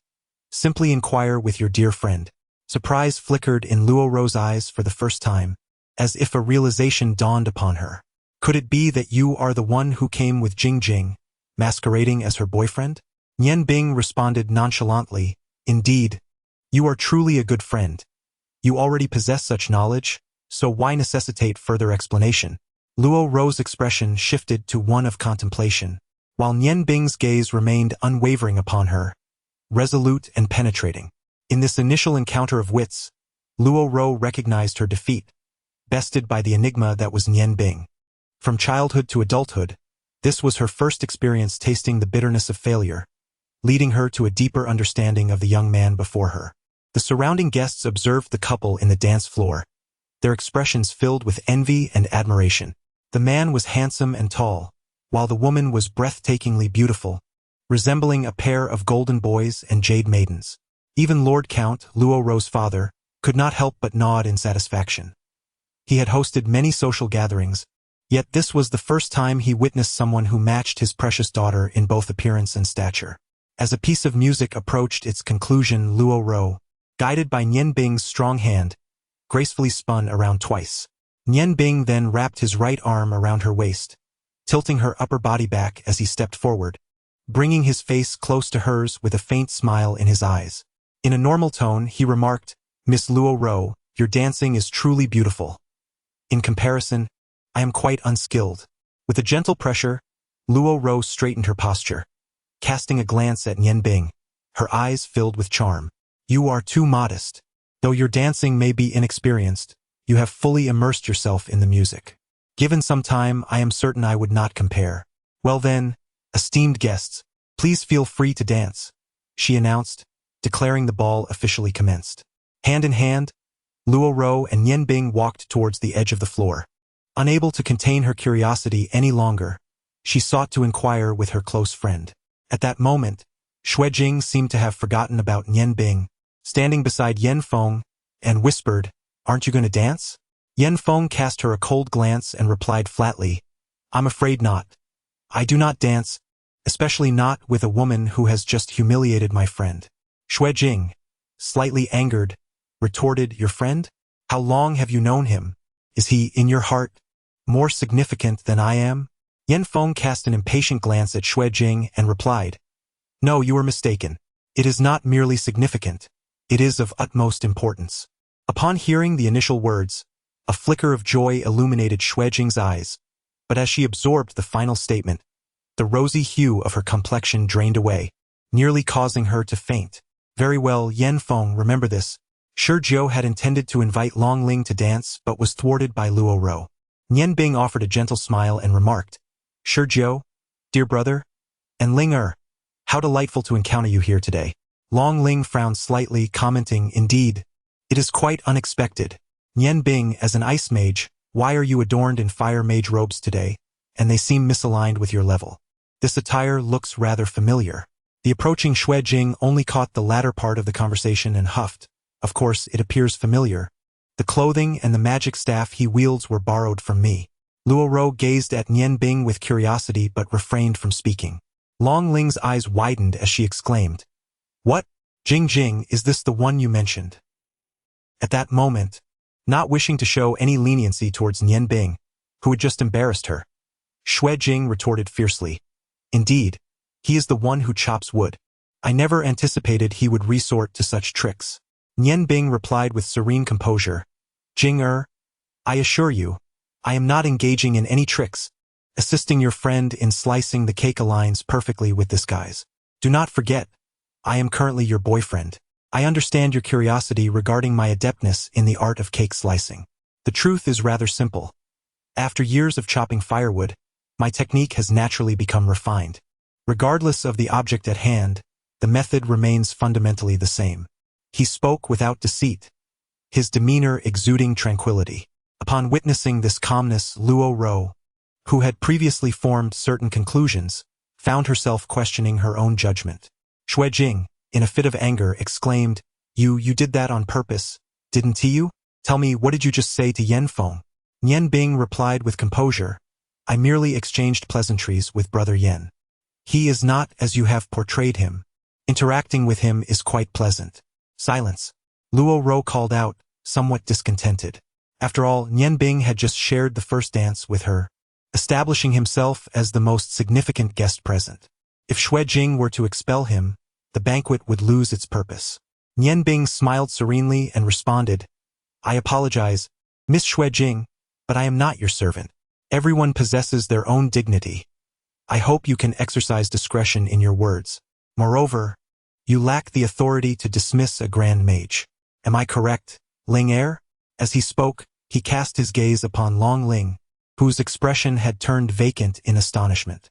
Xue Jing's voice sharpened, her anger clouding her awareness of the situation. Grand Mage? Are you referring to yourself? What do you think you are? Luo Rou and Long Ling spoke in unison, and at this moment, Long Ling had already regained her senses. She stepped between Nian Bing and Xue Jing, softly saying, Jing Jing, regardless of the discord between you, today is Rou Er's birthday. Let us not dampen the festivities. Moreover, Nian Bing is right. Given his standing within our guild, you indeed lack the authority to expel him. Xue Jing was taken aback. Ling Er, do you truly know him? Long Ling nodded and replied, Jing Jing, although I am unaware of the misunderstandings between you, I can assure you of one thing. Do you remember the Grand Sorcerer I mentioned who recently joined our guild? That would be Nian Bing. At an age even younger than mine, he has attained the rank of Grand Sorcerer and is highly esteemed by my father and several magisters. Luo Rou nodded, producing a remaining piece of cake, declaring, I can attest to this using this cake, which is as delightful as ice cream. Xue Jing stood in stunned silence, utterly bewildered. She had never imagined that Nian Bing, whom she always regarded as exceptionally timid, could possibly be a genius sorcerer. This sudden revelation was difficult for her to accept. However, she understood that Long Ling and Luo Rou would never deceive her. Everything was indeed true.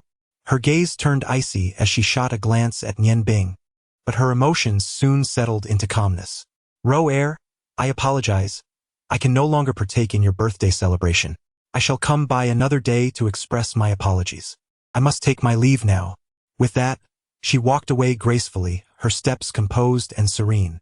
Both Luo Ro and Long Ling, who were well acquainted with her, understood that at this moment, Xue Jing had reached the precipice of an emotional eruption, and it seemed this matter would not resolve amicably. Nian Bing smiled serenely and replied, "It is nothing, merely a misunderstanding between Miss Xue Jing and myself. Brother Shurjiu, amidst such exquisite music, would you not invite Ling Er to dance?" Shurjiu paused for a moment, but quickly regained his composure, returning Nian Bing's words with a grateful smile and extending his right hand in a gentlemanly manner. At this juncture, Long Ling had no justifiable reason to refuse Shurjiu. Although she still yearned for clarity, she felt compelled to glide into the dance floor with him. Nian Bing stood calmly, observing the couples gracefully twirling in the dance hall. His mood was light, for he could now entirely detach himself from Qing Feng Zhai. "Do you not think this is rather cruel to Jing Jing?" Luo Ro remarked softly, standing beside Nian Bing. "Cruel? I do not perceive it that way," he replied. "Miss Luo Ro, renowned for your wisdom, do you not feel that given Xue Jing's disposition, some adversity may be warranted?" Nian Bing turned to look at Luo Ro. Her brows furrowed slightly. "So, you are indeed assisting her?" Nian Bing responded with calm assurance. "At least that is my belief. Xue Jing has aided me in the past. Although I concealed my identity as a sorcerer from her, I harbor no malice towards her. To speak candidly, had she been a man, the insults she has directed at me over these days might have incited a desire for vengeance. However, she is a woman, and there is little to be gained from contention among women. Thus, I chose to reveal my true identity today. Perhaps you believe that I have caused Snow Jing pain, yet the truth is that we are scarcely even acquaintances. She is not heartbroken, merely incensed. With one more person harboring animosity towards me, do you truly think I would be concerned? You are a wise woman, and Snow Jing is your friend. If you could guide her to temper her current temperament and manner of speaking, she might avoid considerable misfortune in the future." A peculiar glint appeared in Luo Ro's eyes, and she inquired, "Who exactly are you? I cannot fathom your intentions behind these actions." Nian Bing smiled serenely, replying, "I am merely an ordinary magician, as you have already heard from Ling Er, a novice ice magician who recently joined the Magician's Guild." Luo Ro chuckled. "Nian Bing, that must be your name. You have piqued my interest." Like a mouse sensing the presence of a cat, Nian Bing inexplicably shivered. Luo Ro, somewhat disappointed, asked, "Are you leaving so soon?" Nian Bing flashed a smile. "Even if I were to stay, I fear Miss Luo Ro would not be inclined to dance with me again. Therefore, I shall take my leave. I do not relish the sensation of being the target of collective disdain." Chapter 20. Yan Feng's Unusual Affection, Part 1. Luo Ro smiled faintly, saying, "Today you have triumphed, but you cannot expect to win indefinitely. Once I uncover your every secret, I shall ensure you concede gracefully." Nian Bing feigned a look of trepidation. "I am already quite convinced, miss. Please do not make things difficult for me." Luo Ro scoffed. "Do you consider yourself above engaging with a mere girl like me?" Nian Bing smiled gently and replied, "I dare not. It is simply that I truly lack the time to engage in a contest with you, Mississippi. Should you possess the capability to gain entry into the library of the Mage Guild, you may find me there at any time. For at least a month, I shall not depart from the Mage Guild." With that, it seemed you have accepted my challenge. "Very well, allow me to escort you outside." Without waiting for Nian Bing to object, she took his hand and together they walked out through the side path. The night was cool and refreshing, the air particularly crisp. Luo Ro held Nian Bing's hand as they leisurely strolled along the garden path, resembling a couple in love. Although Nian Bing felt at ease and comfortable in her company, not a trace of desire stirred within him. "Nian Bing, shall we make a wager?" Luo Ro suggested with a smile. While her tone was light-hearted, Nian Bing could sense the undercurrents of her challenge. "A wager? I beg your pardon, but I am not a gambler." Luo Ro replied, "Is it that you lack the courage? Are you afraid of losing to me?" Nian Bing smiled slightly. "It is better to provoke than to entice. Such tactics wielded by wise women are often inescapable. Pray tell, what shall the terms of this wager be?"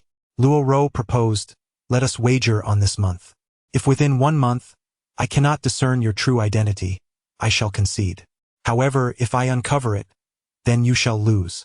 What do you say?" Nian Bing regarded Luo Ro and replied, "Have you not already discerned my true identity?" I have concealed nothing. Perhaps it would be better to acknowledge that discovering my true identity is exceedingly challenging, nearly impossible. Let us wager upon my profession. Should you discern my true vocation and furnish compelling evidence, you shall emerge victorious. Yet what shall we stake? Luo Ro smiled and replied, Very well, I acquiesce. Thus, it appears you are not merely a wizard. Should I prevail, you must grant me one request. Conversely, I shall concede one to you. Nian Bing chuckled lightly. That request seems rather vague. If I win and demand that you marry me, would you acquiesce? The premonition from the Tianhua brand proved entirely accurate. As a chilling gust of air, imbued with potent force, suddenly descended from the left rooftop, racing towards Nian Bing's position. It was a familiar crimson radiance. Upon sensing the oncoming attack, Nian Bing immediately recognized its origin. At that moment, his incantation was complete, and just as he was about to summon the formidable fourth-tier ice spike shield, a flash of white light illuminated the periphery, swift and agile, arriving before the red light could reach him. A soft chime resonated, the piercing sound causing Nian Bing's eardrums to throb painfully, prompting him to instinctively retreat towards the wall. Two figures, a white and a silver, landed simultaneously upon the ground. The silver figure was undoubtedly the lunatic girl, Xue Jing, as Nian Bing had envisioned, while the white figure, unexpectedly, was Yan Feng. Earlier, when Nian Bing departed, it seemed Yan Feng had gone to the restroom, leaving Nian Bing unable to bid him farewell. In Yan Feng's hand, the white-sheathed dagger was raised high. Madwoman, you are causing a scene again. As a practitioner of martial arts, how dare you ambush a sorcerer from the shadows? You are utterly unworthy of mastering such skills. Xue Jing's eyes blazed with fury as she glared at Nian Bing. I did ambush him, and what business is it of yours? Who are you to him that you feel the need to intervene? Step aside. Today I shall end his life. Nian Bing furrowed his brow and replied, Xue Jing, I believe our enmity cannot be so profound. Xue Jing's eyes suddenly glistened with unshed tears. Cannot? After what transpired today, how can I hold my head high among my sisters? Tell me, as a sorcerer, why would you come to Qingfeng Studio to chop wood? Why deceive me? Everything you did before was merely an act, was it not? All to mislead me. What grievance do I have against you that warrants such treachery? Nian Bing had not anticipated that Xue Jing would take the matter so gravely. He frowned and said, Xue Jing, indeed, I am a sorcerer, yet my visit to your Qingfeng Studio to chop wood was entirely voluntary. I had my own motives. I never intended to deceive you. You never inquired whether I could wield magic, so how can this be labeled deception? Please calm yourself. Calm? How can I possibly be calm? In front of so many guests, the majority witnessed you and I arrive together. Yet you completely ignored me and danced the first waltz with Rower. What does this signify? Are you attempting to assert dominance over me? You despicable wretch, today I shall take your life. In his hand, the sword emanated a brilliant crimson aura, clearly ready to strike once more. A sudden wave of amusement washed over Nian Bing as he discerned that much of Xue Jing's animosity towards him stemmed from jealousy. The thought of such jealousy struck him as oddly humorous. Could it be that this headstrong woman, who had always looked down upon him, harbored feelings for him? The red light surged forth, and the sword in Xue Jing's grasp sliced through the air like a rainbow piercing the sun, showcasing her full might. A white light veil rose from below, and a series of crisp sounds resonated. In an instant, Nian Bing found himself face to face with Xue Jing and Yan Feng, now merely 5 meters apart. However, Xue Jing's complexion appeared somewhat pale, and her sword had been reduced to half its length. A short blade, exuding a chilling aura, was pressed against her slender neck, and a deadly glint flickered in Yan Feng's eyes as he coldly declared, Madwoman, your madness is your own affair, but should you seek to harm my friend, do not expect my mercy. Others may fear your father, Xue Ji, but I do not. Brother Yan, please show restraint. Nian Bing hastily interjected, stepping closer to the two. As he approached, he noticed Xue Jing's gaze flitting between him and Yan Feng, seemingly oblivious to the blade poised to take her life. Tears cascaded down her smooth skin, enveloping the atmosphere in a shroud of sorrow. Suddenly, Nian Bing detected a peculiar expression in Xue Jing's eyes, a blend of anger, sadness, and despair. He felt an unsettling sense of foreboding. His reaction was swift. Upon realizing the dire situation, he immediately raised his hand to grasp the short blade in Yan Feng's possession. Just as Nian Bing had anticipated, Xue Jing closed her eyes and collided directly with the blade in Yan Feng's hand. Time was of the essence, and Yan Feng was unable to react in time. In this critical moment, Nian Bing's hand reached the blade, clasping it firmly, while Xue Jing crashed into the back of his hand. Blood trickled down Nian Bing's palm, staining Yan Feng's short knife. The blade seemed to possess a certain sentience, trembling slightly as if filled with excitement. Sensing something amiss, Xue Jing opened her eyes just in time to witness the crimson droplets falling to the ground, leaving her momentarily stunned. Nian Bing sighed softly, gazing at Xue Jing with a hint of exasperation. What is the purpose of this? Are you so fragile that you cannot withstand such a minor setback? Did you not consider your family and friends when you hurled yourself against the blade? Xue Jing, though you bear the moniker of a madwoman, madness should not be boundless. Life is a gift from the heavens, and each person is granted but a few decades. Cherish your own existence. Yan Feng, with a flick of his left hand, sealed the blood vessels at Nian Bing's wrist and coldly remarked, "If she is to die, let her die. Why bother to save her?" Though the bleeding had slowed, it continued to drip steadily onto the ground. The fury in Xue Jing's eyes vanished upon witnessing the blood, replaced by a complex glimmer. Biting her lower lip, she retreated step by step, abruptly throwing the broken sword to the ground before turning to flee, two glistening tears trailing through the dark night sky. "Nian Bing, how are you? My frostfire blade is exceedingly sharp. I fear it may have already injured your tendons and bones. What shall we do? The blade cannot be withdrawn, and I shall immediately escort you to a physician." The cold arrogance in Yan Feng's eyes has dissipated, replaced by an evident concern. Upon witnessing that caring gaze, a sense of discomfort unexpectedly arose within Nian Bing, prompting him to hastily respond. "Thank you for your concern, Brother Yan. Rest assured, it is not as grave as you imagine. Your blade is indeed remarkably sharp. It has even sliced through the ice in my hand." As he spoke, he gradually opened his palm, allowing two crimson-stained chunks of solid ice to fall to the ground. Although blood flowed profusely, the wound was not particularly deep. The collision with Xue Jing had merely caused Yan Feng's frostfire blade to pierce the skin of Nian Bing. "O source of life, please, let your radiance shine forth and bestow upon me the healing waters imbued with the essence of life, alleviating my suffering." Water healing technique. Blue orbs of light coalesced in Nian Bing's hand, flowing like silken threads toward his palm. The bleeding ceased immediately, and the wound, though shallow, was visibly mending under the influence of the azure luminescence. Nian Bing smiled with satisfaction and remarked, "Indeed, there are treasures to be found within the pages of books. Yesterday's study was not in vain. This second-tier water healing technique is far superior to the first-tier healing spell." This second-tier magic was something he had only encountered the previous day in a water-based spellbook at the Mages Guild. Ice magic, an offshoot of water magic, possesses the powers of ice and can indeed be classified as a water mage. However, a mere water mage cannot wield ice magic, which elucidates why ice magic holds a status that surpasses that of the ordinary four elemental magics within the magical realm of the continent. Yan Feng remarked in awe, "Magic is truly a wondrous phenomenon. This method of healing is unattainable by martial skills." Nian Bing responded with a smile, "I appreciate your timely assistance, Brother Yan. Though magic has its advantages, martial arts equally possess their own distinctive traits." At that moment, Yan Feng's previously stoic demeanor softened as he chuckled. "Why the formality? In truth, I could tell you were prepared, yet concern often leads to distraction, and I couldn't help but intervene. That madwoman is utterly unhinged, willing to take a life over such a trivial matter." With a hint of reluctance, Yan Feng continued, "Brother Nian, we are already friends. May I visit you at the Mage Guild in the future?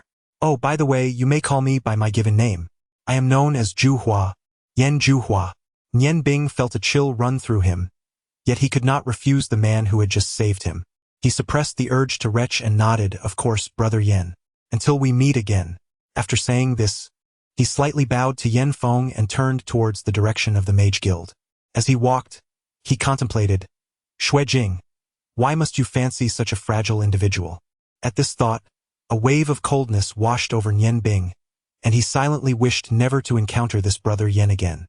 Strolling leisurely along the street, Nian Bing felt a sense of ease. The matter regarding Xue Jing had finally reached a resolution. Although she might find it difficult to accept, at least he had shielded her from harm. Regardless of how mad she might become, she would not harbor resentment towards him, would she? Suddenly, the sound of galloping hooves broke the tranquility, prompting Nian Bing to hastily step aside. The street he traversed was rather narrow, and a collision would spell misfortune for him. With a couple of sharp whinnies, two magnificent steeds came to a halt before him. To his astonishment, their riders were none other than Long Ling and Shizhou. Dismounting, Shizhou expressed his displeasure, saying, "Brother, why did you leave without so much as a word?" Nian Bing managed a wry smile, replying, "Given the circumstances, could I have possibly stayed?" Long Ling's previously gentle gaze now bore a hint of frostiness. "Nian Bing, I require an explanation regarding your relationship with Jing Jing." Nian Bing sighed. "An explanation? Quite simple, really. You must know that it was she who asked me to pretend to be her boyfriend and accompany her to the gathering. Before I joined the Mage Guild, I had just arrived in Ice Snow City, unfamiliar with my surroundings. While passing by Qingfengzhai and Dechengxian, I intended to find work to settle down. However, I was met with difficulties from that steward of Dechengxian. Just then, Xue Jing happened to pass by, punished that steward, and brought me into Qingfengzhai to chop firewood temporarily. Perhaps due to my decent appearance, she chose me to masquerade as her boyfriend." Long Ling was taken aback. "Is it truly that simple?" Nian Bing shrugged. "Indeed, it is that simple. If you doubt it, you may ask Xue Jing." Long Ling furrowed her brow, remarking, "It is quite absurd to have a grand mage chopping firewood.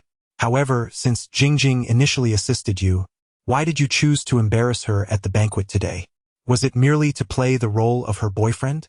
Nian Bing shook his head and replied, "I once told Luoro that my intention was simply to teach Xuejing a lesson. I could endure her past insults, but I do not wish for her to continue in her self-righteous delusions. This madwoman will inevitably face greater setbacks one day. Rather than allowing her to persist, I thought it prudent to provoke her a little. Moreover, do you truly believe my provocation was particularly intense? It was Linger who ultimately revealed my identity as the great magician." Long Ling gazed blankly at Nian Bing's retreating figure, murmuring, "Senior brother, do you think I might be somewhat biased towards Jingjing because she is my dear friend?" Nian Bing, having come from humble beginnings, must have been stirred by something Jingjing said that pricked at his pride. Nonetheless, I have always perceived Nian Bing as a good person. He seems not to wish to harm others, merely guarding his own heart with caution. Nian Bing did not decline Shizhou's invitation, as his mind was wholly consumed with thoughts of magic and the pursuit of personal strength, leaving little room for consideration of anything else, particularly matters concerning women. Only the wager made with the wise Luoro before his departure piqued his interest. "I feel so weary. I wonder how many days have passed." Nian Bing stretched languidly, rubbing his somewhat sore waist as he gradually rose to his feet. He had finally finished reviewing the items he required on the first level. With his innate ability to retain information effortlessly, he firmly etched these essentials into his memory. Having absorbed an abundance of knowledge without rest, Nian Bing felt his mind clouded and heavy. Although he yearned for slumber, he understood that in such circumstances, meditation was imperative. One must remain vigilant. The practice of magic was akin to rowing upstream. Failure to progress meant regress. Prolonged disconnection from magical elements would inevitably lead to a decline in his own magical prowess. With this thought, he forced himself to focus, seating himself cross-legged to attune to the magical elements beyond his corporeal form. Utilizing the stones of the ice goddess and the flame god, he sought to rejuvenate his spirit. When Nian Bing regained consciousness, the daylight had arrived, and sunlight streamed through the library's windows, enveloping him in warmth. He realized that his meditation had lasted for a considerable duration. Through a deeper comprehension of magical knowledge, he had gained insights into his dual elemental magic of ice and fire. He sensed that the equilibrium between the two forces was precarious, requiring further integration to achieve true harmony. However, he was at a loss as to how to proceed. Ice and fire were fundamentally opposing forces, currently coexisting without interference due to their rotational dynamic. Yet, should he attempt to disrupt this balance, It was his own body that would likely suffer the most, let alone the challenges of deeper integration. The very preservation of his life could be at stake. It is precisely for this reason that, although Nian Bing is aware that continuing his cultivation will only amplify the whirlpool and the lurking dangers, he cannot bring himself to venture forth lightly. Present, he merely hopes that within the second and third levels of this library, or even in the enigmatic fourth level, he might discover theories to guide him. Though such hopes are faint, they still possess a glimmer of possibility. The sound of the door creaking open startled him, and instinctively, Nian Bing glanced up to see Long Ling entering, delicately balancing a tray. Upon noticing Nian Bing awake, Long Ling gasped in astonishment. "Nian Bing, you've finished your meditation?" With a gentle smile, Nian Bing replied, "Have I truly been here for a long time? Have you been the one bringing me food these past few days?" A hint of discontent flickered across Long Ling's face as she retorted, "You, while it is commendable to have a passion for reading, you cannot lose yourself in it day and night. If it weren't for my father forbidding me from disturbing you, I would have insisted you take a break long ago. You've spent 3 days and 3 nights solely reading, followed by 2 days and 2 nights in meditation. I've never met anyone so studious. No wonder. At such a young age, you have already reached the realm of a grand mage. Here, eat something first. After 2 days of meditation, you must be famished." Nian Bing accepted the tray, which held a bowl of plain congee, 2 steamed buns, and a small dish of pickled vegetables. These were the most ordinary of fare, yet upon seeing this simple meal, he felt enveloped by a warm sense of gratitude. Long Ling was indeed a kind-hearted girl. While their friendship was still in its infancy, her generosity toward him was something he felt he must repay. "Why are you lost in thought? Are you not hungry?" Long Ling gently nudged Nian Bing. "Ah, I'm so hungry. Of course I am. I want to eat now." Long Ling finally witnessed the legendary act of wolfing down food. In less than 30 breaths, 2 steamed buns and a bowl of congee were completely devoured. Nian Bing, still somewhat unsatisfied, poured all the pickles into his mouth and swallowed them down, then contentedly patted his belly. Eating so quickly, he showed no fear of choking. Observing Nian Bing, who looked as though he hadn't eaten in several lifetimes, Long Ling couldn't help but chuckle softly. Nian Bing returned the plate to Long Ling, saying, "Thank you. I've now rested enough. I believe it's time for me to head to the second floor to read." "What? You want to study more? Aren't you going to take a break?" Long Ling asked in astonishment. Nian Bing smiled slightly and replied, "No need. There's still much more I must learn on the second and third floors. After all, having arrived at this treasure trove, I find it hard to part with it."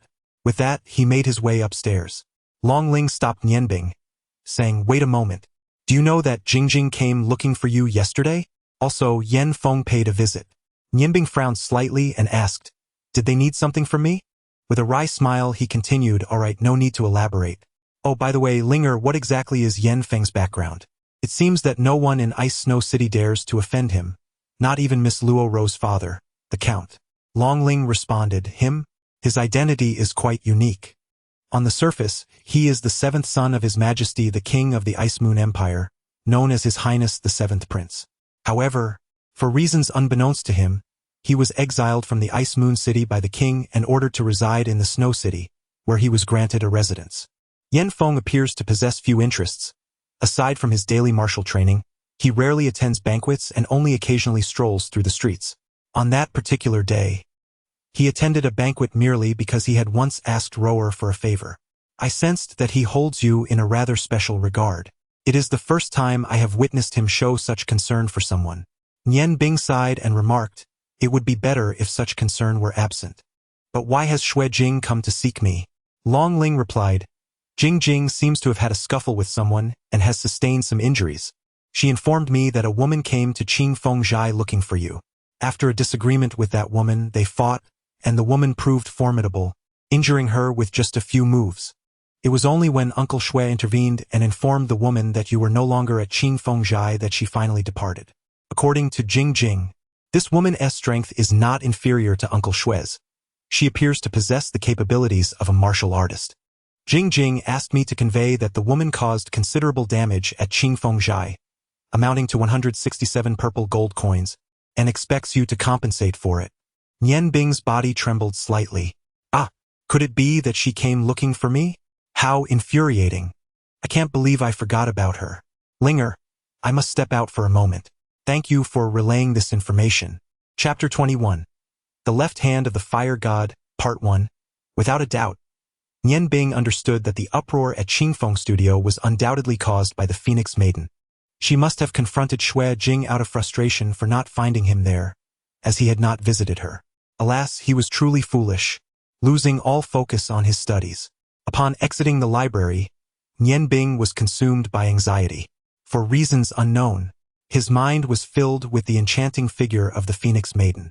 Disregarding the potential for scandal, he raised his ice crystal staff and intoned, "O magnificent goddess of ice and snow, lend me your fury, and guide us to the shores of our lost destiny."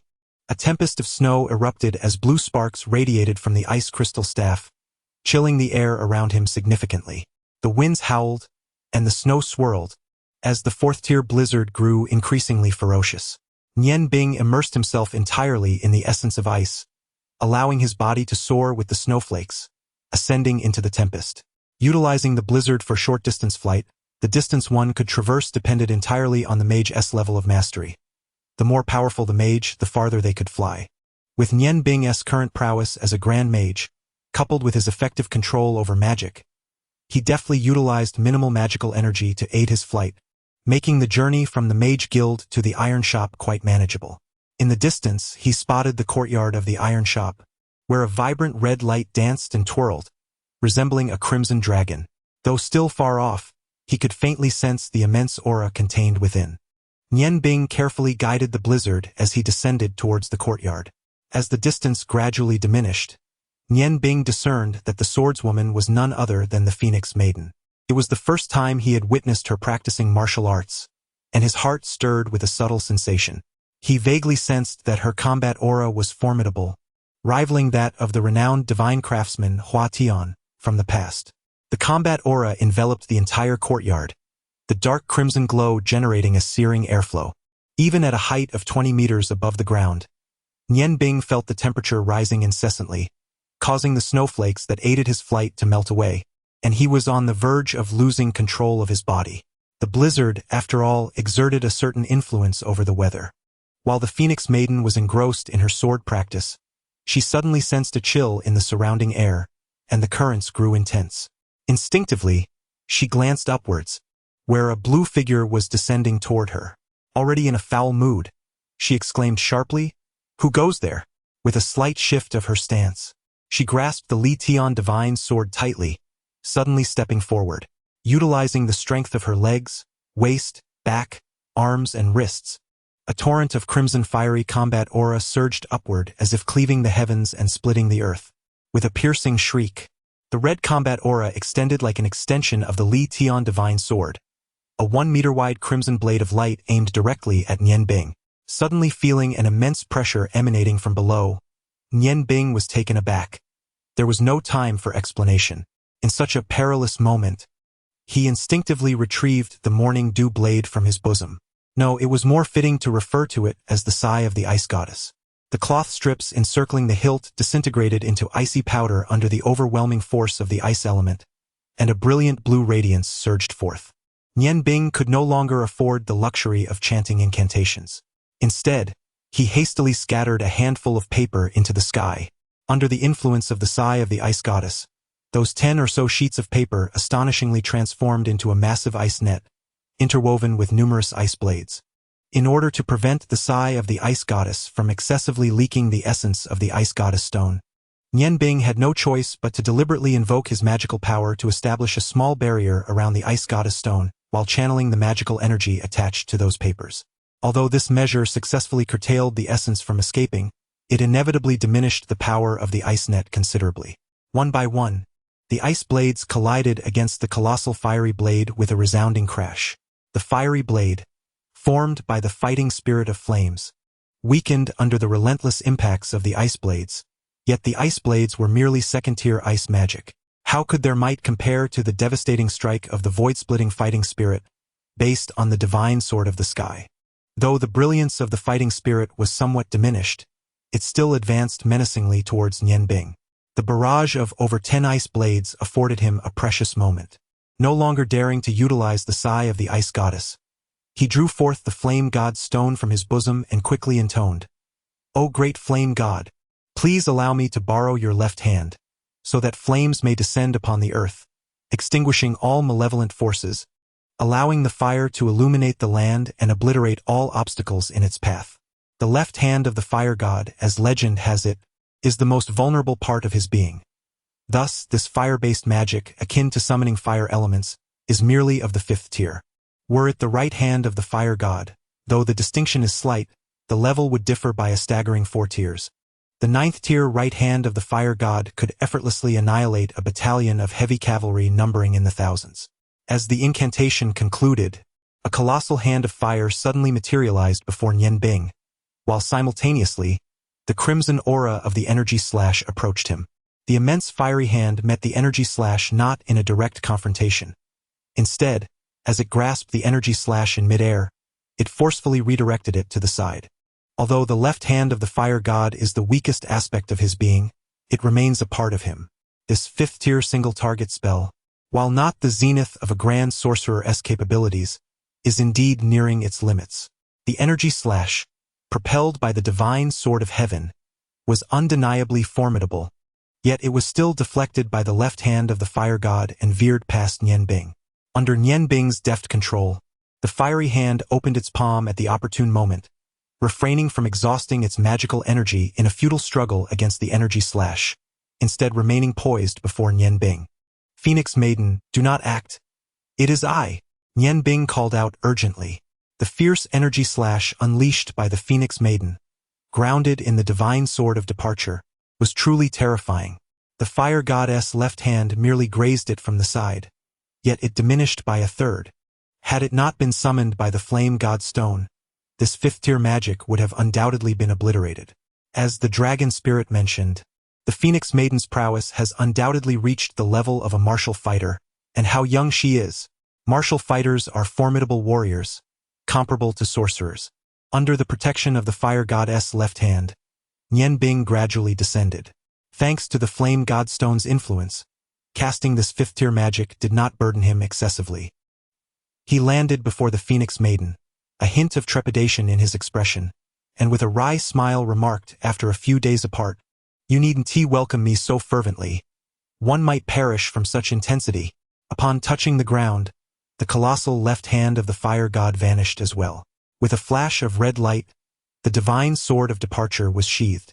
The Phoenix Maiden swiftly appeared before Nian Bing, scrutinizing him closely before exhaling in relief.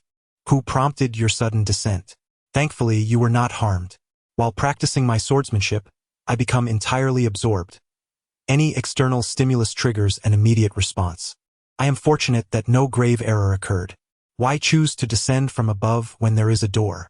Nian Bing, naturally, did not hold the Phoenix Maiden accountable. Meeting her concerned gaze, he expressed remorse. "I'm sorry. It was my fault. Phoenix Maiden, have you visited the Qingfeng studio?" At the mention of Qingfeng studio, the Phoenix Maiden couldn't help but snort. "Let us not speak of that place. I went there to find you, intending to be quite courteous, only to encounter a headstrong girl who bluntly declared that you had died. In moments of anger, I found myself resorting to physical confrontation with her. Her prowess was not as formidable as her words, and had it not been for the intervention of a middle-aged man from Qingfengshai, I would have surely taught her a lesson that day. Nian Bing, where have you been these past few days? I have searched for you in vain, and you have not come to see me. Am I truly so detestable to you?" Nian Bing was rendered speechless by Feng's inquiry and hurriedly replied, "No, that is not the case. It is indeed my fault." He then recounted the events of a few days prior to Feng, omitting many details about the banquet, merely glossing over them, while primarily focusing on his journey to join the Mage Guild. "So, you are now a member of the Mage Guild of the Ice Moon Empire, and a Grand Mage at that. Is magic so enthralling that you have forgotten about me?"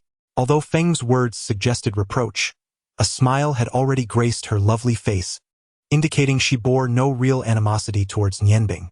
Nian Bing replied, "These past years, I have been honing my culinary skills under my master's guidance, and my magical pursuits were conducted through trial and error. This time, having finally found an opportunity, I naturally devoted myself to it. Feng seemed to recall something. Oh, by the way, when you were fending off my attacks earlier, it seemed you employed two types of magic. The first was relatively weak, yet it slowed the speed of my energy attack, while the latter was much stronger, redirecting my energy aside.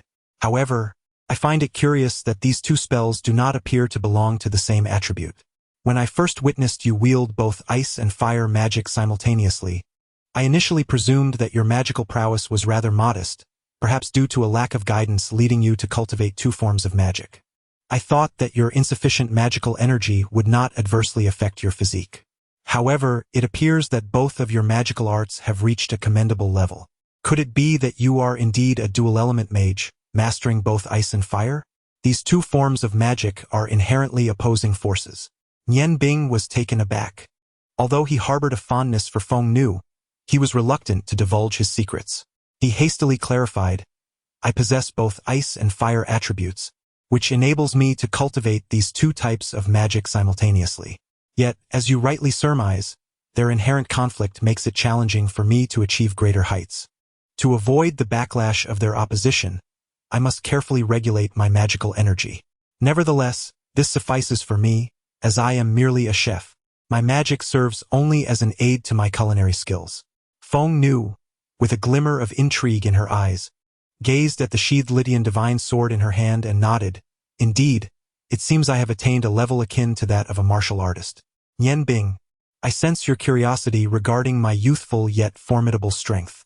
However, I implore you not to inquire further. It suffices for you to know that I harbor no malice towards you. When the Zhengyang blade is completed, it will mark the conclusion of our fated connection. At that time, you shall depart from the city of ice and snow, and similarly, I shall leave this humble forge. Nian Bing gazed at Feng Nu in astonishment. From their first encounter, he had sensed a faint air of mystery surrounding her. Yet this enigma was deeply concealed, and he had not wished to delve into it. At least, he believed that Feng Nu's identity as a disciple of Hua Tian was indisputable. Otherwise, she would not have willingly assisted him in embedding the stone of the flame god. However, it now appeared that matters were far more intricate than he had initially imagined. The secrets enveloping Feng Nu were undoubtedly numerous, particularly her formidable martial skills which were incongruous with her age. Although the number of martial artists across the continent was not as pitifully scarce as that of magicians, it certainly did not exceed 1,000. Each nation's martial artists were fervently courted by the royal families. For decades, while the 5 great empires managed to coexist peacefully, the undercurrents of conflict had never ceased. This rivalry manifested primarily in 2 arenas: competitions among warriors and tournaments among magicians. Though these events were unofficial, the Continental Martial Arts Championship and the Continental Magic Tournament were competitions of such significance that no nation could afford to dismiss them. Excelling in these contests could even elevate a nation's overall strength in the eyes of others, making such non-combative means of asserting dominance highly desirable. Historical records indicated that the youngest martial artist was at least 35 years old. Given that Feng Nu was of a similar age to Nian Bing, the revelation of such a young martial artist would undoubtedly stir ripples across the entire continent. Nian Bing smiled faintly and said, Phoenix Maiden, it is precisely because you cultivate fighting energy that you can perceive its formidable power. I, however, am different. I practice magic, which possesses its own mysteries. If my magical prowess were to rival your fighting energy, I dare say your energy would not be able to withstand my might. A magician merely requires time to chant their spells. Indeed, I may not be able to counter your relentless assaults, but as a mage, when I unleash an 8th-level spell, the strength of a martial artist would be utterly insufficient to contend with it. Therefore, I have always believed that the distinction between a magician and a warrior lies primarily in distance. In close quarters, an equally matched magician and warrior will invariably see the warrior emerge victorious. However, at a distance, a magician has ample time to chant, placing the warrior in peril. Naturally, the most effective combination is the collaboration between a warrior and a magician, with the warrior serving as the frontline combatant against close-range foes while the magician employs suitable spells from the rear. This is not only the strategy of war but also the art of battle, albeit differing in scale. As you mentioned, I am merely a chef. Magic is sufficient for me. Should I divert my attention to mastering martial techniques, the outcome can only be one: a complete lack of accomplishment. Upon hearing Nian Bing's words, a glimmer of surprise appeared in the Phoenix Maiden's azure eyes, realizing that he possessed such profound understanding.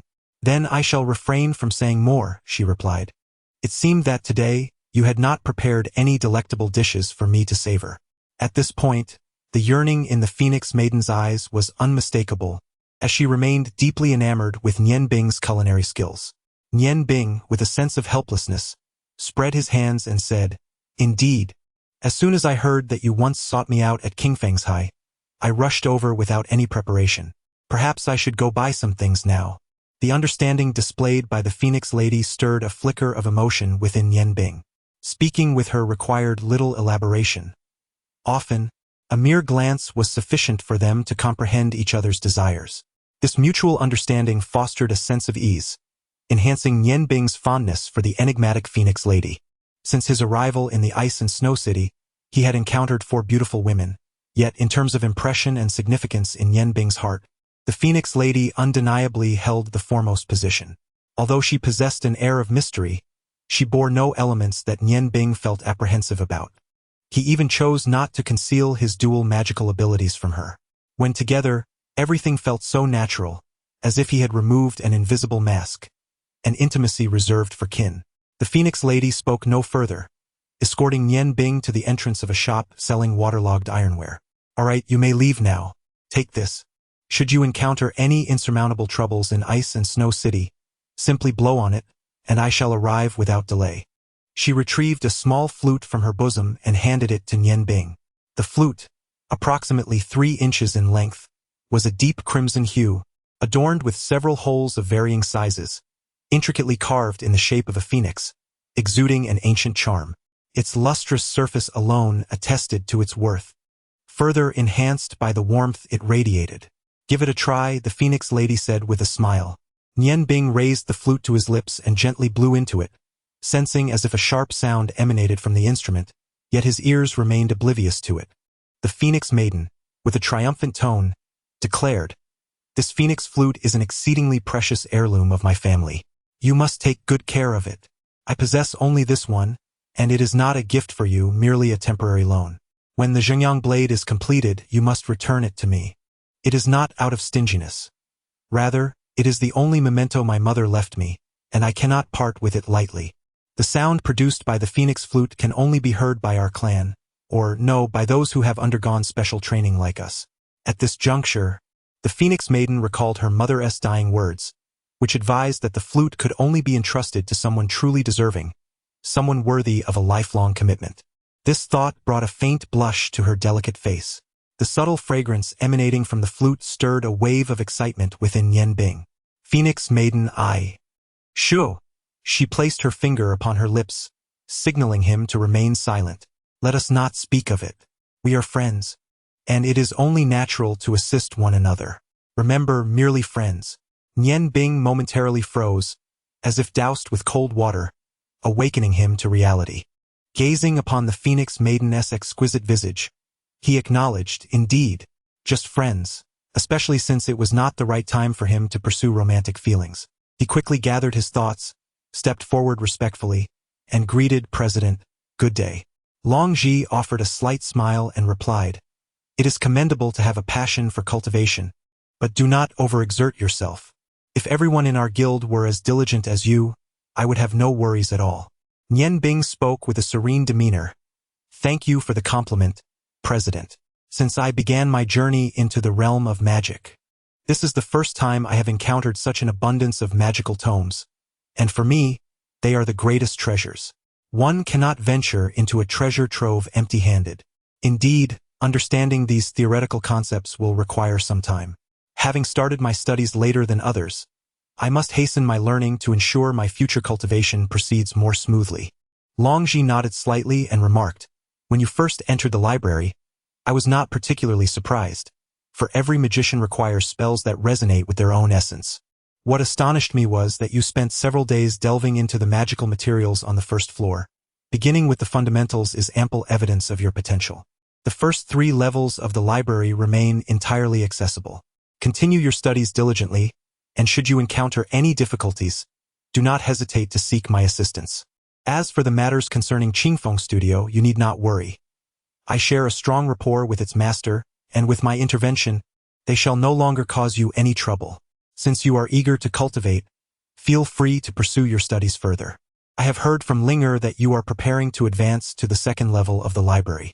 I have conferred with her. She has been studying magic alongside me since childhood, and like you, she is an ice element magician. From the second level onward, I shall have her accompany you in exploring the library's resources, allowing you both to engage in mutual practice. Particularly in the realm of magical control, you can provide her with valuable guidance. As peers, your interactions will be more harmonious, and allowing her to grasp the concepts independently will yield more fruitful results than my direct instruction. Nian Bing furrowed his brow slightly. As a dual-element mage, his interests extended far beyond mere ice magic. The presence of a dragon spirit would undoubtedly complicate matters. However, given that Long Ji was the president of the Ice Moon Empire's Magician Guild, his words were not to be dismissed lightly. A thought struck him, and he proposed, "President, how about this? Let senior brother Shurju join us. It is somewhat inconvenient for a lone man and woman to study together. If we all learn and discuss together, our gains will undoubtedly be greater. I have come across a detailed explanation of foundational magic on the first floor that suggests that magic from various elements can sometimes be interconnected under certain circumstances. Although senior brother Shurjo practices earth magic, our collaborative study should yield even better results." Long Ji's simple response instilled a sense of clarity within Nian Bing. Indeed, the essence of magical cultivation lies in the mastery of magical energy. His unique ice-fire dual-element magic differs fundamentally from other forms of magic, and the greatest challenge he faced was to truly merge these two extremes of magical power. This question could only be resolved through diligent research in the library. "Thank you for your guidance, President. I shall strive diligently in my studies." After bowing respectfully to Long Ji, Nian Bing turned and made his way toward the library once more. Upon returning to the library, Nian Bing ascended directly to the second floor, which housed knowledge of various spells from the third to the sixth tiers, along with more profound magical explanations. Memorizing the incantations for ice magic was his utmost priority, so he chose the comprehensive guide to intermediate ice magic spells as his first book. He had barely read halfway through when Shurjo and the dragon spirit had already ascended the staircase. As Shurjo approached, he took the initiative to greet Nian Bing, saying, "Brother, we have arrived." Nian Bing set down the book in his hands, offering a faint smile to the two. "Elder brother Shurjo, Linger, have you also begun to peruse the tomes of magic?" With a hint of exasperation, Shurjo replied, "I truly do not understand Master S' intentions in insisting that we read these books. We have long since committed the fundamentals of these intermediate spells to memory." "Nian Bing, do you have anything worth sharing?" Nian Bing shrugged slightly. "I have only just ascended to the second tier. I am still studying the incantations. Since the president has invited you here, feel free to browse at your leisure. It may prove beneficial in some way." Long Ling's gentle gaze fell upon Nian Bing as she inquired, "Have you had the chance to see Jing Jing?" Nian Bing shook his head. "I have no desire to meet her. You know well her temperament. If she were to see me, it would merely lead to derision. It is better not to meet at all." Chapter 22. Scrolls and Magic Arrays, Part 1. Long Ling sighed softly. Although Jing Jing can be rather irritable, she is fundamentally a good person. I hope you do not hold any biases against her. Nian Bing interjected. "The president has asked me to discuss the cultivation methods of magical control with you. I wish to know how you typically train your control over magic." Long Ling paused momentarily before responding. "Naturally, we practice by casting some basic spells, using our mental strength to control them, striving to achieve the desired results. Surely, you do not practice differently?" Nian Bing smiled faintly and said, "Of course not. In truth, the cultivation of magical control lacks any particular secret. It primarily revolves around the enhancement of mental strength. Merely practicing magic does not yield substantial results in stimulating the mind. For instance, when you attempt to wield your most powerful spell, it becomes exceedingly difficult to achieve the desired effect, often resulting in a mere surface-level attack. Logically, if you are capable of casting the spell, you should be able to control it. The inability to do so stems not from a deficiency in mental power but from a lack of concentration." "Concentration?" Long Ling's eyes brightened. She possessed a remarkable talent for magical cultivation, and with Nian Bing's simple guidance, she instantly grasped many concepts. She inquired, but how can one achieve complete mental focus? Surely there must be a method. Nian Bing, of course, could not divulge that his technique for concentrating his mental strength was honed through the practice of chopping wood. With a hint of resignation, he replied, "It varies from person to person. Simply put, when you intently observe a single object, your mental power is being concentrated. One must undergo various trials to discover the most suitable method for personal cultivation." Long Ling pondered for a moment and then said, "I understand." She retrieved a small and delicate wand from her bosom, refrained from further words, and settled into a corner, intently gazing at the gem upon the wand. Nian Bing silently admired, acknowledging that while this method of direct observation may be somewhat inferior to his own arduous practice of slicing with a hatchet, it undeniably suited Long Ling best. However, the cultivation of spiritual power is not something that can be accomplished overnight. It took him 8 years to achieve his current accomplishments. Shiju noticed Long Ling sitting beside him, her expression focused on the gemstone, and he was momentarily taken aback. He had not paid heed to Nian Bing's earlier words, but now witnessing Long Ling genuinely attempting what Nian Bing had suggested, he couldn't help but find it amusing. He settled beside Nian Bing and whispered, "I heard from Master that he originally intended for Linger to come to the library alone for her training. Was it you who invited me here?" Shiju gave Nian Bing a thumbs up, his excitement unmistakable in his eyes. "Good brother, if you need anything, do not hesitate to tell me. I shall certainly assist you." Nian Bing smiled and replied, "Not at the moment, elder brother. I must focus on my reading. Everything else is beyond my perception." With that, he stood up, book in hand, and walked to another bookshelf to continue his studies. Understanding the cue, Shiju also rose and sat beside Long Ling, peering together at the gemstone atop the magic wand. In the vast ocean of books, time seemed to pass swiftly. In the initial days, Shiju managed to endure the solitude while accompanying Long Ling, but being inherently lazy and lacking keen interest in magical cultivation, he found himself still at the advanced mage level as he approached 30. Days passed, and aside from the occasional exchange of a few words during mealtimes between Long Ling and Nian Bing, the two remained enveloped in an unsettling silence. This atmosphere proved to be quite disconcerting for Shiju, and by the third day he found himself unable to endure it any longer.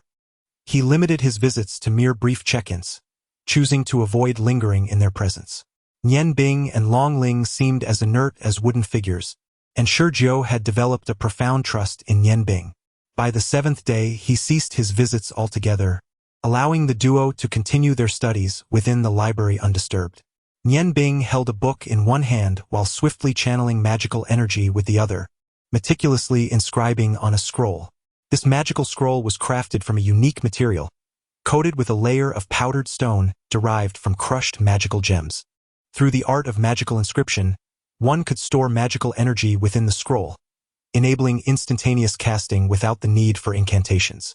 The numerous paper fragments Nian Bing had thrown during the confrontation with the Phoenix Lady were preliminary magical scrolls he had learned to create in the first tier, which could be sketched using ordinary paper. However, spells of the 4th tier and beyond necessitated the use of these specialized scrolls. The cost of white scrolls varied according to their quality, with the most affordable priced at 1 gold coin and the most expensive reaching as high as 10 purple coins. While the white scrolls themselves were not exceedingly valuable, their worth soared exponentially once inscribed with the requisite magic. At this moment, the scroll employed by Nian Bing was merely an ordinary white scroll valued at 1 gold coin. Although the Mage Guild offered numerous benefits to its members, the purchase of white scrolls was still an expense incurred by the members themselves. Initially, Nian Bing's interest in the scrolls was merely one of curiosity. However, after being saved by one during his encounter with the Phoenix woman, his intrigue blossomed.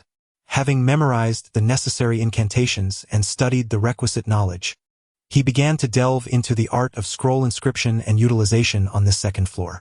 The white scrolls were procured directly from the guild, and as a member, he enjoyed a 20% discount. Within a span of just 2 days, he had purchased 100 low-level white scrolls, of which he had already utilized over 90. Thus, a month's worth of his earnings had vanished in an instant. Nevertheless, fortune favored him, as his high magical control allowed him a significantly greater success rate in crafting scrolls compared to an average mage. Among the 90 scrolls, he had successfully produced over 30 4th-tier scrolls, and even managed to create 6 5th-tier scrolls and 2 6th-tier scrolls, marking the pinnacle of his current capabilities. With a final flourish, the icy magical energy concentrated abruptly as Nian Bing pointed decisively at the scroll's most critical area.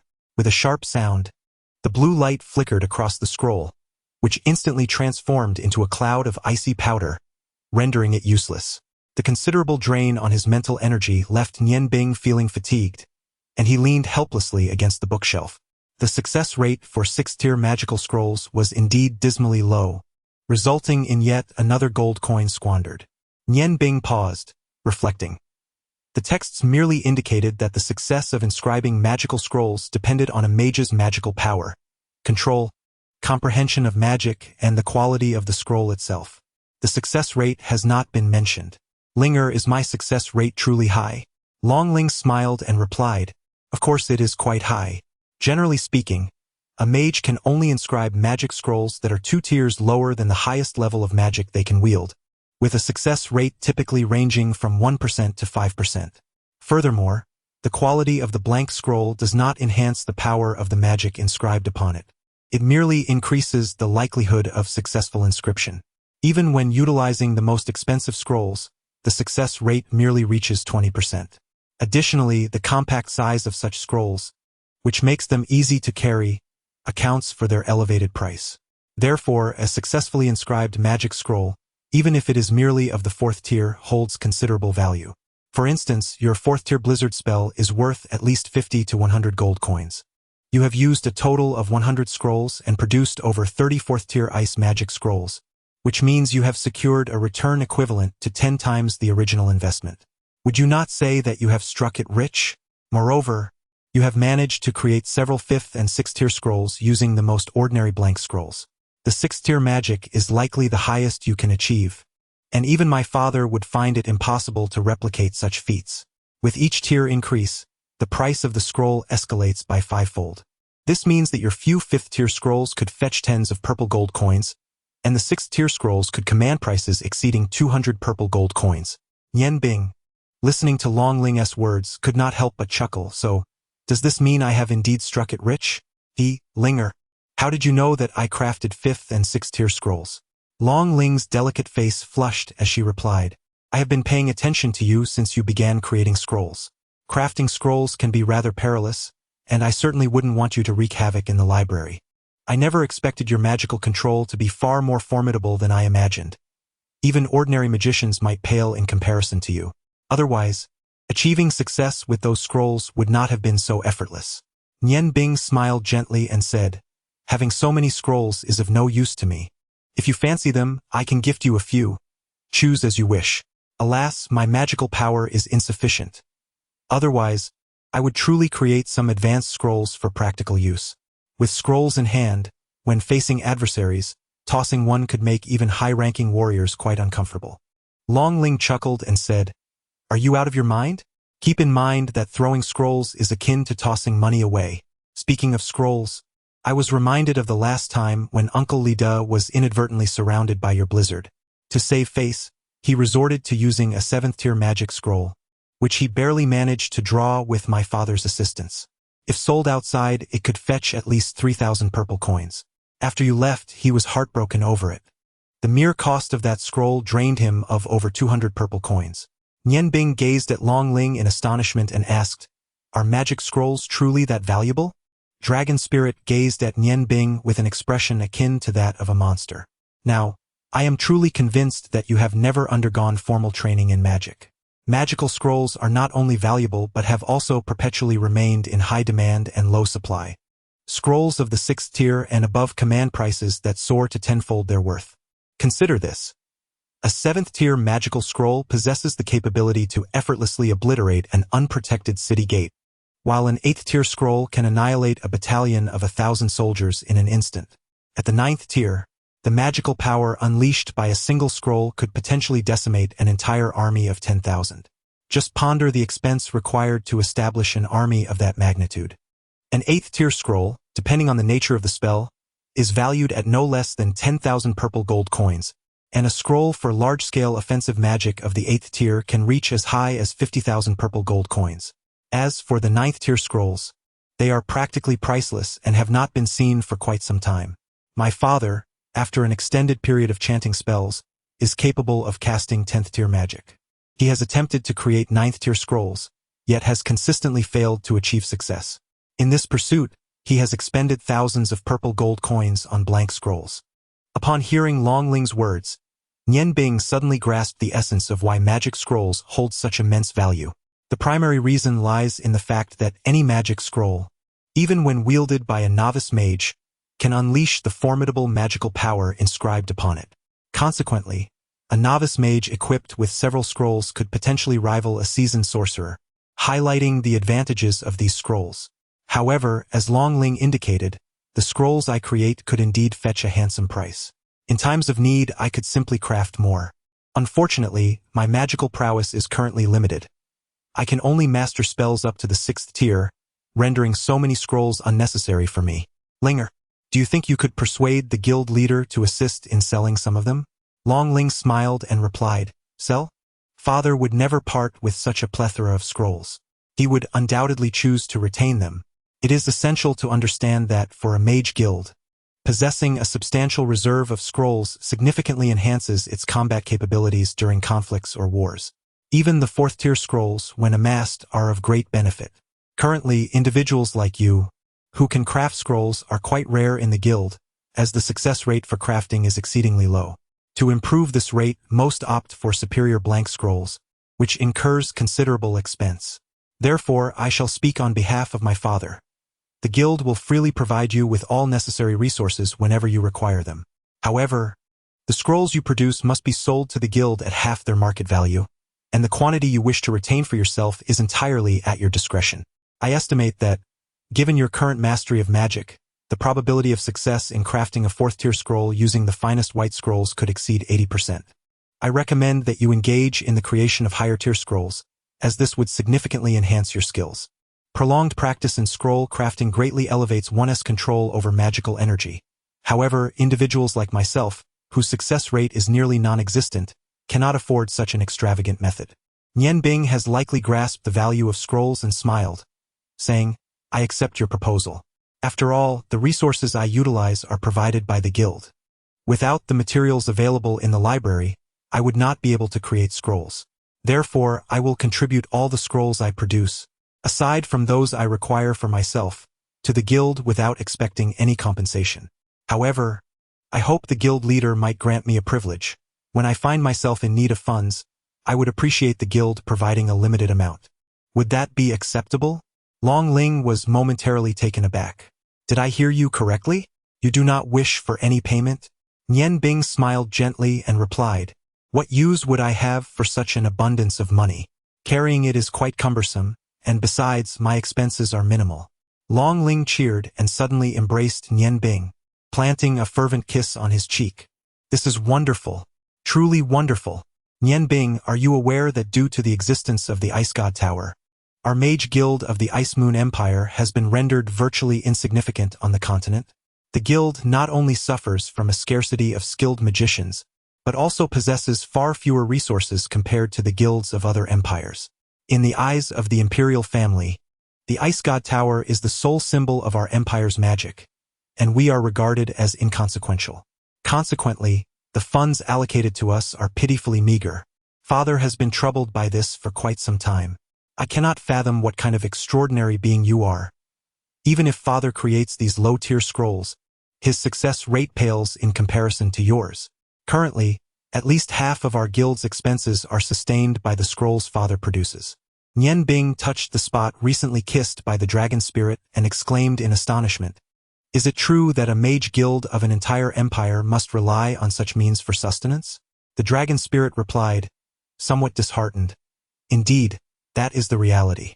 Our guild is distinct from those of other empires, which are fully supported by their respective nations.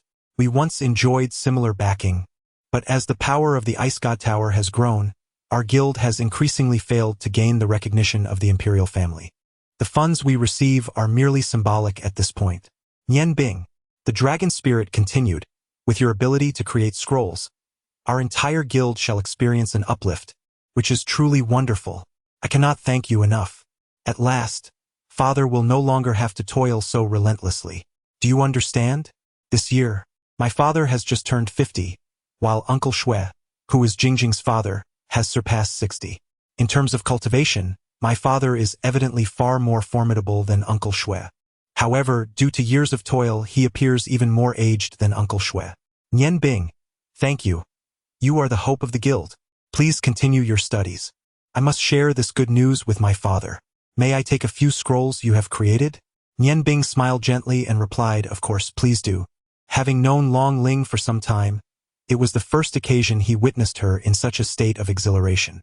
This excitement was not solely for the sake of the Mage Guild. More importantly, it was for her father. Long Ling, filled with enthusiasm, eagerly picked up several scrolls from the ground, disregarding their ranks, and dashed outside, disappearing down the staircase in an instant. Nian Bing watched her retreating figure, feeling a warm sensation on his face, murmuring to himself, what a delightful young lady. Scrolls truly are remarkable items. The ordinary ones shall be reserved for the guild, while I shall keep the higher-tier ones for my own use. By accumulating more scrolls, traversing the continent will become considerably easier. He did not continue crafting scrolls. Over the span of 10 days, he had nearly completed the knowledge required for the second level. Only one book of particular interest to him remained. Once he finished this final tome, he would be ready to ascend to the third level and explore more arcane knowledge. He casually picked up the book he had previously selected from the pile of scrolls and began to turn its pages. The title read, An Introduction to Magic Circles. The magic circle is a method that connects with the elemental forces of nature through special symbols and magical fluctuations, allowing for their judicious utilization. Under certain circumstances, it is imperative for every mage to comprehend this concept, particularly for those of advanced rank. It is only through the adept application of magic circles that a sorcerer can fully unleash their potential, releasing the most formidable spells with minimal energy expenditure. The study of magic circles is a profound field of knowledge. Even the astute Nian Bing finds himself perplexed when confronted with the myriad intricate symbols and their interrelations and diverse functions. Though there are only a little over 100 magical symbols, each possessing its unique purpose, the combination of one symbol with another to form a new one results in significant transformations of their effects. This complexity is what troubles Nian Bing. With over 100 symbols combining organically, the resultant new symbols proliferate exponentially. In such circumstances, how could he possibly hope to remember them all? Atik Tome. Spanning over 1,000 pages, draws Nian Bing into the allure of magic circles. At this moment, he has almost forgotten that he is, in fact, a chef, as he becomes utterly enraptured by the wonders of magic. Magic, indeed, is a miraculous phenomenon, its depths far exceeding the common understanding of the external world. Nian Bing, may we pause for a moment? A gentle voice roused Nian Bing from his immersion in the magical array. Upon lifting his gaze, he noticed that, unbeknownst to him, the guild president, Long Ji, had appeared beside him along with Long Ling hastily rising to his feet. He awkwardly apologized. I'm sorry, President. I was quite engrossed. Long Ji smiled reassuringly. It's quite all right. This focus is commendable. I have already heard from Linger about your endeavors. Would you be able to create a scroll for me to observe? I genuinely fail to comprehend how, despite your commendable magical prowess, there remains a significant gap when compared to mine. Yet, your success rate in scroll creation is remarkably high. Nian Bing shrugged helplessly and replied, I, too, am perplexed by this question. Nevertheless, I shall create one for you. As an authority in the magical realm, perhaps you could uncover the underlying issue. Regrettably, I have exhausted my supply of white scrolls. That is of no concern. I have one here. As he spoke, Long Ji produced a small scroll from his robes and handed it to Nian Bing with a smile. This is the most exquisite white scroll, valued at 10 purple coins. It will enhance your success rate in scroll creation. Do give it a try. Upon grasping the diminutive 3-inch scroll, Nian Bing immediately sensed a distinct aura. The rich magical elements radiated from the scroll. Carefully unrolling it, he beheld a pristine surface that shimmered with a crystalline luster, far surpassing his humble 1-coin white scroll. Without hesitation, Nian Bing's unwavering dedication to magic propelled him into action. With a flick of his right hand, the surrounding air instantaneously grew frigid. Instead of hastily inscribing the magic array onto the scroll, he meticulously examined the scroll before him, valued at 10 purple gold coins, much like he had scrutinized the wood while chopping it. His eyes sparkled with intensity as he sought the elusive fissures of energy fluctuations. Ultimately, after mere moments of keen observation, Nian Bing's right hand sprang into motion, his wrist moving with such rapidity that it appeared almost broken. He deftly inscribed intricate patterns of magic energy, composed of ice elements, onto the diminutive scroll at a speed nearly imperceptible to the eye. In the blink of an eye, a 5th-tier ice wall spell was completed. As he placed his final finger upon the scroll, a halo of blue light erupted outward, only to retract dramatically as it reached its zenith. Thus, the 5th-tier scroll was successfully crafted. Long Ji inhaled sharply, exclaiming, "My goodness, are you truly inscribing a scroll?" Nian Bing emerged from his trance, lifted his gaze to Long Ji, and replied with a smile, "President, this white scroll is indeed remarkable. The type I used previously would likely require 10 attempts to succeed in just one. See, this ice wall scroll is quite commendable, isn't it?" Long Ji chuckled wryly. "Nian Bing, thankfully, I have not yet reached the age of such poor eyesight. It is no wonder you possess such a high success rate. Do you realize? It takes me at least an hour to craft a single scroll, whereas you accomplished it in mere moments. That illustrates the disparity between us.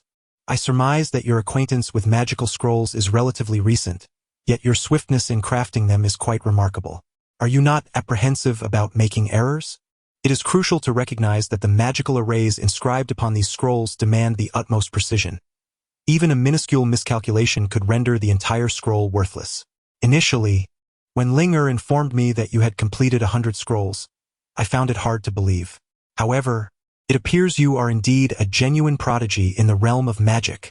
Nian Bing smiled gently and replied, "I have conveyed to Ling Er that when one aspires to enhance the accuracy and potency of their magical control, unwavering focus is the most effective method. Prior to inscribing a scroll, I mentally visualized the entire form of the magical array, observing the blank scroll meticulously to identify the optimal position for my strokes. By seamlessly merging with the magical essence of the blank scroll, I can achieve success in a single attempt. When your mental acuity is fully concentrated, errors in scroll crafting become virtually impossible. The earlier instances where I rendered those blank scrolls useless were merely due to my magical energy failing to connect appropriately at critical moments. Of course, he could not disclose to Long Ji that his exceptional precision in drawing stemmed from years of honing his knife skills. Such practice endowed his right hand with remarkable accuracy, allowing him to execute his work with such confidence. It is unlikely that Long Ji would be willing to squander 8 years merely chopping vegetables or splitting wood in pursuit of crafting an exquisite scroll. Nian Bing had already anticipated Long Ji's response, understanding that magical scrolls hold immense significance for a guild, especially in the current context of the Ice Moon Empire's Mage Guild, where individuals like himself are in high demand. It would be quite peculiar if he did not seek to cultivate a relationship with someone of his caliber. Thus, Nian Bing graciously accepted the opportunity. "President, I wish to declare that henceforth, all scrolls I create, aside from those needed for my personal use, shall belong entirely to the guild. My sole desire is for the guild to provide me with high-quality white scrolls, thereby enhancing my chances of success. Regrettably, my magical prowess is still limited.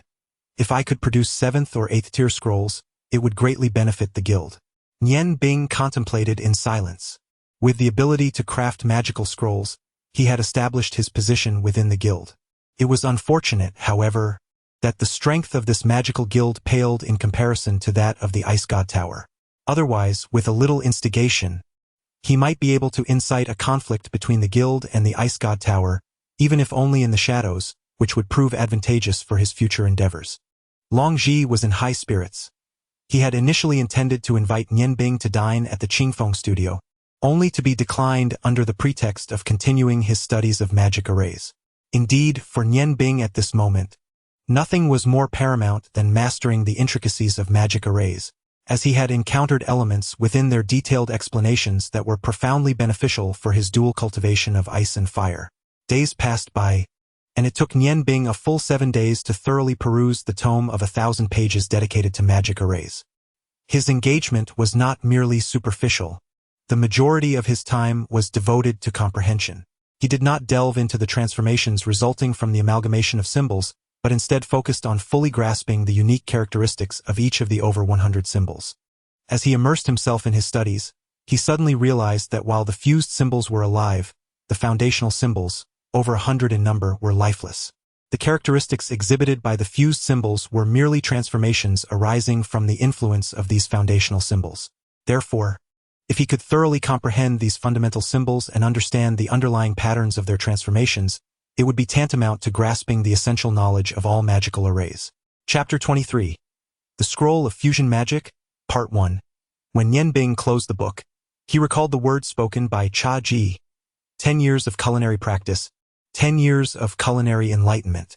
Indeed, this saying could be applied to any field. The concept of enlightenment illuminated his understanding of magical arrays. Perhaps, the insights gained in a mere moment of realization could surpass a decade of labor for an ordinary person. Under the guidance of the flow of energy, Long Ling looked up at the standing Nian Bing. Nian Bing smiled and nodded, saying, "I believe we can now proceed to the third level. Although I may not yet be able to apply the knowledge found there, I hope to acquire something unique. If I can incorporate it into the magical scrolls, the scrolls I create will possess characteristics that others do not." Long Ling discerned something from Nian Bing's words and inquired, "Are you suggesting that you can enhance the magical scrolls?" However, the methods of scroll creation have remained unchanged for over 1,000 years, and no one has managed to alter them. Noticing Long Ling's apparent confusion, Nian Bing bent down and picked up a piece of paper. Yes, a sheet adorned with magical symbols. He handed the paper to Long Ling and asked, "What can you discern from this?" Long Ling received the white paper, upon which were inscribed some rather uncomplicated symbols. Frowning slightly, she remarked, "This appears to depict a type of scroll, but judging by its complexity, it should indeed be a second-tier scroll. What significance does this hold?" Nian Bing smiled gently and replied, "You are correct. This is a scroll, a low-level magic scroll. However, there is one point in which you are mistaken. It is not a second-tier magic scroll, but rather a first-tier one. Do not be surprised. Although it may seem somewhat intricate for a first-tier magic scroll, its complexity is justified. Observe closely." With that, he took the scroll from Long Ling's hands and waved it casually. Under the influence of the pale blue ice magic, the white paper vanished instantaneously, and an ice spike materialized in midair, swiftly hurtling towards Long Ling. Such a first-tier attack spell would naturally pose no harm to her. Long Ling effortlessly raised her hand, conjuring an ice spike to counter it. By conventional reasoning, the two ice spikes would collide and disintegrate into a flurry of ice shards. However, the actions of Nian Bing were far beyond mere logic. As the two identical ice spikes collided, ice shards indeed erupted, but just when Long Ling assumed the encounter had concluded, a blade of ice suddenly shot forth from the swirling mass of ice shards, slicing toward her in the blink of an eye. Long Ling gasped, realizing she had no time to cast a spell. She could only lower her head in an attempt to evade the strike. Nian Bing smiled slightly as he conjured an ice blade that arced gracefully into his hand. "What do you think? Do you comprehend now?" Long Ling gazed at Nian Bing, gradually awakening from her astonishment. "What is this?"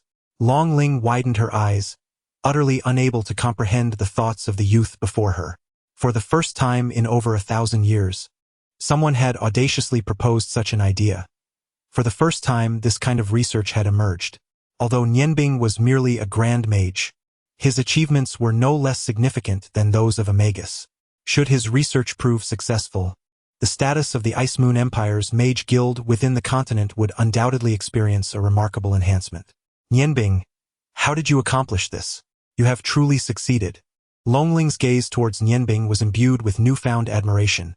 For, regardless of the woman, she would invariably be drawn to a man of accomplishment.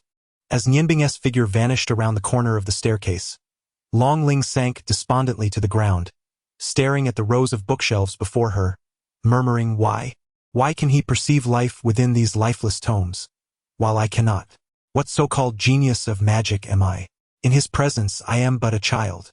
She sensed, albeit vaguely, that in the near future, Nianbing would undoubtedly instigate a tremendous upheaval within the magical realm. At that time, he would become an immortal figure in the world of magic, while she would stand as one of the first witnesses to his remarkable existence. The research undertaken by Nianbing is exceedingly arduous, primarily due to the stringent expectations he imposes upon himself. Since his return to the library, he has remained ensconced within its confines for nearly a month. When fatigue besets him, he resorts to meditation as a means of repose. Once his spirit is rejuvenated, he immediately resumes his scholarly pursuits.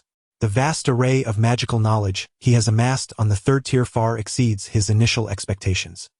He first engraves all the incantations into his memory through recitation, subsequently embarking on an exploration of magical formations. The creation of scrolls is of secondary importance. After all, scrolls are mere external artifacts. No matter how many scrolls one produces, they will inevitably be depleted, rendering them inferior to the strength one cultivates within. Magical scrolls are, in essence, tools for the feeble. True powerhouses disdain such reliance. His relentless dedication to his study stems from the belief that the magical formations may very well hold the key to unlocking the enigmatic secrets of the duality of ice and fire. It is precisely this mystery that captivates Nianbing's deepest interest. As his research progresses, he remains oblivious to the fact that Long Ji, in support of his endeavors, has ordered the entire library to be sealed off. Apart from Ling Er, who is permitted to bring him meals and attend to his needs, no one else is allowed entry. This decree was issued upon Long Ji's discovery of Nianbing's breakthrough in fusion magic. Concurrently, he resolved to do whatever it takes to ensure Nianbing's continued presence within the guild, not merely as a member, but to secure his heart. Only by winning his loyalty could the Mage Guild of the Ice Moon Empire attain greater strength. The third floor of the library is distinctly different from the first and second floors. While the latter two boast numerous large bookshelves, the third floor contains merely 4, each holding no more than 100 books, most of which appear rather antiquated. Spells from various departments, ranging from the expansive 6th-tier magic to the singular 9th-tier spells, are all present. Although he cannot yet utilize them, he diligently memorizes them. The voice of the dragon spirit, Ling Er, breaks through his reverie, and he realizes he has lost track of how many days he has spent in the library's third floor. Ling Er, is something amiss? You seem to have visited less frequently these past few days, he remarks, placing the book down with a smile. Ling Er returns the smile lightly and replies, "It is not that I have visited less often, but rather that you have been so engrossed that you hardly noticed my presence." Feeling somewhat embarrassed, he admits, "Perhaps you are right. Ever since I entered the library, I have indeed paid little attention to other matters." "Ling Er, did you need to speak with me?" He understands that Ling Er would not interrupt him unless there were something significant to convey. Ling Er smiles subtly and states, "Of course, there is a matter at hand. Someone has come to the guild seeking you. Would you like to meet them?" Nianbing is taken aback. Who is it? Could it be Xue Jing or Feng Nu? Surely it can't be that fellow Yan Feng. Observing the peculiar expression on Nianbing's face, Ling Er reassures him, "Do not worry, it is not Yan Feng. Although he did come by later, your father dismissed him on the grounds that you were in seclusion for meditation, and he has not returned since." Nianbing reflects on this, realizing that being exceptionally handsome can also be a source of trouble. "Please do not use the term handsome to describe me," he retorts playfully. "Certainly, one must embody the charm and grace of a dashing figure. I harbor no objections." Long Ling playfully stuck out her tongue at Nianbing, remarking on his fanciful thoughts. "It appears that Rower has come to seek you. I am unaware of her intentions." "Luoro?" Nianbing suddenly recalled the exceptionally intelligent beauty, noting that he seemed to have a wager with her. It seems a month has elapsed since he entered the library. Given that it is the visit of this enchanting woman of wisdom, how could I possibly decline to meet her? Nianbing reassured himself that he had left no trace of his true identity. Surely, the wise woman would not uncover his secret. Long Ling shot him a glance, her eyes betraying a hint of melancholy, remarking that Rower was already betrothed. Thus he had no chance. Nianbing chuckled heartily and replied, "Do invite her in. Rest assured, a person of my humble standing harbors no inappropriate aspirations." "Are you truly a person of such humble standing?" A flicker of doubt arose in Long Ling's heart, yet she refrained from voicing it. She turned and departed, and shortly thereafter, the sound of footsteps announced the arrival of Luo Ro, clad in a flowing white gown, accompanied by Long Ling. The white attire accentuated her flowing blue hair and the depth of her wise eyes, evoking a sense of purity from within. Compared to the lavish attire of that day, Luo Ro now exuded an understated elegance. Upon catching sight of Nian Bing, Luo Ro momentarily froze, turning to Long Ling to inquire, "Linger, is he Nian Bing?" Long Ling smiled and replied, "Indeed, it is he. Have you forgotten him after merely a month apart?" Nian Bing instinctively glanced at his attire, only to realize that his magical robe was already replete with wrinkles, and an unpleasant odor emanated from him. Touching his face, he noticed that his beard had grown quite long, which perhaps explained why Luo Ro could not recognize him. In his pursuit of magic, he had indeed forgotten everything else. He awkwardly remarked, "I apologize, Miss Luo Ro, for the embarrassment I have caused you. Do I appear rather disheveled?" Long Ling interjected, "He is not merely struggling. He is exerting himself excessively. I cannot fathom what compels him to toil so relentlessly. If this continues, his health may deteriorate."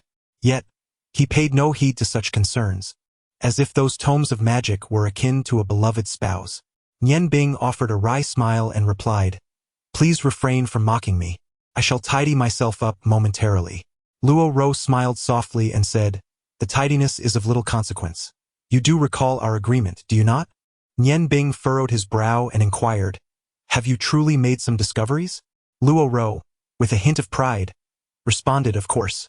Even if I had found nothing, a wise woman is one who honors her commitments. Let us converse privately." Ling Er, "I apologize, but this matter requires a private discussion with him." Had it been Xue Jing, she might have pressed for the truth, but Long Ling, with her gentle nature, nodded compliantly and said, "Then let us not linger here. Nian Bing, please return to your dormitory. It is indeed time for you to freshen up. Oh, by the way, my father intended to upgrade your accommodation to a suite reserved for the elderly, but since you have remained here, that change was not made. We shall revisit it once you conclude your research at the library." Nian Bing smiled gently and remarked, "It matters not. These are merely external affairs. Miss Luo Ro, please."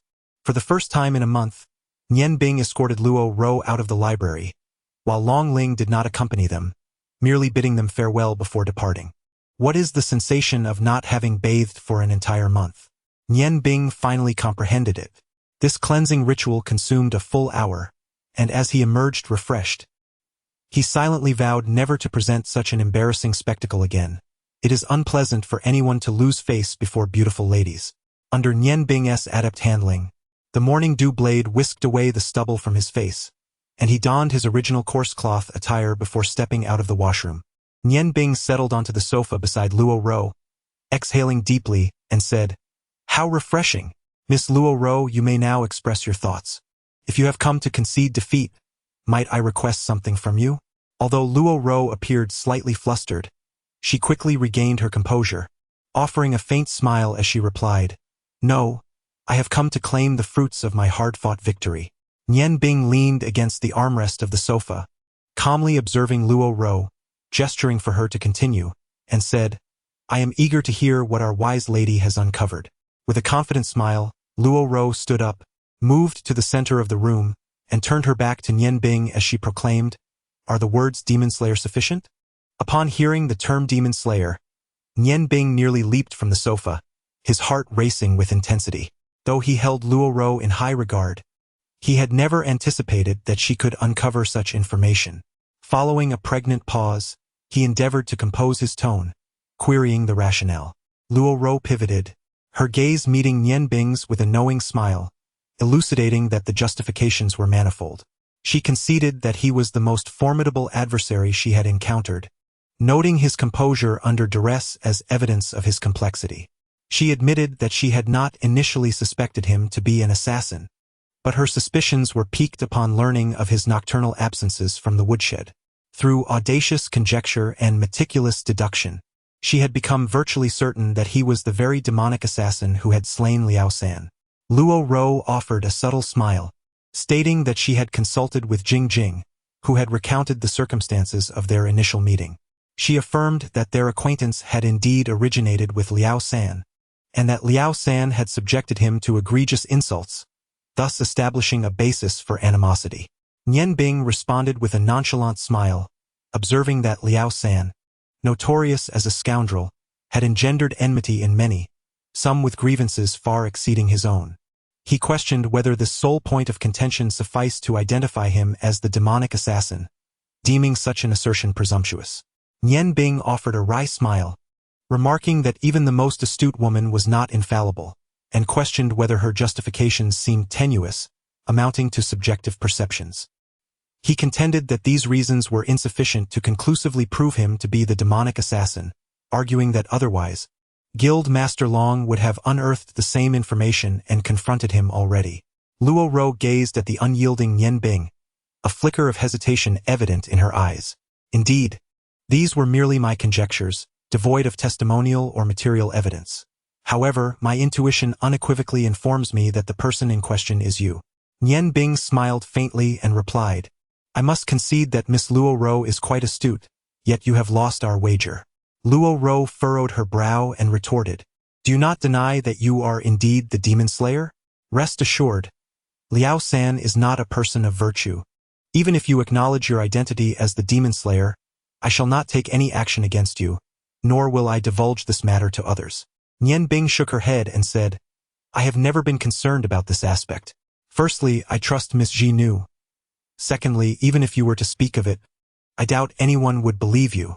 Even if President Long Ji were fully aware of your truth, he would surely exonerate me. Prior to your visit, Ling Er must have informed you of my current significance to the guild. To be candid, while your conjectures lack substantiation, they are indeed correct. Yes, I am the demon slayer who ended Liao San's life. I never leave a trace behind in my endeavors. Although you have surmised the truth, you will find it impossible to prove. Luo Ro smiled, her enchanting visage radiating a captivating brilliance. Ah, it is indeed you have now confessed. Should we not contemplate how you shall fulfill your end of the wager? Nian Bing also smiled, No, certainly not. I have already stated that while you have guessed correctly, you have nonetheless lost the wager. Luo Ro's expression shifted slightly as she inquired, What do you mean? Just because I lack evidence, you claim I have lost? Our wager was to guess your profession, and I have surmised it. As a man, you wouldn't stoop to dishonesty, would you? Nian Bing chuckled heartily, replying, What a folly! Even if I am not a paragon of virtue, I have no interest in playing tricks. Winning is winning and losing is losing. I comprehend the principle of accepting defeat. The reason I assert that you have lost is that you have utterly misjudged my profession. A killer is not my true vocation. It is merely a whim, a reaction to my disdain for Liao San. And, of course, I am not a magician either. Luo Ro was left utterly speechless. From the intensity of Nian Bing's gaze, she discerned that he was not lying. His immense confidence was not something one could feign. No, I refuse to believe it. If you are neither a full-time magician nor a killer, how could you have achieved such success? You are the youngest grand magician. A flicker of formidable brilliance shone in Nian Bing's eyes as he calmly declared, It is time to resolve certain matters. Miss Luo Ro, I shall demonstrate through action what my true profession is. Please, follow me. With that, he turned towards the door. Just as he reached the threshold, a knock echoed through the air. Nian Bing opened the door to find Long Ling standing there, gracefully presenting a brand new ice mage's robe. Upon seeing Nian Bing, she smiled and said, How did your discussion go? Here, this is for you. Put it on. As Nian Bing accepted the garment, he was momentarily captivated by Long Ling's gentle gaze, feeling a subtle stir in his heart. To marry such a woman would indeed be a stroke of fortune. Thoughts arise swiftly, yet fade even more rapidly. With a mere moment of hesitation, he immediately returned to his usual demeanor. We had just concluded our conversation and were preparing to depart. Linger, would you care to join us? Long Ling smiled gently and replied, Me? Would I not disrupt your plans? Nian Bing shook his head and assured her, Of course not. We are all friends here. Please wait a moment. I shall change my attire. After a brief interlude, when Nian Bing re-emerged from the restroom, he had transformed back into a formidable ice mage. Long Ling, upon witnessing his restored handsomeness, could not help but offer a warm smile. Meanwhile, Luo Ro remained silent, her gaze lowered, seemingly lost in thought. "Two lovely ladies. Shall we set forth?" Long Ling inquired with curiosity. "Where are we headed?" Nianbing replied with a mysterious smile. "To a place you are well acquainted with, Linger. Aren't you curious about my intentions?" Long Ling paused momentarily and questioned. "You? I thought you were a mage. Do you have another profession?" Nianbing shook his head, saying, "No, you are mistaken. Being a mage is my side occupation. Now, let us proceed, Miss Linger and Miss Ro." Upon hearing Nianbing address her as Ro for the first time, Luo Ro felt an unfamiliar sensation stir within her. She looked up at him and said, "Very well, I shall see what you have to prove. Let us go." As they exited the doors of the Mage Guild, Luo Ro asked, "Is the destination far? How do you plan to take us there?" Nianbing paused briefly before responding, "Not too far. It is located in the center of the city." Luo Ro widened her eyes and exclaimed, "You can't possibly expect us to walk there with you, can you? We are ladies, after all. I am truly astounded by you." As she spoke, she moved to the side of the street and raised her hand. Nianbing followed her gesture, and soon a luxurious carriage swiftly approached, drawn by 4 majestic white horses. This sight inevitably reminded him of the past. Indeed, a countess should rightfully possess a carriage. This arrangement certainly spared them the need to walk. Listening to her peculiar words, Nianbing merely smiled slightly as the 3 of them climbed into the carriage together. The interior of the carriage was imbued with a delicate fragrance, and the cushions were exceedingly soft, making it quite comfortable to sit upon. Luo Ro turned to Nianbing and inquired, "Where exactly are we headed?" "You must provide the coachman with a precise address." With a gentle smile, Nianbing replied, "Let us first head towards the city center. You will discover our destination upon arrival." Throughout the journey, Nianbing remained silent, closing his eyes in quiet contemplation. Long Ling was surprised to observe that he was engaged in meditation, a sudden pang of empathy striking her heart. He had indeed been weary over these past days. "Hey, wake up," Luo Ro said, somewhat disgruntled as she nudged the meditative Nianbing. He opened his eyes, lifted the carriage curtain to peer outside, and declared, "All right, let us stop here, ladies. It is time for us to disembark." Even with Luo Ro's intelligence, she could not decipher Nianbing's intentions at that moment. Frowning, she and Long Ling followed him out of the carriage, taking in their surroundings. They had arrived at the bustling central street of Ice and Snow City. Nianbing pointed towards one of the most prominent signs by the roadside and said, "Come, this is our destination." The sign of Qingfengjai was all too familiar to Long Ling and Luo Ro, for it was one of the most renowned establishments in Ice and Snow City. Luo Ro cast a displeased glance at Nianbing and remarked, "You cannot be suggesting that your true profession is chopping firewood. If that is the case, I believe I shall refrain from entering. It would be rather embarrassing to associate with someone who does not honor their own wagers." Chapter 24. The 9 Qing Divine Dragon, Ice Cloud Concealed. Part 1. Nianbing responded with a tranquil smile. "Miss Rower, all you need to remember is that you have conceded one condition to me. Now let us proceed inside." Dressed in a mage's robe, Nianbing appeared markedly different from before. The staff at the entrance of Qingfengjai did not recognize him, but they were well aware of Long Ling and Luo Ro, who hurriedly approached and respectfully inquired, "Ladies, have you come to see our young mistress?" Long Ling hesitated for a moment, glancing towards Nianbing, who suggested, "Please also summon Miss Xuejing. It is best to resolve any misunderstandings she may harbor." Long Ling nodded in agreement. "Very well, let us enter." The 3 followed the server into the main hall of Qingfengjai. Compared to Deshangxian, this hall appeared considerably smaller, yet it was exquisitely adorned with wooden carvings. Even the furniture was crafted from unique timber, exuding a delicate fragrance throughout the space. Soft melodies, reminiscent of the gentle strumming of a zither, floated from behind a curtain, creating an atmosphere devoid of any cacophony. Nianbing addressed the server, "Would you be so kind as to summon Miss Xuejing? We have matters to discuss with her." The waiter cast a puzzled glance at Nianbing, suddenly realizing that the man before him seemed somewhat familiar, yet he could not recall where he had encountered him. Indeed, he had seen Nianbing before, but the Nianbing of yore, in both attire and demeanor, could hardly be compared to the present. The waiter, uncertain, glanced at the 2 women, and the wise Luo Ro nodded in affirmation, saying, "Go ahead, Inform Jing Jing that both Ling Er and I have arrived. Urge her to come out quickly. Luo Ro was undeniably eager to uncover the secrets behind Nian Bing's antics. Observing his confident demeanor, a sense of anticipation blossomed within her. After all, there were few things that could astonish her in the ice and snow city. Renowned for her strategic prowess and decisive nature, she had been increasingly taken aback since Nian Bing's arrival. Each moment had been filled with surprises, from the ice cream cake he gifted her for her birthday to the subsequent revelations regarding the Demon Slayer incident, all of which stirred her curiosity about him.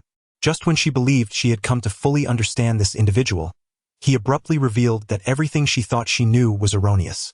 Her emotions were indeed tumultuous, and she yearned to delve deeper into the truth. As the waiter departed, Nian Bing pulled out a chair and sat down, gesturing politely for the two women to join him. With a smile, he inquired, "What is it? Aren't you two going to sit for a while?" Long Ling smiled and replied, "We've been seated for quite some time. I can stand for a bit. I once heard my mother say that girls who sit too long may adversely affect their figure." Luo Ro approached Nian Bing, bending down to whisper beside him, "Jing Jing is about to come out. Have you thought about how to conclude this?" Nian Bing replied with a calm smile, "Of course I have, Miss Intelligent. I heard you are already engaged. Aren't you concerned that others might misunderstand our closeness?" Luo Ro was taken aback, her gaze shifting to Long Ling beside them. "Did you tell him?" she inquired. "Oh dear, Linger, you aren't feeling jealous, are you?" Upon hearing this, Long Ling's cheeks flushed crimson. "Rower, please don't speak recklessly. Nian Bing and I are merely friends. I wouldn't feel jealousy. I was just stating the facts to prevent any excessive actions on his part." Nian Bing chuckled heartily, saying, No, I am quite self-aware. How could Linger misinterpret things so?" Long Ling shot him a playful glare. "Misinterpret? I think not. I distinctly remember someone giving a birthday gift to another, and he even forbade us from partaking in it." Her tone was reminiscent of a girlfriend playfully chiding her partner, her beautiful eyes sparkling, leaving the nearby staff utterly entranced. Nian Bing mused inwardly, "It appears that Long Ling indeed harbors some feelings for me. Perhaps my time in Ice and Snow City should not be prolonged." Luo Ro stifled a laugh. "And you claim there's no jealousy? Just look at your expression." As the ethereal voice resonated, Long Ling was about to retort, but was interrupted by the melodious call, "Linger, Rower, come here. I find myself at a loss for what to do. How wonderful that you are here. Let Uncle Ming prepare some delightful dishes for us. If I persuade him, he shall surely comply." A vibrant red figure approached, and Nian Bing suddenly realized that the color red suited Xue Jing magnificently. Adorned in a crimson dress, she resembled a passionate flame capable of melting away anything in its path. Obscured by Long Ling and Luo Ro, who stood in front of him, Nian Bing went unnoticed by Xue Jing. Upon reaching the two ladies, Xue Jing gazed at Long Ling in astonishment, exclaiming, "Linger, what has happened to you? Your face is so flushed. Are you unwell?" Hearing Xue Jing's inquiry, Luo Ro burst into laughter, leaving Long Ling wishing fervently for a crevice to hide in. Nian Bing rose, timely interjecting to alleviate Long Ling's embarrassment. "Miss Xue Jing, it is a pleasure to see you again." The towering figure of Nian Bing immediately captured Xue Jing's attention. Upon seeing him, her expression shifted dramatically, and she coldly retorted, "It is you. Who permitted you to enter our Qingfeng studio? A humble establishment such as ours cannot accommodate a grand figure like yourself. Please leave, for you are not welcome here." Nian Bing, undeterred, responded with a calm smile, "Miss Xue Jing, please do not misunderstand. Today I shall consider myself a guest here. Since Qingfeng Studio is open for business, I believe there is no valid reason to refuse a guest who is a magician. Is there?" Xue Jing let out a soft snort, about to speak, when Luo Ro hurriedly interjected, "Jing Jing, let bygones be bygones. Today we came here to witness his embarrassment. Please do this for my sake, will you?" Nian Bing remarked, "Miss Xue Jing, I believe you must be quite curious as to why I initially ventured into Dechangshan and subsequently came to Qingfeng Zhai to chop wood. As a magician, it was entirely unnecessary for me to do so, yet I indeed undertook that task." Upon hearing this, neither Xue Jing nor Long Ling felt much, but Luo Ro's heart raced with realization. a person as astute as he could not possibly engage in trivialities without reason. Since he chose to chop wood at Qing Feng Zhai, there must be a purpose behind it, far beyond merely concealing his identity as a magus. At that moment, Luo Ro felt for the first time that her wager with Nian Bing was likely to end in her defeat. Xue Jing scoffed. Someone like you entering our Qing Feng Zhai surely harbors no good intentions. How could I possibly understand what is wrong with your mind, compelling you to chop wood? Why abandon your noble status as a magician? You must be either a fool or quite mad. Nian Bing replied nonchalantly, Indeed, my arrival at Qing Feng Zhai carries significance, yet it is not of malicious intent. You all seem eager to know the reason, and it is quite simple. I shall reveal it to you through my actions. Miss Xue Jing, could you kindly invite Master Ming Yuan to join us? Xue Jing paused in surprise, asking, For Uncle Ming? She never anticipated that Nian Bing would provide such an answer. Nian Bing smiled gently and remarked, Indeed, as long as you can summon Master Ming, everything will naturally become clear. Xue Jing pondered for a moment and replied, Very well. Then wait here. I am quite curious to see what connection you have with Uncle Ming, considering he does not recognize you. With that, she dashed away like a fleeting crimson cloud. Although the waiter noticed the apparent discord between Nian Bing and Xue Jing, he refrained from commenting, as he was brought by Long Ling and Luo Ro, and promptly went to make preparations. Long Ling exclaimed in surprise, Nian Bing, what do you need the plates and cucumbers for? Are you intending to request Uncle Ming to cook for us in public? That is utterly impossible. Uncle Ming's culinary skills are not to be divulged. Nian Bing sighed and replied, What is there that cannot be shared? If someone can learn it, then it is indeed a skill. It is precisely because of the reluctance to share that many treasures from ancient times have been lost to us. Linger, be patient and wait to see. Before long, Ming Yuan and Xue Jing emerged, with Xue Jing approaching Nian Bing and stating, Uncle Ming is now present. You may explain why you sought him at Qingfeng Studio.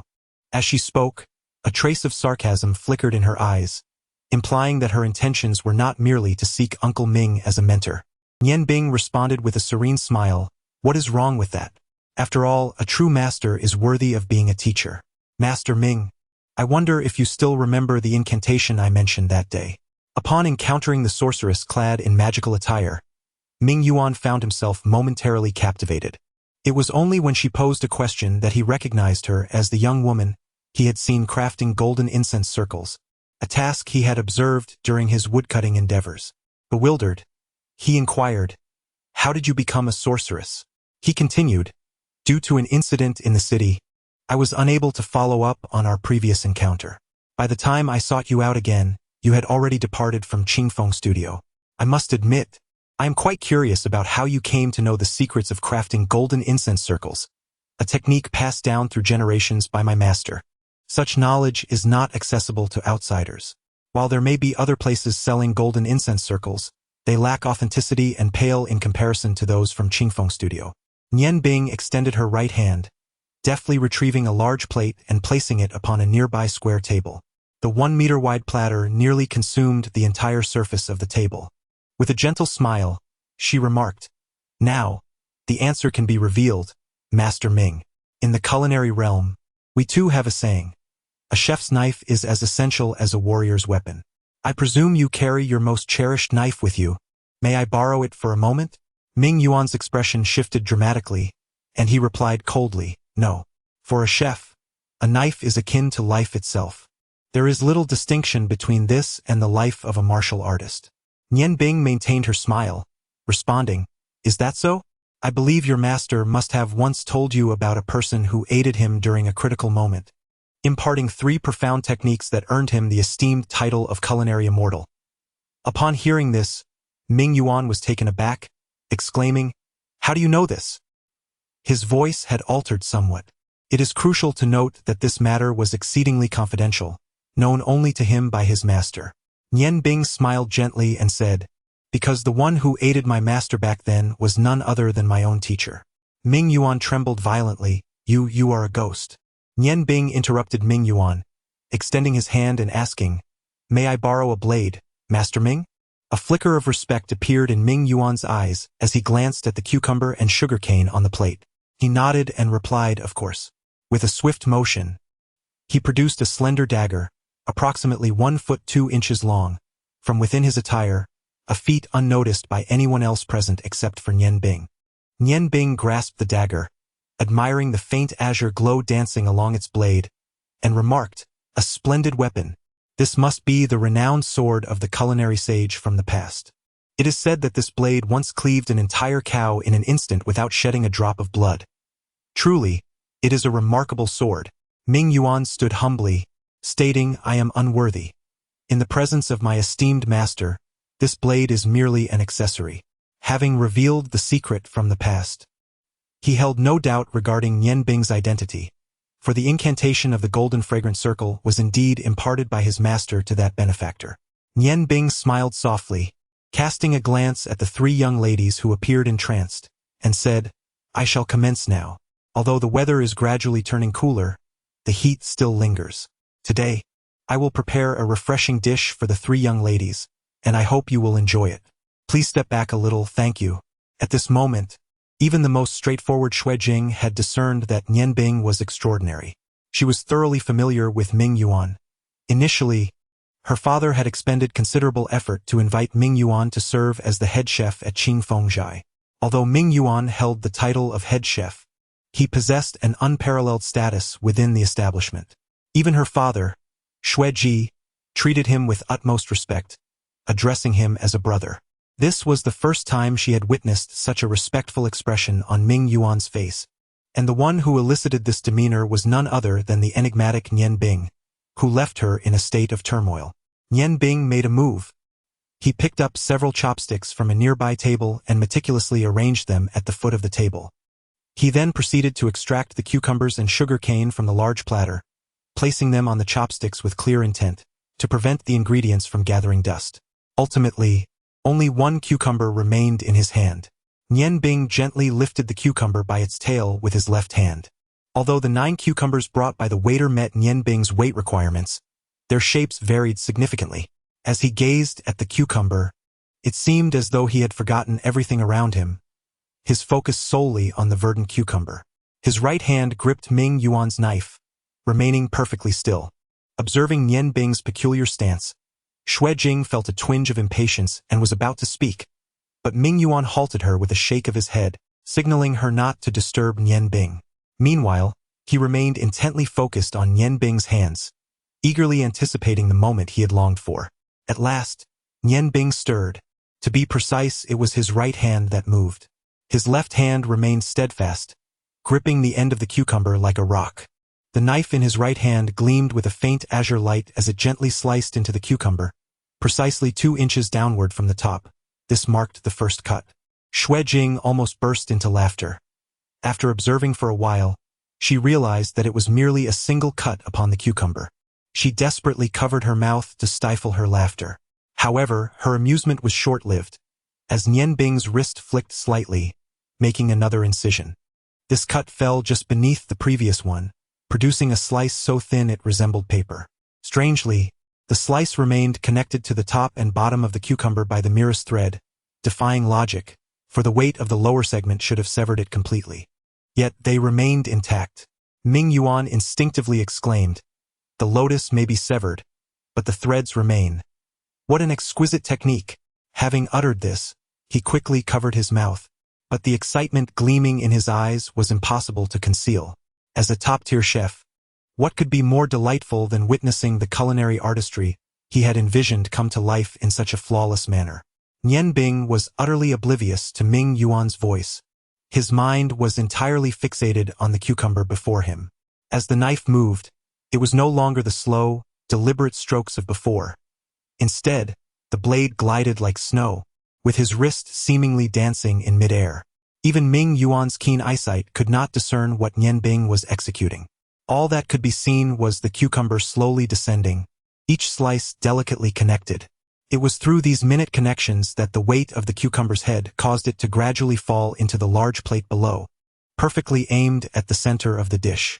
The glimmer of the blade continued to flicker, leaving everyone present in a state of astonishment. Luo Ro seemed to recall the moment when Nian Bing had sliced a cake, yet it was evident that the technique employed for the cucumber was far more challenging. Each piece of cucumber was not only sliced to an exquisite thinness but, more importantly, exhibited remarkable uniformity. Even the points of connection between each slice were impeccably consistent, devoid of any flaw.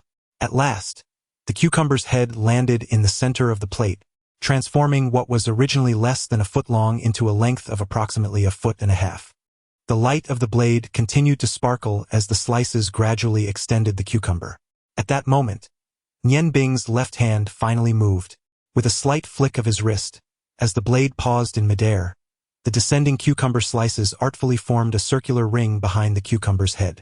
The blade's brilliance persisted, and as the cucumber formed 3 rings on one side of the plate, Nian Bing's knife finally struck the cucumber's tail. He refrained from continuing the cut, instead resting the tail delicately upon the edge of the plate. In the eyes of the onlookers, such mastery of the knife could only be described as miraculous. The marvel continued as the second cucumber leapt into Nian Bing's hands. This time, although the gaze remained fixed, the duration of that gaze was noticeably shorter. When the light of the blade flickered once more, a situation akin to that of the first cucumber unfolded again. The blade danced with rhythmic precision, yet no spectator's gaze wavered from the knife and the cucumber in Nian Bing's grasp. Despite the repetitive nature of the action, to them, it appeared extraordinarily vibrant. The cucumber continued to elongate, coiling thrice around itself. This was the second one.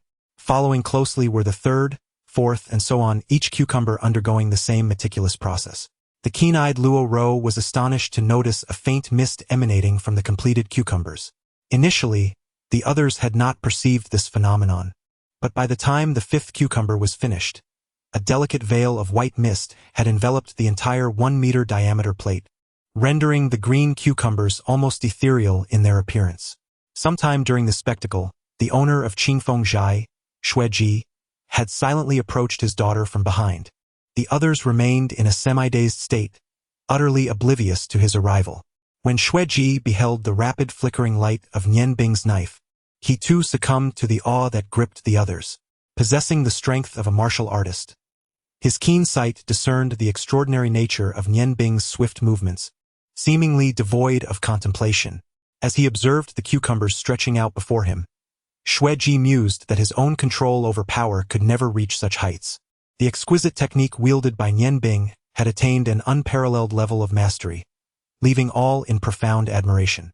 When the 9 cucumbers were fully arranged, the entire plate was nearly filled. The 9 cucumbers, coiled within the dish, stood in perfect alignment, their heads slightly raised, converging at the center of the plate with impeccable precision. Even the tails of the cucumbers maintained an oddly equal spacing. In a swift motion, the blade flashed towards Ming Yuan, startling him into instinctively raising his hand to block, only to grasp the hilt of the knife. "Thank you for your knife, Master Ming." Nian Bing seemed to have completely immersed himself in the dish before him, his gaze fixed upon the emerald-green cucumbers, observing the delicate white mist rising above them. He reached into his bosom and retrieved a small cloth pouch, the very tool he had used to prepare pigeon meat rice for the Phoenix Maiden at the blacksmith's shop. Without relying on sight, his fingers naturally slipped into the pouch, and when they emerged, they bore a glimmering cold light, a small knife, measuring no more than 5 inches in length. The blade was petite, with the length of the blade equaling that of the hilt, each measuring 2.5 inches. The front half of the blade emitted a faint blue glow, and on the side of the blade, a menacing carving appeared to be etched. Ming Yuan inhaled deeply, murmuring to himself, "Ghostly carving, divine blade." Nian Bing interjected, "Ghostly axe, divine work, ethereal blue flame, carving dragons and engraving phoenixes with a cold blade." Indeed, it was the ghostly carving. Ming Yuan cast a glance at Nian Bing. With the ghostly carving unveiled, who could rival him? The sight of the ghostly carving deepened the respect in his eyes. Nian Bing's gaze settled on the 9 cucumber heads at the center of the plate. While the ghostly carving was exquisite, its effectiveness depended on the wielder. He hoped he would not tarnish the esteemed reputation of his master from years past. His waist suddenly bent as if it had been broken.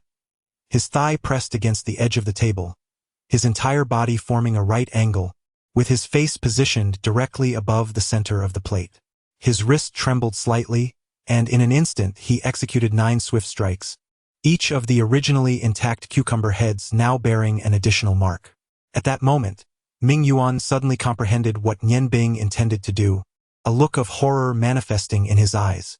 Initially, he had harbored some reluctance to accept this reality, but upon witnessing Nian Bing's first strike, he realized that in terms of skill, he was far from a match for the youth before him. It was not only Ming Yuan who recognized the significance of the scene. Xueji gasped in astonishment. Could this possibly be the legendary technique known as the Long Yu Jiwu? Good heavens! Could such a thing truly exist? The 9 intricately carved dragon heads, resembling jade, raised proudly, adorned with antlers, whiskers at the corners of their mouths, and beads beneath their foreheads, were unmistakably 9 jade-like dragon heads. The dragons appeared vividly alive, all arching their necks as if they were exhaling clouds and mist. Guiling Yin, Nian Bing gazed at the 9 dragon heads and sighed softly. Alas, I have yet to reach the pinnacle of the Long Yu Jiwu. Ming Yuan hastily inquired, and what is that pinnacle? Nian Bing replied with a serene smile. The 9 dragons soar through the clouds, ever-changing. As he spoke, Nian Bing grasped the ends of the plate with both hands, exerting a gentle force to lift it off the table, proceeding with utmost caution as if fearing any deviation. At that moment, Xue Jing and Long Ling had already fallen into a state of stupor, while only Luo Ro's gaze retained a semblance of vitality, her eyes now reflecting something more.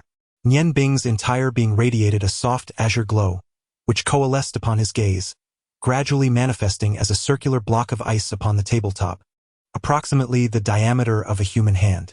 The surface of the ice shimmered with an exquisite brilliance, resembling a circular disc about an inch thick.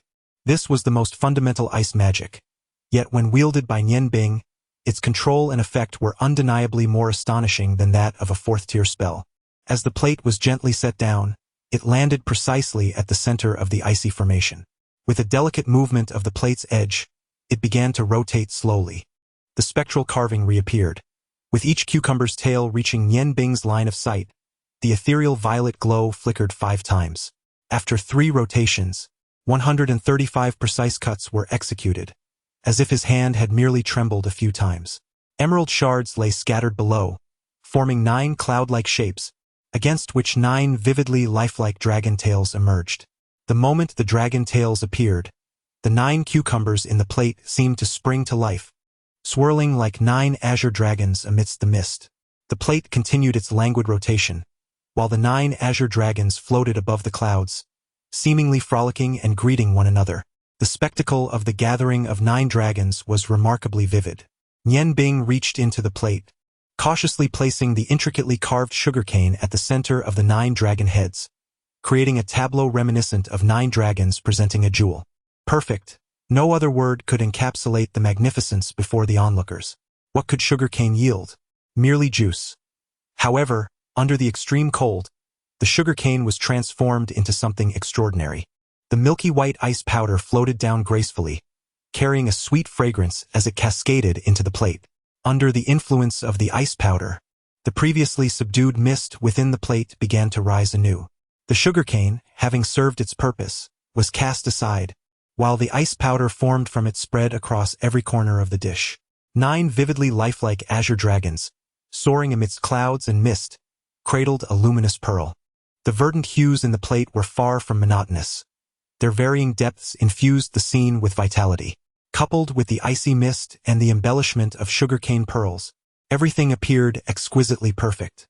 Nian Bing clapped his hands, a serene smile gracing his lips, and remarked, the refreshing aroma of cucumber combined with the sweet essence of sugarcane, complemented by a frosty chill, is most fitting for alleviating the summer heat and dispelling the cold. Ming Yuan's eyes sparkled with curiosity. Could you tell me the name of this dish? Nian Bing replied with a composed smile, enunciating clearly, 9 azure divine dragons hidden in ice clouds. Chapter 25. The Artistic Tremor of the Qingfeng Studio, Part 1. Indeed, it was the 9 azure divine dragons hidden in ice clouds, one of the renowned 7-course meals that brought Nian Bing fame.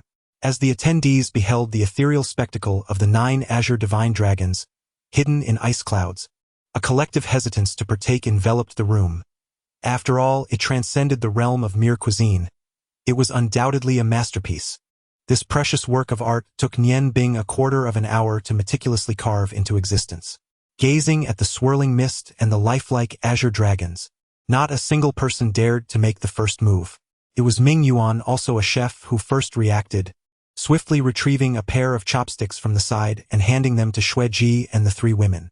He was the first to act, deftly using the chopsticks to grasp a slice of cucumber. As soon as the chopsticks made contact with the cucumber, the slice effortlessly detached from the dragon, illustrating the remarkable finesse of the entire dragon's connection. Upon witnessing Ming Yuan's movement, the others followed suit, each taking a few slices of cucumber to savor. The delicate cucumber, as thin as paper, melted upon entering the mouth, transforming into a stream of refreshing sweetness that flowed into their bellies.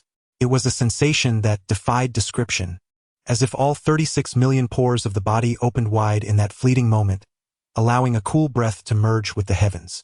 The invigorating sensation was ethereal, banishing the heat from their bodies and restoring their spirits, awakening them within the sweetness. In the eyes of Luo Rou, Long Ling, and Xue Jing, there sparkled a myriad of colors. This exquisite flavor was a favorite among women. Without hesitation, the chopsticks flew through the icy mist, and in a brief moment, the 9 azure dragons had entirely vanished into the bellies of the 5 before the vapor dissipated.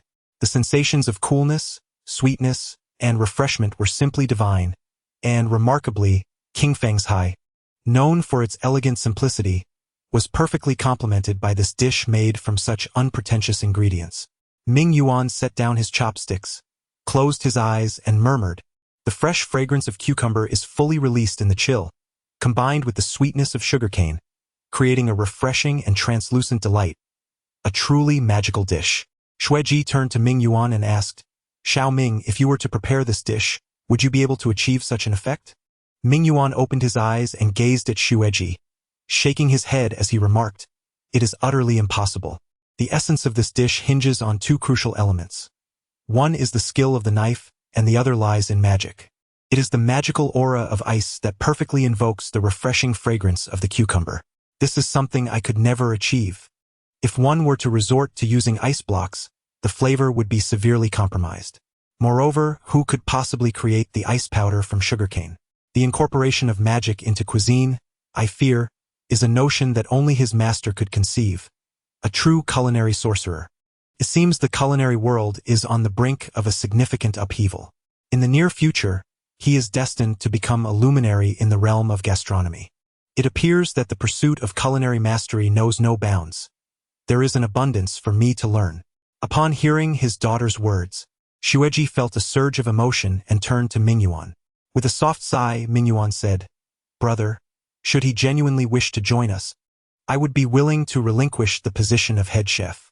Although he is quite young, merit takes precedence. However, you have all heard his earlier declarations. His ambitions are grand, and he would never settle for a mere corner. He is unlikely to agree to stay." Xue Ji sighed, saying, "From the first moment I encountered him, I discerned his uniqueness, yet I could never have anticipated that his brilliance lay in culinary arts. Regardless, I shall endeavor to make an earnest attempt. As the saying goes, one must do their utmost and leave the rest to fate. If he truly refuses to remain, at the very least I, Xue Ji, wish to forge this friendship. Oh, by the way, Ming, who exactly is his master?" In Ming Yuan's eyes shone a light of reverence as he spoke. "Brother, you must have heard of the 5 great culinary deities, have you not?" Xue Ji nodded in acknowledgement, replying, "Indeed, I have heard of them. In my earlier years, I even delved into their studies. Alas, it seems that these 5 culinary masters have all retreated from the culinary world, making it impossible to invite them to preside over a feast. The 5 you refer to must be Gui, Lai, Tuo, Ling, and Miao." Ming Yuan affirmed, "Precisely, they are the ones. Among them, the Miao chef is my mentor. Although they are collectively recognized as the 5 great culinary deities, there remains a distinction among them based on their respective rankings. The young man we just encountered is none other than the disciple of Gui Chef, the foremost among them. It was the assistance of Gui Chef in the past that enabled my mentor to achieve his current stature. My mentor has always regarded Gui Chef as his benefactor, a figure akin to a mentor.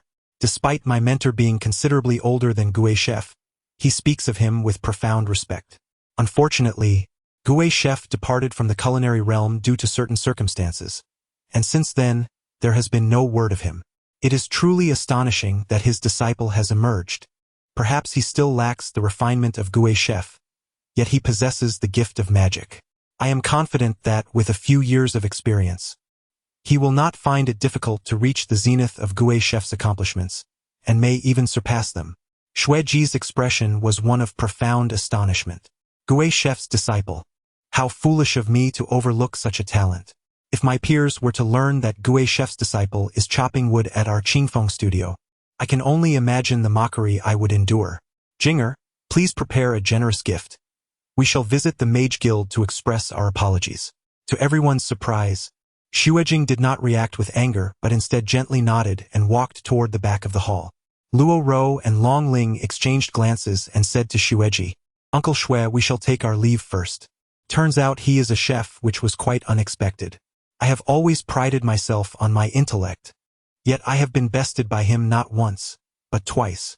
It seems the title of wise woman should be reconsidered. Please convey this to Jingjing for me. Farewell, uncle.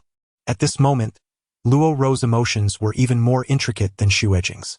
Nian Bing had proven everything to her through his actions. The wager had been lost. Yet Luo Ro felt no regret. She accepted her defeat wholeheartedly. It was now time for her to fulfill her promise. As Nian Bing strolled through the streets of Ice and Snow City, it marked the first time since leaving the Peach Blossom Grove that he fully dedicated himself to preparing a dish. His spirits were exceptionally high, not solely due to resolving matters with Shuejing and Luo Ro, but also because he discovered that his enhanced magical knowledge had significantly improved his culinary skills. While crafting the 9 Qing Divine Dragon Ice Cloud Concealment, he found that his magical application had reached an intangible realm. Although it was merely the most rudimentary ice magic, he was immensely satisfied with his progress. Aside from still falling short compared to his master in terms of control, he had taken another step closer to merging magic and cuisine. At his level of culinary mastery, repetitive practice was no longer necessary. What he sought now were opportunities that could lead to enlightenment. Nian Bing smiled slightly and did not decline, mounting his bicycle. At this moment, Long Ling sat at the rear of the carriage, her head bowed, not gazing at herself. "I must trouble you again, Miss Wise," said Nian Bing politely. Luo Ro, with a hint of irritation, replied, "Are you mocking me? Rest assured, a loss is a loss. I shall honor our agreement. You may now present your request." Nian Bing paused for a moment and said, "I never contemplated making you promise anything. It was merely a jest. Why take it seriously?" Luo Ro snorted and retorted, "One must accept the consequences of a wager. Since I have lost, I shall fulfill my promise. Who said it was just a jest? Though I am a woman, I shall not shrink back." Nian Bing smiled and shook his head, saying, "No need. I truly have no demands to make of you." A peculiar light flickered in Luo Ro's eyes as she provocatively remarked, "Did you not once inquire what if your condition was for me to marry you? You may certainly make that request." Nian Bing was taken aback and laughed. "No, I would not wish to be pursued relentlessly by your admirers. Moreover, do you not already have a fiancé?" Luo Ro responded, "Are you afraid? What does a fiancé matter? I am not yet married, you may pursue me. Simply state your conditions, and I shall grant you a chance." Luo Ro snorted again, saying, "Who allowed you to conceal yourself so thoroughly, even deceiving me? That is merely the tip of the iceberg. I could almost wish to slay you. Does winning against me feel gratifying?" Nian Bing felt a slight stir within, nodded, and chuckled. "I must admit, it indeed brings a sense of accomplishment, though I do not take pride in it." Luo Ro gazed intently at him and said, "You may now propose your terms. Am I not at all alluring to you?" As she looked into Luo Ro's clear blue eyes, Nian Bing suddenly comprehended many things. Luo Ro was not interested in him. Rather, she sought to engage in a contest on another stage. Should he propose to court her or even to marry her, he feared that the ensuing troubles would be increasingly formidable. What a remarkable woman she was, indeed. Her competitive spirit surpassed even that of a man.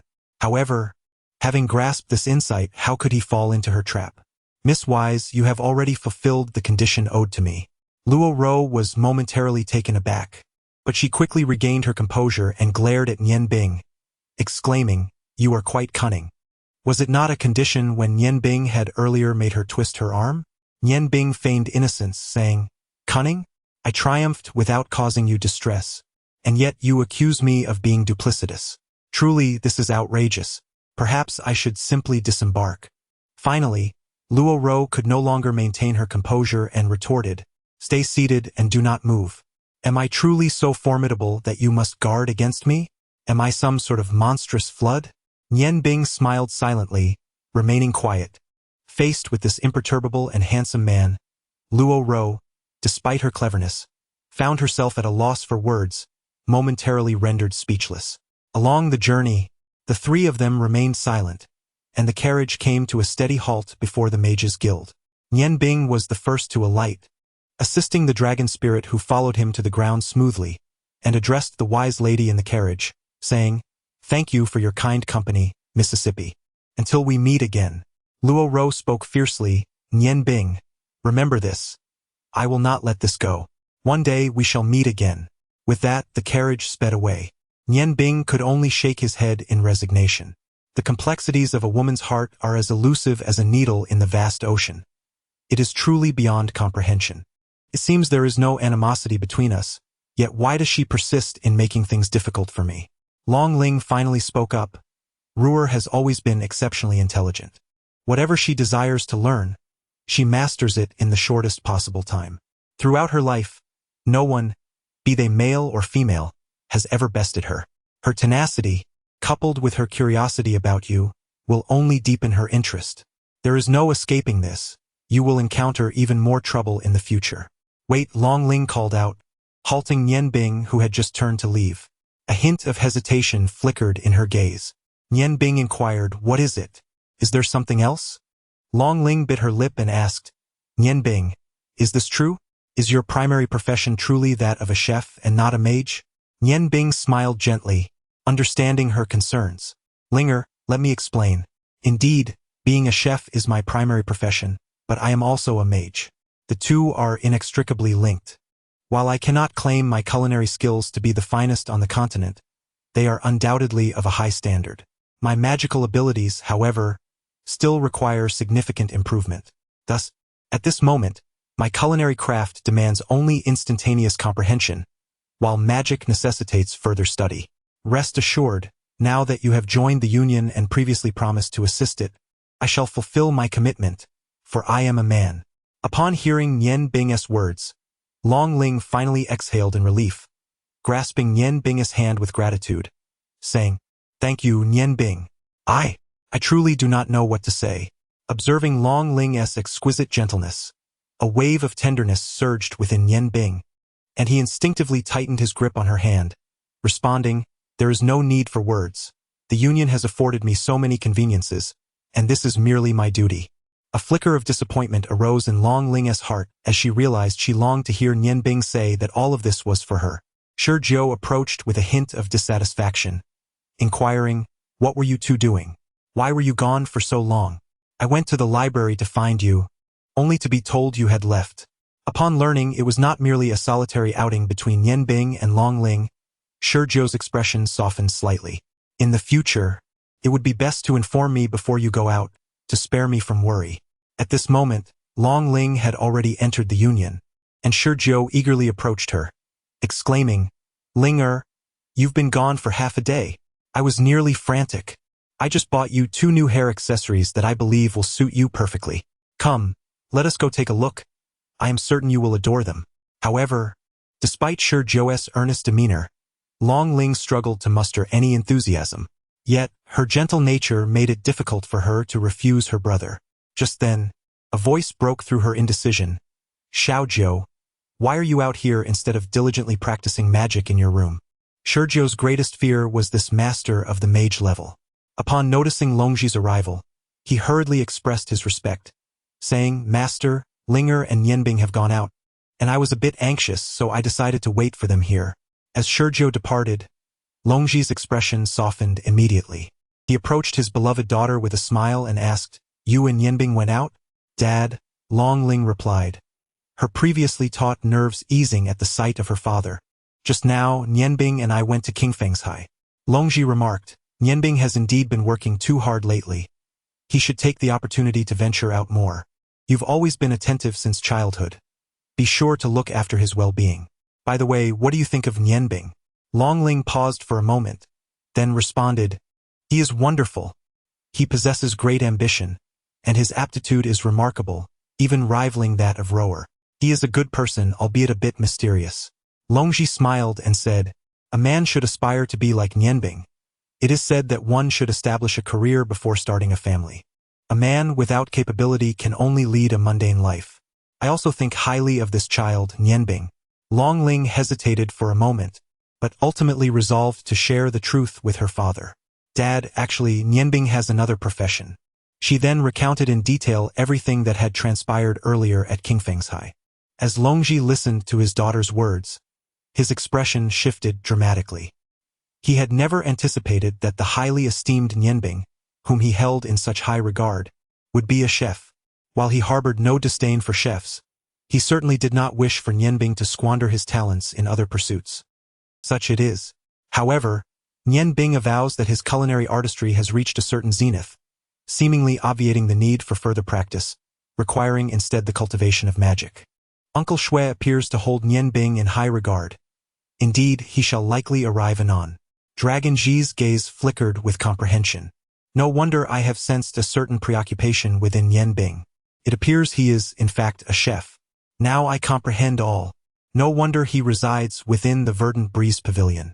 Scarcely had these words been uttered when the sound of approaching hooves echoed from without. Dragon Ji offered a wry smile. My esteemed brother Shui is ever impetuous.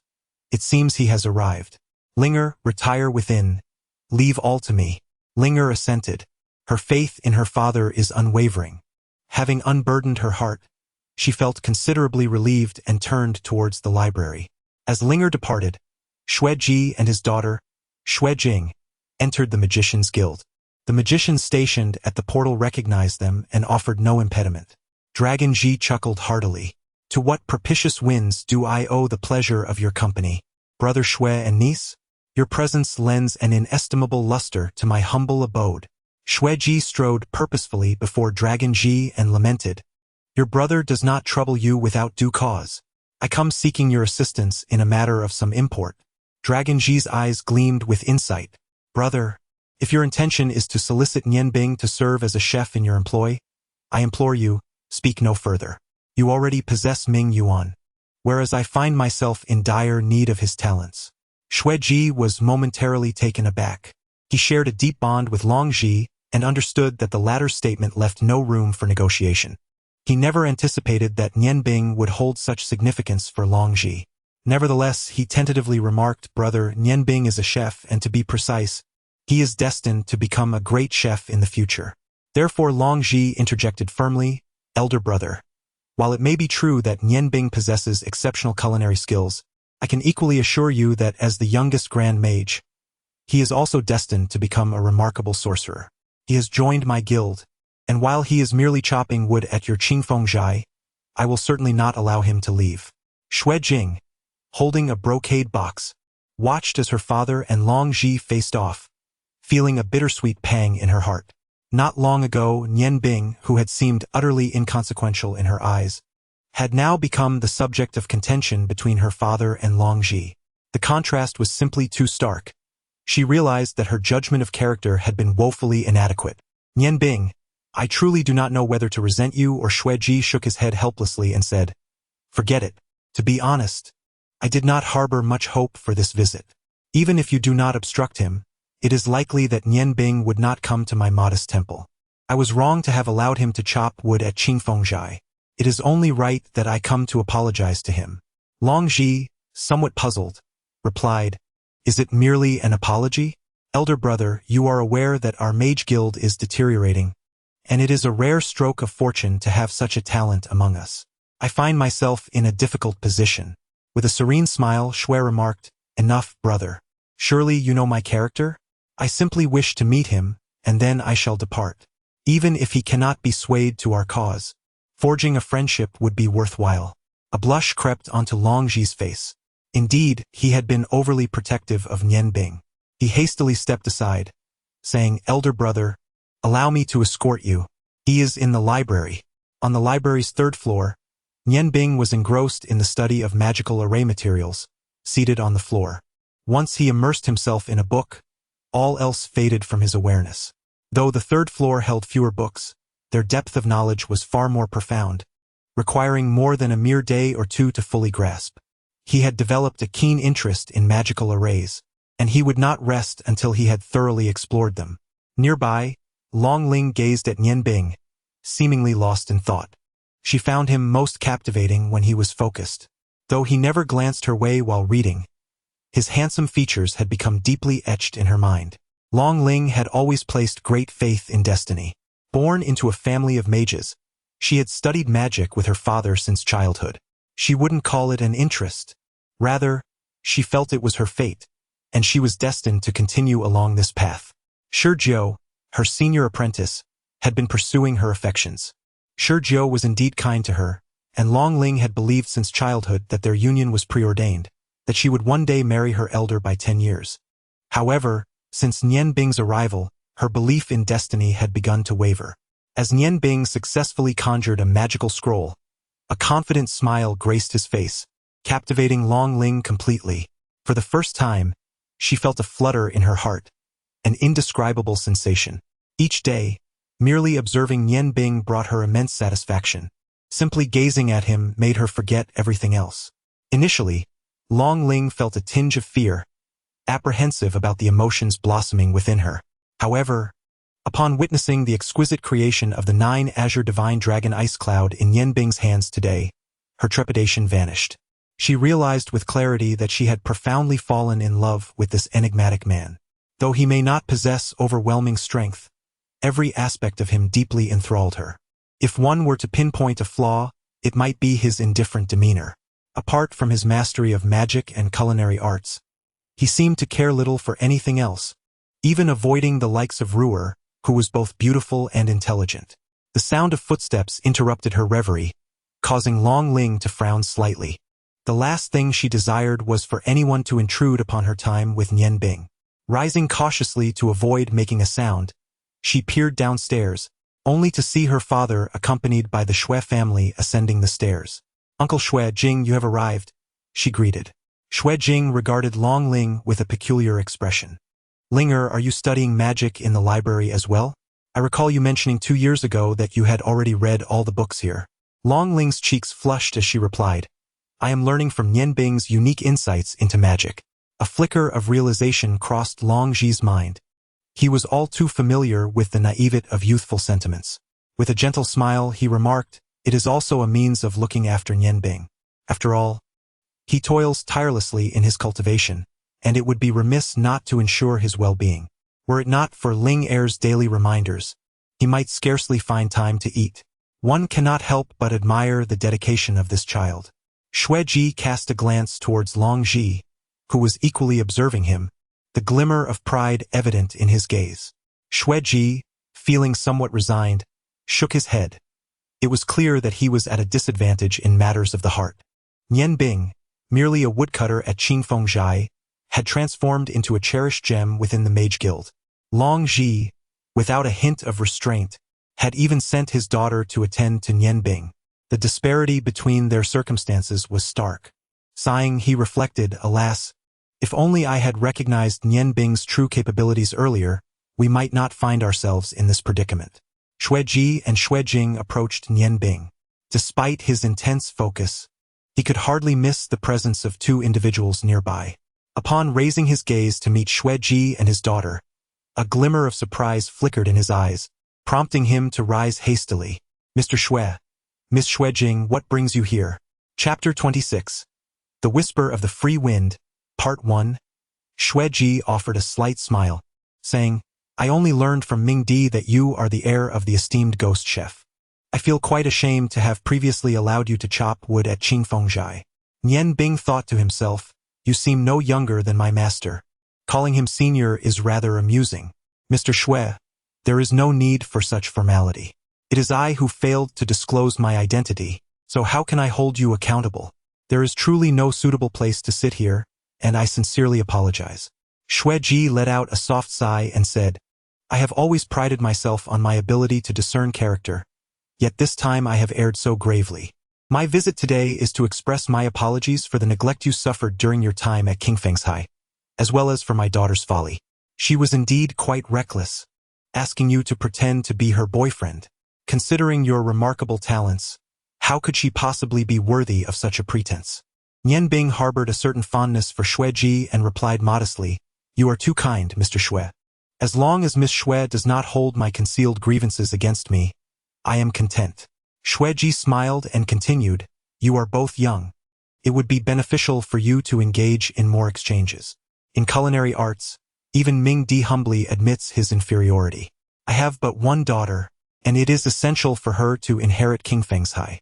If she could learn some culinary skills from you, I would feel more at ease and trusting the establishment to her in the future." "Long Ji, you have a daughter. Does that mean I do not?" "My daughter is certainly not lacking in appearance, though I must lament that her temperament leaves much to be desired. Nian Bing not only possesses exceptional culinary skills, but also wields considerable magical talent, and her character seems commendable as well, Dad." Xue Jing's cheeks flushed slightly as she glanced at her father and then at Nian Bing, shyly lowering her head. In that moment, she bore no resemblance to the wild girl she had been before. Xue Ji admonished, "Hurry and apologize to Nian Bing. You have truly been most unruly." Xue Jing once again cast her gaze towards Nian Bing, hesitating momentarily, yet the words of apology remained unuttered. Nian Bing remarked, "There is no need for apologies. Miss Xue Jing has done nothing wrong. I merely hope that your temper can be tempered, for it is preferable for a young lady to embody gentleness." As he spoke, he also glanced at Long Ling beside him. Among the three renowned beauties of Ice and Snow City, the one who left the deepest impression on Nianbing was undoubtedly the wise and intelligent Luo Ro. However, it was the gentle and charming Long Ling who captured his heart most.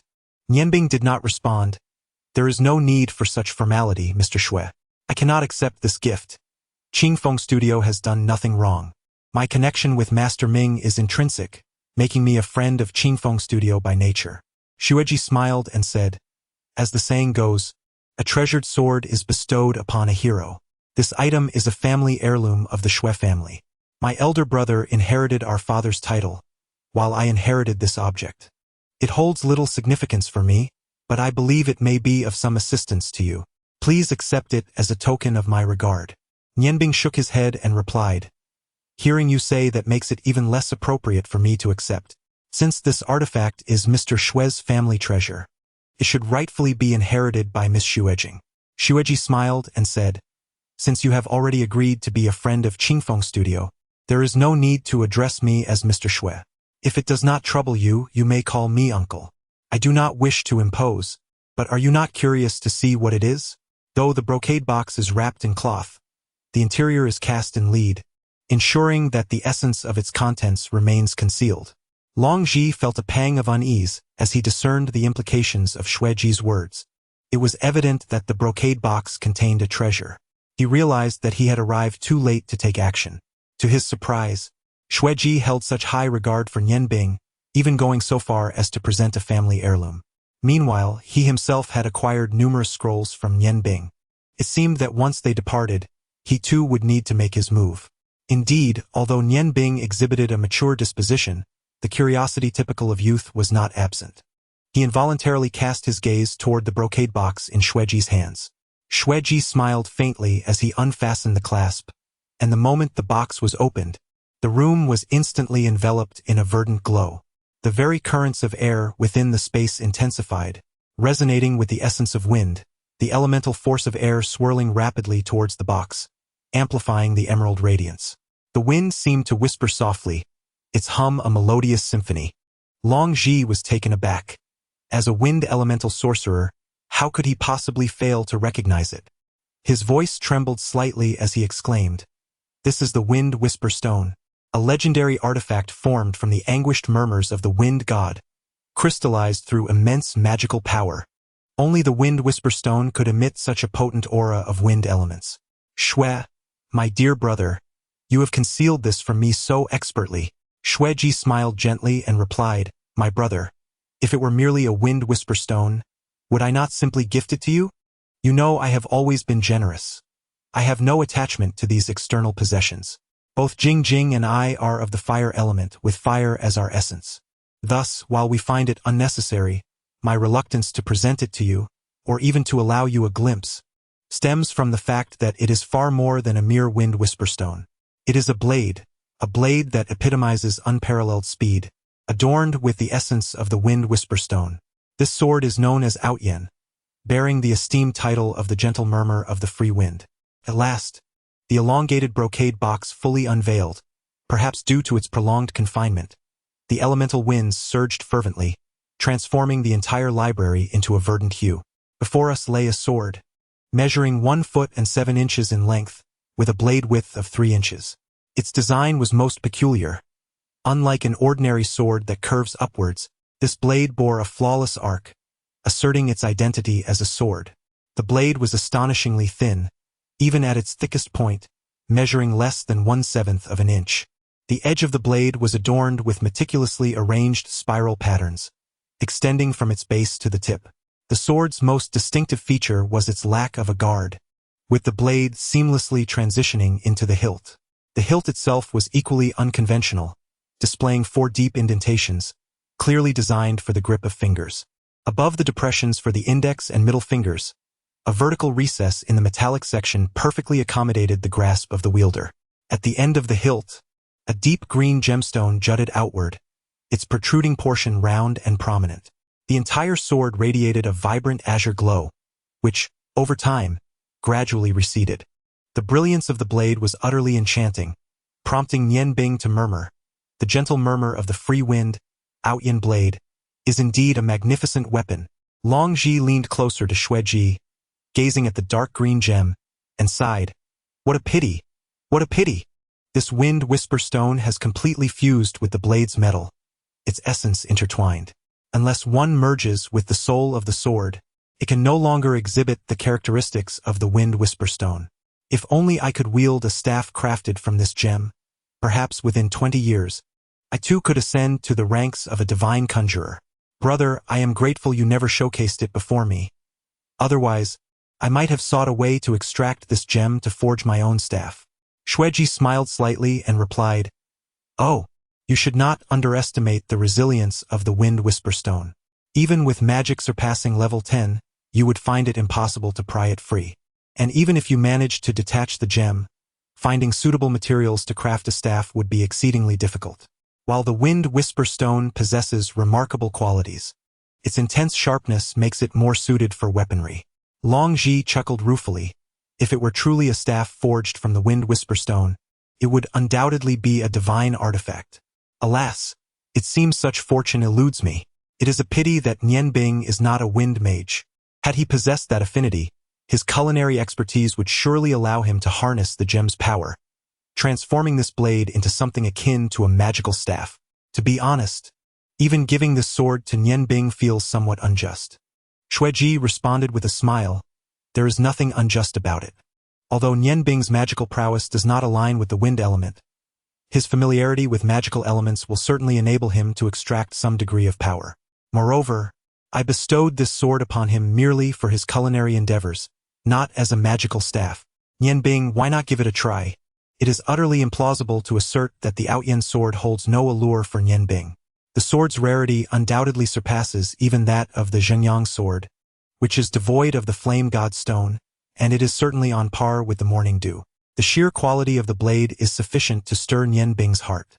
Approaching Xueji and extending his hand towards the box, even before making contact with the sword, he was enveloped by a refreshing sensation emanating from the potent wind element. Grasping the concave grip of the hilt, his hand melded perfectly with it. As the blade separated from its ornate case, Nian Bing was suddenly aware that his hand seemed to be enveloped by a gentle breeze. His wrist quivered slightly, and instantly, the sword manifested a series of ethereal afterimages that resembled reality. How swift! The delicate wind seamlessly intertwined with his wrist, transforming the original 36 strikes into an astonishing 49. Indeed, Xueji was correct. This sword could undoubtedly enhance his speed significantly. For a long time, Nian Bing believed that his hand speed while wielding a blade had reached its zenith, but with the possession of the Outyen sword, that limit would surely be transcended. With proper coordination, A doubling of speed seemed entirely feasible. The inherent duality of ice and fire within him appeared to accelerate under the influence of the wind element. Yet no sense of repulsion manifested. After all, neither ice nor fire harbors any inherent conflict with wind. With the Outyen sword in hand, even Xueji's keen perception would struggle to discern the number of blade illusions. Satisfied, he remarked, "Isn't it splendid? It is indeed a perfect match for you. As a culinary master of exceptional prowess, how could you lack a blade worthy of your skill? You are a magical chef, and this Outyen sword is most fitting for you. May the gentle whisper of the wind of freedom sing more melodiously in your hands." Xueji furrowed his brows slightly and remarked, "Do you not think he is quite suited for you? Why refuse?" Nianbing replied, "Uncle, I appreciate your kind intentions, but this blade is far too precious, and moreover, it is a treasured heirloom of your family. Its worth is immeasurable. I truly cannot accept it." Xueji chuckled, admiring Nianbing's self-restraint in the face of such a treasure. "Very well, since it serves no purpose to keep it, how about I sell it to you instead?" "Sell?" Upon hearing this word, Nianbing's heart raced. He indeed had a great affection for this exquisite item that could enhance his speed. He tentatively inquired, "How much would you charge?" He understood that such an artifact typically bore no price. Xueji smiled slightly and replied, "That would depend on who I am selling it to. Here's the deal. 100,000 purple gold coins, along with your personal service as our chef at Qingfeng restaurant for a month, and I shall part with this blade, the whisper of freedom." 100,000 purple gold coins? Xuejing, Nianbing, Longling, and Longji exclaimed in unison. Longji chuckled bitterly. "Even if I sold my position in the Mage Guild, it might barely amount to that sum. One must understand that purple gold coins are seldom used, as transactions are usually conducted in gold coins. 100,000 purple gold coins equates to a staggering 1 million gold coins." Xueji smiled faintly and asked, "What? Do you find it expensive?" Of course, if Nianbing is willing to serve at Qingfeng restaurant for 5 years, he could likewise acquire this blade. A scheme, undoubtedly a scheme. Longji gazed at the inscrutable Xueji, a wave of dissatisfaction surging within him. When he suggested gifting the blade to Nianbing, he must have calculated that Nianbing would decline. Truly a cunning old fox. Indeed, the Fengyin stone alone is worth a staggering 100,000 purple gold coins. Even if Nianbing were to work for you for 5 years, it would be entirely justified. However, the guild needs Nianbing. Brother Xue, please do not put my companion in a difficult position. Xueji smiled faintly and replied, "Brother Long, do not misunderstand. I am not requiring him to be with me all day. You should know that Ming Yuan only occasionally lends a hand. If Nianbing agrees to assist me, he will receive the same treatment as Ming Yuan, only needing to come by in the evenings. He is free to spend the rest of his time within your guild. This condition is hardly unreasonable, is it? 5 years is not an excessively long commitment." When Xueji proposed the price, he had already anticipated that Nianbing would never possess 100,000 purple gold coins to purchase the blade. Longji found himself at a loss for words. If he were in Nianbing's position, he too would undoubtedly choose the 5 years. After all, the arrival of a legendary blade is an extraordinary opportunity, and had it been anyone else, Xueji would never have made such a significant investment. Regrettably, he is not Nianbing. While Nianbing indeed relishes the gentle whispers of freedom, he has already acquired the Morning Dew blade, which rivals the Outyen blade in capability. The ice attribute of Morning Dew suits Nianbing perfectly, especially with the potential to obtain the Zhengyang blade, which may match the Morning Dew in caliber. Thus, his yearning for the Outyen blade is not so fervent. Besides, he possesses his own means. Nianbing spoke with a calm smile, saying, "I shall take this knife. Its worth far exceeds the price your uncle has mentioned. I understand that he is offering me an opportunity, and if I do not appreciate it, I am unworthy of being your friend." Xueji, filled with delight, responded, "Very well, so you agree to work for me for 5 years. Rest assured, I shall pay you well. With you here, Qingfeng Studio will surely flourish even more. In the future, regardless of when, even after our 5-year agreement concludes, should you ever feel weary outside, Qingfeng Studio will always be your home. You may retire here. Assure you. Whether I remain at Qingfeng Studio or it is Jinger who takes charge in the future, this promise will be upheld." Nian Bing smiled slightly and replied, "Uncle, I believe you have misunderstood. I do indeed desire this knife, but not in the manner you envision. I can work for Qingfeng Studio for 1 month and, in return, provide 100,000 purple gold coins, which aligns with the first condition you previously mentioned." Xueji was taken aback and asked, "Do you possess 100,000 purple gold coins? Did the esteemed chef leave them to you?" Nian Bing shook his head, saying, "No, not at all. Although my master bequeathed me considerable wealth as a man, I would never use another's money to acquire what I desire. I intend to obtain the whisper of freedom through my own abilities. While I may not currently have 100,000 purple gold coins, I believe I could offer equivalent items for exchange." The situation had surpassed Xueji's prior calculations, causing him to furrow his brow and inquire, "What do you wish to exchange?" With a gentle smile, Nian Bing remarked, "Uncle, I presume you possess some knowledge of magic. Precious magical scrolls have always held immense value. If it were an 11th tier magic scroll, second only to the divine descent spell, could it be worth 100,000 purple gold coins?" Nodding thoughtfully, Xueji replied, "An 11th tier magic scroll may indeed command a price beyond that, yet, to my knowledge, even the esteemed high priestess of the ice and snow goddess could not craft scrolls exceeding the 10th tier. Could you possess one?" Xueji's expression reflected a hint of skepticism as he continued, "Nian Bing, it is not that I doubt your abilities, but judging by your demeanor, you appear to be merely a great mage. As far as I am aware, a great mage can produce scrolls of up to the 4th tier, and even that is a rare feat. The disparity of 7 tiers renders the scroll's value." Nian Bing interjected, smiling, "Indeed, I am a great mage. However, I am capable of crafting 6th-tier scrolls. The reason I assert that my scroll can command such a price is due to its unique characteristics. The power it can unleash will undoubtedly astonish you. Most precious of all is the fact that such a scroll cannot be replicated by others, not even by the currently renowned High Priestess of the Ice and Snow Goddess, unless I were to divulge the method of its creation. Without that knowledge, no one could attain the level of craftsmanship I possess. In my pursuit of the Outyan blade, I can no longer afford to conceal the secrets I have recently acquired." Snow Extreme chuckled, "Nian Bing, I have faith in you. The profound regard that Long Ji has for you is indicative of your extraordinary accomplishments within the realm of magic. However, you seem to have overlooked a crucial point. Our Snow family relies on martial prowess for self-protection. Even with your formidable magical scrolls, they hold little value for us. Do you expect me to trade them for money? If you believe your creations are worth such a price, why not sell them yourself?" Nian Bing replied calmly, "The reason is that I do not wish outsiders to discover the secrets of these scrolls. Therefore, I prefer to exchange them directly for the Outyan blade with you. Since I am bold enough to propose this exchange, I have certainly considered all aspects thoroughly. The scrolls I have crafted possess a remarkable characteristic. They can be utilized by anyone, even a small child who has just begun to understand the world. Once I show them how to harness its power, they too can unleash the scroll's might." "What?" both Snow Extreme and Long Ji exclaimed simultaneously, for they deemed this utterly implausible.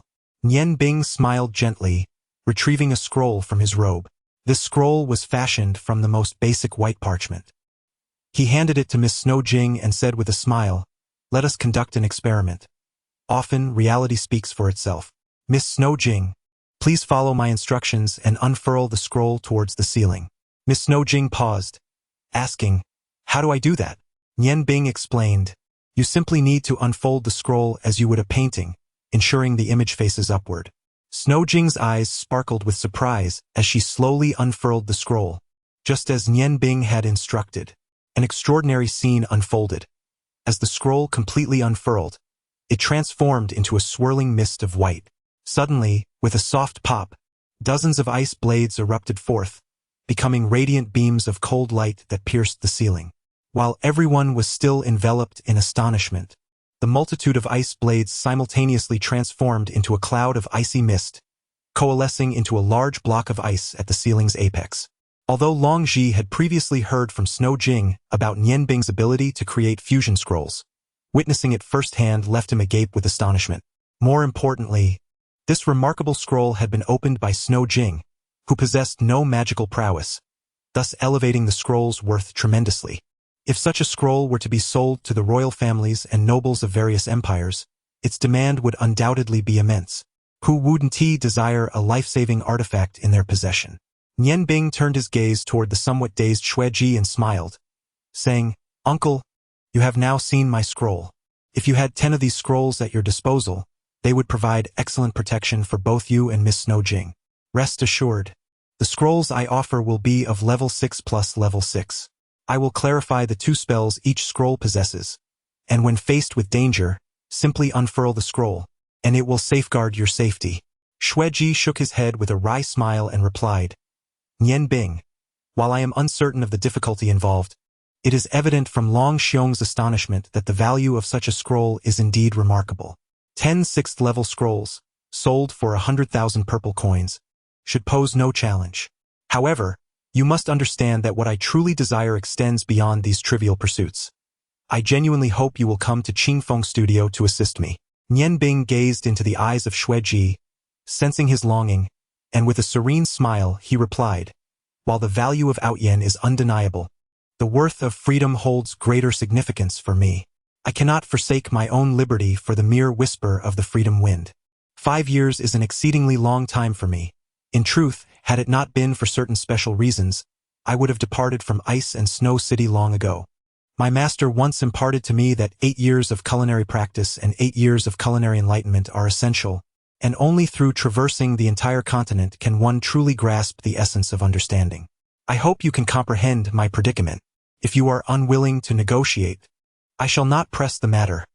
I will remain a friend of Qingfeng Studio regardless." Xueji sighed and remarked, "Words once spoken are like water poured out. Since I have stated my conditions, I shall not retract them. Let it be as you have proposed. Once you have completed the scrolls, please teach them directly to my daughter. I envision these 10 scrolls as her dowry in the future. When do you intend to commence your work at Qingfeng Studio? Though the time is but a month, I wish to make the most of it. I trust you will not refuse my arrangements." Nian Bing smiled confidently and replied, "If your arrangements involve allowing me to exchange culinary skills with other chefs, I would eagerly welcome it. How could I possibly refuse? However, I do hope the chefs you recruit possess adequate talent, for otherwise, it may be challenging to inspire my enthusiasm. Starting tomorrow, I shall report to Qingfeng Studio punctually each evening." Xue nodded slightly, handing the exquisite box in her grasp to Nian Bing. "Though it is not entirely yours yet, I trust you enough to let you use it for now. Frankly, Nian Bing, conversing with you is remarkably effortless. Many things need not be explicitly stated. I finally comprehend why the intelligent ladies of our Ice and Snow City have all succumbed to you. Jing Jing, let us depart," she said, her demeanor radiating joy, showing no sign of dissatisfaction despite the fact that the treasured blade, which she believed was rightfully hers, had fallen into Nian Bing's possession. With a playful glance, she added, "We shall meet again tomorrow, and I will find you an outfit that suits you perfectly." With that, Xueji and Xuejing departed, cradling the weighty box, while Nian Bing too felt a surge of happiness.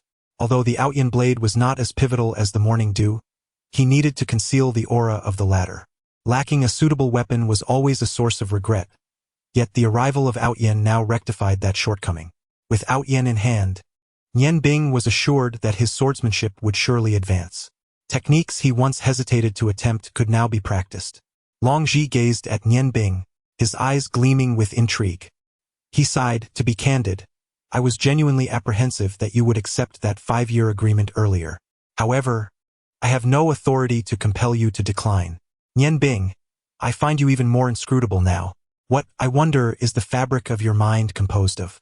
Since your arrival, the mysteries of magic have been unraveled by you. I am aware that one day you will depart from the city of ice and snow. I do not wish to hinder you. My only hope is that when the time comes for your departure, you will bid me farewell. Always remember that you are a member of the Sorcerers Guild of the Ice Moon Empire, and that alone is sufficient." Long Ji remarked, "I shall not intrude upon you further. Should you require anything, do not hesitate to communicate with Linger, and I shall endeavor to fulfill your requests." With that, he took Linger by the hand and descended the stairs. Nian Bing picked up the book he had previously been reading, as if nothing had transpired, the ornate box resting beside him. He continued his studies, delving deeper into the intricacies of magical formations, discovering profound mysteries that were precisely what he needed. Linger followed her father out of the library. Long Ji glanced around to ensure no one was present, and in a hushed tone said, "Linger, I wish to discuss a matter with you." Linger, taken aback, replied, "Father, please speak freely. I shall do whatever is within my capability." Long Ji sighed softly and continued, "I am increasingly convinced that Nian Bing is quite exceptional. The astonishment he has brought me is truly remarkable. Such talent is precisely what our guild requires. If he were to represent the guild in the triannual continental tournament of emerging sorcerers among the 5 great empires, it would undoubtedly elevate the status of our Ice Moon Empire Sorcerers Guild on the continent. Alas, my only fear is that he may not wish to remain until that time. Initially, I intended for you to participate, but Nian Bing's emergence has altered my decision." Long Ling furrowed her brow and said, "Father, although we can participate in the Emerging Sorcerers Conference, we are always merely an appendage to the Ice God Tower. With the heir of the Ice God Tower present, we are unable to demonstrate our true capabilities." Chapter 27. Triggering the Magic Array, Part 1. Long Ji shook his head and replied, "No, it is different. The Emerging Sorcerers Competition has stringent requirements. Participants must be under the age of 25. Even those sent by the Ice God Tower do not always secure the championship, for it is indeed challenging for young sorcerers to possess formidable strength. However, Nian Bing is an exception. With a year remaining until the conference begins, considering his current state and with the aid of our guild's extensive magical resources, who knows how much he might improve. It is entirely possible that he could soar to great heights. Should he claim the championship, our guild would gain prestige in the empire, making it exceedingly difficult for the Ice God Tower to suppress us thereafter." Long Ling, puzzled, responded, "You should be telling Nian Bing this, not me. What relevance does it have to me?" She never anticipated her father would pose such a question, and her cheeks flushed crimson as she shyly lowered her head, fidgeting with her clothing, unable to articulate a response. Long Ji smiled and said, "What is this? You have nothing to say? Is it possible that a young talent like Nian Bing cannot captivate my daughter? My precious daughter, your standards cannot be excessively high. Just think, if you were to marry Nian Bing, it would certainly make dining much more convenient." "That is not it, father." Long Ling lowered her head and murmured, "Father, Nian Bing is indeed remarkable, yet we have only known each other for a short time. How can we truly speak of liking or disliking? Please do not pressure me." Long Ji chuckled heartily and replied, "All right, I shall not press. Instead, I will have a word with Luorua to see if she has any interest in Nian Bing." "Wait." Long Ling anxiously lifted her gaze to her father, exclaiming, "Please don't." I. Long Ji looked at his daughter with a teasing smile and asked, "What is it? Is Ling Heir ready to speak the truth?" Long Ling pouted, "Father, you are truly mischievous. I admit I have a fondness for Nian Bing. However, as you can see, he seems indifferent to everything except magic and culinary arts." Long Ji sighed in relief and said, "As long as you like him, everything else is negotiable. Although I may be somewhat pragmatic, I would never force my daughter to marry someone she does not love. Ling Heir, remember my words. Happiness must be earned through your own efforts. If you truly care for Nian Bing, do not give up, and act swiftly. If you can capture his heart, all other issues will naturally resolve themselves. Do you understand your father's intentions?" Long Ling lowered her head once more, but hesitated. "But, father, he is a boy. Do you really want me to express my feelings to him?" Long Ji shook his head, smiling as he said, "Of course not. Subtle influence is more than sufficient. After all, you spend every day together. I believe that with my daughter's beauty, Nian Bing is no fool. He cannot possibly overlook it. However, when necessary, you may subtly suggest to him that I can discern the affection Snow has for Nian Bing. If the cunning old fox, Shueji, were to stir the pot, the outcome could be quite unpredictable. Surely you would not wish to relinquish your beloved to a dear friend." Long Ling gazed at his father in a daze. I do not know." Long Ji sighed with a wry smile. Well, it seems I have overthought things. One can be too clever for their own good. Matters of the heart among the youth should rely on fate. You may proceed as you wish. However, I hope you can persuade Nian Bing to represent our guild at the upcoming New Age Magician Conference in a year. We can discuss other matters later. Long Ling nodded in agreement. Father, I will do my utmost, but I cannot guarantee anything at this moment, as I am uncertain of Nianbing's thoughts. A year is a long time and I will strive for it. I also hope for the guild's improvement. I shall take my leave now. Longji nodded. Go ahead, and please bring me the newly acquired white scrolls tonight. Nianbing is in need of them. Nianbing perused the pages of the magic tome in his hand, now deep into the night, while Long Ling sat nearby in contemplation. This book, which introduced various intricate magical formations, had finally reached its last page, leaving Nianbing somewhat disheartened. Although the formations documented within were commendable, they fell short of his expectations and did not contain the knowledge he yearned for most. With a sigh, just as he intended to close the book, he suddenly noticed a peculiar mark on the final page of the spellbook. It was unmistakably a magical symbol, one of those used to delineate a magic circle, representing the essence of concealment. A flicker of inspiration sparked within Nianbing as he concentrated his magical energy, carefully tracing the symbol in the correct sequence. A faint blue light shimmered, and as he completed the final stroke, the last page of the spellbook was unexpectedly suffused with a blue hue, a blue that belonged to ice. The inscriptions on the page began to transform, the original symbols and texts entirely altered. The magic circle serves to connect the array of the heavens and earth, balancing the various magical elements that exist between them, facilitating their optimal utilization by sorcerers. However, as a mage, one often finds oneself at a disadvantage in close combat. When faced with a formidable opponent skilled in martial arts, victory in one-on-one encounters becomes a formidable challenge.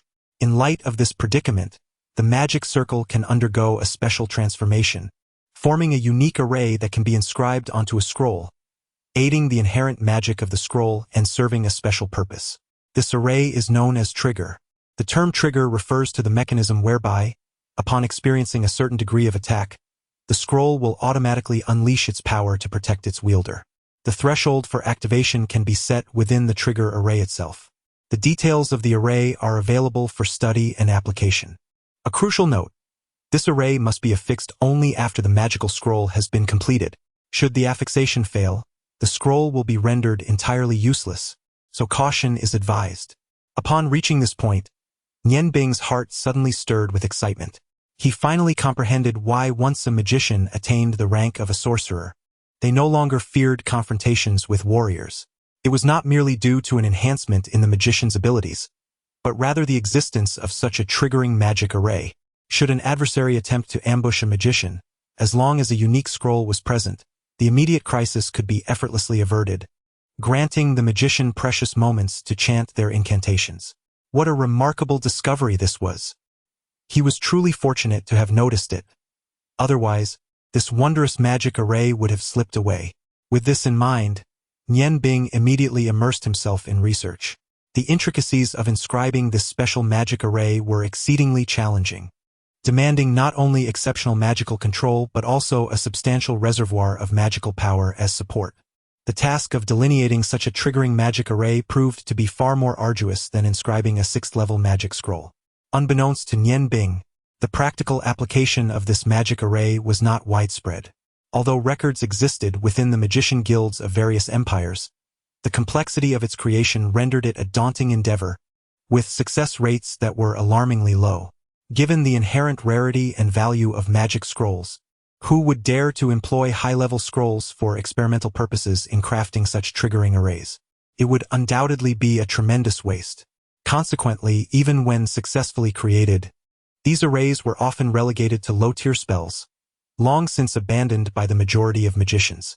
The reason why sorcerers are capable of contending with warriors primarily stems from the support provided by the Mage Guild.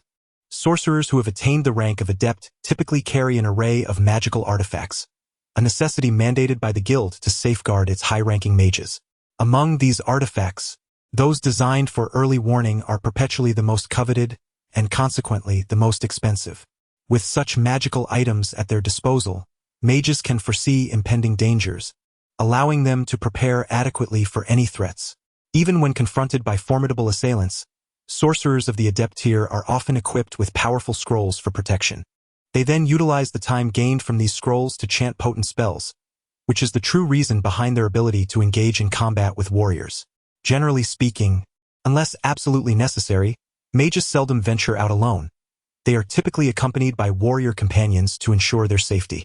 Should they be compelled to act independently, barring an exceedingly arrogant mage, they often opt for civilian attire to conceal their identity. Such actions, however, are conducted discreetly, as otherwise, they would undoubtedly become the subject of ridicule among their peers. Nian Bing's research does not directly pertain to the methods of inscribing magical arrays, but rather investigates the principles underlying the activation of these arrays. By becoming intimately familiar with various magical symbols, he meticulously seeks to uncover the mechanisms that trigger these arrays. Once he comprehends the underlying principles, he need not rely on rote memorization to employ them, allowing for a more flexible application, even incorporating his own elements into the arrays. Engaging in such concentrated study often proves to be the most time-consuming endeavor. By the time Nian Bing has grasped the essentials, the dawn has already broken outside. A wave of fatigue enveloped her entire being. Yet the emergence of new findings filled Nian Bing with immense joy. "You should eat something," came the voice of Long Ling, startling Nian Bing from her reverie.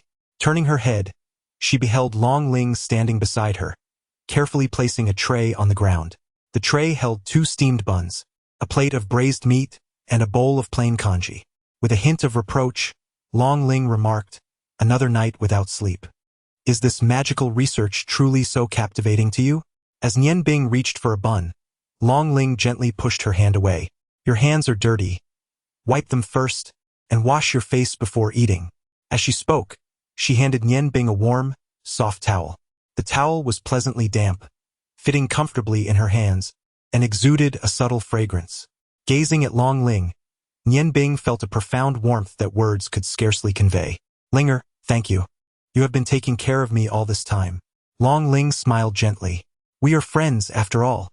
Moreover, your successful research will benefit our guild greatly." "Nian Bing, the concentration techniques you taught me have proven remarkably effective. I can distinctly feel an improvement in my magical control lately." "Thank you."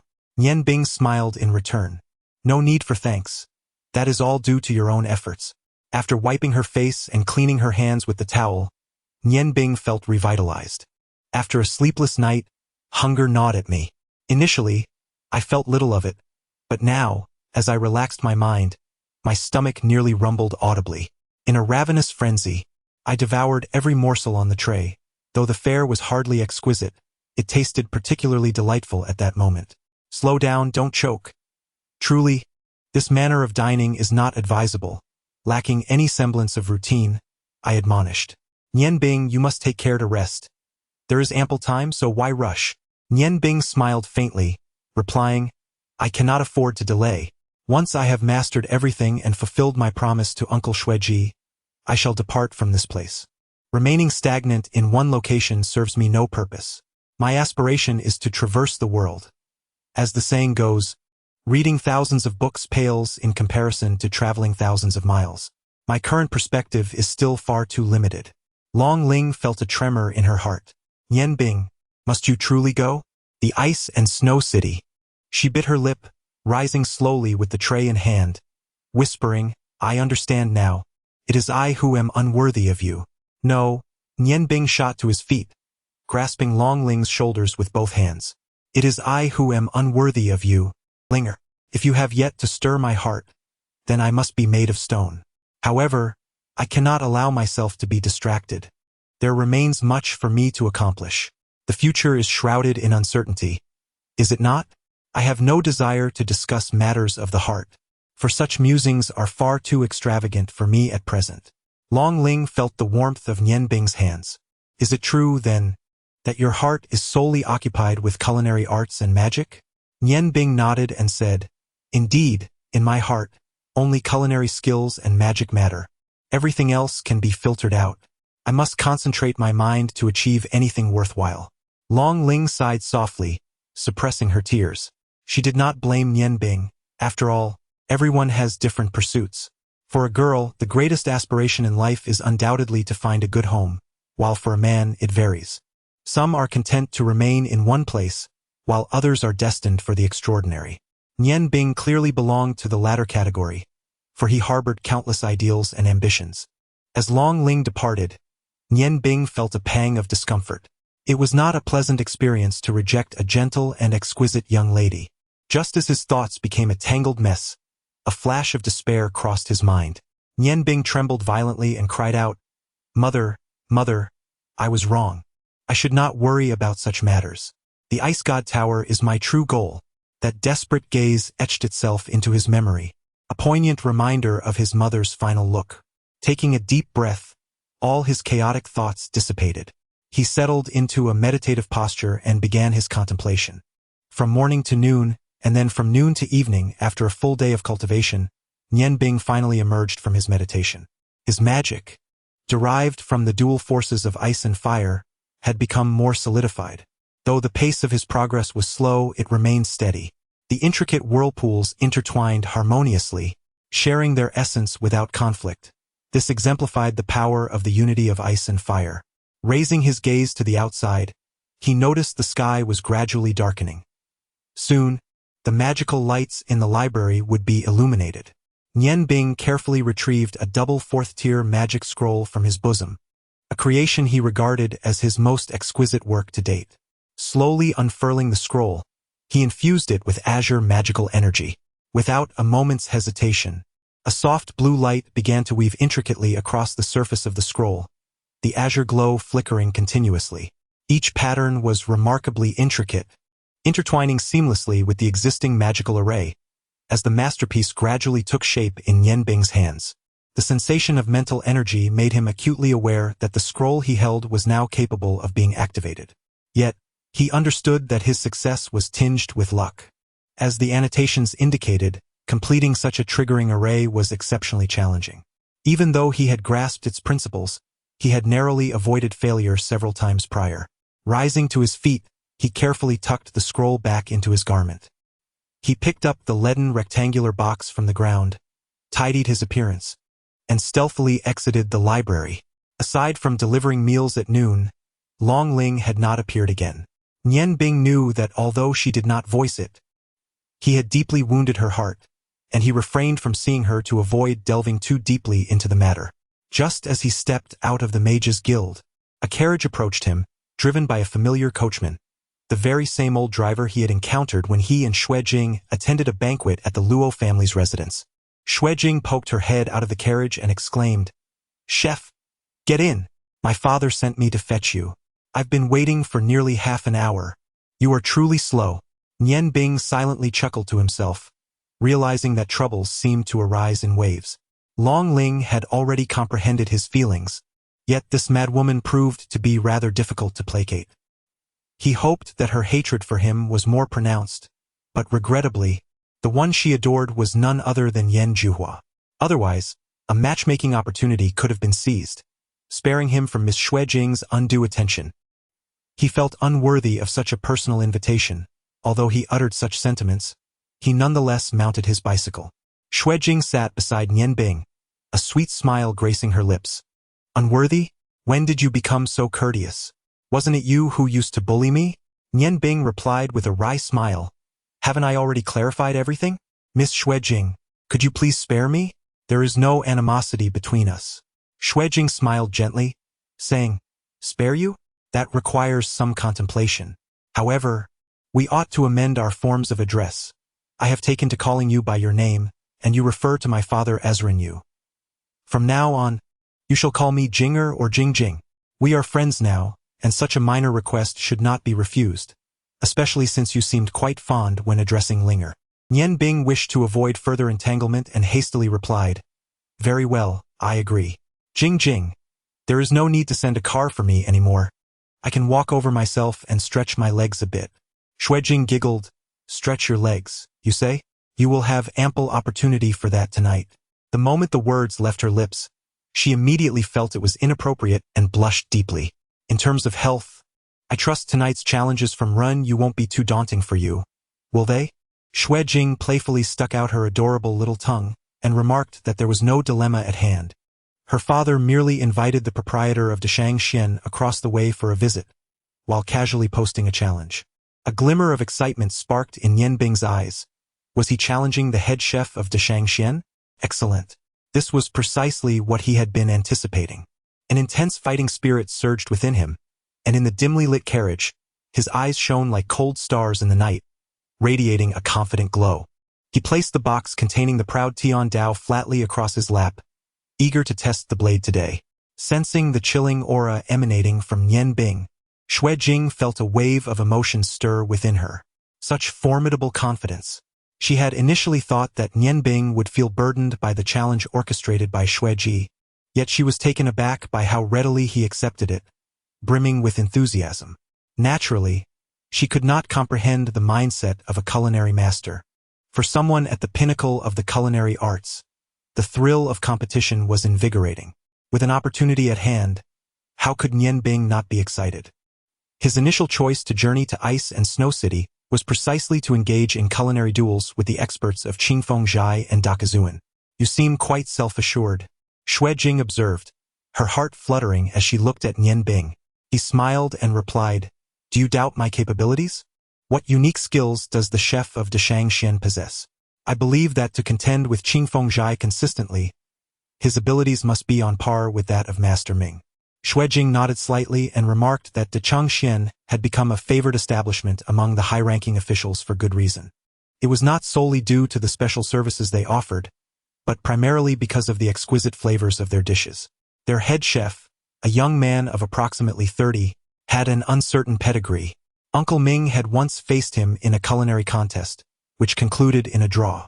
This individual appeared particularly adept at preparing various meat dishes, and it was undeniable that his creations surpassed Uncle Ming's in both color and aroma, albeit with a somewhat heavier flavor profile. Nian Bing nodded in agreement, stating that the head chef likely specialized in a lavish style, where the emphasis lay on the visual and olfactory appeal. Very well. Today I shall challenge him to see whose dishes are more opulent. Jinger, have you seen Yan Feng recently? Xue Jing was momentarily taken aback, realizing that since harboring feelings of animosity towards Nian Bing, the name Yan Feng had not crossed her mind. No, I haven't seen him lately. I'm curious why he considered you a friend upon your first meeting. Given his disposition, he doesn't strike me as someone easily approached. Nian Bing recalled Yan Feng's demeanor when he had first met him, a chill running through him as he forced a smile. Jinger, allow me to offer you a piece of advice. It would be wise to abandon any thoughts of him. There will be no fruitful outcome for you two. Xue Jing inquired with curiosity, "Why do you say that? Are you jealous of my affection for him?" Jealous? Nian Bing chuckled. That word has never really entered my mind. I speak for your benefit. Gossiping behind someone's back is not my style, and in time you shall understand. Xue Jing uttered a soft hum and remarked, "There is nothing that cannot be spoken of. If you do not clarify, I can only assume you are envious." Nian Bing smiled faintly and replied, "Then let it be said that I am envious. After all, you are so beautiful, and if I were to be envious, it would be entirely justifiable." Upon the carriage halting at the entrance of Qingfengzhai, Nian Bing was astonished to find the street unusually silent. Descending the carriage alongside Xue Jing, he noticed that not a soul graced the most bustling thoroughfare of Ice and Snow City. Xue Jing smiled and explained, "For today's competition, Father has specifically invited the city lord and several distinguished individuals to serve as judges. Deshangxian and Qingfengzhai have temporarily ceased operations, and the streets have been cordoned off by the guards." Nian Bing expressed his astonishment. Surely, there is no need for such grand measures. The daily revenue of Qingfengzhai and Deshangxian must be considerable. To suspend operations for such a simple contest, are they not concerned about the losses? Xue Jing, weary, replied, "You may not comprehend this, but whether we prevail or Deshangxian triumphs, one will inevitably overshadow the other, establishing itself as the premier restaurant in all of Ice and Snow City. The honor and the ensuing profits derived from such a distinction far outweigh the earnings of a single day. Deshangxian has awaited this opportunity for an indeterminate length of time. Their proprietor had previously approached my father on numerous occasions, expressing a desire for a competition, yet each time he was met with refusal. The head chef at Deshangxian, being relatively youthful, has been foretold by Uncle Ming to surpass his own abilities within 3 years. Consequently, my father refrained from accepting the challenge in order to safeguard the reputation of Qingfengzhai. This explains why Qingfengzhai has consistently been overshadowed by Deshangxian. Today, however, is the moment for us to take pride in our endeavors. Nianbing, you must exert yourself. Nianbing nodded and replied, I shall do my utmost. I understand that wielding the gentle whisper of freedom is no trivial feat. Very well. Let us proceed. Upon entering King Feng's High, Nianbing was immediately enveloped by a palpable atmosphere of gravity. Flanking the corridor were not only the servants of King Feng's High but also an array of seemingly ordinary strangers. At first glance, they appeared unremarkable, yet Nianbing's keen perception revealed that these individuals were far from mundane. Each exuded a subtle yet potent aura, indicating their prowess in martial arts.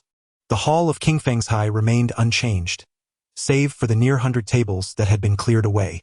At the forefront, a row of long tables was positioned, with the chairs behind them left vacant. On either side of the hall lay a collection of culinary tools.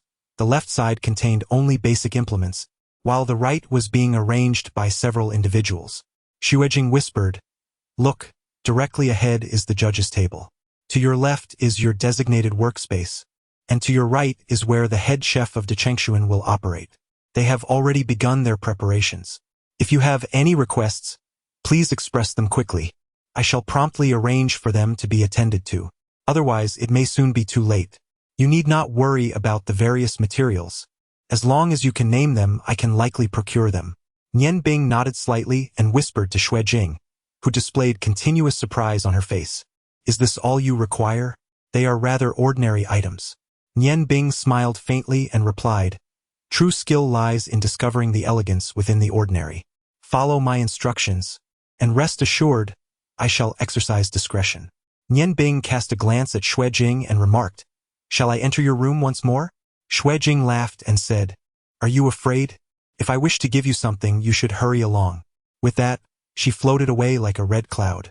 Observing Xuejing's excited demeanor, Nianbing realized that the estrangement between them had dissipated. However, this dissolution seemed somewhat unsettling. Contemplating this, he navigated with ease to Xuejing's room in the back hall. The door was unlocked, and the familiar, delicate fragrance once again graced his senses. Approaching the bed, Nianbing couldn't help but recall the awkwardness of having hidden here previously to evade Xueji. A pristine white outfit was neatly folded at the head of the bed.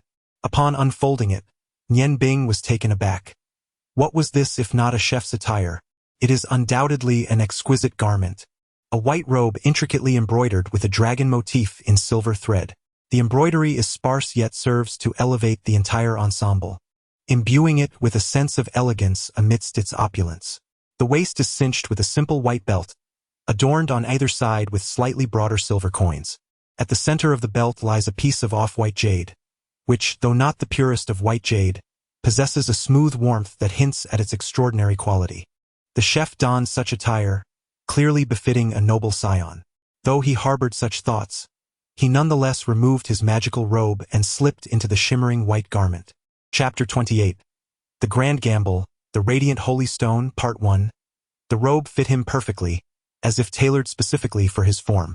The fabric was exceptionally soft, draping comfortably upon him. Nianbing, are you ready? Came the voice of Xuejing. Footsteps echoed, and a red-clad figure appeared at the threshold. Upon seeing Nianbing in his new attire, Xuejing's eyes sparkled with admiration. How handsome! I knew this outfit would suit you splendidly. Your golden hair. It's simply marvelous. Nianbing smiled wryly and replied, Jinger, while this attire is indeed remarkable, it hardly seems appropriate for a chef. Are you suggesting I wear it to the competition? Everyone's gaze turned toward the entrance, where two unfamiliar individuals had just stepped inside. The strangers Nianbing had previously noticed approached with a bow. One was clad in fine garments, and the figure to his left was familiar to him. It was none other than Lord Luo Hao, the count overseeing the finances of Ice and Snow City, who deliberately lagged half a step behind the individual to his right, a faint smile gracing his plump visage. The man on the right possesses a tall and imposing stature, appearing to be in his 40s. Although he is clad in merely ordinary elegant attire, an aura of authority emanates from him, signifying his extraordinary status. Xueji and Ming Yuan hastened to greet him, exclaiming, Your Excellency the Marquis, your presence graces Qingfeng Studio, truly illuminating our humble establishment. The Marquis responded with a slight smile, Brother Xue, We are all acquaintances here. There is no need for formalities. We have awaited this contest for quite some time, and it seems Chef Ming has devised something novel. Xue Ji, with a mysterious smile, replied, Your Excellency is aware that I never engage in battles without preparation. Since I dare to issue a challenge, I possess some confidence. Allow me to introduce a young talent, Nian Bing. Here he is, the esteemed lord of our ice and snow city, Marquis Noah. Though the Marquis hails from a martial background, he is also a connoisseur of fine cuisine. Today he shall serve as the chief judge.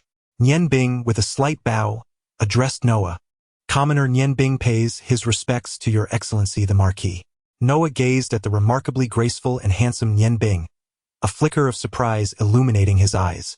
Brother Xue, to which noble family does this young gentleman belong? What a striking young man. Xue Ji smiled and replied, Your Excellency, allow me to keep you in suspense for a moment longer. You shall discover the answer shortly.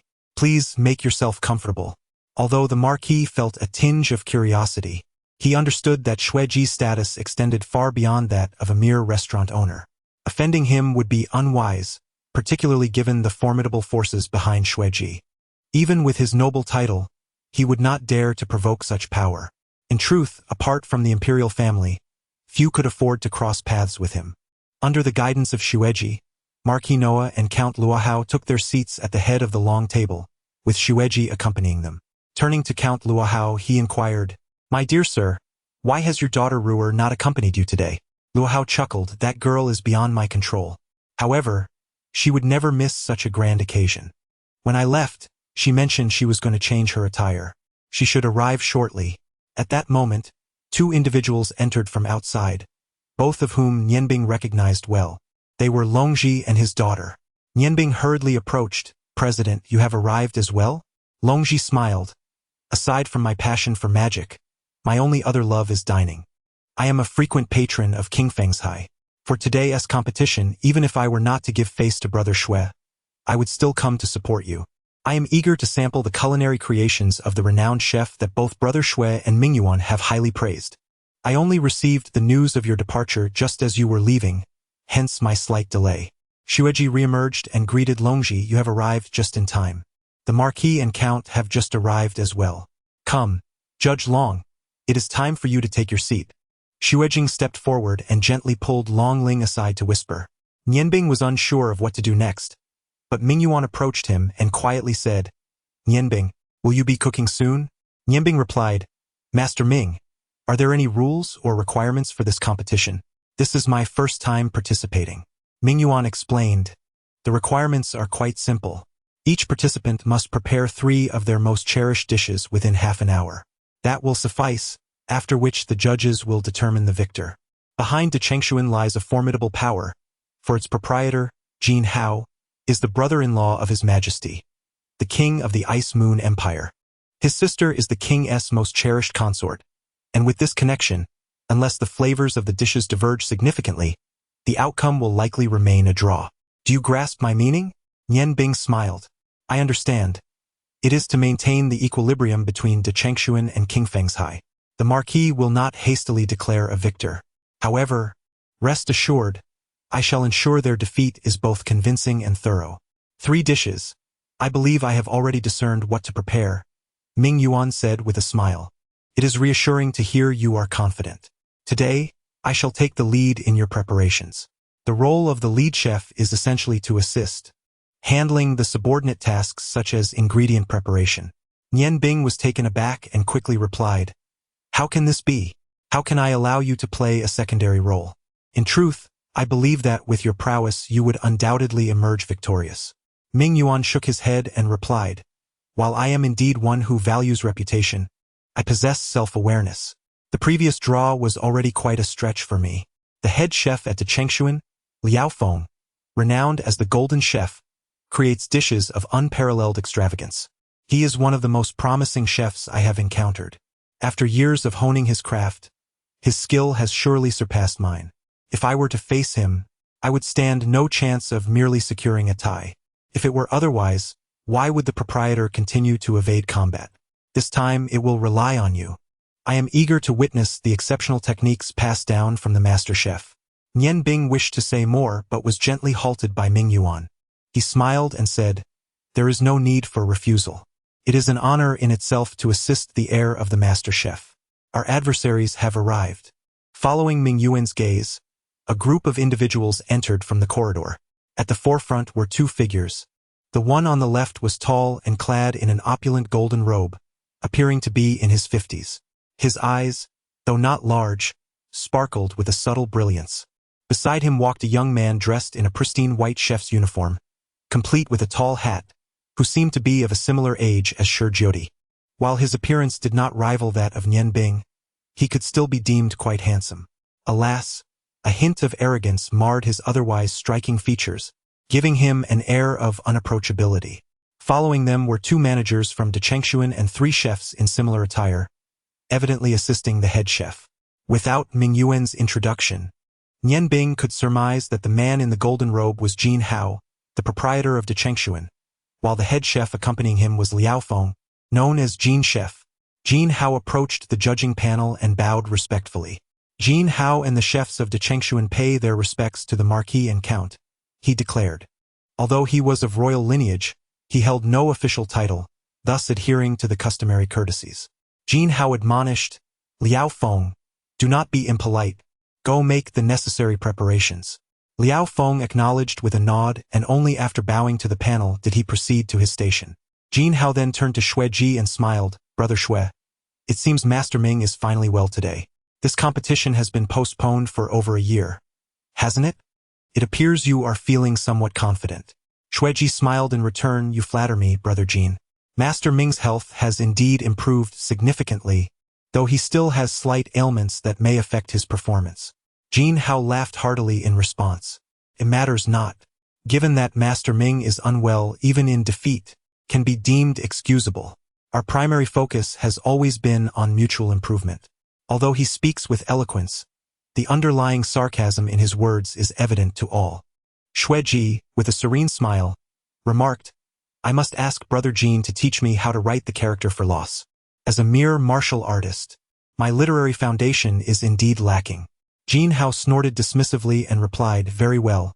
Today I shall instruct you on how to write that character. However, since Brother Xue insists on competing, should we not add a wager to make it worthwhile? This way, the two esteemed masters will not have labored in vain." Xue Ji, confident, continued, "What does Brother Jin wish to wager?" Jin Hao glanced at Liao Feng, who was preparing for the contest, and said, "As for my humble self, I recently acquired a precious item, and I propose to wager it against your esteemed Qingfeng restaurant. Our Dechengshuan is splendid but lacks refinement. If these two establishments could merge, it would indeed be a delightful affair. Brother Xue, would you not agree?" Upon hearing Jin Hao's intention to stake Qingfeng restaurant, Long Ji, Noah, and Luo Hao at the table were taken aback. Qingfeng restaurant could be considered the lifeblood of Xue Ji. Should he lose, it would mean he could no longer remain in this icy city. Such a wager is undeniably significant. Just as they all assumed Xue Ji would refuse, he unexpectedly responded, "Very well, but it depends on what Brother Jin wishes to wager. This Qingfeng restaurant represents half my life's work, and I will not gamble without something of equal value. In my eyes, even your Dechengshuan does not meet the standard." Hearing this retort, Jin Hao smirked and said, "Is Dechengshuan not worthy? Then let Brother Xue assess whether this object possesses the requisite qualifications." As he spoke, he deftly reached into his bosom and retrieved a small, square box. The box was of a deep black hue, and upon sighting it, Xue's expression subtly shifted, for he instantly recognized it. This box was similarly crafted from lead, undoubtedly intended to obscure the radiance or elemental energy of its contents. Having once possessed the legendary Outyin blade, he understood all too well the implications. A hint of triumph glimmered in Jin Hao's eyes as he slowly opened the box, releasing a blinding beam of light that soared towards the heavens. Golden radiance filled the entire hall, a pure and gentle luminescence that evoked an instinctive sense of warmth and familiarity. Within the box lay a golden gemstone. Its brilliance was captivating yet not harsh on the eyes. The gathered assembly beheld a flawless, spherical orb, transparent in nature, embodying perfection without a single imperfection. Yet it radiates a golden brilliance, each ray of light appearing remarkably gentle. The golden glow envelopes the surroundings, imparting a sensation akin to a gentle spring breeze. The soft golden luminescence retracts, emitting a series of golden halos that gradually disperse around the orb itself. From this extraordinary phenomenon, one can easily discern the preciousness of this gem. While others may be beguiled by its exterior, Nianbing, Longji, and Longling remain impervious to such illusions, for they are sorcerers. The magical essence emanating from this orb is undeniably on par with that of the Wind Whisper Stone. It symbolizes the formidable power of light, a rarity amongst elemental forces. Apart from the presence of darkness, all magical essences tend to evoke a sense of warmth when confronted with light magic. Although this gem is comparable in grade to the Wind Whisper Stone, the scarcity of light mages renders its practical applications somewhat less prevalent. Few possess the ability to fully harness the magical elements contained within such a gem. However, this does not diminish its value. The essence of light not only aids in stabilizing the mind but also dispels all malevolent energies. Even an ordinary person wearing it would experience enhanced resistance and a tranquil state of mind. I acquired this gem, named Holy Radiance, from a down-and-out merchant. It is an innate light element gem. I once had it appraised, and it was confirmed that this orb is composed entirely of condensed light elements, a truly unique treasure. It is likely that one would struggle to find a second of its kind across the entire continent. Initially, I intended to present it as an offering to His Majesty the King. However, since Brother Shui claims that my De Changxian pales in comparison to Qing Feng Zhai, I must relinquish it. I wonder, Brother Shui, do you think this Holy Radiance Pearl is worthy of a wager with you? Shuiji's gaze shifted towards Nianbing, and he found himself hesitating. After all, Qing Feng Zhai represented the culmination of his life's work. Should he lose, how could he ever establish himself in the ice and snow city again? At this moment, Nianbing's mind was occupied with thoughts of several super magic arrays based on light magic. Light magic served as an indispensable medium for intricate and powerful magical arrays, a field in which he lacked proficiency. Obtaining the Holy Radiance Pearl would greatly benefit his research, perhaps even allowing him to create dishes imbued with a luminous essence. Observing Shuiji's expression, he strode confidently to the judging panel, casting a self-assured glance at Shuiji before placing the box containing the Ao Tian Dao upon the judge's table. Boss Jin, your Holy Radiance Pearl is indeed a treasure, yet wagering it against Qing Feng Zhai might disrupt the harmony between our two families. Instead, allow me to challenge you to a bet, using the item within this box as collateral for your Holy Radiance Pearl. Jin Hao let out a cold snort. He had long been aware of the outsider, Nianbing, whose presence had previously astonished him. Nonetheless, his status as a royal relative rendered him dismissive of Nianbing, and he contemptuously remarked, "What are you, and what qualifications do you possess to wager with me? Could there possibly be anything in that box capable of rivaling the Holy Radiance Pearl?" Nianbing remained unfazed by Jin Hao's disdain, offering a calm smile as he replied, "Whether it is worth a wager is yet to be determined. Gold Boss must first inspect the item before proceeding. As for me, I am a member of the Qingfeng studio." Shuiji felt a quiet sense of relief. Although the Outyin blade was indeed precious, it had already been given to Nianbing. Moreover, in his heart, the Outyin blade could hardly compare to the Qingfeng studio. Indeed, Nianbing could fully represent me. The items within this box were undoubtedly of equal value to Brother Jin's Sacred Radiance Pearl. Nianbing opened the elongated brocade box, and once again, a brilliant azure light erupted, instantly pushing aside the golden radiance within the hall. The golden and azure lights coexisted harmoniously in the space, each occupying its own position and shimmering continuously. Nianbing reached into the box and retrieved the Outyin blade, presenting the hilt toward the judges with a calm demeanor, stating, "This blade is called Outyin, a possession of Uncle Shui.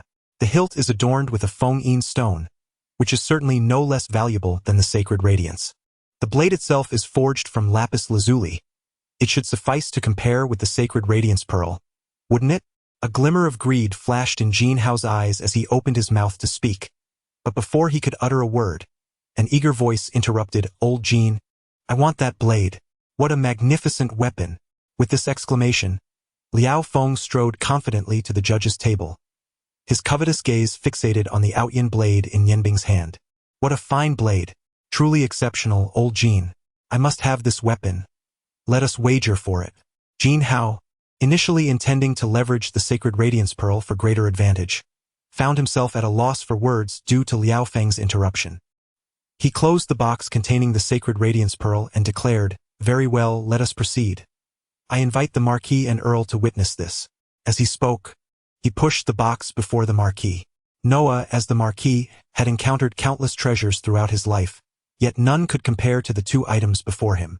Suppressing his inner desires, he nodded and said, "Very well, I shall serve as a witness for your wager. It's certainly better to wager something than to stake one's entire fortune, thus preserving camaraderie among us. Let the contest commence now, as per tradition, for the duration of half an hour." Liao Feng's eyes brimmed with confidence, his sharp gaze directed at Ming Yuan. A peculiar smile flickered across Ming Yuan's face as he responded, "Liao Feng, while it is commendable for a young man to possess talent, excessive arrogance often leads to a fall, and a severe one at that.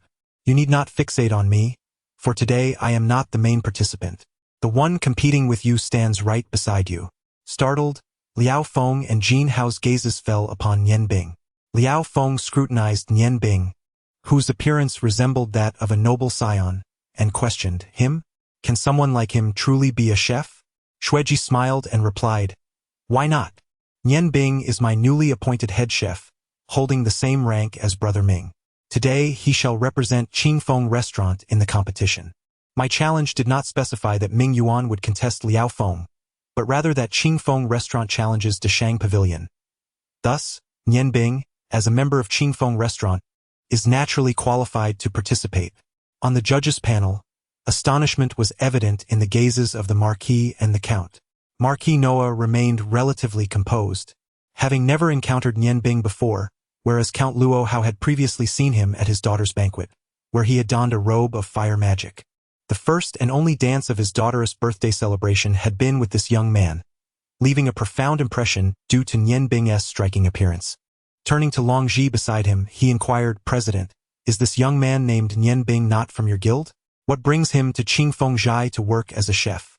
Long Ji replied with a wry smile, "I had no desire for him to come, but the conditions offered by Brother Shui were simply too enticing.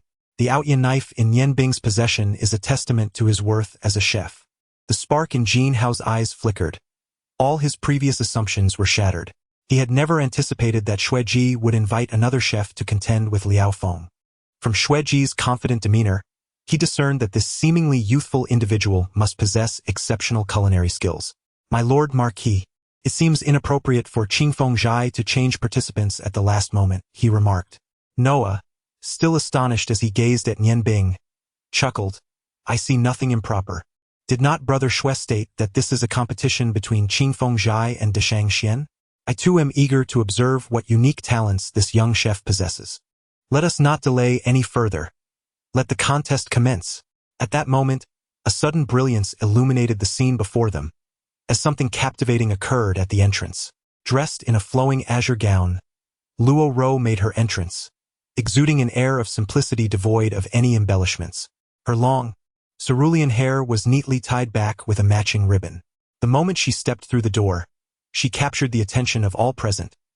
Liao Feng, seated beside Nian Bing, gazed at her with an expression of sheer enchantment. Approaching the panel of judges, she bowed gracefully and said, "Uncle Noah, Father, Uncle Shui, Uncle Jean, I apologize for my tardiness. Please forgive me."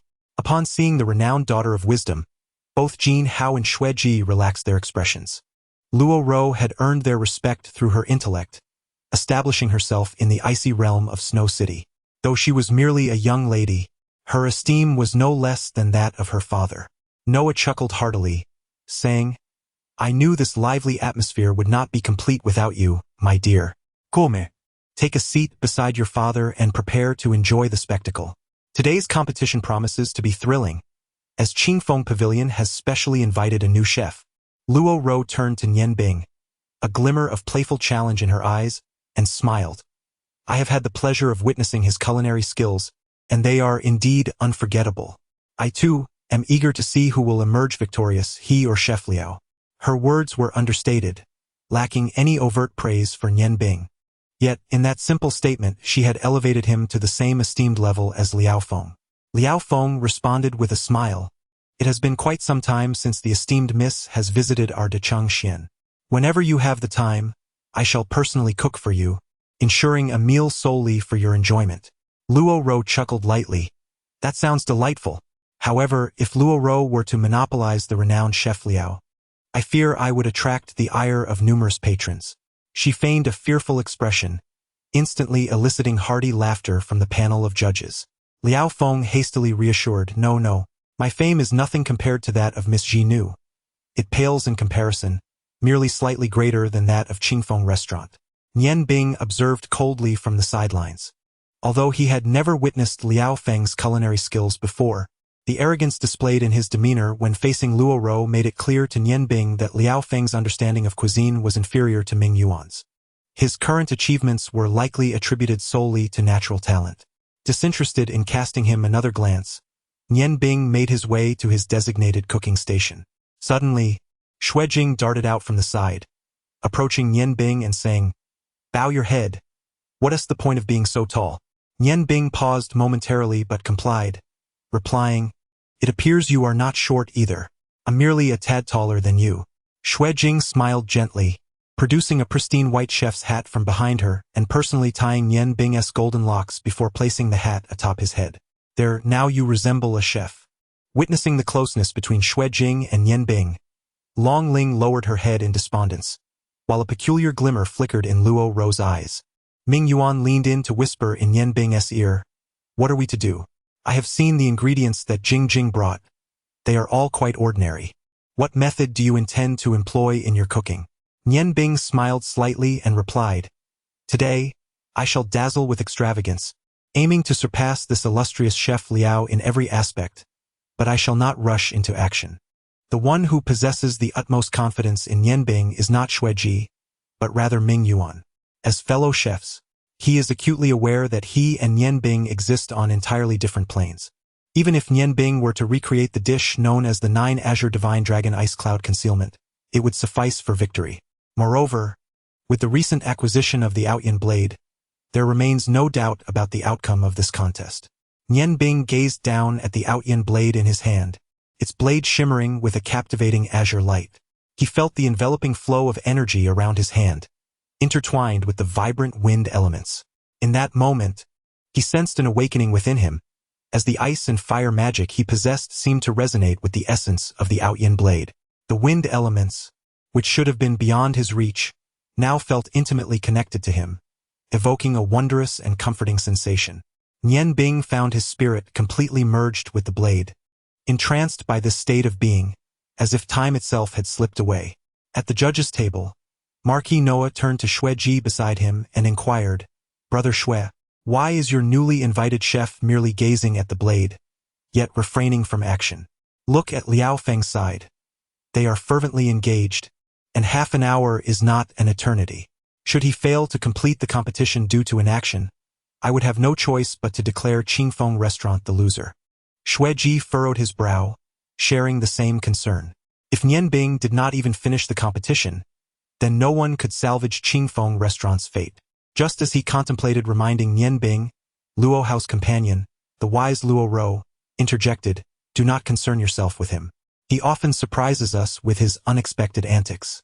If he has yet to take action, he must possess confidence. Let him observe for now.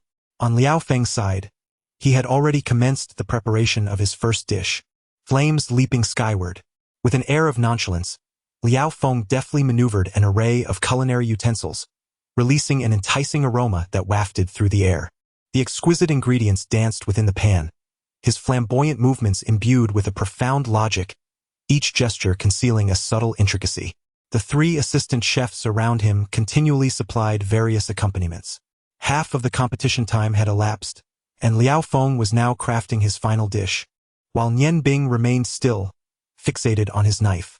Beside him, Ming Yuan stood, his heart brimming with anticipation, eagerly awaiting the demonstration of the unique artistry from the air of the ghostly chef.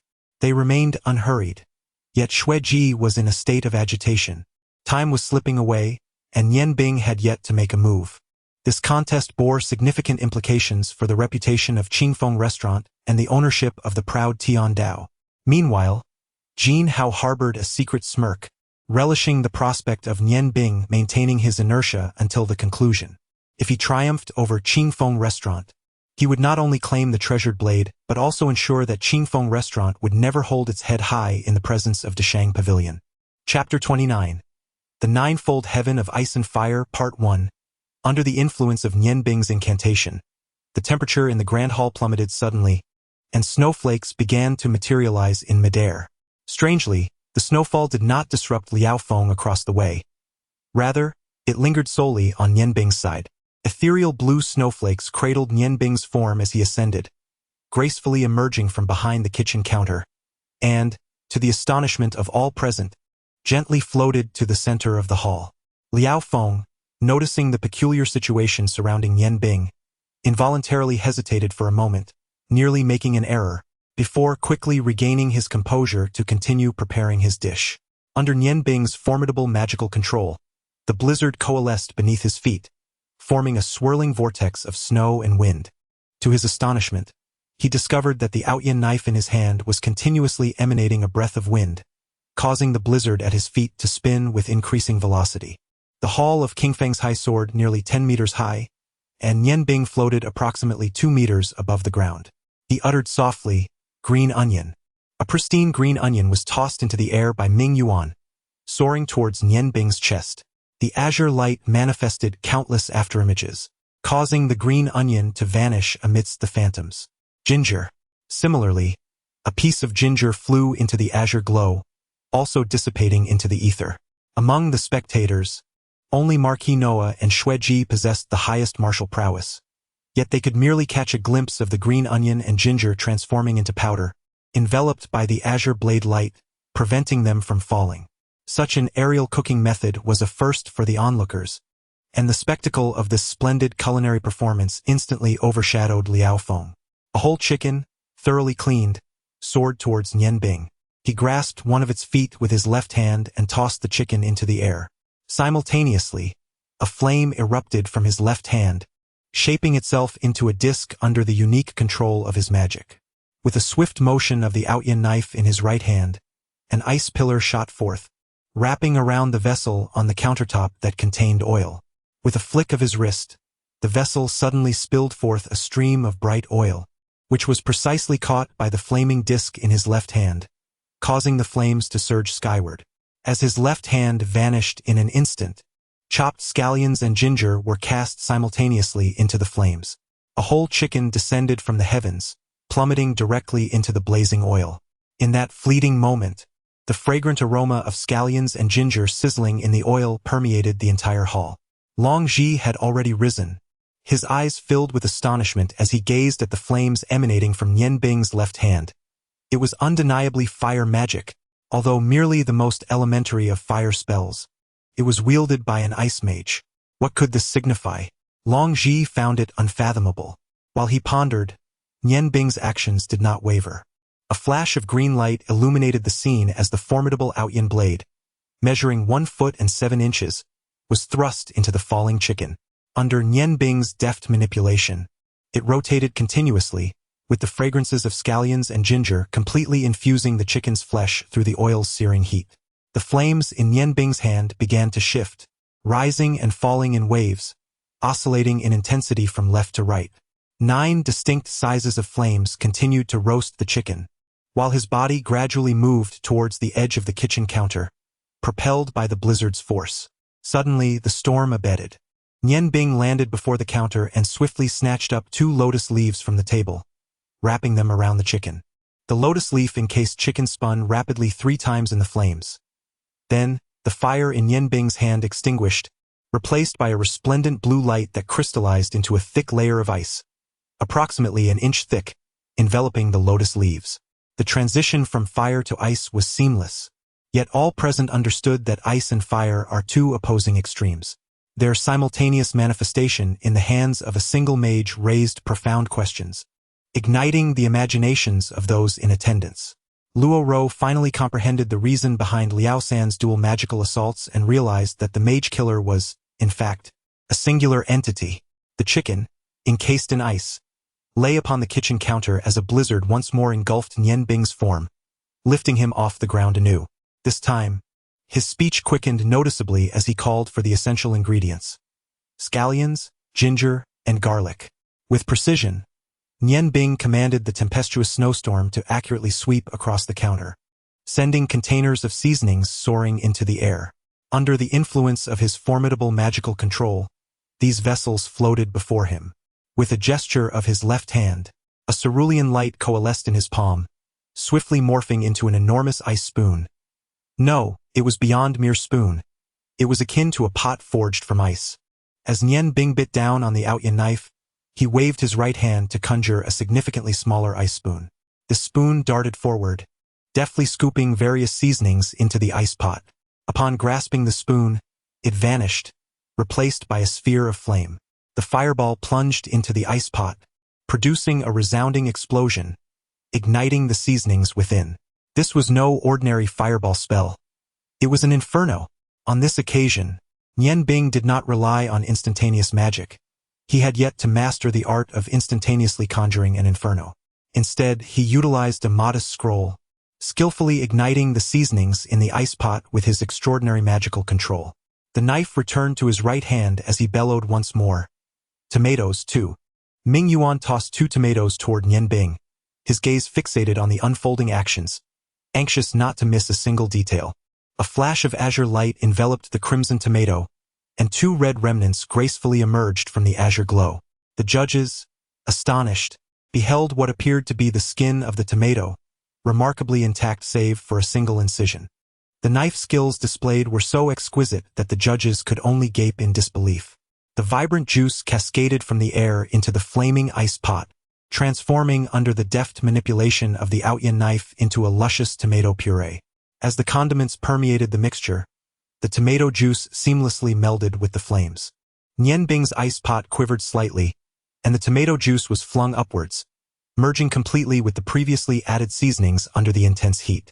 The pot soared through the air, deftly reintroducing the tomato-infused sauce along with the lamb ribs.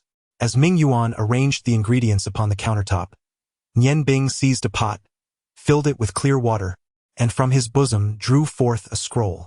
With a flick of his magical prowess, flames erupted in the palm of his hand, causing the water in the pot to boil almost instantaneously.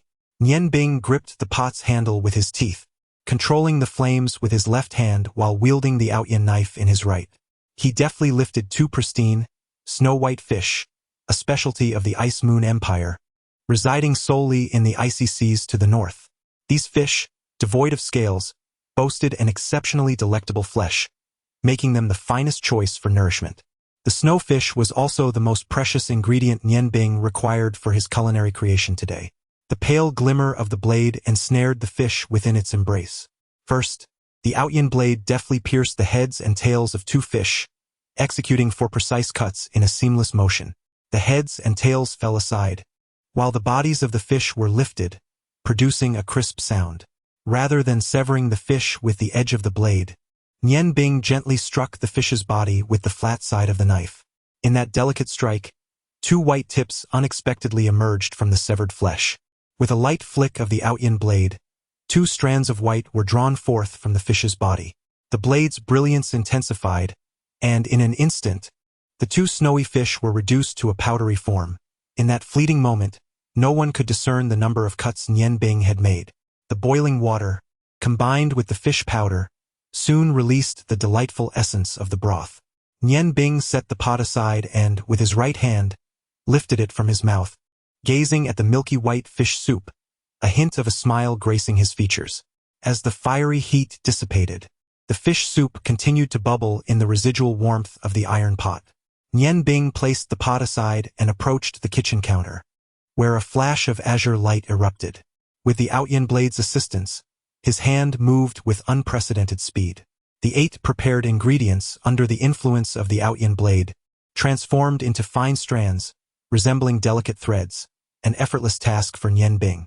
The 8 strands were placed into a prepared ice platter, and Nian Bing, with a spoon, added a modest amount of different seasonings to each of the 8 sections. As he completed this task, the fish soup in the iron pot continued to boil. Nian Bing smiled at the nearby Ming Yuan and said, "Master Ming, could you please pour the fish soup into the ice platter?" As he recited the incantation, he simultaneously pressed both hands against the countertop, gradually shaping two perfectly round discs formed entirely of ice. At that moment, the ice pot that had previously held the lamb chops had melted to an exceedingly thin state, on the verge of shattering, while the flames within threatened to extinguish. Nian Bing's gaze shifted towards the chicken encased in ice, which was to be his first dish. He raised his hands, flinging the chicken into the air, while his right hand deftly conjured a swirling blaze. With a thunderous roar, the ice shattered amidst the flames, and the lotus leaves were consumed in the fire, as the golden-hued chicken plummeted through the inferno. Nian Bing swiftly caught it with another meticulously crafted ice plate, various ingredients dancing rapidly through his hands. Simultaneously arranging two ice plates was not a challenge for him. Once the aesthetically pleasing garnishes were artfully positioned, he pressed his hands lightly upon the ice plates. Instantly, two ice domes appeared, merging seamlessly with the plates, enveloping the dishes within. With a flourish, Nian Bing sealed the lead box and retrieved a fabric pouch from his bosom, the ethereal blue light leaping into his grasp as the ghostly carving materialized. "Time's up. Chefs, please present your dishes for evaluation," announced Marquis Noah, concluding the competition amidst a wave of astonishment. Liao Feng stood in a daze behind his counter. His 3 dishes had been completed long before Nian Bing's airborne display. Everything Nian Bing executed had transcended his understanding. Meanwhile, Jin Hao's face was ashen. Although he had yet to taste the dishes, he realized that he had likely lost this contest. As the 6 dishes were presented before the judges, a delicate veil of white mist enveloped the 3 creations of Chef Nian Bing. Marquis Noah glanced at Nian Bing and then at the contemplative Liao Feng, smiling as he said, "Gentlemen, please take a moment to introduce your respective dishes. Let us commence our tasting. Liao Feng, you may begin." Bowls and chopsticks had already been set before them, and each participant, including Xueji and Jin Hao, eagerly grasped their chopsticks, their eyes riveted on the trio of ice-encased dishes crafted by Nian Bing. Liao Feng shook his head slightly, casting a sidelong glance at Nian Bing, a complex expression flickering in his eyes. "I believe no further introduction is necessary. I simply wish to savor the creations of Chef Nian Bing." Marquis Noah then turned his gaze to Nian Bing, encouragingly stating, "In that case, let us hear from Chef Nian Bing." Nian Bing, gazing at the 3 dishes shrouded in mist before him, calmly replied, "All 3 of my dishes belong to the fusion series of ice and fire, which I have named the 9 heavens of ice and fire." As she spoke, Nian Bing gestured towards the first dish, stating, "The primary ingredient of this dish is an ordinary chicken, which I have named ice and fire explosive lotus chicken. The chicken itself is unremarkable, yet I have employed flames to extract the aromatic essence of minced scallions and ginger, allowing it to permeate the meat. Subsequently, the chicken is roasted until it reaches a perfect medium-well state. The flames are then extinguished, and the chicken is enveloped in lotus leaves, which are further sealed with ice. The inherent warmth of the chicken, combined with the extremes of icy and fiery temperatures, facilitates the exquisite release of fragrance from the lotus leaves, fully infusing it into the meat. Finally, I employ an explosive technique to eliminate the ice and lotus leaves, allowing their essence to permeate the chicken, ensuring it is thoroughly cooked. At this juncture, the chicken, under the influence of both frigid and fiery extremes, achieves an unparalleled tenderness and succulence, with a golden, crispy exterior. It is evident to the esteemed judges that I have deliberately refrained from using any flavor-enhancing seasonings, not due to oversight, but rather as a conscious choice, as true culinary art seeks to unveil the original flavors of its ingredients. Thus, the hallmark of ice and fire explosive lotus chicken lies in its unique aroma. The ice encasing it serves to preserve both its temperature and fragrance. I invite you all to savor it while it is still warm. As if in unison, the guests began to serve themselves, seemingly oblivious to the 3 dishes prepared by Liao Feng, and instead rushed towards Nian Bing's ice and fire explosive lotus chicken. With a swift motion, they pierced the icy exterior with their chopsticks, and an intense aroma wafted forth. The surface of the chicken had transformed into a resplendent golden hue, prompting everyone to partake eagerly. The skin was remarkably crisp, and upon the first bite, the judges, including Jin Hao, instinctively reached for a second helping. Beside him, Liao Feng savored the tender chicken, his countenance shifting with a delight that banished any shadow of disappointment. "Brother Nian," he exclaimed, "I am utterly impressed. Your iced Inferno Lotus chicken not only captures the essence of the fowl itself, but it also cradles a symphony of 9 distinct fragrances, some bold, others subtle. Let me enumerate. Yes, precisely 9 flavors. No wonder it's christened the 9 Heavens of Ice and Fire series. Even the sum of my 3 dishes pales in comparison to this single plate of poultry." Sensing a hint of genuine candor beneath Liao Feng's pride, Nian Bing found himself warming to the man. He was about to respond when the Marquis Noah interjected, "Old Shui, spare a morsel. Leave some for me. My drumstick. Return it." Nian Bing glanced down, a chill running through him. The platter was now utterly devoid of its contents. Not even a shred remaining. The judges, as if starved for days, were unabashedly using their hands, oblivious to the grease. Even the ethereal Luo Ro was engrossed in consuming a chicken wing. In the face of such culinary artistry, all pretense of decorum had vanished. Nian Bing chuckled wryly, "Gentlemen, please savor it at your leisure. There are still 2 courses to come." He gestured towards the rack of lamb. "This dish, featuring lamb chops, is entitled Iced Inferno Blood Rain Ribs. In this dish, I incorporated over 10 different spices, each in modest amounts, not solely for flavoring, but to enhance the aromatic essence of the lamb chops. It is well known that lamb carries a distinct gamey scent. However, when combined with tomato juice and various spices, rather than eliminating this odor, it serves to accentuate it. By employing the extremes of ice and fire in the cooking process, the flavors of all spices and the tomato juice are thoroughly infused into the lamb, allowing it to showcase a delightful freshness amidst the gamey notes. While the exterior tomato sauce may have cooled, the lamb within remains undeniably hot, creating a unique contrast of temperatures. As he concluded his remarks, the judges savored the chicken, their chopsticks already poised towards the dish of lamb. The shattering of the ice cover was dramatically intense, and Nian Bing's critiques of his own creation were remarkably astute. Every statement he made resonated with the judges, who found precise answers within the lamb. This time, Luo Ro exhibited newfound wisdom. Upon tasting a piece of lamb, she immediately reached for the 3rd dish, prepared with fish soup. Wow! How incredibly fresh! Why had the snow fish I had eaten before lacked this flavor? With a spoon in hand, she took a sip of the soup and was captivated by the dish elegantly presented in an icy platter. Nian Bing smiled gently and remarked, "This is my signature dish from the Ice and Fire 9 Levels cuisine, known as Ice Fire 8 Extremes Fresh. During the preparation, you may have noticed that I used snowfish for the broth, even pulverizing the fish bones. Common mistakes in cooking snowfish include failing to eliminate its subtle earthy taste and discarding the fish bones. The solution to the initial dilemma is rather straightforward. It pertains to the sinews of the fish. Each variety of fish possesses sinews, which are the white strands that one observes being removed. These sinews, often referred to as the fish's fishy sinews, can be eliminated to eradicate any earthy odors. As for the fish bones of the snowfish, they inherently contain a degree of fish oil, which is where the exquisite flavor lies. Therefore, incorporating the entire snowfish into the broth is undoubtedly the optimal choice. The dish known as Ice Fire 8 Extremes Fresh consists of 9 principal ingredients, namely the snowfish accompanied by 8 ordinary components.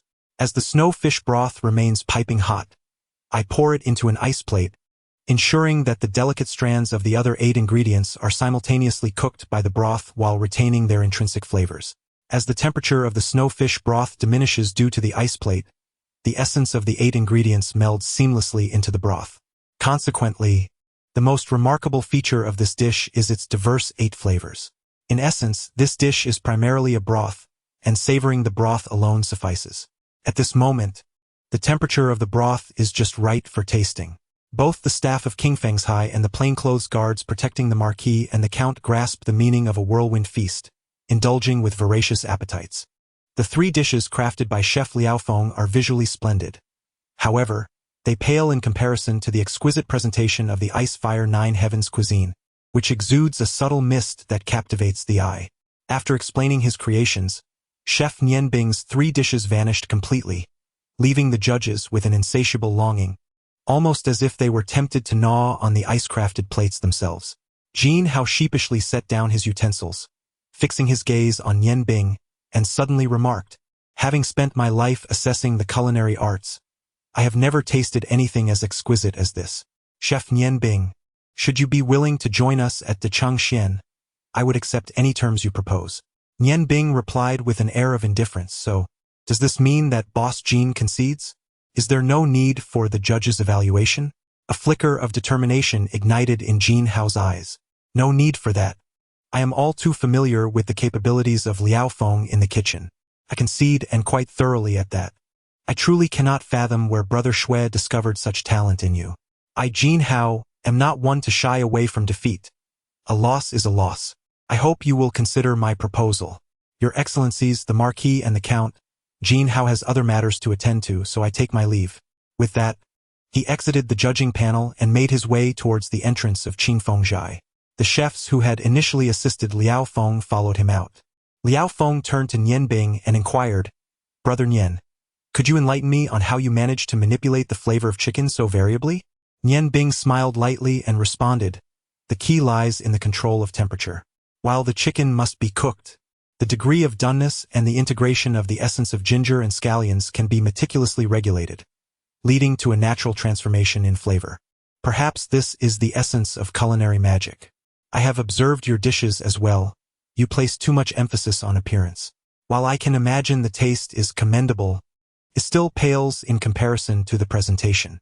If you could focus more on the nuances of flavor in the future, I am certain you will make significant progress. Respect shone in Liao Feng's eyes, and he acknowledged the wisdom imparted. I shall certainly seek to learn from this in the future. After bowing to the Count and the Marquis, he turned and departed. The Marquis resumed his former demeanor, rising to his feet and regarding Nian Bing with an expression of approval. It was no longer necessary for me to speak. Nian Bing, you have triumphed in this competition with an overwhelming advantage. However, I am intrigued as to how you can possess two conflicting types of magic simultaneously.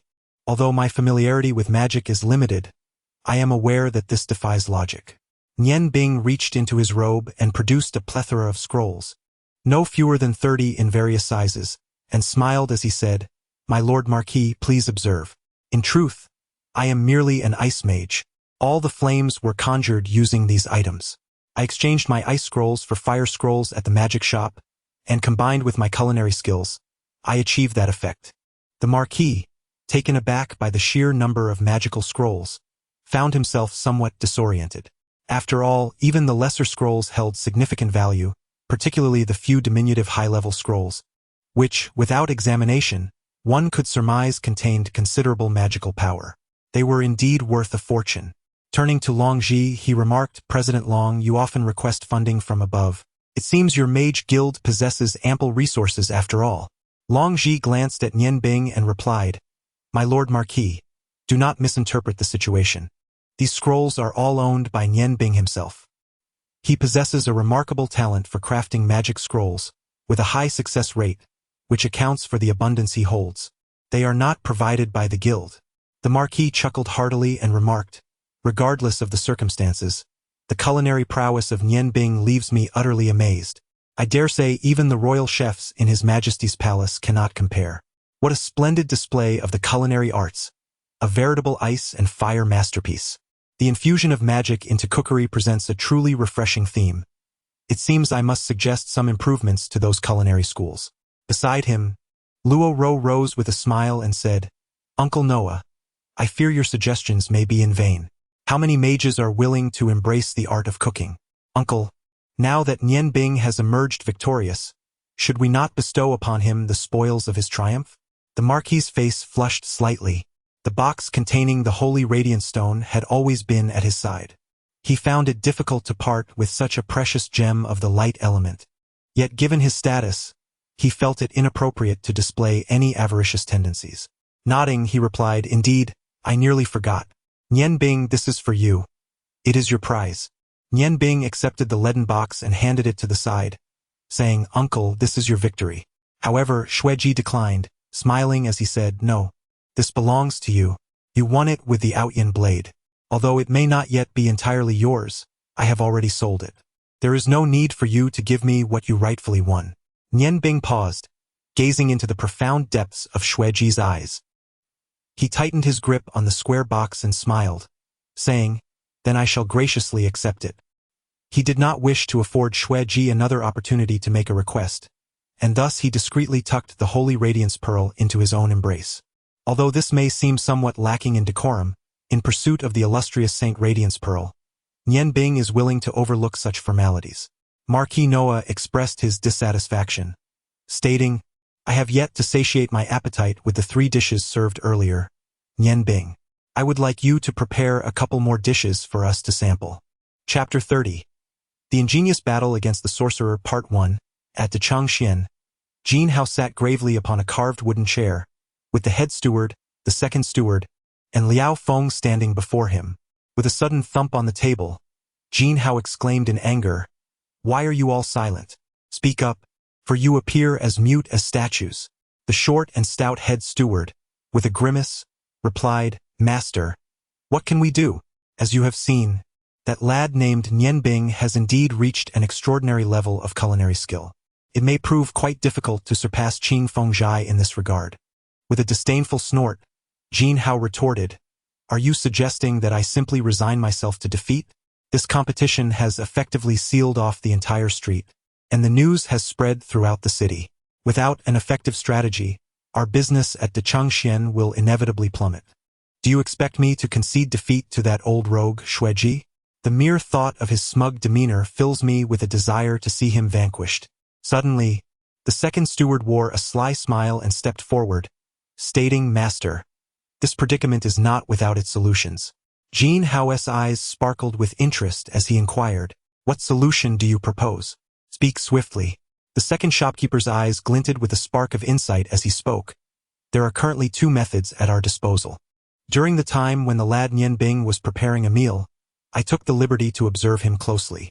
His physique struck me as remarkably familiar, almost identical to that of the individual who murdered my 3rd brother. Moreover, the wounds on my brother bore both ice and fire magic. And today Nian Bing exhibited both as well. Although the level of his magic is not particularly high, his control over it might very well match that of the notorious mage assassin." Jin Hao inquired, "Are you suggesting that he is indeed that mage assassin? Are you certain of this?" The second shopkeeper shook his head, admitting, "To be frank, I cannot claim certainty. When I confronted that mage assassin, his primary use of magic was fire-based, while today, Nian Bing predominantly employed ice magic. It appeared that any fire magic he utilized was executed through scrolls, leaving me unable to definitively conclude that he is the same individual. Nevertheless," he continued, "we can embark on an investigation. Should we ascertain that he is indeed the one we seek, he may very well be the person the High Priestess of the Ice and Snow Goddess is searching for. At that point, we would only need to discreetly report to her. Not only would Nian Bing face dire consequences, but the Qingfeng studio would undoubtedly suffer repercussions as well. Even if that blood devourer is formidable, it would not dare to oppose the High Priestess. The end of the Snow Realm would be nigh. Of course," he added, "this course of action carries its own risks. Firstly, our investigation may yield no results. Secondly, even if Nian Bing is indeed the mage assassin, he might not be the individual sought by the High Priestess, and this could provoke her ire." Jin Hao nodded, prompting, "Please share the alternative method." The second shopkeeper chuckled softly and said, "There is another approach that offers considerably greater assurance.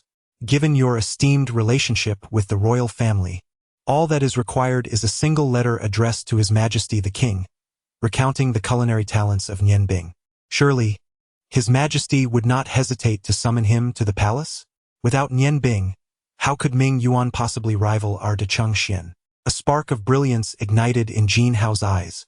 "Excellent, my dear second brother. You truly deserve the title of strategist. Let us proceed as you suggest, implementing both methods concurrently. I shall compose a letter for His Majesty tomorrow, and simultaneously you must dispatch someone to keep watch over Nian Bing. We must unearth compelling evidence. Understood?"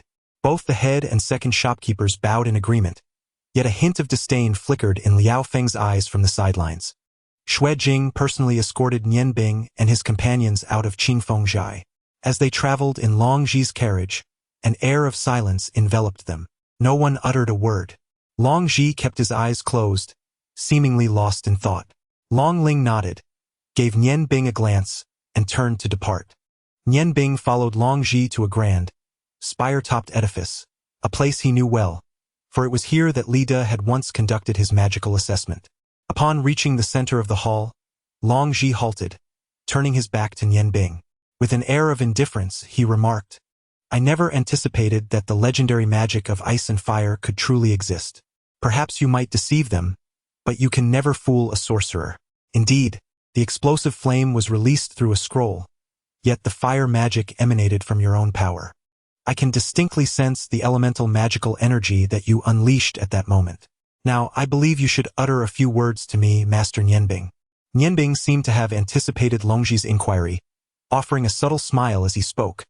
Since I have created the Ice and Fire 9 Heaven series, I have no intention of concealing anything further. Chairman, I am grateful that you did not immediately apprehend me for interrogation. It appears that my gamble was not in vain. Nianbing smiled faintly and continued, I was wagering on your relationship with the Ice God Tower. Due to the oppression from the Ice God Tower, the guild has struggled to find its footing, and as a magus, you have not received the recognition you deserve within the Ice Moon Empire. It would be impossible for you to remain unaffected by this situation. In truth, I understand that your estimation of my abilities is merely conjectural.